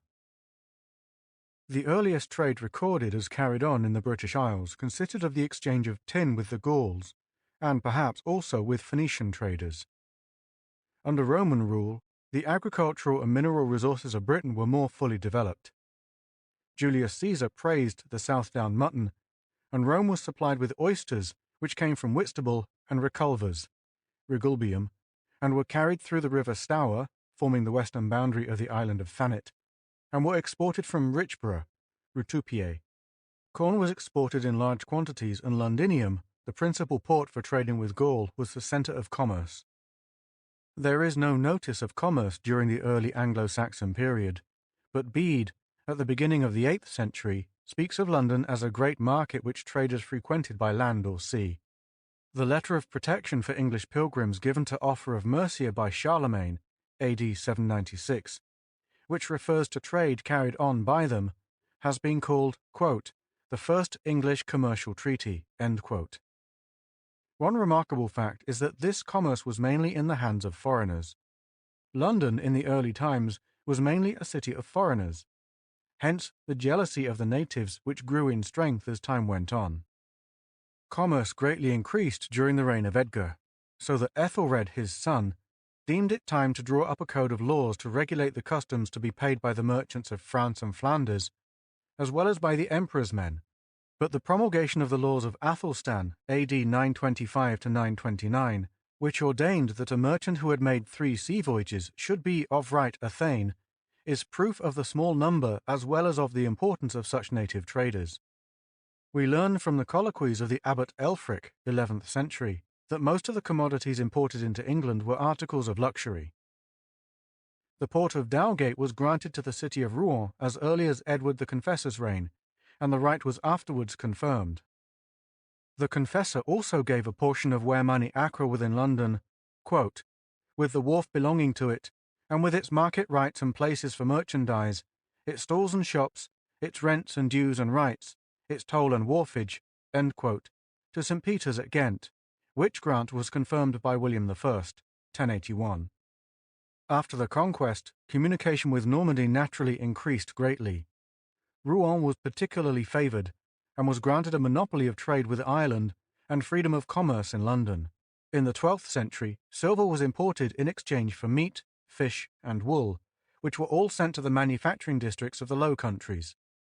Corn was sometimes exported, but not without a license. The House or Guild of the Merchants of Almaine, otherwise called the House of the Teutonics, was formed about the year 1169, though the Germans, under the name of Easterlings, are known to have traded here during the Saxon period. The guild flourished in London as the merchants of the Steelyard till the time of Elizabeth, when their special privileges were abolished by royal decree. Hallam tells us that from the middle of the 12th to the 13th century, the traders of England became more and more prosperous. The towns on the southern coast exported tin and other metals in exchange for the wines of France. Those on the eastern coast sent corn to Norway, and the Cinque Ports bartered wool against the stuffs of Flanders. The export of wool and the import of cloth were prohibited in 1261, and the prohibition was repeated in 1271. The cause of this prohibition may be illustrated by reference to a particular import, woad, which seems to show that a native woolen manufacture existed, although all the finer cloth came from Flanders. The restrictions originally imposed upon the woad merchants would not allow them a settlement in the city, nor permit them to store their woad, which they had to sell as best they could on the wharf where it was landed. In 1237, however, the merchants of Amiens, Corbie, and Nesle were allowed, by special arrangement, greater freedom in the disposal of their woad and other wares. In the end, the woad merchants settled in Cannon Street, Candlewick Street, the very centre of the cloth trade in London, as Lydgate tells us in his London Lickpenny. Quote, then I went forth by London Stone, throughout all Canwick Street. Drapers much cloth offered me anon. End quote. Footnote. No woolen cloth was allowed to be dyed black except with woad. The whole history of the cultivation and use of woad is one of great interest. It was cultivated in England from the earliest times, and the trade was ruined by the indigo growers, as they in turn have been ruined in our own day by the manufacture in Germany of synthetic indigo. End of footnote. London was the seat of trade in Eastern luxuries, which became known largely through the influence of the Crusades. Silks, fruits, spices, and Greek wines were brought here by the Italian fleet which, after 1317, regularly visited England. In the 13th and 14th centuries, the importance of our commerce is shown by the appearance of regulations for its promotion in the Statute Book. The Statute of Merchants is dated 1283 to 1285, and the Carta Mercatoria 1303. The trade with Bordeaux was very active, and largely carried on by English ships from London, Bristol, Dover, and Hull. Wool, herrings, lead, copper, and tin were taken out in these ships, also pilgrims as passengers. the ships returned to England laden with wine and corn when the home production was short. In 1350, 141 ships carried 13,429 tons of wine from Bordeaux to England. English merchants travelled largely and made their appearance at the great continental fairs. As commerce increased, the enemies of commerce also increased, and we find therefore that the Thames and the open sea were infested by bands of pirates. Soon after pirates had made a successful descent upon Scarborough, John Philpot, a prominent Londoner, set himself to break up the conspiracy. He fitted out a fleet at his own expense and, putting to sea, succeeded in capturing the ringleader, a feat which rendered him so popular as to excite the jealousy of the Duke of Lancaster and other nobles. His fellow citizens showed their appreciation of his character by electing him to succeed Brember in the mayoralty in October 1387. How serious this danger really was may be seen from the fact that not even the king was safe. When Henry IV, in order to escape the pestilence raging in London, crossed from Queensborough in Sheppey to Lee in Essex, on his way to Plashy, though convoyed by Lord Camoys with certain ships of war, narrowly escaped capture by pirates. A vessel containing part of his baggage and retinue, together with his vice-chamberlain, fell into the hands of the enemy. This scandal naturally created a great stir, and Lord Camoys was tried on a charge of correspondence with the enemy. He was acquitted, but his innocence appears to have been considered doubtful. Pirates lurked in the Thames or blockaded the mouth of the river, and to prevent them from landing within the area of the city, the streets leading to the river were defended by chains. Still further to defend London from privateers, John Philpot offered to build, at his own cost, a stone tower 60 king's feet in height near Ratcliffe, provided the Corporation of London would levy 6pence in the pound on the rental of the city, and build a corresponding tower on the opposite side of the river, so that an iron chain might be stretched from one tower to the other to protect the shipping of the river from night attack. The danger was so imminent that the Common Council agreed to the proposal, but, as the alarm died away, this scheme of defence was laid aside. In 1370, quote, the mayor, aldermen, and commonalty were given to understand that certain galleys, with a multitude of armed men therein, were lying off the foreland of Thanet, end quote. And it was therefore ordered that, quote, every night watch shall be kept between the Tower of London and Billingsgate, with 40 men-at-arms and 60 archers, end quote. Which watch the men of the trades underwritten, quote, agreed to keep in succession each night in the form as follows. On Tuesday, the drapers and the tailors. On Wednesday, the mercers and the apothecaries. On Thursday, the fishmongers and the butchers. On Friday, the pewterers and the vintners. On Saturday, the goldsmiths and the saddlers. On Sunday, the ironmongers, the armourers, and the cutlers. On Monday, the taurers, couriers, the spurriers, the bowyers, and the girdlers. End quote. These pirates gave a great deal of trouble up to a much later date, and the wardenship of the Cinque Ports, then held by Cecil, was a busy post when, as in May 1616, pirate vessels were captured between Broadstairs and Margate. In connection with the trade and commerce of London, fairs and markets held a very important position, but here it will only be possible to make a passing allusion to them. Bartholomew Fair, Smithfield, granted to the Prior of St. Bartholomew's by Henry II, 1133, was for several centuries the great cloth fair of England. Its memory is kept alive by the street which is still known as Cloth Fair. After the dissolution of the monasteries, the fair was annually opened by the mayor, attended by the aldermen. It long outlived its use and reputation, and was not finally abolished until the 19th century had run its course for some years. In the city letterbooks, there are references to other less important fairs. Thus, a fair then only recently established in Soper Lane, now Queen Street, Cheapside, and known as Nain or Noon Fair, was abolished about 1307 owing to its being the resort of thieves and cutpurses. There was also a fair called La Novelle Fair, which was held in the parish of St. Nicholas Acons. Many fairs were held at different times in Southwark, Westminster, and other places in the neighbourhood of London. How important the great fairs of the Middle Ages were may be seen in one instance among others by the fact that the citizens of London resorted in such numbers to St. Botolph's Fair, annually held at Boston, County Lincoln, on St. Botolph's Day, 17th of June, that all business in the court of Hustings ceased, and the court was closed for a week. In the fourth book of the Liber Albus, there is a list of letters and other documents relating to markets and fairs, several of which relate to St. Botolph's fair. In Saxon times, buying and selling could only be lawfully carried out before the Reeve of Folkmoot, a practice which necessitated a gathering in towns at fixed times, from which custom grew up the practice of each town having a market day. As a rule, this was on a Sunday, and the marketplace was often situated in the churchyard, close beneath the sheltering walls of the parish church. By the Statute Winton, 13 Edward I, fairs and markets were forbidden to be held in churchyards, and the Statute 27 Henry VI was the first enactment intended to enforce a due observance of Sunday.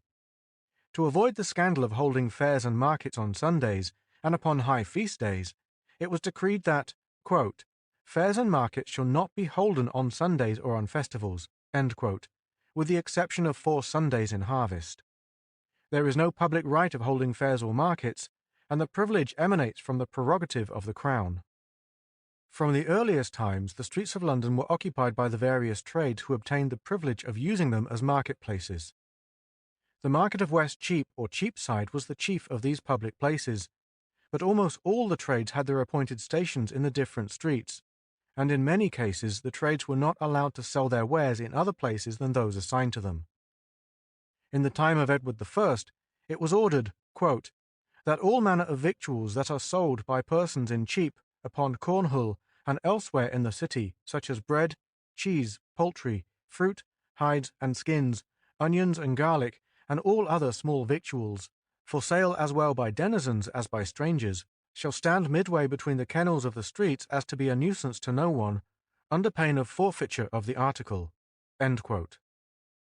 Quote, the pavement in Cheap, end quote, was a recognized marketplace for corn, probably situated near the church of St. Michael le Quern, at the west end of Cheapside. Stocks Market, which stood on the site of the present Mansion House, was founded in 1283, and the rents were appropriated to the maintenance of London Bridge. In 1324, the wardens of the bridge made complaint that certain fishmongers and butchers had of late abandoned the market house, had erected sheds in the King's Highway and other adjoining places, and sold their flesh and fish there, quote, whereby the rents aforesaid, which formed the greater part of the maintenance of the said bridge, had become immensely reduced to the great peril and damage of the bridge and of the city, and of all passing over such bridge. End quote. Staples were markets where only certain goods called staple goods were allowed to be sold. The Company of Merchants of the Staple had a monopoly of exporting the staple commodities of England, and certain staple towns, which were constantly changed, were appointed as centres of the trade. The chief export was wool, quote, the sovereign treasure, end quote, of England, wherewith she was said to keep the whole world warm. In 1328, and again in 1334, all staples were abolished and trade was free according to the Great Charter. Free trade did not last long, and the staple was fixed at Bruges in 1344. By the Ordinance of Staple, 27 Edward III, 1353, 10 staple towns were appointed in England, Wales, and Ireland, Westminster and London together being considered as one of the 10. The staple of Bruges was removed from Bruges to Westminster by this Act.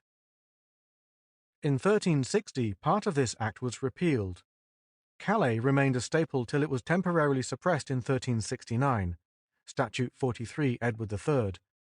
By this Act, the staple of wool was in future to be confined to the following English ports: Newcastle, Hull, Boston, Yarmouth, Queenborough, Westminster, Chichester, Winchester, Exeter, and Bristol. The staple towns continued to be changed, and there were great complaints made by the English in Tudor times that the staple was fixed abroad. We read that, quote, the carriage out of wool to the staple is a great hurt to the people of England, though it be profitable both to the prince and to the merchant also. End quote. The changes in the wool trade in England during the 14th, 15th, and 16th centuries caused an industrial revolution, the effects of which are well marked in our literature. The raw material was no longer exported, but in its place the cloth made here was sent to countries which had formerly supplied us with cloth in exchange for our wool. In consequence, the number of wealthy merchants increased. With this prosperity the country became proud, and the lawgivers did all they could to foster the manufactures of the country. Footnote: Mr. W. J. Ashley notes that the earliest instance of the prohibition of the export of wool is found in the action of the Oxford Parliament of 1258. The barons then, quote, decreed that wool of the country should be worked up in England and should not be sold to foreigners, and that everyone should use woolen cloth made within the country, end quote. Unless people should be dissatisfied at having to put up with the rough cloth of England, they bade them, quote, not to seek over precious raiment, end quote. English Economic History and Theory, 1888 to 1893. End of footnote. A statute passed in 1463, 3 Edward IV, prohibited by enumeration the import of almost all wrought goods in order that, quote, the English artificers may have employment, end quote. A similar act was passed in the reign of Henry VIII, by which foreign books could only be introduced in sheets, so that work could be provided for the English bookbinders. The famous poem written by Adam de Molyneux, Moleyns or Mollins, Bishop of Chichester and Keeper of the Privy Seal, died 1450, which was entitled The Libel of English Policy, 1437, contains a full account of commodities exchanged between the countries of Western Europe. The full title of this important libellum shows its object.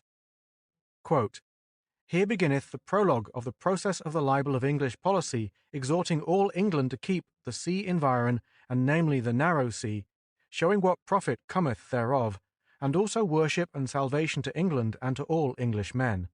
End quote. The leading idea of the little book, as may be seen from the title, is that which agitates the public mind at the present time, and shows how important it is that England should keep the seas and protect the food and clothing coming to this country. In connection with the commerce and trade of the country, the official weighing of goods was a matter of great importance. As far back as the Saxon period, standard weights and measures were preserved in the city of London, and with these the weights and measures throughout the kingdom had to conform. The king's great beam or tron was used for weighing coarse goods by the hundredweight, and the small beam or balance for silks, spiceries, and goods sold by the poundweight. The King's Weigh House in Fish Street Hill, London, and the Tron Church in Edinburgh remind us of the old weighing machines of the country. It was formerly the custom to allow a margin to buyers at the Tron. According to the Liber de Antiquis, in 1305 the weigher allowed the buyer a draft of £4 in every hundredweight. At the present day there is a survival of this custom in the tea trade and some others, for the importer gives a precisely similar draft to the dealer, viz., £1 in every chest of tea of £28. Foreigners and strangers were not permitted, as a rule, to take up their residence within the walls of London for a longer period than 40 days, and were subject to several restrictions as to trade.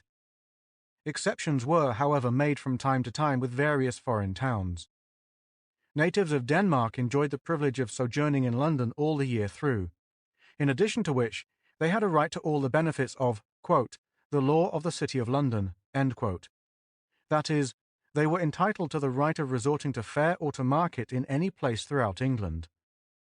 Norwegians had the same right of sojourning in London all the year, but did not enjoy, quote, the law of the city, end quote, as they were prohibited from leaving it for the purposes of traffic.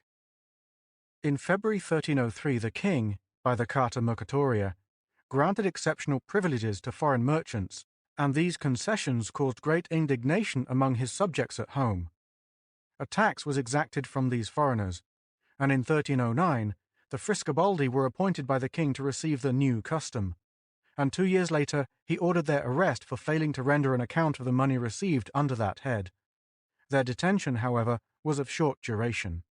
The act was repealed in 1311, and again enacted in 1322, but with the accession of Edward III, it was again repealed. Foreign commerce is said to have been better governed than inland trade, for the king had an arbitrary authority in the regulation of trading.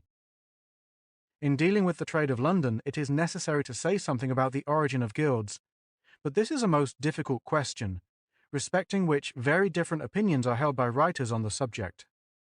It will be impossible to discuss these points at all fully in this chapter, and therefore a few dates will be found sufficient for the present purpose.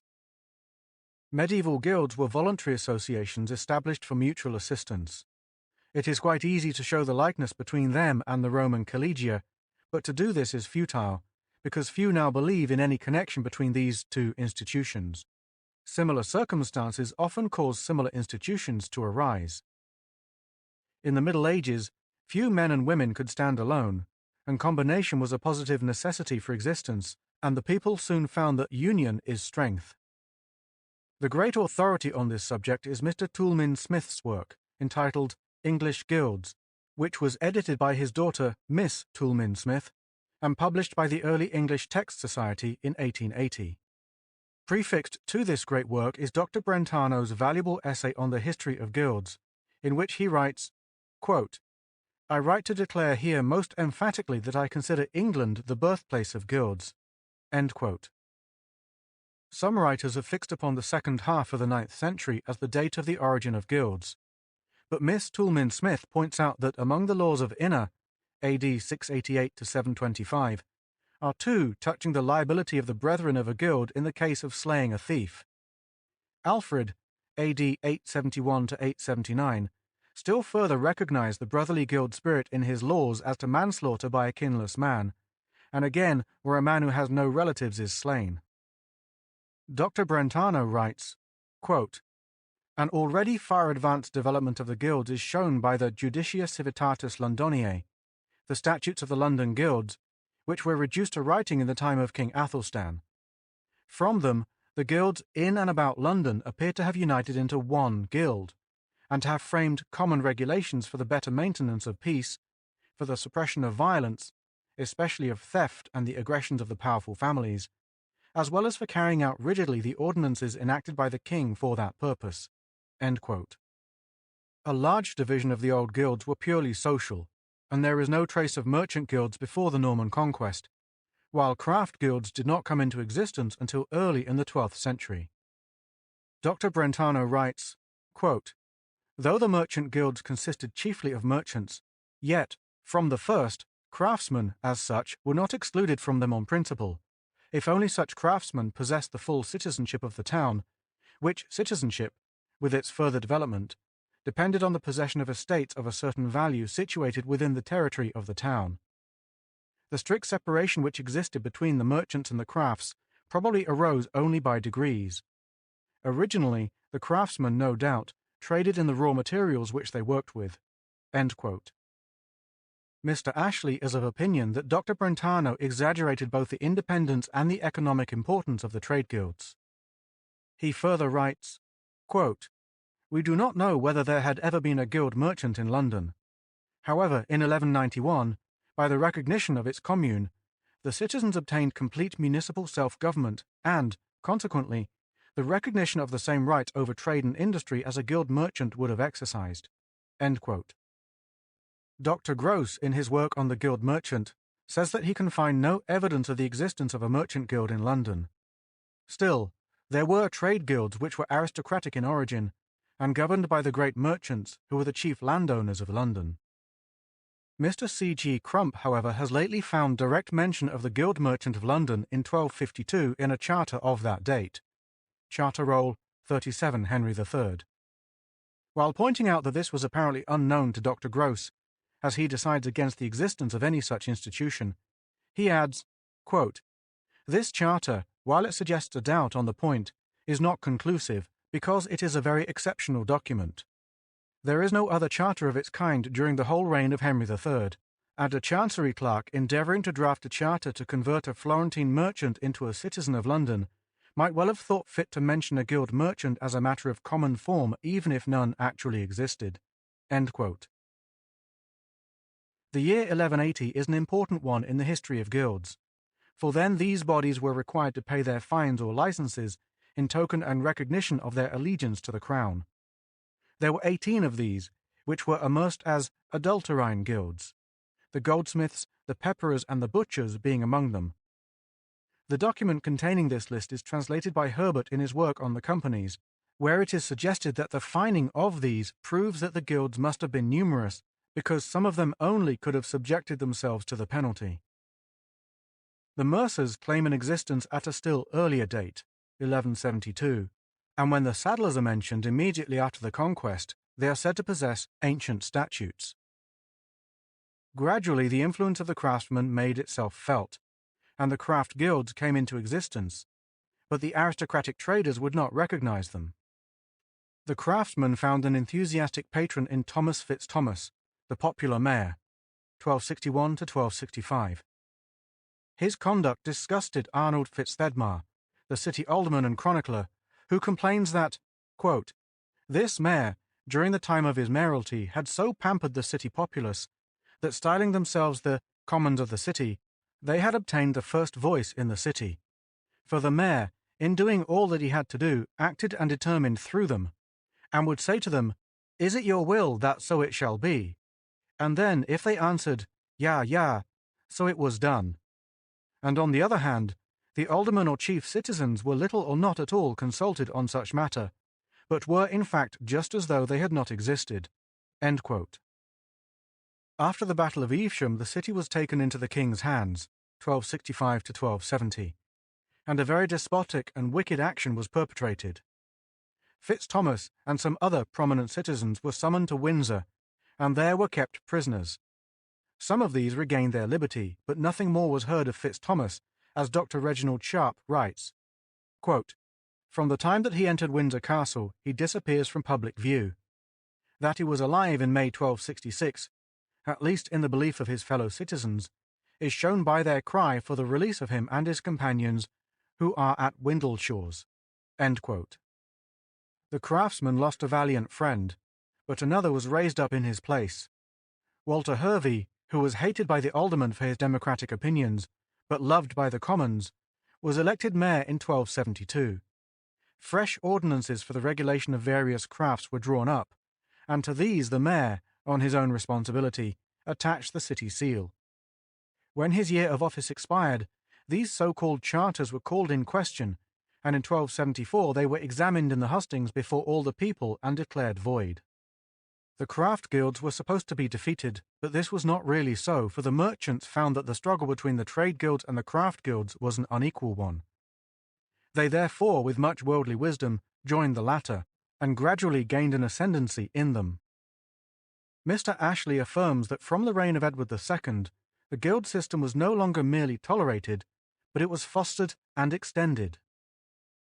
The years which followed the Peace of Bretigny, until war broke out afresh in 1369, witnessed the reorganization of many of the trade and craft guilds.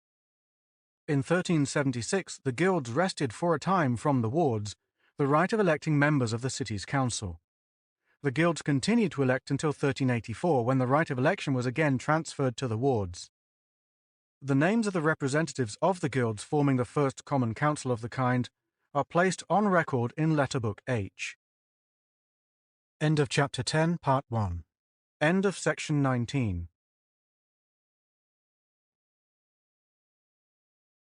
The Story of London by Henry B. Wheatley. Chapter 10. Commerce and Trade, Part 2. The year 1388 to 1389 was an important one in the history of guilds.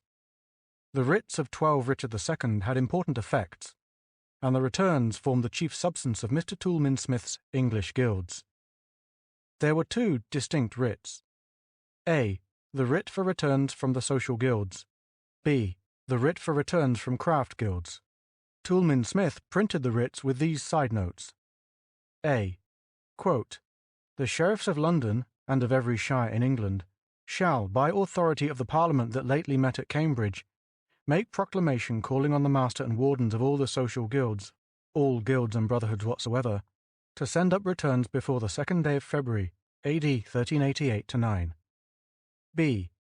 The sheriffs of London, and of every shire in England, shall, by authority of the Parliament that lately met at Cambridge, make proclamation calling on the masters, wardens, and overlookers of all guilds of crafts holding any charter or letters patent, to send up before the 2nd day of February, 1388-9, copies of such charters and letters upon penalty of forfeiture."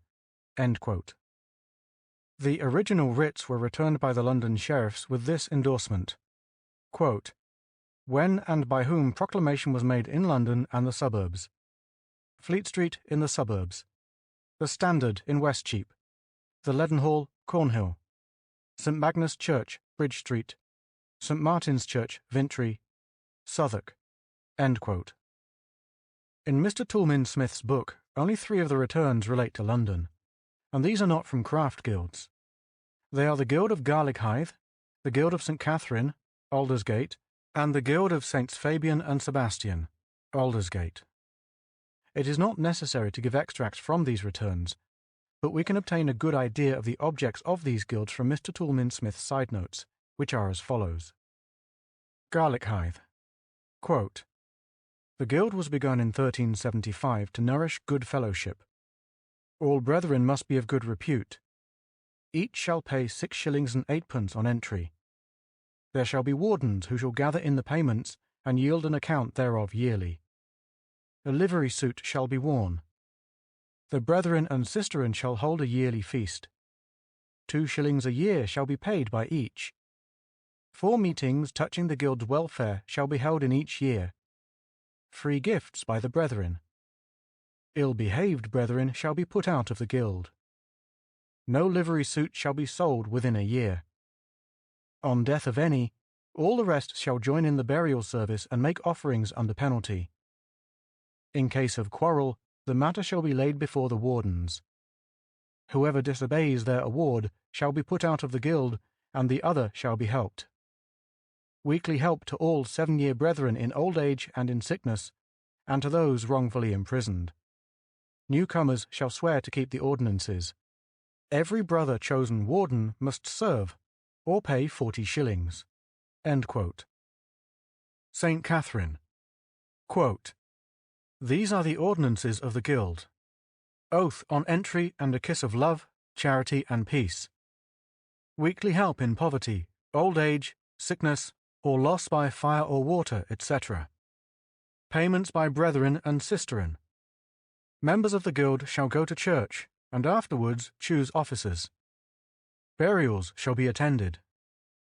The guild shall bear charge of burials. Any brother dying within 10 miles round London shall have worshipful burial. All costs thereof shall be made good by the guild. Loans to guild brethren out of the guild stock on pledge or surety. Wax lights to be found and used at times named. Further services after death. Newcomers by assent only. 4 men shall keep the goods of the guild, and render an account yearly. Assent of all the guild to new ordinances. The goods of the guild are a vestment, a chalice, and a mass book. Price of 10 marks. End quote. Saints Fabian and Sebastian. Quote, "Oath on entry and a kiss of love, charity, and peace. Weekly help in poverty, old age, sickness, or loss by fire or water, etc. The young to be helped to get work. Payments by brethren and sisterin. 4 days of meeting in the year when all must attend under penalty. Burials shall be attended. The guild shall bear charge of burials. Those dying within 10 miles round London shall be fetched to London for burial. Loans to guild brethren out of the guild stock on pledge or surety. Wax lights to be found and used at times named. Ill-behaved brethren shall be put out of the guild. Entry of new brethren. 4 men shall keep the goods of the guild and render an account yearly. Assent of all the guild to new ordinances. Grant of a house in Aldersgate worth £4 13 shillings and 4pence a year, less quit rent of 13 shillings a year, the profits of which are applied in aid of the guild." End quote. These regulations, with their general likeness and slight divergences, help us to understand the guild life of the Middle Ages, which, it will be seen, was essentially practical and helpful to the growth of good feeling among those who were brought together in constant intercourse. The rules of the guild were often very strict, and men of evil life were put out of the fraternity. Moreover, idlers and ne'er-do-wells were not to expect to be relieved from the funds of the guild.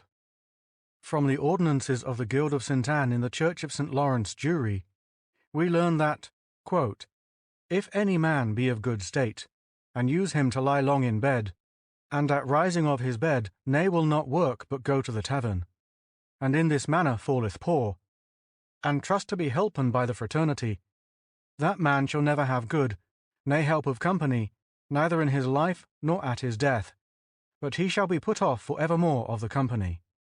End quote. Mr. Toulmin Smith's returns are taken from the originals in the Public Record Office, and, has already been noted, by some fatality there are no records of the craft guilds. The next great point in the history of guilds is connected with their abolition by the Act of 1st Edward VI, 1547, a most iniquitous measure. Miss Toulmin Smith tells us how her father's indignation was roused by his researches into the story of the fate of the guilds. Quote, in a manuscript note, he remarks that for the abolition of monasteries, there was some colour, and after, professed inquiries as to manners. Moreover, allowances were made to all ranks. But in case of guilds, much wider, no pretence of inquiry or of mischief, and no allowance whatsoever. A case of pure wholesale robbery and plunder, done by an unscrupulous faction to satisfy their personal greed, under cover of law. No more gross case of wanton plunder is to be found in the history of all Europe. No page so black in English history. End quote. Of course, there is another side to the question, and Mr. Ashley, who discusses very fully the consequence of the Act of Edward VI, thinks that it has been unfairly condemned. He says that, so far as the companies were concerned, the bill did not propose to take from them anything more than the revenues actually used for religious purposes, and further that the statute neither abolished, nor dissolved, nor suppressed, nor destroyed the companies, but left all their corporate powers and rights intact, except so far as religious usages were concerned. We must remember, however, that Mr. Toulmin Smith's indignation was roused not so much by the forfeiture of certain trusts in the hands of the livery companies, as by the robbery of the small guilds all over the country. The early history of most of the city companies is rather disconnected, and, owing to the loss and destruction of documents, the mode by which the craft guilds were amalgamated with the livery companies is not very easy to follow. Still, the likeness between the two institutions is so marked, and their duties so similar, that there is no difficulty in acknowledging the fusion. To take a single instance, it may be mentioned that the original Guild of Goldsmiths had exactly similar public duties to perform that are now performed by the present Goldsmiths Company. This connection has usually been taken for granted, but it is necessary to allude to the question here, because Mr. Lofty, a high authority on the history of London, has strongly disputed this connection. In 1883, Mr. Lofty wrote, quote, the identification of the adulterine guilds with the later companies is scarcely possible. End quote.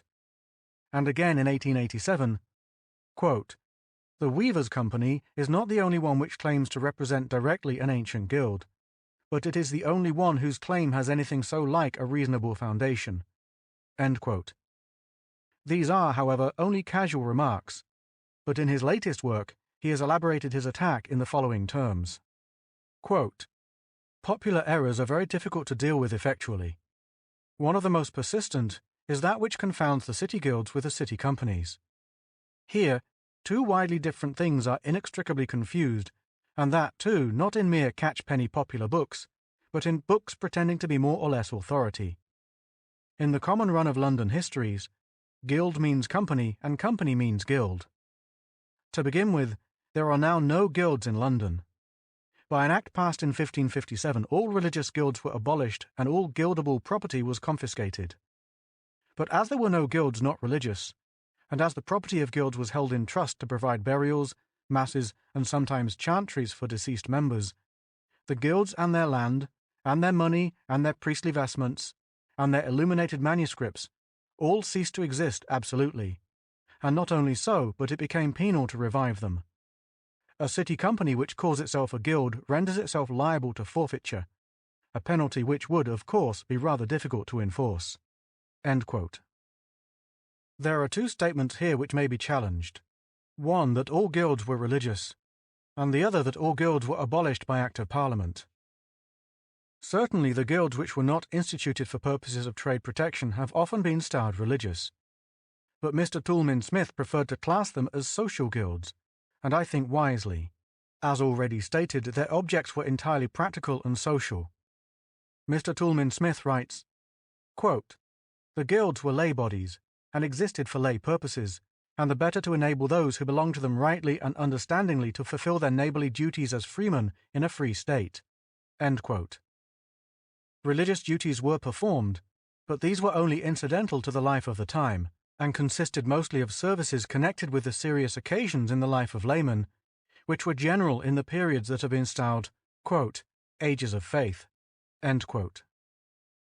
As to the second point, a reference to the statute of 1 Edward VI will show us that the craft guilds are exempted from its operation.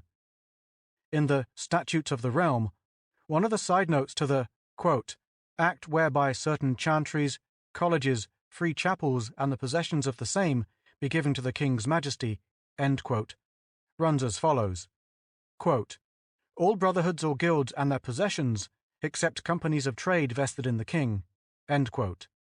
The text is, quote, other than such corporations, guilds, fraternities, companies, and fellowships of mysteries or crafts, end quote.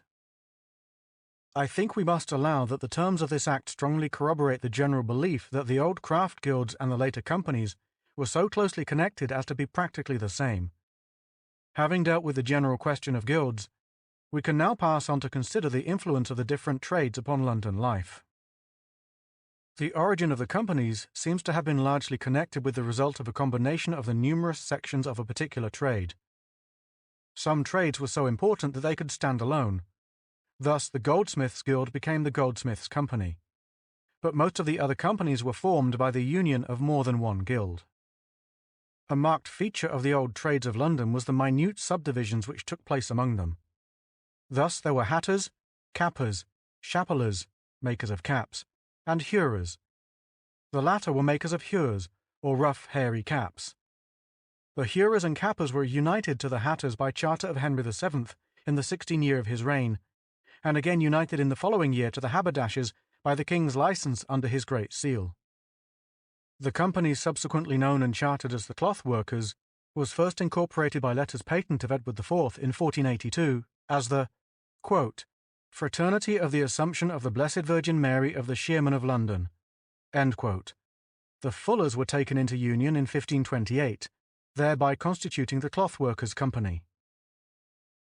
A convincing proof of the connection of the guilds with companies and the natural succession of the latter from the former is seen in this case of the Cloth Workers' Company.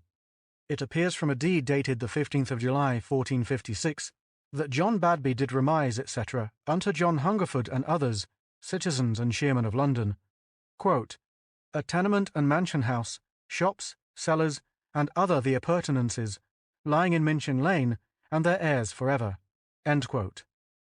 This is the site of the Cloth Workers' Hall, the Cloth Workers' Company being the natural heirs of the Guild of Shearmen. There is much interest connected with the occupation of the shearmen, who sheared the nap of wool. Woolen clothes in the Middle Ages were expected to last a lifetime.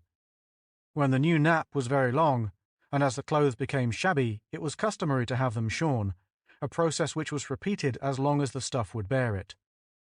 In the delightful old ballad reprinted in Percy's Reliquies, quote, take thy old cloak about thee, end quote, the old cloak that had been in wear for 44 years was likely to be a sorry clout at the end of that time, which would hold out neither wind nor rain.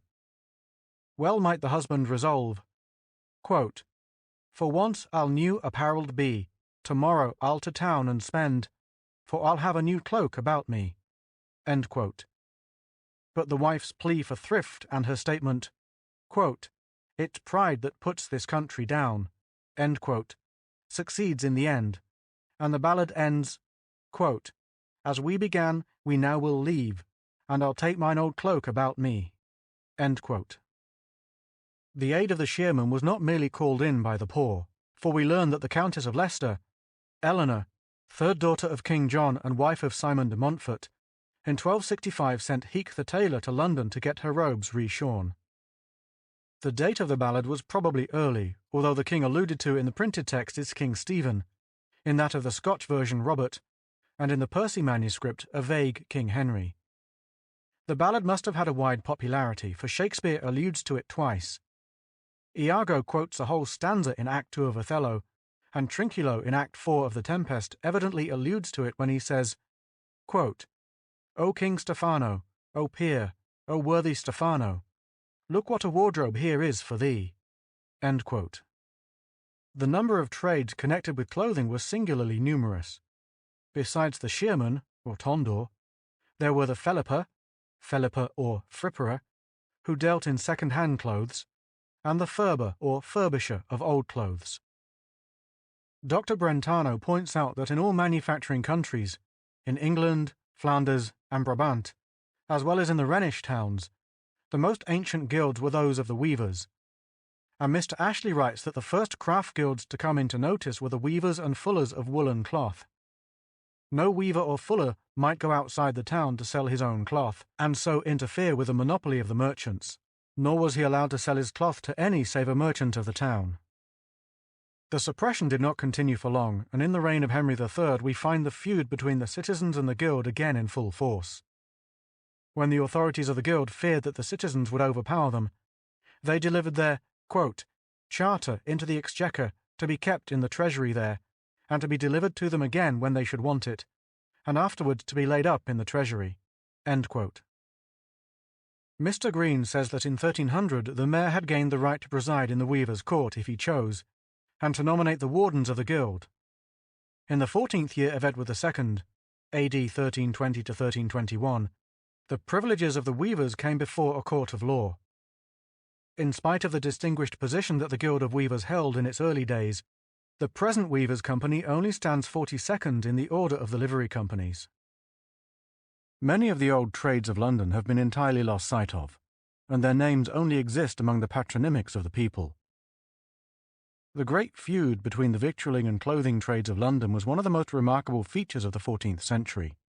Some allusion has been made to this in Chapter 8 on the governors of the city, but a reference must also be made here in connection with the history of the London companies.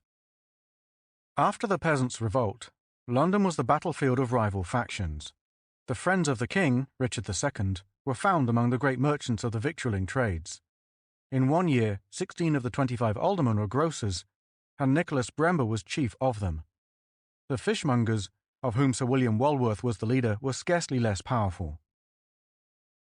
The victuallers were very unpopular, and the public have always specially resented any advance in the price of food. Complaints were rife in the chief cities of the country of the abuses of the victuallers, and an Act, 12 Edward II, was passed to the effect that, quote, no officer of a city or borough shall sell wine or victuals during his office. End quote. This act was frequently evaded, and another act was passed in 1382. In the end, the Act of Edward II was repealed. 3 Henry VIII, 1511 to 1512. Footnote. The reason given for the repeal of the Act of Edward II excluding victuallers from the office of mayor is that, quote, since the making of the statute, many and the most part of all cities, boroughs, and towns corporate be fallen in ruin and decay, and not inhabited with merchants and men of such substance as they were at the time of making the statute. For at this day the dwellers and inhabitants of the same cities and boroughs be most commonly bakers, brewers, vintners, fishmongers, and other victuallers, and few or none other persons of substance. End quote. Mr. W. J. Ashley, in his Introduction to English Economic History and Theory, observes that, quote, without further proof, it were hardly safe to build on the wide language of the preamble of a statute, a conclusion which seems in obvious conflict with what we know of the generic course of events. End quote. In London, evidently, little or no attention was paid to the original Act of Edward II, but in other places this was not the case. The statute of Henry VIII provided that when the mayor was a victualler, 2 honest and discreet persons, not being victuallers, should be chosen to assist him in settling prices of victuals. End of footnote. John of Northampton, when he became mayor, took advantage of this act and began a policy of aggression directed against the victualling interest. He turned all his enemies off the governing body, and victuallers were forbidden to hold office in the city. These feuds were very serious, and the 2 leaders were unfortunate in their ends. Brember was executed in 1388, and John of Northampton was sent to the Tower and imprisoned in Tintagel Castle. A few words may be said here about the classes of trades represented by the guilds and companies, commencing with the bakers. The price of bread was regulated by law according to the price of wheat, and the mayor had the right to levy a halfpence for every quarter of corn sent to the mill. This tax was called pessage, from pisa, a corruption of medieval Latin pensa, await. The right was called in question at the Eater held in the Tower in 1321, but the matter was adjourned for the consideration of the king and his council. The fraudulent baker had a bad time, for he was sometimes carried about in a tumbrel, and at other times he was put in the pillory. For his first offence, the culprit was drawn upon a hurdle from Guildhall through the most populous and most dirty streets, with the defective loaf hanging from his neck. On a second occasion he was drawn from the Guildhall, quote, through the great streets of Cheap, end quote, to the pillory, which was usually erected in Cheap or Cheapside, and there he was exposed for 1 hour. For the third offence he was again drawn on the hurdle, his oven was pulled down, and he was compelled to forswear the trade in London forever. The use of the hurdle was discontinued in favour of the pillory in the reign of Edward II. Another offence punished by exposure in the pillory, besides short weight and bad quality, was the putting of iron in a loaf of bread to increase its weight.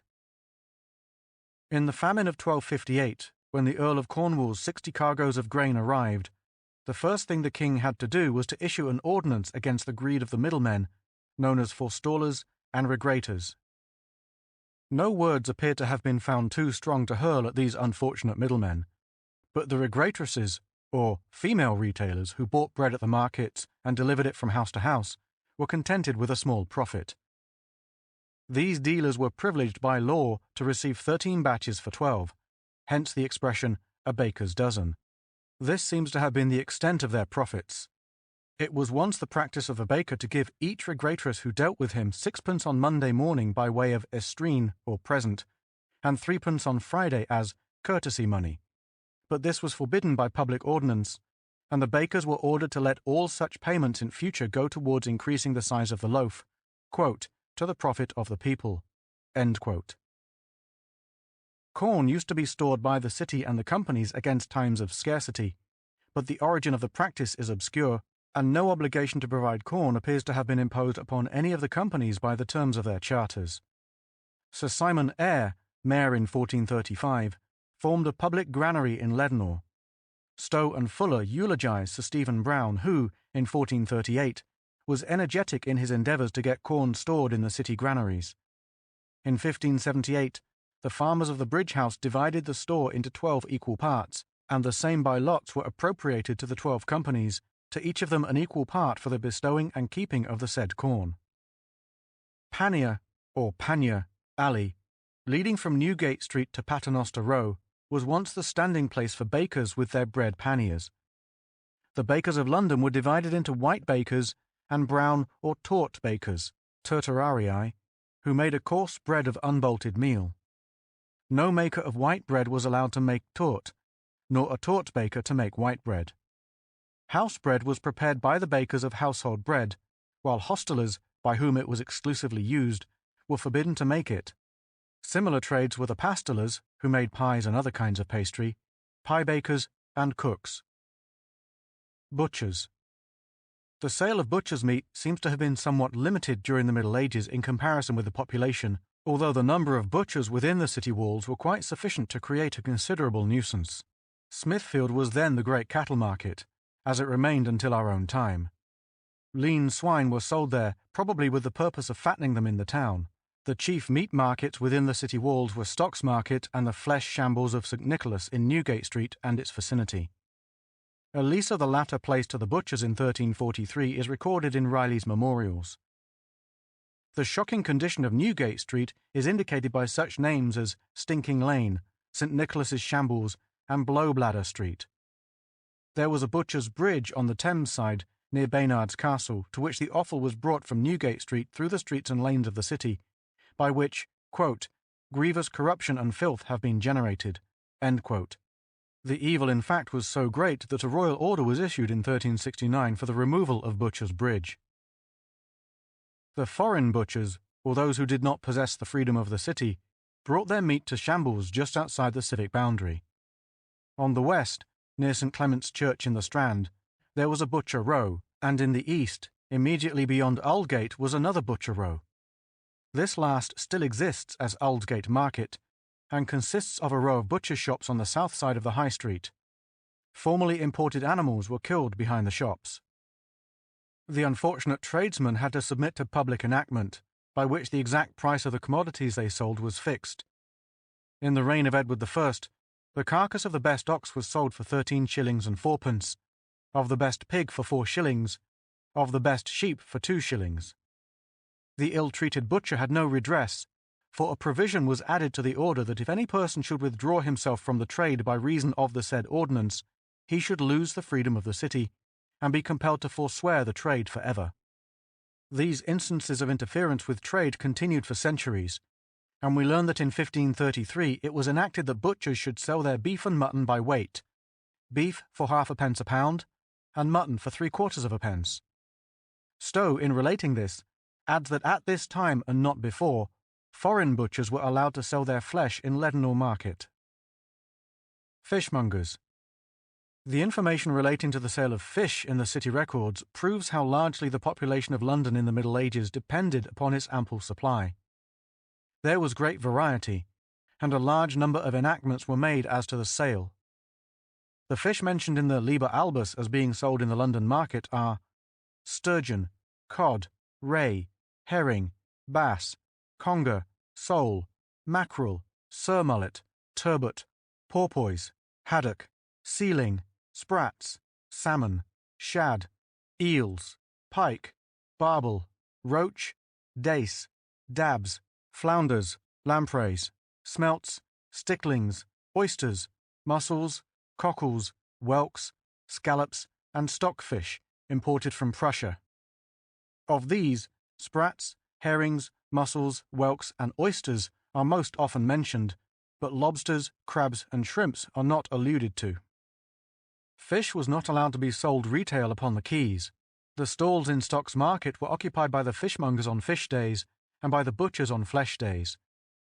Other retail markets for fish were held by the Wall of St. Margaret's Church, New Fish Street, by the Wall of St. Mary Magdalene's in Old Fish Street, and in Westcheap.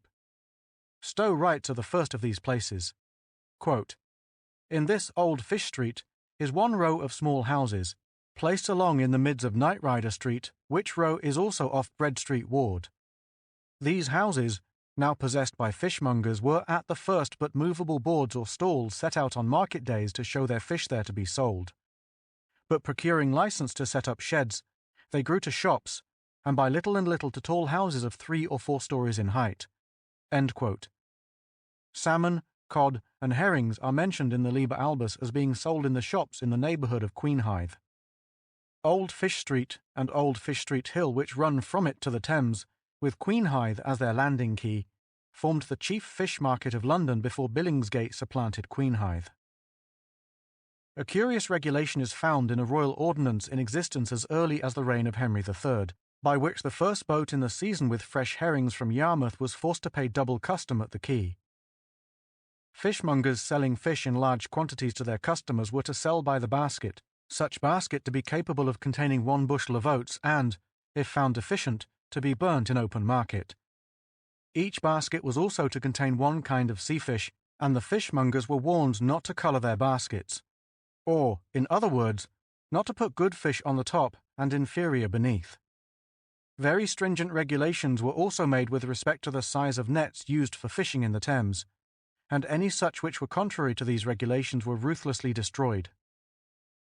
The trade of the stock fishmonger was quite distinct from that of the ordinary fishmonger, and these belonged respectively to 2 separate companies. They were united in 1537. Thames Street was formerly known as Stock Fishmonger Row. The Abbot of St. Albans enjoyed the privilege of buying fish directly of the fishermen, for which he paid the bailiff of the market a fee of 1 mark per annum.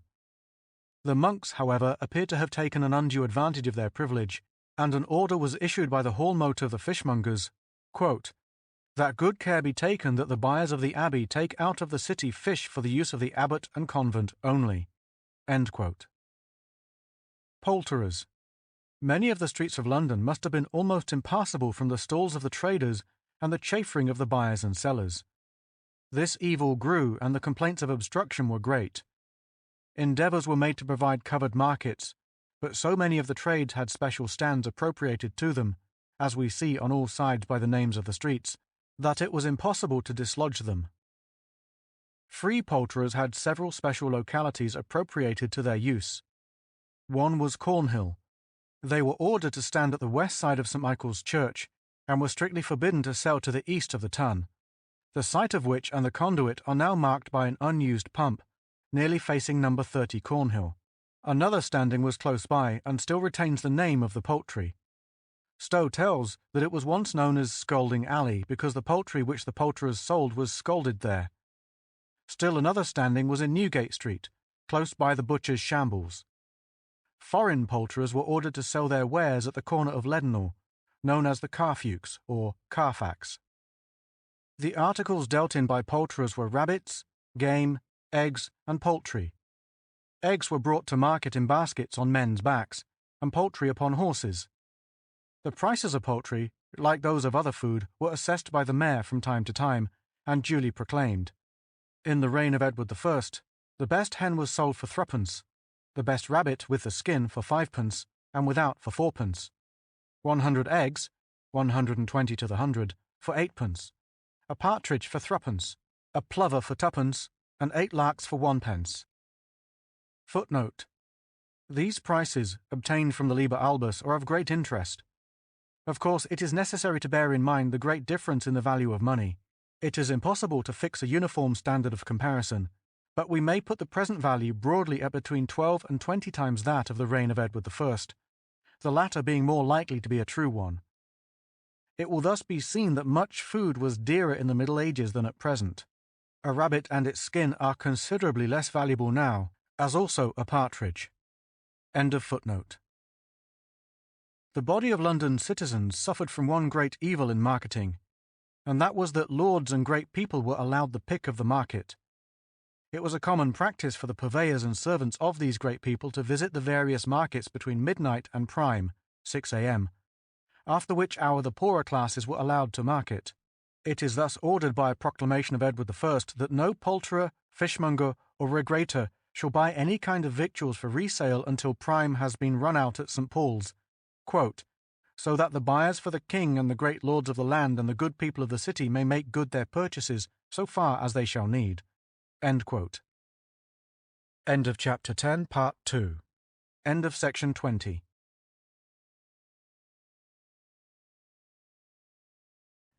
The Story of London by Henry B. Wheatley. Chapter 10. Commerce and Trade, Part 3.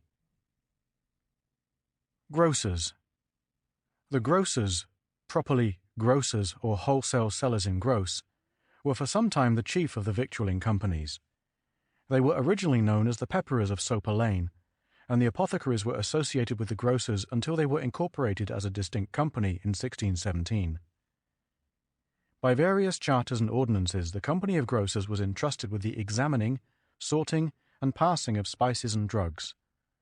They were empowered to enter the shops of grocers, druggists, confectioners, tobacconists, and tobacco cutters within the city and 3 miles around it, to seize and confiscate adulterated and unwholesome goods, and to fine and, in default of payment, imprison delinquent dealers. Brewers and vintners. A passing allusion must be made to the sale of drink in London, which has always been very considerable.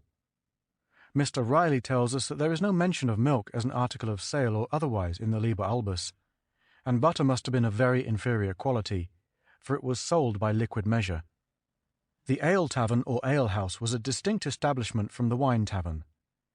In 1309 the number of taverns in London was 354, whilst the number of brewers amounted to no less than 1,334. The ale brewed was a very different product from what we understand by the term now, as malt liquor was not hopped in those days. Hops were not used in the making of beer until the early years of the 16th century. Mr. Riley says that the best ale was no better than sweet wort, and so thin that it might be drunk in potations, pottle deep, without danger to the head. The smallest measure mentioned in the Liber Albus is the quart, so that it was evidently drunk in large quantities. It was used immediately after being made, as may be inferred from the fact that according to the Doomsday of St. Paul's, the brewings at the cathedral brewery took place twice a week throughout the year. Immediately after a brewing was finished, it was the duty of the brewer, or rather brewster, for the business was almost entirely in the hands of women until the beginning of the 16th century, to send for the ale conner of the ward in order to taste the ale. If this officer was not satisfied with its quality, he, with the assent of his aldermen, set a lower price upon it, which, upon sale thereof, was not to be exceeded. Fine, imprisonment, and even punishment by pillory was the result of reiterated breaches of the assize. The assize price of ale varied at different periods. At one time it was 3/4 of a penny per gallon and no more, but later the price was 1.5 for the best, and 3/4 of a penny to 1 penny for the second quality. The vintners were an important body, and were mostly located in the Vintry, a district which has kept its name to the present time. The Vintners' Company consisted of vinatarii, or wine importers and merchants, and tabernarii, tavern keepers, or retailers of wine. The public taste in wine was not a very refined one in the Middle Ages, or possibly the liquor did not keep very well, as new wine was preferred to old. It was enacted that after the arrival of new wine at a tavern, none of it should be sold before the old was disposed of. There is no allusion in the Liber Albus to bottles or flasks, and all the wine seems to have been drawn from the wood. Taverners who sold sweet wines were forbidden to deal in other kinds. The sweet wines enumerated are Malvoisie, a modern-day Malmsey, a Greek wine sold in the reign of Richard II at 16 pence per gallon; Vernage, Vernaccia, a red Tuscan wine sold at 2 shillings; Crete, sold at 1 shilling, and wine of Provence, sold at the same price, probably a kind of Roussillon. By royal writ of 39 Edward III, only 3 taverns for the sale of sweet wines were in future to be permitted within the city, in Cheap, Walbrook, and Lombard Street. In the class of non-sweet wines were Rhenish, sold in the reign of Richard II at 8 pence per gallon, and red, Vermeil, at 6 pence. Other wines came from Gascony, Burgundy, Rochelle, and Spain. No wine was permitted to be sold till it had been submitted to a scrutiny and been duly gauged. In the reign of Edward III, 4 vintners were chosen yearly to assess the prices of wine. King's pricage, or custom, was taken according to a certain scale on all imported wines. The wine taverns were furnished with a pole projecting from the gable of the house and supporting a sign, or a bunch of leaves at the end, the bush of the proverb, "Good wine needs no bush." In one ordinance it is stated that the poles of the taverns of Cheapside and elsewhere were of such a length as to be in the way of persons on horseback, and so heavy as to cause the risk of greatly damaging the houses. In consequence of this, it was enacted that from thenceforth no sign-pole should be more than 7 feet in length. No ale or wine tavern was allowed to remain open after curfew. The clothing trades are well represented among the city companies. The mercers head the list of the 12, and the freemen were originally, quote, chapmen in small or mixed wares, end quote. That is, those articles which were sold retail by the little balance or small scale, in contradistinction to those things sold by the beam, or in gross, as they did business in the mercery, Cheapside. Wadmal, a coarse woolen stuff, lake or fine linen, fustian, felt, etc., were among these small wares. Gradually the mercers of Cheap extended their dealings, became vendors of silks and velvets in the reign of Henry VI, and formed a mixed body of merchants and shopkeepers, leaving the small wares, or mercery proper, to the haberdashers. Sir William Stone held the position of mercer to Queen Elizabeth, and supplied her with her wardrobe.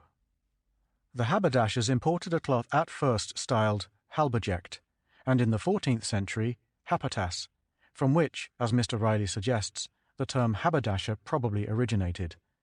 Subsequently the hurers and the hatters joined them.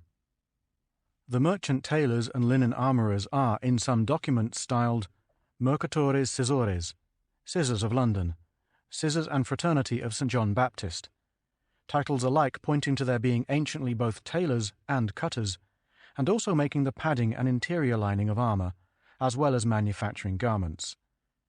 Tailors made dresses for both sexes, their prices, as usual, being regulated by public enactment.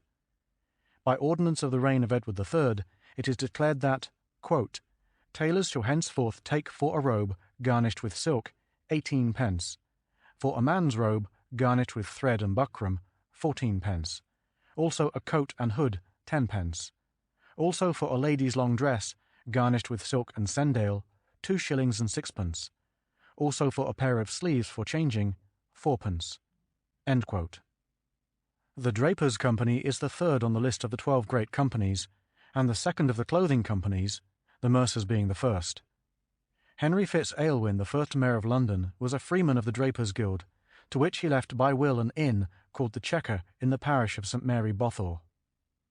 The Skinners represented the trade that dealt with furs. The furs mentioned in the Liber Albus as imported are marten skins, rabbit skins, dressed wool fells, Spanish squirrel skins, and grey severe, or grey work.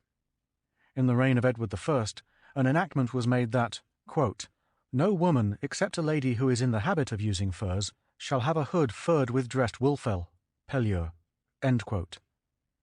Women of ill fame were forbidden at one period to wear miniver or other furs, though at a later date they were permitted to use lamb's wool and rabbit skin. No mixed work, formed of different kinds of skins, was allowed to be made, and no new fur was to be worked up with the old. Quote, "The skinner unto the field moot also, his house in London is to strait and scars, to doon his craft, sometime it was not so. O lords, ye've unto your men here pars, that so doon, and acquaint him bet with Mars. God of battle, he leweth non-array, that hurteth manhood at prief or essay." The Raiment of Princes, by Thomas Hoccleve. End quote. The Clothworkers' Company, formed by a junction of the guilds of shearmen and fullers, has already been alluded to. The minor companies connected with the clothing trades requires some notice here. The cordwainers held a prominent position, but in the reign of Edward I, 1303, there were public complaints of frauds and irregularities brought against them, and charges were made that they mixed inferior with the superior leathers. They were continually at feud with the cobblers, and every endeavour was made to keep the two trades distinct. The cordwainers were forbidden to mend shoes, and the cobblers to make them. Moreover, throughout the 13th and 14th and 15th centuries, there were fixed regulations not only that cordwainers should use new leather in making shoes, but that cobblers should be restricted wholly to the use of old leather in mending them. The latter were even punished for having new leather in their possession.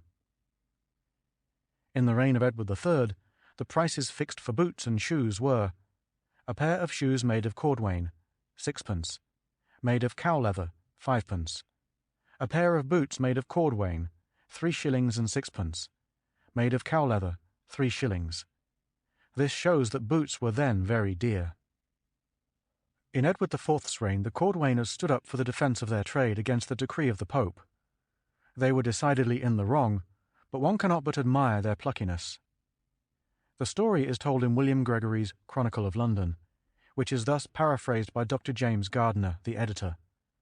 Quote, "The Pope issued a bull that no cordwainer should make any pikes, at the toes of the shoes, more than 2 inches long, or sell shoes on Sunday, or even fit a shoe upon a man's foot on Sunday, on pain of excommunication.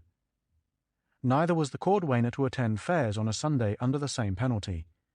For not only were fairs held on that day, but the cordwainer's services, it must be supposed, were required at the fairs to adjust the dandy's chaussure, just as much as, in a later age, the barber's aid was necessary to dress his wig. The papal bull was approved by the King's Council and confirmed by Act of Parliament, and proclamation was consequently made at Paul's Cross that it should be put in execution.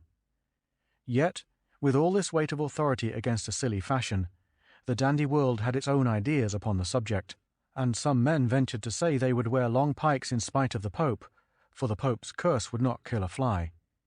The cordwainers, too, had a vested interest in the extravagance, though some of their own body had been instrumental in getting the Pope's interference. They obtained privy seals and protections from the king to exempt them from the operation of the law, which soon became a dead letter, and those who had applied to the Pope to restrain their practices were subjected to much trouble and persecution." End quote. The leather sellers had still more to do with leather than the cordwainers, and the same complaints were made against them for passing off inferior for superior leather. In the 14th and 15th centuries, several ordinances were issued regulating the trade of the leather sellers in the city of London, and for the prevention of deceit in the manufacture and sale of their wares. Pursers or glovers were incorporated with the leather sellers in 1502, but in 1638 a new company of glovers was formed. The girdlers made belts or girdles for men and women. They were also called ceinturiers and zonars. In 1217, 1 Henry III, Benedict Saincherer was one of the sheriffs of London. The company still exists, although it cannot be said that the calling survived the reign of Charles II. The Goldsmiths' Company stands almost alone, on account of the great services to the state which it performs in connection with the important trade it represents, and also in connection with the trial of the gold and silver coined in the picks of His Majesty's Mint, a service which has been performed without intermission, at any rate since the year 1281. This history also contains a strong argument in favour of the received opinion that the companies are the lineal descendants of the guilds, for the craft of goldsmiths performed by statute the same duties of assaying vessels of gold and silver that the present company does. The Act, 28 Edward I, recites that, quote, "The wardens of the craft shall go from shop to shop among the goldsmiths to essay if their gold be of the same touch that is spoken of before." End quote. According to Stow's Chronicle, a variance fell between the fellowships of goldsmiths and tailors in 1268, quote, "causing great ruffling in the city and many men to be slain, for which riot 13 of the captains were hanged." End quote. By the First Charter, 1 Edward III, 1327, quote, "The company were allowed to elect honest, lawful, and sufficient men, but skilled in the trade, to inquire of any matters of complaint, and who might, in consideration of the craft, reform what defects they should find therein, and punish offenders." It states that it had been theretofore ordained that all those who were of the goldsmiths' trade should sit in their shops in the High Street of Cheap, and that no silver or plate ought to be sold in the city of London except at the King's Exchange, or in the said street of Cheap amongst the goldsmiths, and that publicly, to the end that the persons of the said trade might inform themselves whether the sellers came lawfully by such vessels or not, whereas of late not only the merchants and strangers bought counterfeit sterling in the realm, and also many of the trade of goldsmiths kept shops in obscure turnings and by-lanes and streets, but did buy vessels of gold and silver secretly, without inquiring whether such vessels were stolen or lawfully come by, and melting it down, did make it into plate, and sell it to merchants travelling beyond seas, that it might be exported. And so they made false work of gold and silver, which they sold to those who had no skill in such things. These abuses and deceptions this charter provides against by ordaining that no gold or silver shall be manufactured to be sent abroad, but what shall be sold at the King's Exchange, or openly amongst the goldsmiths, and that none, pretending to be goldsmiths, shall keep any shops but in Cheap. End quote. The King's Exchange for the receipt of bullion was situated in the street leading from Cheapside to Knightriders Street, known from the early part of the 17th century as Old Change. The London goldsmiths chiefly inhabited Cheapside, Old Change, Lombard Street, Foster Lane, St. Martin's le Grand, Silver Street, Goldsmith Street, Wood Street, and the lanes about Goldsmiths' Hall. That part of the south side of Cheapside from Bread Street to the Cross was called Goldsmiths' Row. It was described in enthusiastic terms by Stow as, quote, "the most beautiful frame of fair houses and shops that be within the walls of London or elsewhere in England."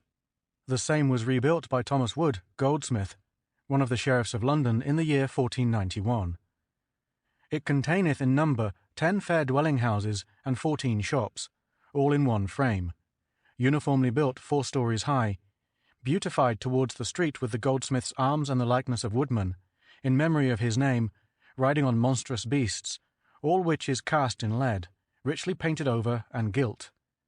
These he gave to the goldsmiths, with stocks of money, to be lent to young men having those shops. This said front was again new painted and gilt over in the year 1594. Sir Richard Martin being then mayor, and keeping his mayoralty in one of them. End quote.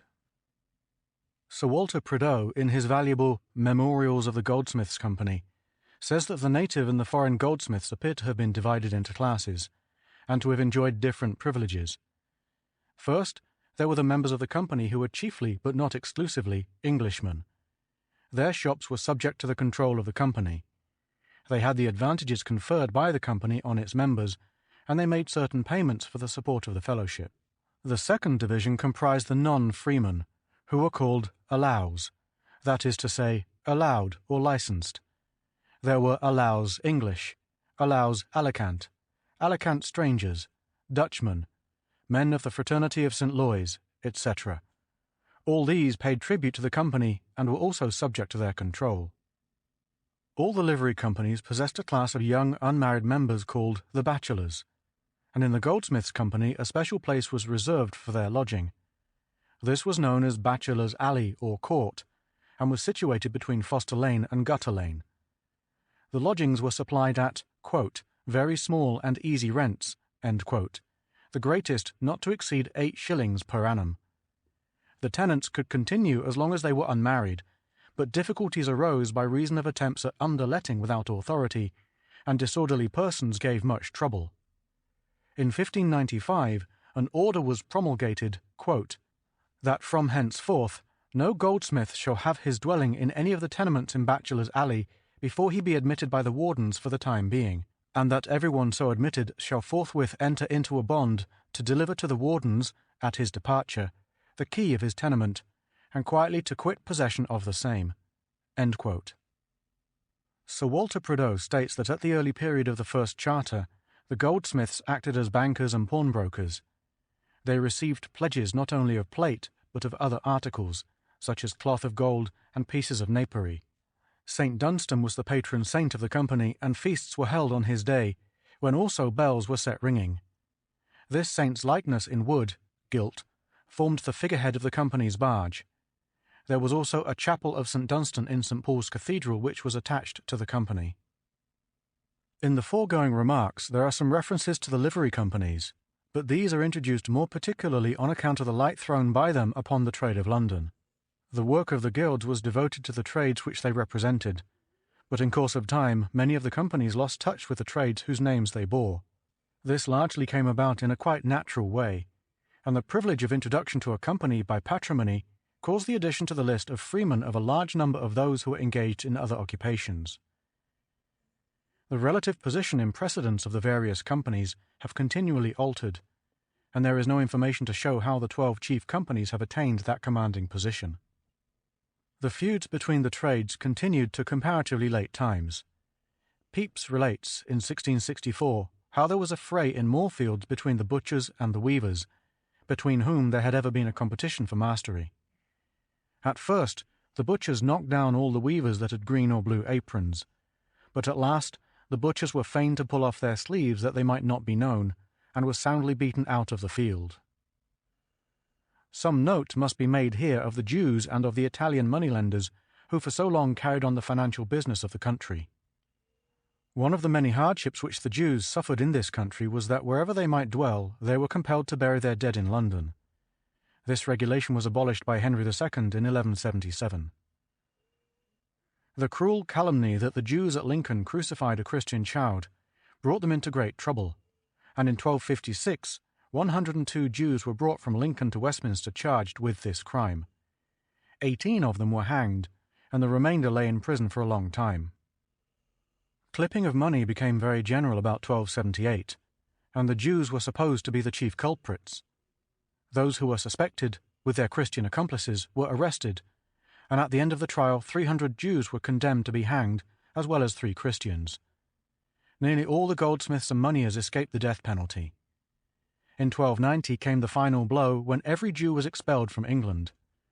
It is difficult to understand Edward I's motive in banishing a class of men who were so useful to him. In Stow's Chronicle, it is said that as their houses were sold, quote, the king made a mighty mass of money, end quote, but the action certainly added to his difficulties and drove him to resort to the Italian financiers, who were no more popular with the citizens than the Jews. The expulsion was ascribed to the instigation of the king's mother, Eleanor, widow of Henry III, but it certainly expressed the will of the nation. Stow gives the number of Jews banished as 15,060, but this is probably an exaggeration. The number of London Jews is estimated at 2,000. The Old Jewry was originally the ghetto of London, and the burial place of the Jews was on the site of Jewin Street. Mr. Joseph Jacobs, who compiled a valuable account of the Old Jewry, is of the opinion that the Jews no longer lived in this place at the time of the expulsion. There was a Jewry within the Liberty of the Tower in the 13th century, and there is still a Jewry Street, Aldgate. The republics of Italy during the Middle Ages were the home of finance, and had advanced far before the other states of Europe in wealth and civilization. The necessities of the great countries of Europe, caused by the Crusades of the 11th and 12th centuries, were the opportunity of companies of moneylenders who acted as the Pope's collectors. Before the close of the reign of Henry III, the Italians had gained a firm footing in England as merchants and moneylenders. Citizens of Siena, Lucca, and Florence came here and fought with the Jews for the financial control of the country. Matthew Paris relates that Roger, Bishop of London, anathematized the Coursi and banished them from his diocese in 1235, in spite of the support of, quote, judges that were servants, familiaribus, to the Coursi, whom they had elected for their will. End quote. In the early years of Edward I's reign, there were 4 companies of merchants of Siena acting under the title of Campsores Papae. In his 9th year, the keepers of the exchange delivered £10,000 to Lombard merchants, as they are styled in the record, in part payment of sums they had lent to the king. It is recorded that between the 23rd and 27th years of his reign, Edward I contracted a debt to the Friscobaldi alone of not less than £15,800. The king wanted much money for his wars and, as he could no longer look to the Jews, he was forced to apply for aid to the Italians. These loans grew so formidable that they caused considerable financial embarrassment in the reign of Edward II. There were a large number of companies, such as the Ricciardi, the Bardi, the Peruzzi, and the Spini, but the Friscobaldi, of which family there were several companies, occur most frequently in London history. Amerigo de Friscobaldi was Constable of Bordeaux in the first year of Edward II's reign. Here are 2 entries from the city records. Quote, 14th of February, 1299 to 1300. Thursday after the feast of St. Valentine came John de Pontes, goldsmith, and acknowledged himself bound to Faldo Yamiano, of the Society of Frescobaldi, in the sum of £8.45 sterling, to be paid at Easter next. 2nd of February, 1305 to 6. Andrew le Maréchal acknowledged himself indebted to Bettinus Friscobaldi and his partners, merchants of the Company of Friscobaldi, in the sum of £102, 13 shillings and 4pence. End quote. The loans in the reign of Edward III were very considerable, and the unpopularity of the Italians was great. In 1376 a petition was presented to the king by the mayor, aldermen, and commons of the city of London against usurious foreign moneylenders dwelling in London, asking that the Lombards might be forbidden from dwelling in the city, or acting as brokers and buying and selling by retail, which they alleged to be against their ancient franchises. The king answered the petition to the effect that if the citizens would put the city under good government for the future, no foreigner should be allowed to dwell, act as broker, or sell by retail in London or the suburbs, save and except the merchants of the Hanse towns. On the whole, we must extend our sympathy to the Italians, for the king was not very prompt in paying his debts, and he considered it immoral to have promised any interest. The effect was that he ruined many of these unfortunate foreigners. The name of Lombard Street occurs in the city books in 1382, and was in common use at the beginning of the 14th century. It is a remarkable fact that the locality in which the Italian financiers first settled in London should obtain a name which has continued to the present day as a synonym of finance, and was used by the late Mr. Bagehot as the title of his great work. Matthew Paris tells us that the houses which the Italian moneylenders built for themselves were so costly that, although at one period the Italians were anxious to leave the kingdom to escape the persecutions they suffered from, they were constrained to remain by the loss they feared to incur by deserting their houses. In 1456, a serious attack was made upon the houses of the Lombards by the mercers and other crafts, led by William Cantelo, alderman and mercer, who was summoned before the king's council and imprisoned. We learn also from the Paston letters that 2 of the men who joined in the attack were hanged. In Gregory's Chronicle, it is said that the Lombards were compelled to quit London and take up their residence in Southampton and Winchester. Dr. James Gardiner writes of this outbreak, quote, "The withdrawal of the Lombard merchants in all probability produced a sensible effect upon the commerce of the city, for they made a bylaw among themselves that no individual merchant of northern Italy should henceforth go to London and trade there." End quote. This ordinance the Signory of Venice ratified by a decree of the Senate, and prohibited, under a heavy fine, all Venetian vessels from visiting the port of London. In spite of all this turmoil, affairs settled down again, and the foreigners appear to have returned to their London houses. In connection with the introduction of Italian bankers into London, the popular derivation of bankrupt from a broken bench is naturally called to mind, and I have tried to find some allusion in the city records to a broken bench in Lombard Street, but without success. In Florio's A New World of Words, or Dictionary in Italian and English, 1598, we find the following entries. Quote, banca, a bench or a form. Bancarotta, a bankrupt. End quote. In Torriano's edition of Florio, 1650, we come upon these amplified entries. Quote, bancarotta, a bankrupt merchant, one that hath broken his credit. Banca fallito, a bank broken, a merchant's credit cracked. This is the explanation that commends itself to Dr. Murray, New English Dictionary, who writes that he cannot trace the reference to a broken bench earlier than that of Dr. Johnson, who introduced the suggestion with the formula, quote, it is said, end quote.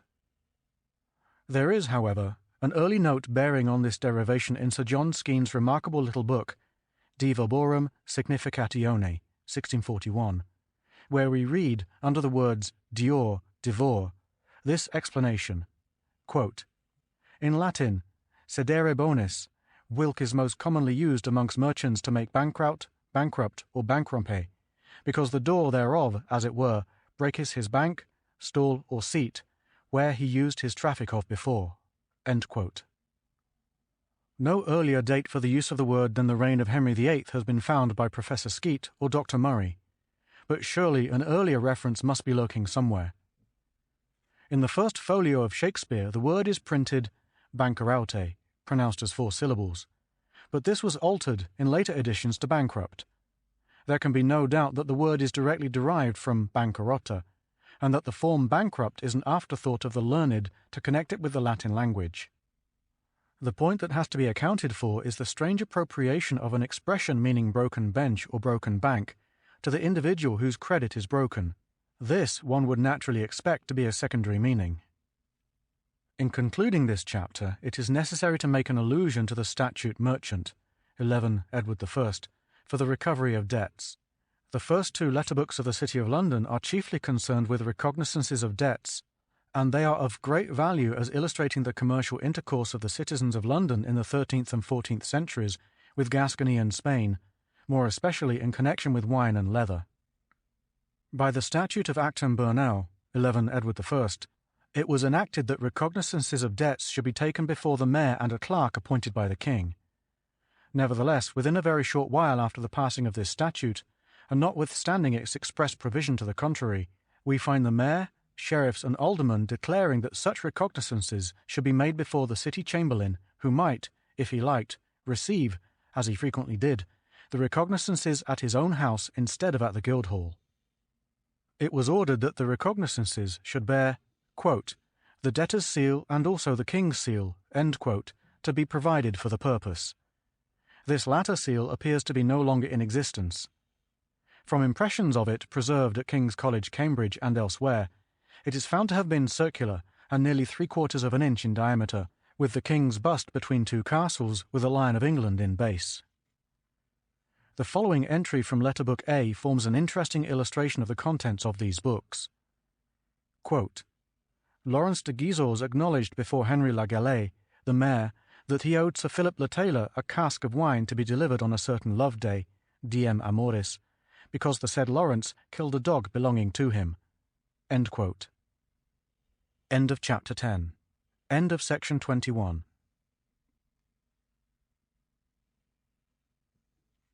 The Story of London by Henry B. Wheatley.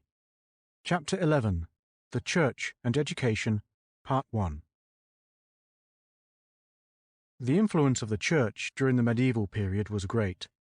In London, the Dean and Chapter of St. Paul's, secular canons, held the first place after the bishop. Then came other bodies of secular and regular canons, followed by the monks and friars and officers of the hospitals, etc. Last in rank, but most esteemed by the people, came the rectors and vicars of the various parishes. Here was a large army of persons forming the officials of the church, and the buildings of the church occupied a very large portion of the city and of the land beyond its walls.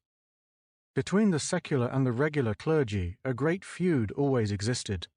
During the Saxon period, the number of religious houses was few, but a great increase occurred almost immediately after the conquest. Monasteries grew in number rapidly during the Norman period, but in time, the monks having grown rich and lazy, the need of a revival became evident.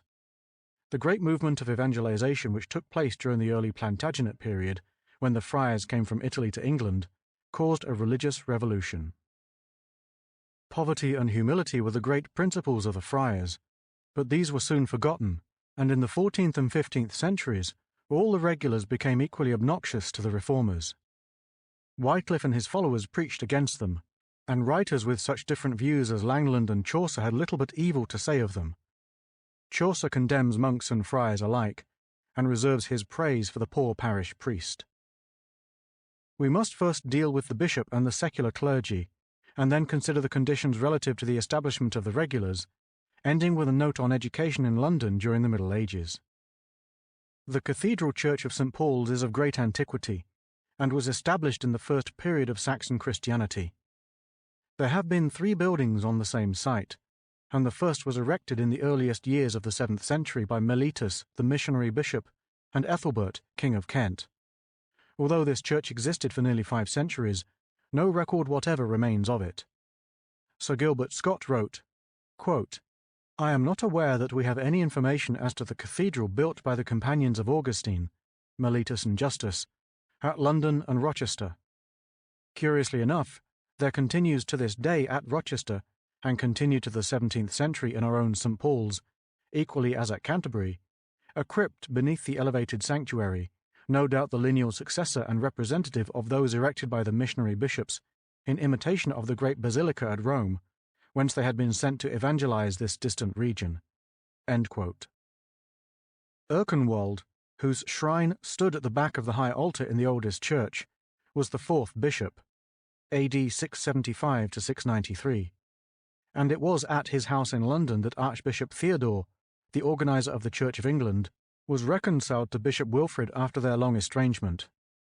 Elfun, or Alhunus, was Bishop of London in 1012, and performed the burial service over Elfa, or Alfige, Archbishop of Canterbury, who was murdered by the Danes and buried in St. Paul's. William, the chaplain of Edward the Confessor, was consecrated in 1051. He was driven from England with the other foreign prelates in the following year, but returned to his see and died in 1075. It was he who was addressed as William Bishop in William the Conqueror's charter to the citizens of London. The first church of St. Paul's was destroyed by fire at the end of the 11th century, but the exact time is not certain, as Matthew of Westminster and Roger of Wendover give conflicting dates for the rebuilding. There seems to be no doubt that the second cathedral was commenced by Bishop Morris, and as he was not consecrated until 1085, the date given by Dugdale, 1083, must be wrong. Probably the received date of 1087, the last year of William the Conqueror's reign, is more correct. Fire again did great damage in the year 1136, but the work of rebuilding proceeded slowly, and in 1221 the steeple was finished. The choir was rebuilt, and the whole building was nearly completed by 1283. Old St. Paul's was a very grand building which took a prominent position amongst the cathedrals of the country. It was longer than Winchester, and the height of the choir was the same as Westminster. That of the nave was rather less. The crowning glory of Old St. Paul's was its elegant spire, but the building itself had many beauties, the magnificent rose window at the east end of the Lady Chapel, with a beautiful 7-light window beneath, being among these. This grand building, therefore, standing on a hill in the most prominent position of the city, was, for several centuries, the great ornament of London, bringing in harmony all the picturesque elements of the medieval town. In the year 1314 the cross fell, and the steeple of wood, being ruinous, was taken down and rebuilt with a new gilt ball. Many relics were found in the cross, which were replaced in the new cross, and the new pommel or ball was made of sufficient size to contain 10 bushels of corn. A chronicle in Lambeth Palace Library contains an account of the solemn dedication of those relics, which is quoted by Canon Benham. Quote, "On the 10th of the calends of June 1314, Gilbert, Bishop of London, dedicated altars, namely those of the Blessed Virgin Mary, of St. Thomas the Martyr, and of the Blessed Dunstan, in the new buildings of the Church of St. Paul, London." In the same year, the cross and the ball, with great part of the campanile of the Church of St. Paul, were taken down because they were decayed and dangerous, and a new cross, with a ball well gilt, was erected. And many relics of diverse saints were, for the protection of the aforesaid campanile, and of the whole structure beneath, placed within the cross, with a great procession, and with due solemnity, by Gilbert the Bishop, on the 4th of the Nones of October, in order that the omnipotent God and the glorious merits of his saints, whose relics are contained within the cross, might deign to protect from all danger of storms. End quote. In 1444 the spire was nearly destroyed by lightning and was not repaired until 1462. In the severe fire of 1561, the spire was destroyed and never rebuilt, although the rest of the cathedral was restored in 1566. The great height of the steeple gave point to many a proverb, and in Lodge's Wounds of Civil War, 1594, a clown talks of the, quote, Paul's steeple of honour, end quote, meaning by that phrase the highest point that could be attained. The choristers ascended the spire to a great height on certain saints' days, and chanted prayers and anthems, a custom still observed in the tower of Magdalen College, Oxford, on May Day. The last observance of the custom at St. Paul's is said to have taken place in the reign of Mary I. The western front was originally a plain Norman facade of great size, which was flanked by two strong stone towers. The one on the north was connected with the bishop's palace, while that on the south was called the Lollards' Tower, and was used as the bishop's prison, quote, for such as were detected for opinions in religion contrary to the faith of the Church. End quote. Stow's Survey. Footnote. In 1633, Inigo Jones designed, at the expense of Charles I, a classic portico of some beauty in itself, but quite incongruous to the Gothic design of the rest of the building. The king, however, is said to have intended to rebuild the church, and of this scheme the portico was an instalment, but political events effectually prevented this from being carried out. After the Restoration, but before the Fire of London, it was proposed to rebuild the cathedral in the style of the Renaissance, under the direction of Wren, who had no more liking for Gothic than Inigo Jones had. End of footnote. St. Paul's churchyard was formerly an enclosure, and not a thoroughfare. The public route to Cheapside from Ludgate Hill passed up the Old Bailey and along Newgate Street. The cathedral close is thus described by the late Dr. Sparrow Simpson. Quote, the wall erected about 1109 and, by letters patent of Edward I, greatly strengthened in 1285, extends from the northeast corner of Ave Maria Lane, runs eastward along Paternoster Row to the north end of Old Change in Cheapside, thence southward to Carter Lane, and on the north of Carter Lane to Creed Lane, back to the Great Western Gate. There are 6 entrances to the enclosure. The first is the Great Western Gate, by which we have just entered. The second, in Paul's Alley in Paternoster Row, leading to the postern gate of the cathedral. The third at Cannon Alley. The fourth, or Little Gate, where St. Paul's Churchyard and Cheapside now unite. The fifth, St. Augustine's Gate, at the west end of Watling Street. The sixth, at Paul's Chain. End quote. The Great Western Gate spanned the street towards the ends of Creed Lane and Ave Maria Lane. On entering the gate, the west front of the cathedral came in view. The old church of St. Gregory adjoined the main building at the southwest corner. It stood in the same position to the first cathedral, and within its walls the body of St. Edmund, king and martyr, was preserved for a time before it was carried to Bury St. Edmunds for honourable burial. The early history of this church is lost, and it is not known whether it was destroyed with the first cathedral and rose again from its ashes like the second cathedral, or whether it continued for a time in its original state. It was pulled down before 1645 and not rebuilt. On the northern side of the nave of the cathedral stood the bishop's palace, a large and gloomy building.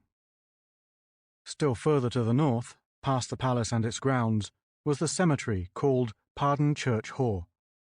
Here was a cloister painted with the subjects of the Danse Macabre, or Dance of Death, commonly known as the Dance of St. Paul's. John Lydgate translated out of French the old verses that explained these paintings. Over the east quadrant of the cloister was the cathedral library, built by Walter Sherrington, Chancellor of the Duchy of Lancaster in Henry VI's time, and canon residentiary. At one time the library was, quote, well furnished with fair written books in vellum. End quote. In the midst of the churchyard was a chapel, first founded by Gilbert, the father of Thomas à Becket, and rebuilt by Dean More in the reign of Henry V. Nearby was Minor Canons Hall and the College of Minor Canons, or Peter's College. The charnel house, with a chapel over it, stood at the northeast, not far from Paul's Cross. Footnote: Paul's Cross was pulled down in 1642, but its site was long marked by a tall elm tree. This mark passed away and the exact position was forgotten. In 1879, however, Mr. F. C. Penrose found the remains of the octagonal base, which are now to be seen at the northeast angle of the choir of the present cathedral. End of footnote. This building existed in the reign of Edward I, and the chapel contains some monuments and alabaster figures. Among the historians of St. Paul's, there is some little confusion respecting these various chapels. Paul's Cross holds a very prominent position in the history of the religious life of the Middle Ages, and for many years after. In ages when the voice of the people was largely inarticulate, the preacher has often been the man to make it heard. Stowe describes the cross as having, quote, been for many ages the most solemn place in this nation, for the greatest divines and most eminent scholars to preach at, end quote. And Carlyle calls it a kind of Times newspaper. It is worthy of remark that the position of Paul's Cross was near the place where the ancient folk moots were held, and the former continued the traditions of the latter. At the east end of the cathedral was St. Paul's School, founded by Dean Colet, and the famous bell tower, formed of wood covered with lead, and containing the common bell, which called the people to their folk moots, and afterwards 4 bells, known as the Jesus bells, because they specially belonged to Jesus Chapel, in the crypt of the cathedral. As the open space at the east end was claimed by the citizens as a place for their assemblies in folk moots, so the space at the west end was reserved for the military displays in connection with the appearance of Fitzwalter as bannerer of the city. On the south side of the close, and to the west of the transept, was the old octagonal chapter house, with its own 2-storied cloister, built in 1332. This was a small but beautiful building. Footnote: During the Commonwealth it was proposed to turn the so-called Convocation House into a meeting place for Mr. John Simpson's congregation. A plan, dated 1657, in the Public Records Office, shows the remains of the pillars of the cloisters as they were then. End of footnote. Close by stood the house of the Chancellor. On the southwest is the deanery, first built by Ralph de Diceto, and more westward various houses for the use of the canons. On the south side of the cathedral also stood the dormitory, refectory, kitchen, bakehouse, and brewery of the college. The brewhouse became subsequently the Paul's Head Tavern. This brief list of the buildings in the old cathedral close will give some idea of the arrangement of the College of Secular Canons and the houses which they occupied. Having walked round the close, we may now enter the cathedral church at the western end, where were 3 gates or entries. The middle gate had a massive pillar of brass, to which the leaves of the great door were fastened. In the nave were 12 noble Norman bays with Norman triforium and pointed clerestory windows. It is probable that originally the roof of the nave was a flat painted ceiling, but Mr. Ferry supposes that a vaulted roof was added in 1255. Apparently, this was originally of wood, but that stone vaulting was intended may be inferred from the flying buttresses in some of the pictures of the cathedral. The view along the nave, as represented in Hollar's engraving, is very fine, and reminds one of the noble nave at Ely. Both the nave and the choir had 12 bays counting from the west door. The second bay of the north side contained the court of convocation, and close by was the font near which Sir John Montacute desired in his will, 1388, to be buried. Quote, "If I die in London, then I desire that my body may be buried in St. Paul's, near to the font wherein I was baptized." End quote. In the 10th bay was the chantry chapel of Thomas Kemp, Bishop of the Diocese, 1448 to 1489, and rebuilder of Paul's Cross. In the 11th bay, on the south side, was the tomb of Sir John Beauchamp, Knight of the Garter, died 1358, Constable of Dover Castle, and son to Guy Beauchamp, Earl of Warwick. This tomb was commonly called after Duke Humphrey, and the nave of the church from this misnomer went by the name of Duke Humphrey's Walk. On May Day, watermen and tankard-bearers came to the tomb early in the morning, strewed herbs upon it, and sprinkled it with water. At the foot of this tomb was the image of the Virgin, before which a lamp was kept perpetually burning, and every morning after matins a short office was said before it. A taper was also kept burning before the great crucifix, near to the north door, fabulously said to have been discovered by King Lucius, AD 140. Richard Martin, Bishop of St. David's in the reign of Edward IV, had a special veneration for this crucifix, and left an annual gift to the choristers that they might sing before it, Sancte Deus Fortis. Footnote: the amount of the offerings at St. Paul's during the Middle Ages must have been enormous. For instance, the receipts at the Great Crucifix in May 1344 amounted to no less than £50 in the money of that day. End of footnote. In the north aisle was the famous Sequis door, on which notices were fixed. Originally, these were probably purely ecclesiastical, but in course of time all classes made their wants known there. Decker writes, quote, "The first time that you venture into St. Paul's, pass through the body of the church like a porter, yet presume not to fetch so much as one whole turn in the middle aisle, no, nor to cast an eye to Sequis door, pasted and plastered up with serving men's supplications, before you have paid tribute to the top of Paul's steeple with a single penny." End quote. Bishop Hall, in his Satires, shows that churchmen could be hired there too. Quote, "Saw'st thou ever Sequis patched on Paul's church door, to seek some vacant vicarage before?" End quote. This practice is alluded to by Chaucer. Quote, "He set not his benefice to hire, and leet his sheep encumbered in the mire, and ran to London unto St. Paul's, to seeken him a chauntry for souls." Prologue to Canterbury Tales. End quote. Passing from the nave to the transept, we notice that the central tower was treated as a lantern internally, and was open to the base of the spire. The choir was cut off by a screen with a central archway. On each side of the entrance were 4 canopies with figures beneath them. An ascent of 12 steps took the worshipper to the level of the choir pavement. The choir was naturally the most gorgeous portion of the cathedral. The architecture was pure and noble, and the carved woodwork of the canon stalls was famous for its beauty. The reredos and high altar, dedicated in honour of St. Paul, formed the chief attraction of the choir. There was also an altar to the north, dedicated in honour of St. Ethelbert, king and confessor, and one to the south, dedicated to St. Mellitus. 6 more steps led to the sanctuary, from which the worshipper could pass behind the altar screen. Eastward of the screen was the famous shrine of St. Erkenwald. Mention has already been made of the original tomb in the first cathedral. Legend reports that in the fire of the 11th century, the saint's resting place alone remained unharmed.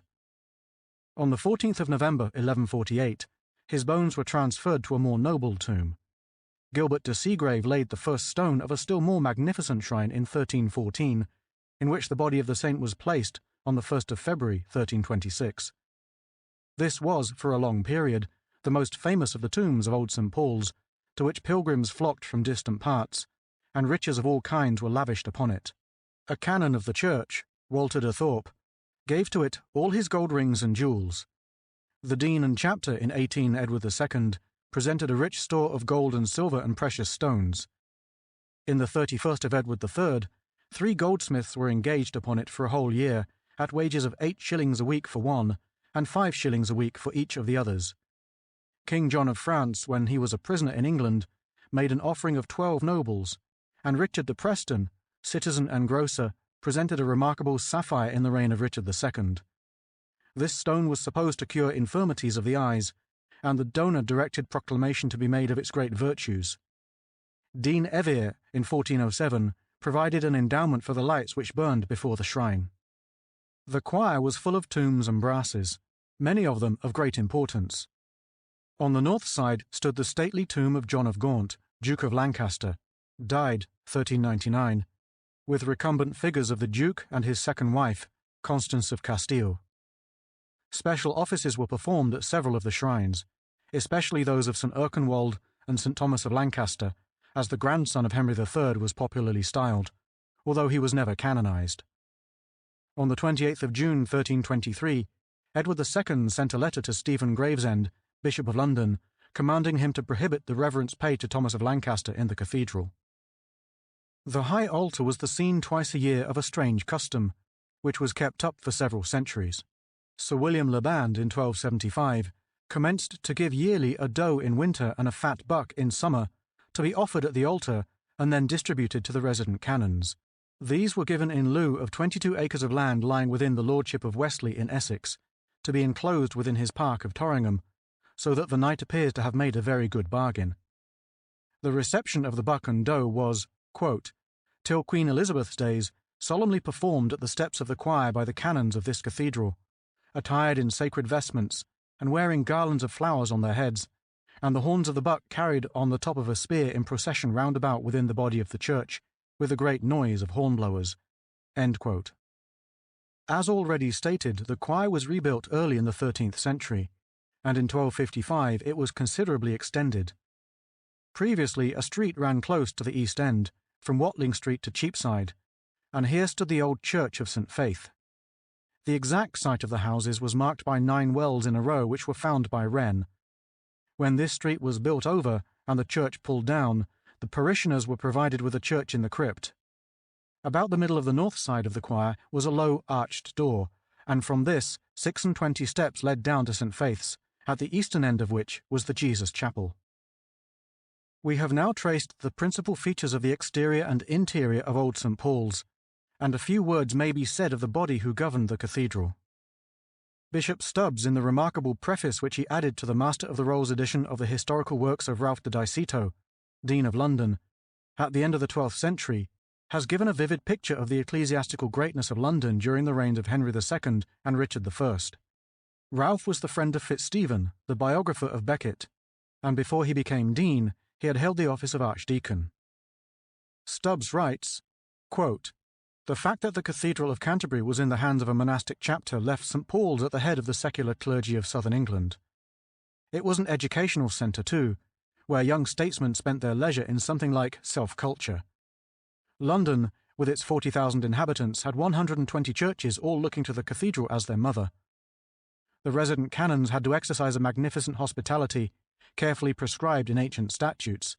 Twice a year, each of them had to entertain the whole staff of the cathedral and to invite the bishop, the mayor, the sheriffs, aldermen, justices, and great men of the court. End quote. The dean was a capable head, and his government stands out in history as one of the most successful during a very difficult period. Quote, early in 1187, Ralph lost his old friend and patron, Bishop Folio, and the See of London was not filled up for nearly 3 years. Within a few weeks after Folio's death, he had to receive the Archbishop of Canterbury, Baldwin, who visited the church on Mid-Lent Sunday, and he took advantage of the opportunity to obtain from him an injunction forbidding the persons who were in charge of the temporalities of the see to interfere with the spiritual officers in the discharge of their duties. End quote. How important a body the chapter of St. Paul's really was may be inferred from the remarkable fact stated by Sergeant Pulling in his work on The Order of the Coif, that among the canons in the reign of Henry III were as many as 10 of the judges at Westminster Hall. The early history of the parishes of London is one of great difficulty and complexity. Although some of the parishes must be of great antiquity, we have little authentic information respecting them before the Conquest. The dedications of many of the churches indicate their great age, but the constant fires in London not only destroyed the buildings, but also the records within the buildings. The original churches appear to have been very small, as may be judged from their number.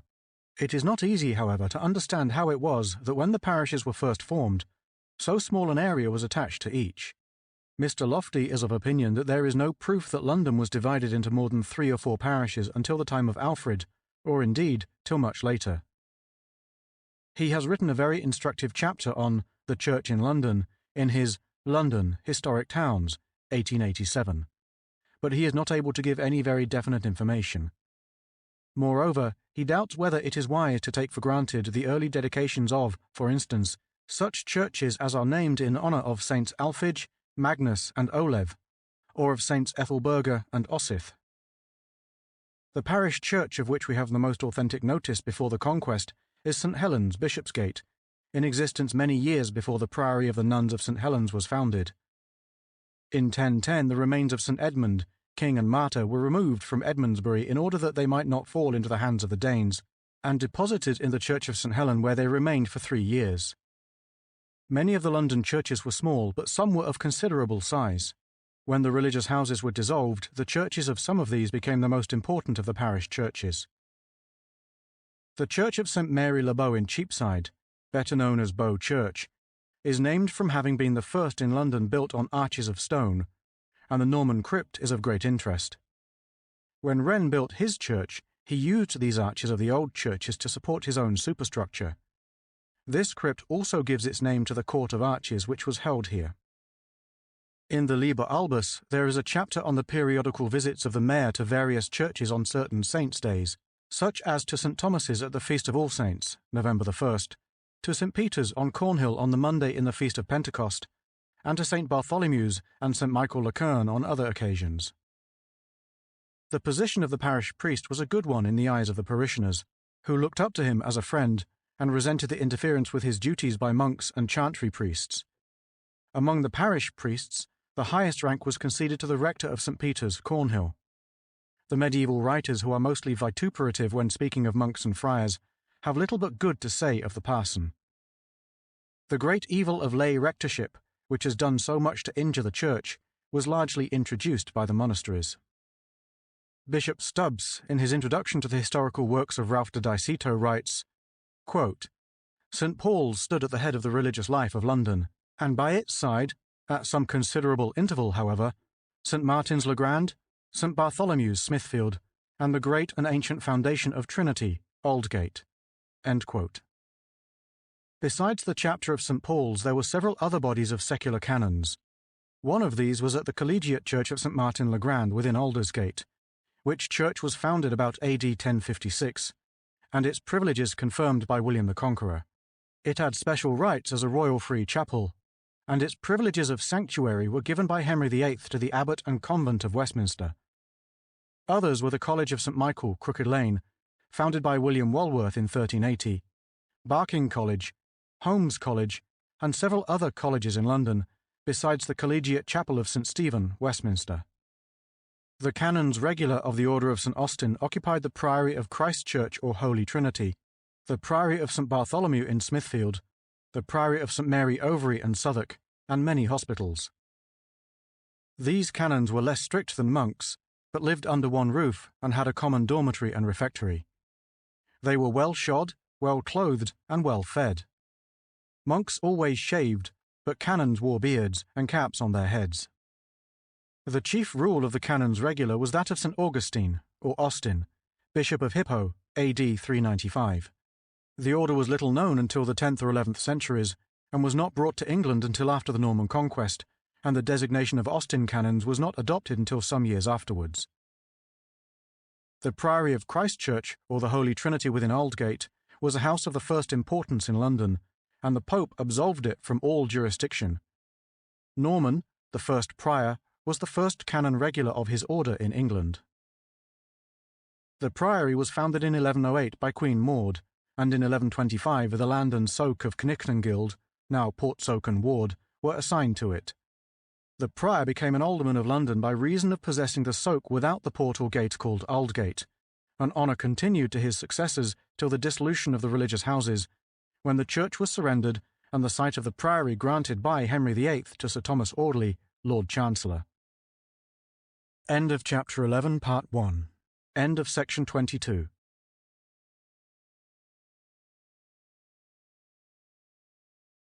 The Story of London by Henry B. Wheatley. Chapter 11. The Church and Education, Part 2. The great Benedictine monastery of black monks was situated at Westminster, away from the city, as was usual. This was the only monastic house subject to the rule of St. Benedict in the neighbourhood of London, but the houses of nuns, of which there were many dotted over the suburbs of London, were governed by the rule of St. Benedict. Among these may be mentioned the nunneries of Barking, Clerkenwell, Halliwell at the eastern extremity of Finsbury Fields, St. Helens, Bishopsgate, Kilburn, and Stratford at Bow. As time proceeded, there was a widespread desire for a stricter rule among the monks, and reforms of the Benedictine rule were instituted at Cluny, AD 910, Chartreux, about 1080, and Citeaux, 1098. All these reforms were represented in London. Cluniac Order. This reform was begun by Bernan, abbot of Guigny in Burgundy, and perfected by Odo, abbot of Cluny. The first charter of the order was dated AD 910.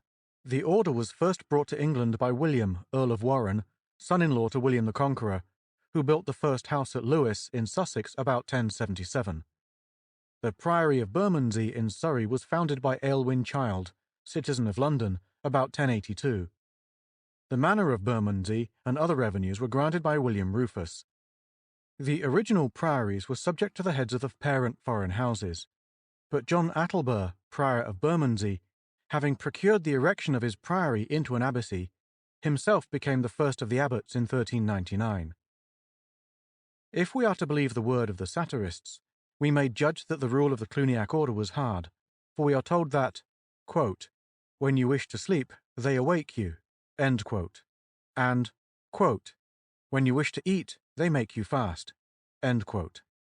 There were cells attached to the Cluniac house of Bermondsey at Aldersgate, Cripplegate, and Holborn. Carthusians. Bruno first instituted the order at Chartreux in the Diocese of Grenoble in France about 1080. The rule was confirmed by Pope Alexander III about 1174. This was the most strict of any of the religious orders. The monks never ate flesh and were obliged to fast on bread, water, and salt one day in every week. No one was permitted to go out of the bounds of the monastery except the priors and procurators or proctors, and they only upon the necessary affairs of their houses. When the order was brought to England in 1178, the first house was started at Witham in Somersetshire. In all, there were 9 houses of the order in England. One of these was the Charter House of London, which was not founded until 1371 by Sir Walter Manny, Knight of the Garter. Until Henry II founded the Carthusian house at Witham, it is said that there was no such thing known in England as a monk's cell, as we understand the term. It was a peculiarity of the Carthusian order, and when it was first introduced, it was regarded as a startling novelty for any privacy or anything approaching solitude to be tolerated in a monastery. The Carthusian system never found much favour in England. Cistercians. The Cistercian order was named after Cistertium or Citeaux, in the bishopric of Chalon in Burgundy, where it was founded in 1098 by Robert, abbot of Molesme in that province.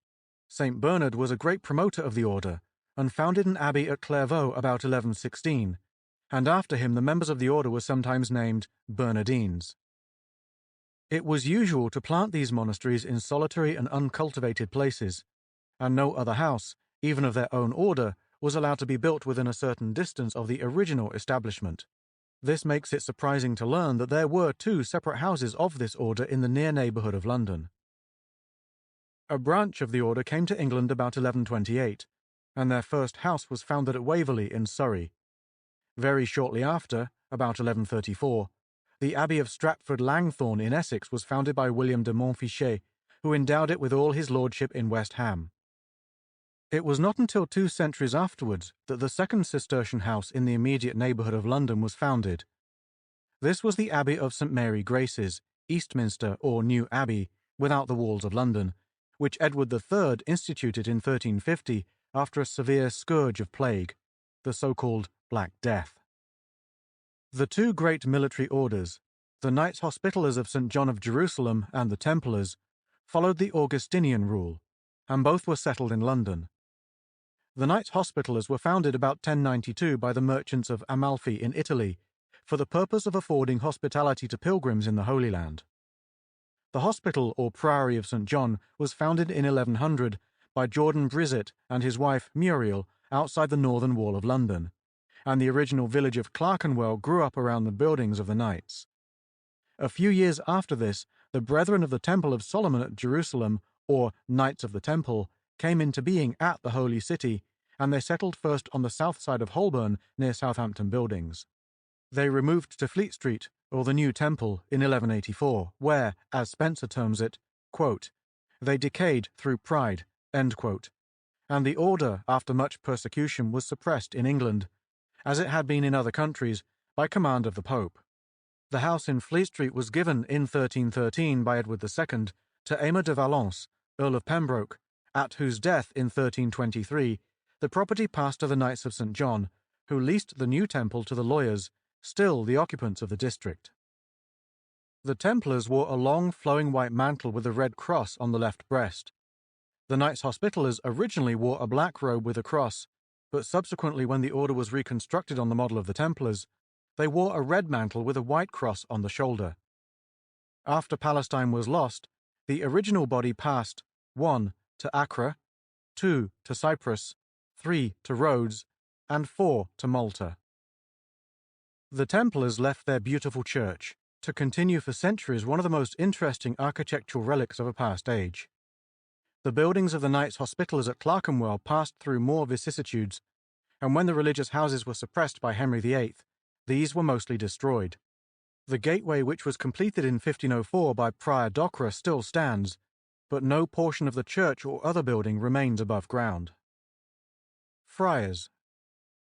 The enthusiasm which brought the great religious movement after the conquest and produced the numerous monastic institutions of the country had cooled by the beginning of the 13th century, when the remarkable evangelical revival instituted almost simultaneously by St. Dominic and St. Francis swept over Europe.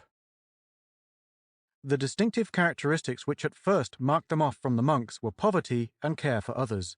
The monks lived apart from the world in order to attend first to their own souls, while the friars placed care for others first of all duties. They preached to and visited the masses.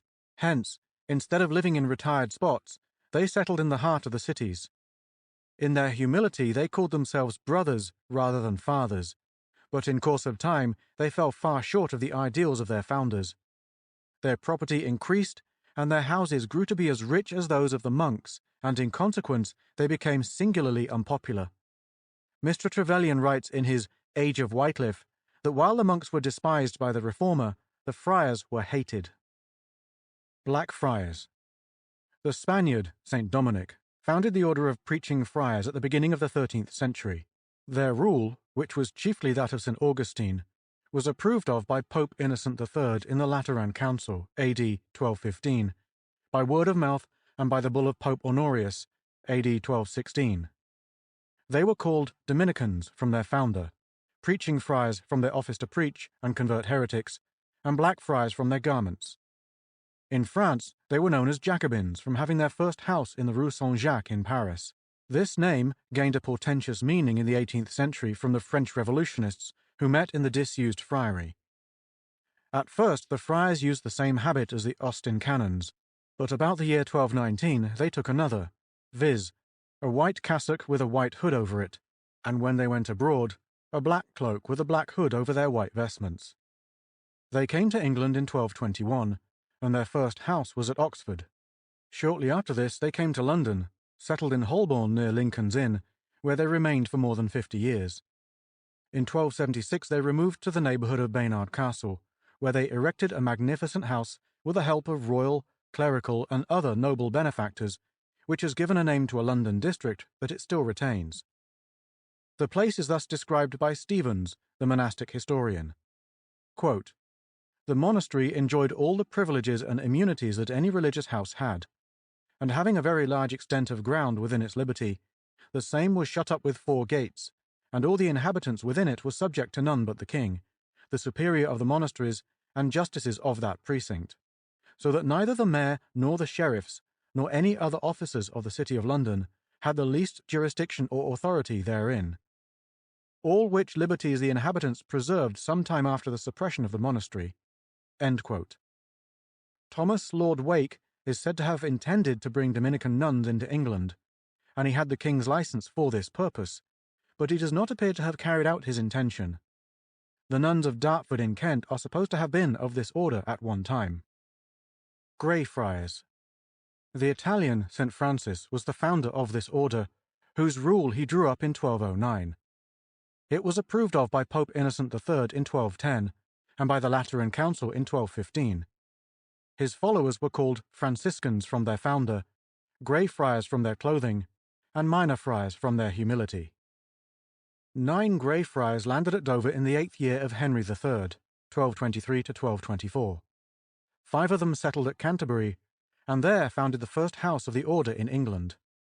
The remaining 4 established themselves in London, lodging for 15 days with the Dominicans in Holborn.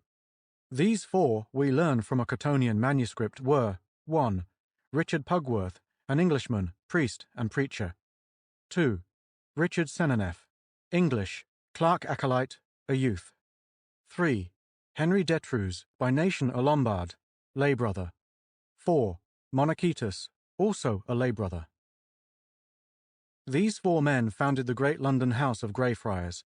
They removed to Cornhill, where they erected cells, made converts, and acquired the goodwill of the mayor and citizens.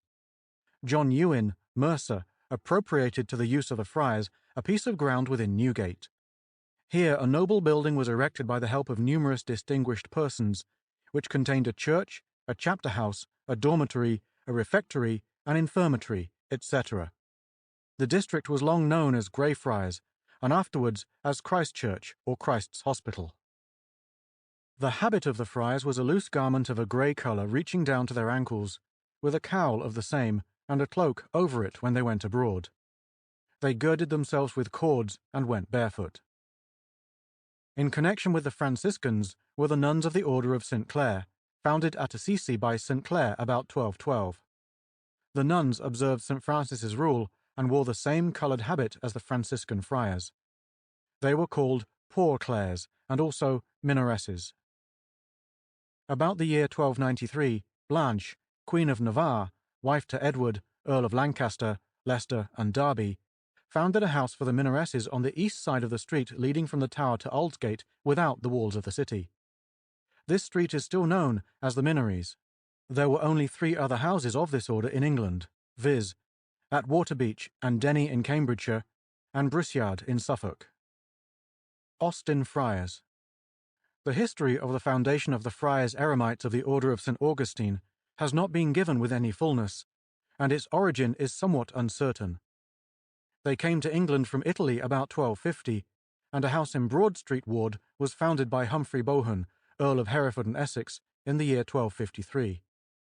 The habit of the Austin Friars was a white garment and scapulary when they were in the house, but in the choir and when they went abroad, they had over the former a sort of cowl and a large hood, both black.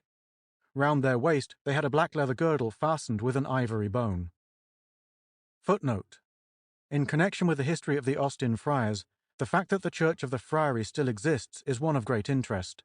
At the dissolution, a large portion of the friary was given to Lord St. John, afterwards Marquess of Winchester and Lord Treasurer. The church was reserved by the king, and the nave still remains. End of footnote. White Friars. The origin of the Friars of the Blessed Virgin of Mount Carmel is not very clear. Their rule, which was chiefly that of St. Basil, is said to have been given to them by Albert, Patriarch of Jerusalem, about 1205, and to have been confirmed by Pope Honorius in 1224. They were driven out of Palestine by the Saracens about 1238, and they then sought refuge in Europe. They were brought into England by John Vassy and Richard Grey, and had their first houses at Hulne in Northumberland and Aylesford in Kent. At the latter place they held their first European charter, AD 1245. The London House of the Carmelites, or White Friars, was founded in 1241 by Sir Richard Grey on land situated between Fleet Street and the Thames, which was given by Edward I. The garments of the friars at first were white, but having been obliged by the infidels to change them to party-coloured ones, they continued these for 50 years after their coming to England. But about the year 1290 they returned to the use of white again. Footnote. Dugdale says that the Patriarch Albert prescribed for the Carmelite friars a party-coloured mantle of white and red, and that Pope Honorius III, disliking this, appointed in 1285 that it should be all white. End of footnote. Of the 4 chief orders of mendicant friars, the Carmelites ranked last, and in official processions had to give place to the Dominicans, Franciscans, and Austin friars. The district which originally contained the house of the White Friars continues still to be known by the old name. After the dissolution of the religious houses, the privileges of sanctuary were still allowed to the inhabitants, and in consequence the place, generally known as Alsatia, gained a most unenviable notoriety. Other places in London obtained an evil repute from the same cause, but Whitefriars was far beyond all others in disgraceful associations. It is known from old records that the bad repute of the district dates back to a period long before the suppression of the friary. From a close roll of the 20th Edward III, it appears that persons of ill repute had, for a considerable time, made their abode so close to the friary that the friars could not celebrate divine service in their church in consequence of the continual clamours and outcries by which the district was disturbed, and the mayor and aldermen of London were ordered, in the king's name, for the tranquillity of the prior and brethren, to remove the nuisance. Mr. Trevelyan writes, quote, 20 years before Wycliffe's attack was made, Fitzralph, Bishop of Armagh, had laid a famous indictment against the four orders before the Pope at Avignon.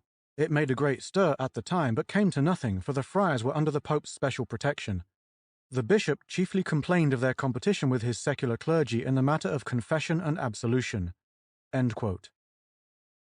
Besides the four chief orders, several other orders of friars were settled in London. First in importance of these were the crutched friars, from the cross forming part of the staff carried by them, which was styled a crutch. This was afterwards given up, and a cross of red cloth was placed upon the breast of the gown.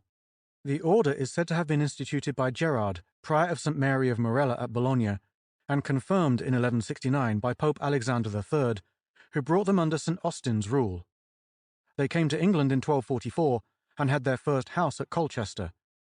It was not until about 1298 that these friars came to London, and the house in the parish of St. Olave, Hart Street, was founded by Ralph Hosier and William Saburns. The memory of the friary is kept alive in the name of the street that marks its site. Other orders in London were the Friars of the Penance of Jesus Christ, or Di Sacco, and the Friars di Areno. The Friars of the Sack, according to Stowe, first settled in a house near Aldersgate, outside the gate. This was about the year 1257. When the Jews were banished from England by Edward I, these friars were given the synagogue on the south side of Lothbury, at the north corner of the Old Jewry. The tenements which the prior and friars held in the street, quote, called Colchester Street, end quote, were in the parishes of St. Olave in the Jewry and of St. Margaret de Lothbury. The friars of the Order of St. Mary di Areno were settled at Westminster at a house near Charing Cross, given to them by Sir William de Arno, or Armand, 51 Henry III, and here the small house remained until the death of Hugh de Ebor, the last friar, 10 Edward II. Bishop Stubbs refers to a cemetery near St. Clement Danes, which once belonged to the Pied Friars, a small order of mendicants which had been suppressed in 1278. In the revised edition of Dugdale's Monasticon by Cayley, Ellis, and Bandinel, there is a notice of the house of the Fratres de Pica, or Pied Friars at Norwich, from Bloomfield's History of Norfolk, but no mention is made of any house in London. Tanner says that there is no mention of these friars in any public record, and Taylor, in his Index Monasticus, gives no new information concerning them. Blomfield says that the friars were called from their outward garment, which was black and white like a magpie. At Hounslow there was a house of Trinitarian or Maturine friars for the redemption of captives. The earliest record known of this priory is a charter dated 1296. Besides the religious houses, there were, during the Middle Ages, many hermitages over the country, and several of these were to be found in London. One was in Monkwell Street, Cripplegate, which was founded by the widow of Sir Aymer de Valence, Earl of Pembroke, who was killed in a tournament in 1324. This was Mary de Castillon, daughter of Guy, Count of St. Paul, third wife of the Earl and the foundress of Pembroke Hall, Cambridge, who established the hermitage for the good of the soul of her husband. London was so full of religious houses, both within and without the walls, that when the great dissolution took place in Henry VIII's reign, large portions of the town were left desolate. Doubtless the time had come for this great revolution, or, otherwise, even that king could never have carried it through. The popular feeling which held these great establishments in disfavour had gradually grown. Still, the number of those who were dependent upon the religious houses was very considerable, and great evils followed the dissolution. Multitudes were thrown out of their regular employment, and the poor who were dependent upon the alms bestowed upon them at the gates of the monasteries had to be considered and provided for in some other way. The difficulties of this position certainly formed one of the causes of the institution of the poor law in the reign of Henry's daughter Elizabeth. Most of the relics of the various religious houses which occupied so large a portion of London and its environs have been entirely swept away. In the 18th and the beginning of the 19th centuries, many remains existed. There were then vestiges of St. Helen's Priory, and the old hall of the nunnery was not pulled down until 1799. Relics of Bermondsey Abbey were standing in 1807. The grand crypt, built soon after the foundation of the house of the Priory of St. John at Clerkenwell, which was added to and afterwards made to form an undercroft to the choir, is now one of the most interesting of the remains of medieval buildings in London. It is below the Church of St. John, Clerkenwell, and has been restored with loving care to much of its original beauty. Other portions of the old buildings of the Priory are to be seen in the cellars of some of the houses round about. The position of the old Charterhouse buildings can still be traced, although little of the old monastery exists, but the east and south walls of the chapel and washhouse court can be seen. The latter was built by the monks to accommodate the lay brothers who acted as servants to the convent. The walls of the monastic refectories surround the present brothers' library. Beneath this is the monks' cellar. The friaries situated within the walls of old London have left little but their names to tell the Londoner of today of their existence. Still, even here, something of the past remains. The Church of Austin Friars is left to us, and the position of the choir of the great Franciscan house of Greyfriars is marked by the present Christ Church, Newgate Street. Some traces of the buildings of the Whitefriars have also been found underground. Sanctuary. One of the privileges of the Middle Ages which continued on into comparatively modern times was that of sanctuary, and in its belated form this caused many gross scandals. There are numerous stories connected with the College of St. Martin's-le-Grand, which was under the jurisdiction of the Abbot of Westminster. One of these relates to Richard III and Lady Anne. When the Duke of Gloucester desired to marry Anne, the betrothed of the late Edward Prince of Wales, son of Henry VI, her brother-in-law Clarence objected and hid her away. Richard discovered her in London disguised as a kitchen maid and placed her in sanctuary at St. Martin's-le-Grand. In 1416 a man was sentenced to the pillory for slandering an alderman, but he escaped and found sanctuary at the monastery of St. Peter's, Westminster. Mr. G. M. Trevelyan, in his work on the Age of Wycliffe, gives a full account of the great scandal which occurred in 1378, when 2 prisoners escaped from the Tower and sought sanctuary in Westminster Abbey. The governor of the Tower, with his soldiers, entered the nave and attempted to drag one of the prisoners, who was attending Mass, out of sanctuary. He fled for his life, and his pursuers chased him twice round the choir. He was stabbed to death, and one of the attendants of the church, interfering to save him, was killed in the scuffle. Archbishop Sudbury excommunicated the governor of the Tower, Sir Alan Bouchel, and all his aiders and abettors. Richard II ordered the reading of the excommunication to be stopped and the church to be reconsecrated. The abbot refused to allow the place to be hallowed, and the services ceased for a while. There was now an open quarrel between church and state, which continued till the Parliament met at Gloucester in October, quote, when the whole question of sanctuary was brought up in all its issues. End quote. Mr. Trevelyan sums up the case in these words. Quote, in vain Wycliffe argued, in vain the Commons petitioned and the Lords hectored. From all the mountains of talk in the discussion at Gloucester, there came forth the most absurd legislative mouse in the shape of a statute passed at Westminster by the next Parliament in the spring of 1379. By this act, the fraudulent debtor taking sanctuary was to be summoned at the door of the church once a week for 31 days. If at the end of that time he refused to appear, judgment was to go against him by default, and his goods, even if they had been given away by collusion, might be seized by his creditors. This mild measure, which was scarcely an interference with the right of sanctuary itself, was accepted even by the staunchest adherents of the Church. End quote. If a felon succeeded in taking sanctuary in a church or other privileged place before capture, he was free from the clutches of the law for the space of 40 days. He was allowed to be supplied with food, but he was sufficiently guarded to prevent his escape. If he elected to abjure the realm, an oath was administered to him. There seem to have been special privileges of sanctuary in the city, for we learn that at the end of the 13th century it was ordered by the alderman that no robber, homicide, nor other fugitive in the churches should be watched. This ordinance was for the purpose of giving a fugitive a chance of escape out of sanctuary. In 1321 a royal pardon was granted to the city for neglecting to keep watch on those who had fled for sanctuary to the city churches. This was granted, however, on the distinct understanding that in future a watch was to be kept on such fugitives in the same manner as in other parts of the realm. In 1334, the mayor was roundly taken to task and made to do penance by the archbishop for allowing a felon to escape from the Church of All Hallows, Grace Church. The sanctuary men were marked by a badge representing cross keys. Education. Medieval London was well supplied with facilities for education. We know that there were many schools in various parts of the city, although we still require more definite information. The church supplied the public well with schools, although for a time these fell into decay, and then it was that lay schools came into existence. Bishop Stubbs writes, quote, "Over against the many grievances which modern thought has alleged against the unlearned ages which passed before the invention of printing, it ought to be set to the credit of medieval society that clerkship was never despised or made unnecessarily difficult of acquisition. The sneer of Walter Map, who declared that in his days the villains were attempting to educate their ignoble and degenerate offspring in the liberal arts, proves that even in the 12th century the way was open.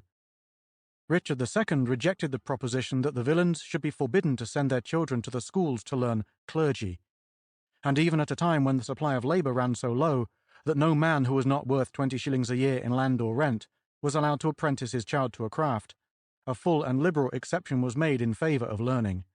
Every man or woman, the words occur in the Petition and the Statute of Artificers passed in 1406, of what state or condition that he be, shall be free to set their son or daughter to take learning at any school that pleaseth them within the realm." End quote. Again, quote, "Schools were by no means uncommon things. There were schools in all cathedrals. Monasteries and colleges were everywhere, and wherever there was a monastery or a college, there was a school. Towards the close of the Middle Ages, notwithstanding many causes for depression, there was much vitality in the schools." End quote. The larger English abbeys about the country not only had schools within their own precincts, but others dependent upon them in the neighbouring towns. Fitzstephen, in his description of London as preserved in the city's Liber Customarum, particularises the Church of St. Martin le Grand as one of the principal churches of London which had ancient and prerogative schools, the others being St. Paul's and Holy Trinity, Aldgate. In other texts of Fitzstephen's work, the names of the churches are not mentioned, and Stowe, overlooking the text in the city archives, gives the 3 schools as attached to St. Paul's, St. Peter's, Westminster, and St. Saviour's. Fitzstephen's patron, St. Thomas of Canterbury, received his early education at one of the London schools after leaving the school of the Canons Regular at Merton, and before proceeding to the university. In 1447, 4 parish priests, in a petition to Parliament, begged the Commons to consider the great number of grammar schools, quote, "that sometime were in divers parts of the realm, beside those that were in London, and how few there be in these days." End quote.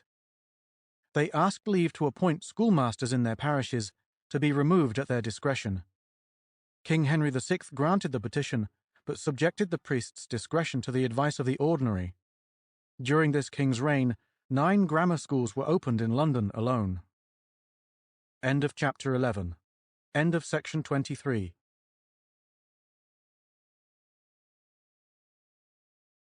The Story of London by Henry B. Wheatley. Chapter 12. London from Medieval to Modern Times. Medieval London was almost entirely within the walls, but outside the walls to the west, there was a connecting line of mansions on the riverfront leading to the village of Charing and on to Westminster, which is almost of equal antiquity with London itself. When the body of Queen Eleanor arrived at its last stage, the funeral procession stopped a fair way from Westminster Abbey. One might have expected that the body would have remained under the shadow of its last resting place, and we are, therefore, led to inquire why the village of Charing was chosen. The only answer to this question that can be given is that here, on the site of Northumberland House, now occupied by Northumberland Avenue, there then stood a hospital and chapel of St. Mary belonging to the Priory of Roncesvalles, or de Rouzy de Val, in the Diocese of Pampelon in Navarre. At the death of Eleanor, this house was a comparatively recent establishment, having been founded by William Marshall, Earl of Pembroke, in the reign of Henry III, but it probably afforded sufficient accommodation for the funeral procession for one night. The house was suppressed as an alien priory in the reign of Henry V, but restored in that of Edward IV for a fraternity. In the yearbooks of Henry VII, the master, wardens, brethren, and sisters of Roncesvalles are mentioned, and these continued until the general suppression. The cross, which gives its name to the place, was erected in the years 1291 to 1294, and is supposed to have been the handsomest of the series. As good a copy of the original as our imperfect information allows is to be seen within the railings of the Southeastern Railway terminus. Westminster is of unknown antiquity, and was long known, from its wild growth of underwood, as Thorney, before the Abbey and the Palace arose to give the place a name which marked its position in relation to London and St. Paul's. There is but little authoritative history before Edward the Confessor and the consecration of the Abbey Church in 1065, but the history since that time is so considerable, and of so important a character, that it is impossible to do more than refer in these few words to what is universally acknowledged by all Englishmen to be the most hallowed building in the country. On the opposite shore of the Thames is Lambeth, where is situated the manor house of the Archbishops of Canterbury, now called Lambeth Palace. The site was originally given to the See of Rochester by the Countess Gudda, sister of Edward the Confessor and wife of Eustace, Count of Boulogne. But in the year 1197 the Bishop of Rochester made an exchange with the Archbishop of Canterbury for this place for other property, and Lambeth has ever since been the London residence of the Archbishops. From here we pass over Lambeth Marsh to Southwark, a place whose history has been intimately associated with that of the City of London, and is now an integral part of the county. The chief glory of the borough is the grand church of the Augustinian Priory of St. Mary Overy, dating from the beginning of the 12th century, and now known as St. Saviour's. Southwark has been, from the earliest times, the chief thoroughfare to and from London and the southern counties and towns, and the cities of the continent. From this cause, it was for centuries the quarter for famous old inns, beginning in order of importance with the Bear at the Bridge Foot, the Tabard of Chaucer, and following on with the King's Head, the White Hart, and the George, a portion of the latter hostelry only remaining to the present day. Southwark was also notorious for its prisons, the King's Bench, the Marshalsea, the White Lion, the Borough Compter, and the Clink. The last named was on the Bankside, so intimately associated from the earliest times with the rough sports of the Londoners, and in Elizabeth's reign the chief home of the dramatic displays of that great period. The Bank was then a long straggling street, extending from the manor of Paris Garden on the west to the Liberty of the Clink on the east. Near Paris Garden was the Falcon Inn, which was once supposed to have been the resort of Shakespeare. This apparently is an error, for at the time of the great dramatist's death there appears to have been no inns on the Bankside. Little or nothing actually exists now that was there in the 16th century, but the contour of the street and nearly every name have lasted in their integrity, and probably will last for many a long year more. Although during the reigns of the Tudor sovereigns the Renaissance became triumphant, the men and women of London still continued to live in a town which retained its medieval characteristics.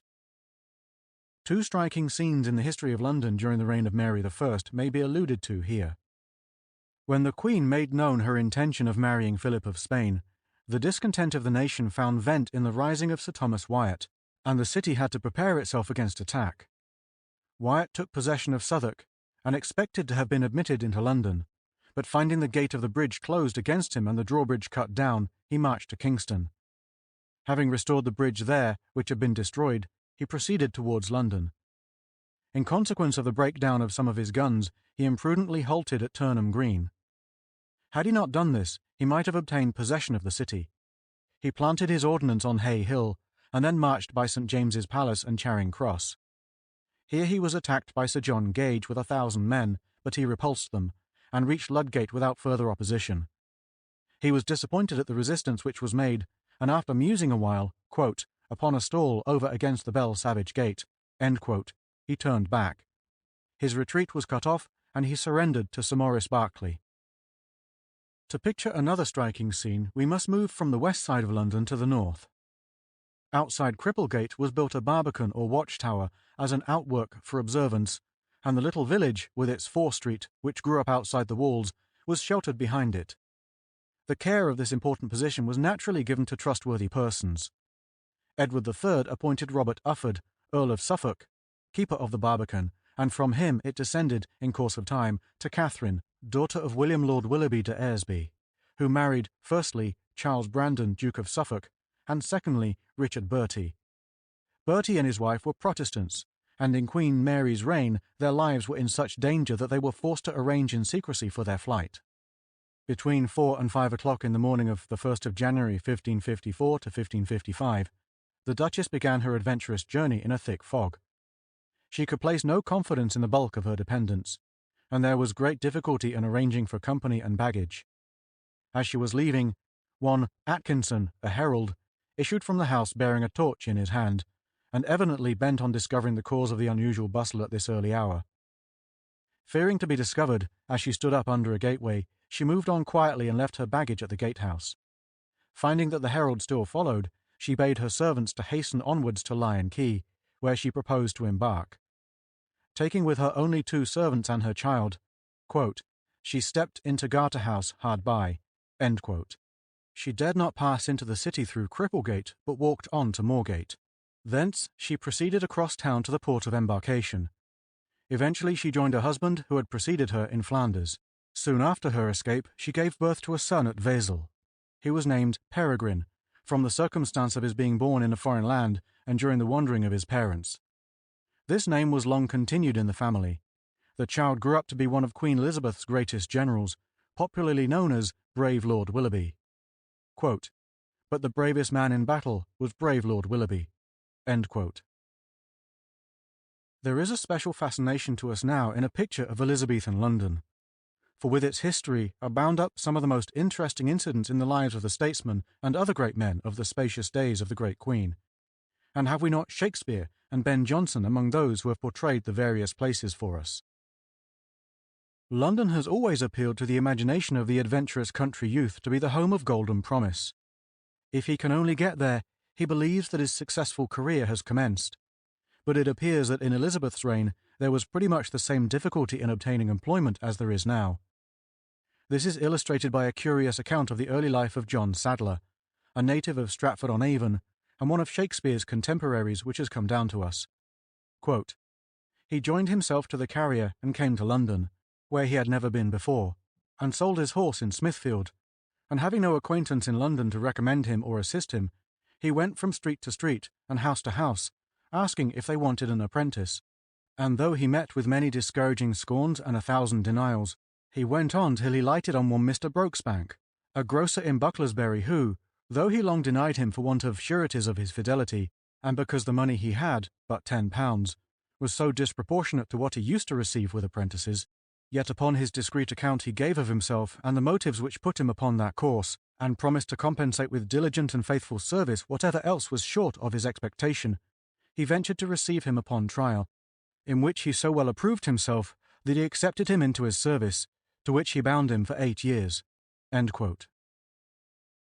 The outdoor life of this time, with the men and women who frequented the streets, is brought vividly before our eyes in Ben Jonson's plays.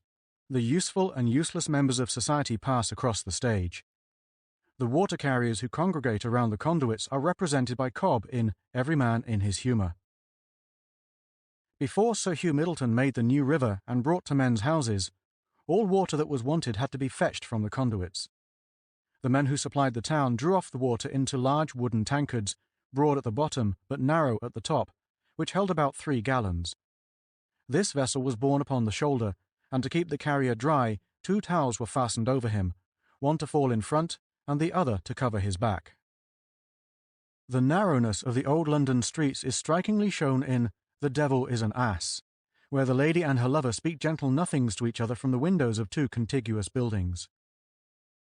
All the fashions of this time, the rapier fighting of the gallants, the smoking madness of all classes at a time when tobacco was supposed to be the panacea for all the ills of human nature, the custom of garnishing conversation with oaths, are introduced in the books of Ben Jonson. The poet's love of good liquor and social intercourse made him a frequenter of inns. His acquaintance with the 2 rival taverns of Cheapside, the Mermaid and the Mitre, must have commenced early, because the names of both occur in the first quarto of Every Man in His Humour, 1601. In the later folio edition, the Mitre is changed to the Star and the Mermaid to the Windmill. The ever-memorable Mermaid was situated on the south side of Cheapside, between Bread Street and Friday Street. From the mention of this tavern in the first draft of Every Man in His Humour, it may be inferred that Jonson was a frequenter before the famous club, consisting of Shakespeare, Jonson, Beaumont, Fletcher, Carew, Donne, Selden and others, was established by Sir Walter Raleigh in 1603. The Mitre was a rival house, and some writers tried to write it up at the expense of the Mermaid. Thus, Middleton has the following dialogue in his comedy, Your Five Gallants, 1608. Quote, Goldston. Where sup we, gallants? Personae. At Mermaid. Goldston. Sup there who list, I have forsworn the house. Personae. Faith, I'm indifferent. Bungler. So are we, gentlemen. Personae. Name the place, Master Goldston. Goldston.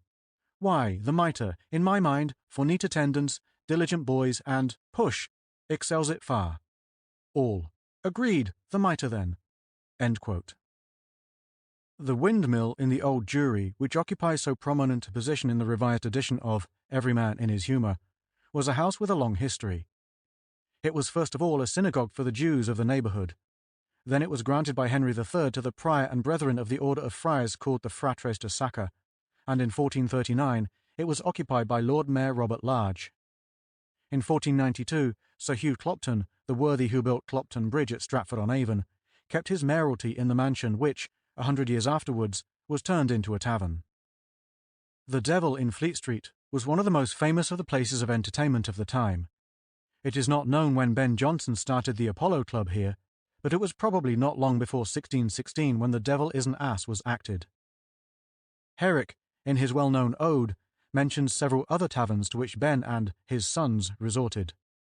Quote, Ah, Ben, say how or when shall we thy guests meet at those lyric feasts, made at the Sun, the Dog, the Triple Tun, where we such clusters had as made us nobly wild, not mad, and yet each verse of thine outdid the meal, outdid the frolic wine. End quote. It was in Jonson's day that the suburbs, which, as previously referred to, had long been treated with disfavour, were gradually asserting themselves, and the poet was particularly at home in the understanding of their peculiarities. Of the northern suburbs, the fullest mention is to be found in A Tale of a Tub, where we read of Totton Court, Kentish Town, Marylebone, Kilbourne, Islington, and Belsize, and the fields near Pancras. If we look for Hoxton in a modern map of London, we shall find it near Old Street, St. Luke's, not far from the centre of the present London, but in Jonson's time it was a country place, cut off from the city by moorfields. Noel's house, Every Man in His Humour, was at Hogsden, which was then, according to Stowe, quote, a large street with houses on both sides, end quote. Master Stephen describes his uncle's property as, quote, Middlesex land, end quote, and he himself is called a country gull, in opposition to Master Matthew, the town gull. Ben had reason to remember Hoxton, for it was in the fields close by that he fought and nearly killed Gabriel Spencer. Moorfields remained for several years in an almost impassable condition, but in 1511 regular dykes and bridges of communication over them were made in order partially to drain the rotten ground. In the play so frequently referred to we find Turnbull mentioned by Bobadil, among other disreputable places, as one of the, quote, skirts of the town, end quote. Turnbull, or more properly, Turnmill Street, was situated near Clerkenwell Green, and was known as the haunt of ruffians, thieves, and disorderly persons. Justice Shallow boasted to Falstaff of the wildness of his youth and the feats he had done in Turnbull Street. On the west, the Oxford Road, commencing at the village of St. Giles, was in the country, and where Stratford Place now stands was a cottage among trees and hedges called the Lord Mayor's Banqueting House, which was used by the city magnates when they hunted at Bayswater and Hyde Park. This is alluded to in The Devil is an Ass. Quote, But we got the gentleman to go with me, and carry her bedding to a conduit head, hard by the place towards Tyburn which they call my Lord Mayor's Banqueting House. End quote. Eastward for Ratcliffe is a cry in The Alchemist. Ratcliffe, which Stowe remembered as a highway, with fair elm trees on each side, in later times became the synonym of all that is dangerous and disreputable in London streets. The actor William Kemp, in describing his remarkable Morris dance from London to Norwich, 1600, writes, quote, Being past Whitechapel and having left fair London, multitudes of Londoners left not me, either to keep a custom which many hold, that Mile End is no walk without a recreation at Stratford Bow with cream and cakes, or else for love they bear towards me, or perhaps to make themselves merry if I should chance, as many thought, to give over my Morris within a mile of Mile End. End quote. Shakespeare lived outside the city walls, and although we cannot exactly tell the position of his houses, it is pretty certain that he lived both in the parish of St. Helen, Bishopsgate, and in the Clink on the Bankside. Stuart London followed Tudor London, but with the death of James I in 1625, the older history may be said to close, for there was a considerable change during the reign of Charles I. The upper classes moved westward to Lincoln's Inn and Great Queen Street and Covent Garden. The great architect Inigo Jones built houses for them in both these districts. There was a certain stagnation in the movements of the population during the period of the Commonwealth, but at the restoration of Charles II, a new life came into existence. The exiled Cavaliers returned to their country and found their fathers' houses in the City of London either occupied by others or unfitted for their reception. In consequence, they migrated to a district far from the city. The builders were busy in covering fields with houses, and Pall Mall, where the game of that name had been played, was planned out as a fine street, which remains to the present day. Lords Clarendon, Burlington, and Berkeley erected mansions in Piccadilly, and Lord St. Albans created St. James's Square. Many others followed the example of these leaders of society, and the upper classes were completely cut off from the city. The contemptuous references to the traders of London which are first noticed in Elizabeth's reign became common. The cits were laughed at, and the courtiers poured out a torrent of abuse upon all those who lived in the East. The Great Fire of London of 1666 made an enormous change in the topography of London, and caused great misery, but it is supposed to have been a blessing in disguise, as it cleared out many a centre of plague and disease. When we read of the heroism of the homeless Londoner, we must feel proud of our ancestors. They had lost everything, but they did not sit down and wring their hands. When the streets were destroyed by fire, the river became more than ever a highway, and boats filled with the goods of the sufferers covered the waters. Moorfields formed a handy open space, and soon streets of huts were raised to shelter the homeless families. Wren, England's greatest architect, John Evelyn, the most accomplished man of his time and the model of a royalist gentleman, and Robert Hooke, the great philosopher, were all three ready within a few hours of the fire with plans for the rebuilding of the city. But none of the plans were adopted, although all had their good points, and Wren's especially would certainly have given us fine avenues and convenient thoroughfares. The difficulties in carrying out these schemes would no doubt have been very great, and it is useless now to regret that a great opportunity was lost. Wren and Hooke were appointed to superintend the progress of the work of making London arise anew out of its ashes. The Act of Parliament passed to regulate the work of rebuilding was a very practical and altogether excellent statute.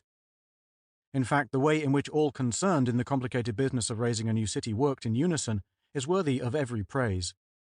At the same time that they proceeded with their labours, they did not allow the trade and business of a country's centre to fall out of gear, and this does the greatest credit to all concerned, both governors and governed. While the burnt town remained a waste, there must have been overwhelming inconveniences, but no time was allowed to be lost, and in the end a new city arose infinitely superior in comfort and convenience to that which had gone before, although certainly it was not so picturesque. Before passing on to take a rapid view of the later periods of London life, some mention may be made of a few of the interesting buildings that escaped the fire and have not previously been alluded to in these pages. Outside the confines of the city to the west grew up from early times a district with many various associations. Curious traditions and odd customs gather round the history of the parish of St. Clement Danes, where Westminster and London met, which still suggest many points of special interest well worthy of fuller investigation than they have as yet received. The accompanying view shows Temple Bar and the old world houses of Butcher Row. The first mention of Temple Bar is in a grant of land, quote, extra Baram Novi Temple, end quote, in 1301. At that time there was no building, but merely posts, rails, and chain to mark the extent of the liberties of London. In course of time a gate was erected, and the one which existed at the time of the Great Fire was pulled down, and a new gate was erected in 1670 to 1672 from the designs of Sir Christopher Wren. This, after existing for 2 centuries as one of the best-known objects in London, was removed in the winter of 1878 to 1879. The stones remained exposed to the weather for 10 years before Temple Bar was re-erected at the entrance to the late Sir Henry Moe's private grounds at Theobald's, Waltham Cross. The erection was completed on the 3rd of December 1888, and the gate in its new position and restored condition presents a very handsome appearance, showing it to be worthy of its great architect. The history of Butcher Row is crowded with incidents in the lives of authors and the unfortunate hangers-on to literature. The timber-framed house with projecting upper stories and barge-boarded gables, the front decorated with fleur-de-lis and coronets, was known as Beaumont House, and it is said that Sully, then Marquis of Rosny, supped and slept there on his arrival in London, 1603, as ambassador to James I. Butcher Row was pulled down in 1813, and Pickett Street was erected in its place. This street was pulled down to make way for the new law courts, and now nearly the whole northern portion of St. Clement's parish has been cleared away. A great improvement has been made, but in order to obtain this, many picturesque houses of interest have had to be destroyed. Returning within the bar to the city, and walking up Chancery Lane, we come to Lincoln's Inn Gateway, one of the 3 historical gateways of importance in London, the other 2 being St. John's Gate, Clerkenwell, and the entrance to St. James's Palace. This gatehouse of brick was built by Sir Thomas Lovell, Knight of the Garter, son of the executor of Henry VII, and bears the date upon it of 1518. This interesting building, although perfectly sound and in good condition, was shored up a few years ago when old chambers by the side of it were pulled down and rebuilt, and it then narrowly escaped destruction. Efforts were successfully made to save the gate, and it is to be hoped that it may remain to give distinction to Chancery Lane for many years. Returning to Chancery Lane and crossing Holborn, we come to Gray's Inn. The fine hall, which is full of associations of the deepest interest, was built between the year 1555 and 1560. Of the hall which it replaced there is no record, save that in 5 Edward VI, 1551, it, quote, was sealed with 54 yards of wainscot at 2 shillings a yard. End quote. The present hall has the great distinction, according to Mr. Halliwell Phillips, of being, quote, one of the only 2 buildings now remaining in London in which, so far as we know, any of the plays of Shakespeare were performed in his own time. End quote. The other, of course, being the Middle Temple Hall where Twelfth Night was acted on February 2nd, 1601-2. The Comedy of Errors was played on the evening of Innocents' Day, December 28th, 1594, in the hall before a crowded audience. Some of the guests from the Inner Temple created a disturbance because they were not properly accommodated, and this led to an official inquiry. Mr. Sidney Lee thinks it probable that Shakespeare himself was not present, as he was acting on the same day before the Queen at Greenwich. Another performance of the play was given in the hall by the Elizabethan Stage Society on December 6, 1895. George Gascoigne's Jocasta, adapted from the Phoenicia of Euripides, was acted in the refectory in 1566. Gray's Inn was famous for its masques and revels, and on July 7, 1887, in honour of Queen Victoria's Jubilee, the benches of Gray's Inn presented in the hall, to a distinguished audience, the Masque of Flowers, which had been performed before James I on Twelfth Night, 264 years before. Gray's Inn had a brilliant roll of members in the 16th and 17th centuries, but it is Bacon's spirit that seems to haunt the whole place. He helped the students in preparing their revels, probably wrote a masque or masques, and planted trees in the gardens, the arrangement of which he is believed to have superintended. His name remains in Verulam buildings. Returning to Holborn, and walking a little to the west, we come to the impressive front of Staple Inn, the most remarkable street front of old houses still in existence in London. The origin of the place is unknown, and nothing satisfactory has been discovered respecting the meaning of the name, or as to what it was before it came into the occupation of the Inn of Chancery. There is a tradition that it originally belonged to the merchants of the Staple. It was purchased by the benchers of Gray's Inn in 1529, and in Elizabeth's reign there were 154 students in term and 69 out of term. It was bought in 1884 by the Prudential Assurance Company for £68,000, and the Holborn front was restored and cleared from plaster covering the timber beams. There are now very few old street fronts of interest in London, 1 or 2 in the Strand, and some in the great roads out of London, but a few years ago there were many still remaining in the Whitechapel and Mile End roads, and in Bishopsgate Street without. In the latter street, number 169, there was until lately the remains of the mansion of Sir Paul Pindar, an eminent English merchant, who died in 1650, distinguished for his love of architecture and the magnificent sums he gave towards the restoration of old St. Paul's Cathedral. In 1617 to 1618, the house was occupied by the Venetian embassy. In its last days, it was used as a public house, with the sign of Sir Paul Pindar's head. When it was pulled down, the front was obtained for the South Kensington Museum, where it was re-erected. The London of Johnson and Hogarth was not a handsome city, but it was a social one, and we owe to these two men many vivid pictures of the life lived in it. They were both true Londoners, but they were not alone in their love for their city, for a marked feature in the character of the 18th century Londoner was his intense feeling that here only was life to be lived with true enjoyment. Much of the life was frivolous, and some of it worse than that. But among the respectable classes, the opportunities for social intercourse were greater than now, when large numbers of the workers live out of London, some in the north and some in the south, and it takes as long to get from Hampstead to Croydon as to travel 100 miles into the country. During the 18th century, London continued to grow, but it became uglier every day. The original growth was along the course of the river, but near the middle of the century a little building was commenced to the north of Oxford Street, when Cavendish Square and the surrounding streets were laid out. Soon afterwards, the new road from the Angel at Islington to the Edgware Road, now renamed Pentonville, Euston, and Marylebone Roads, was planned.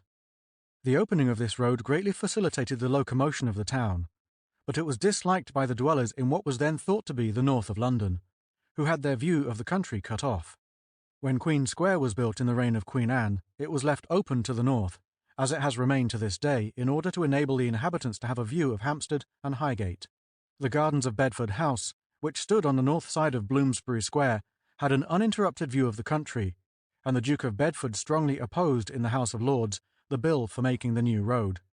On this opposition, Horace Walpole cynically remarked to Conway, March 25, 1756, quote, "A new road through Paddington has been proposed to avoid the stones. The Duke of Bedford, who is never in town in summer, objects to the dust it will make behind Bedford House, and to some buildings proposed, though, if he was in town, he is too short-sighted to see the prospect." End quote. The gardens of Bedford House were famous for their beauty and for the trees which flourished there, the ancient stems of the light and graceful acacia being specially mentioned by Walpole.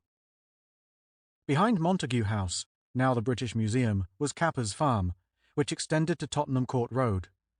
The old farmhouse still exists behind Messrs. Heel and Sons shop, number 195 Tottenham Court Road.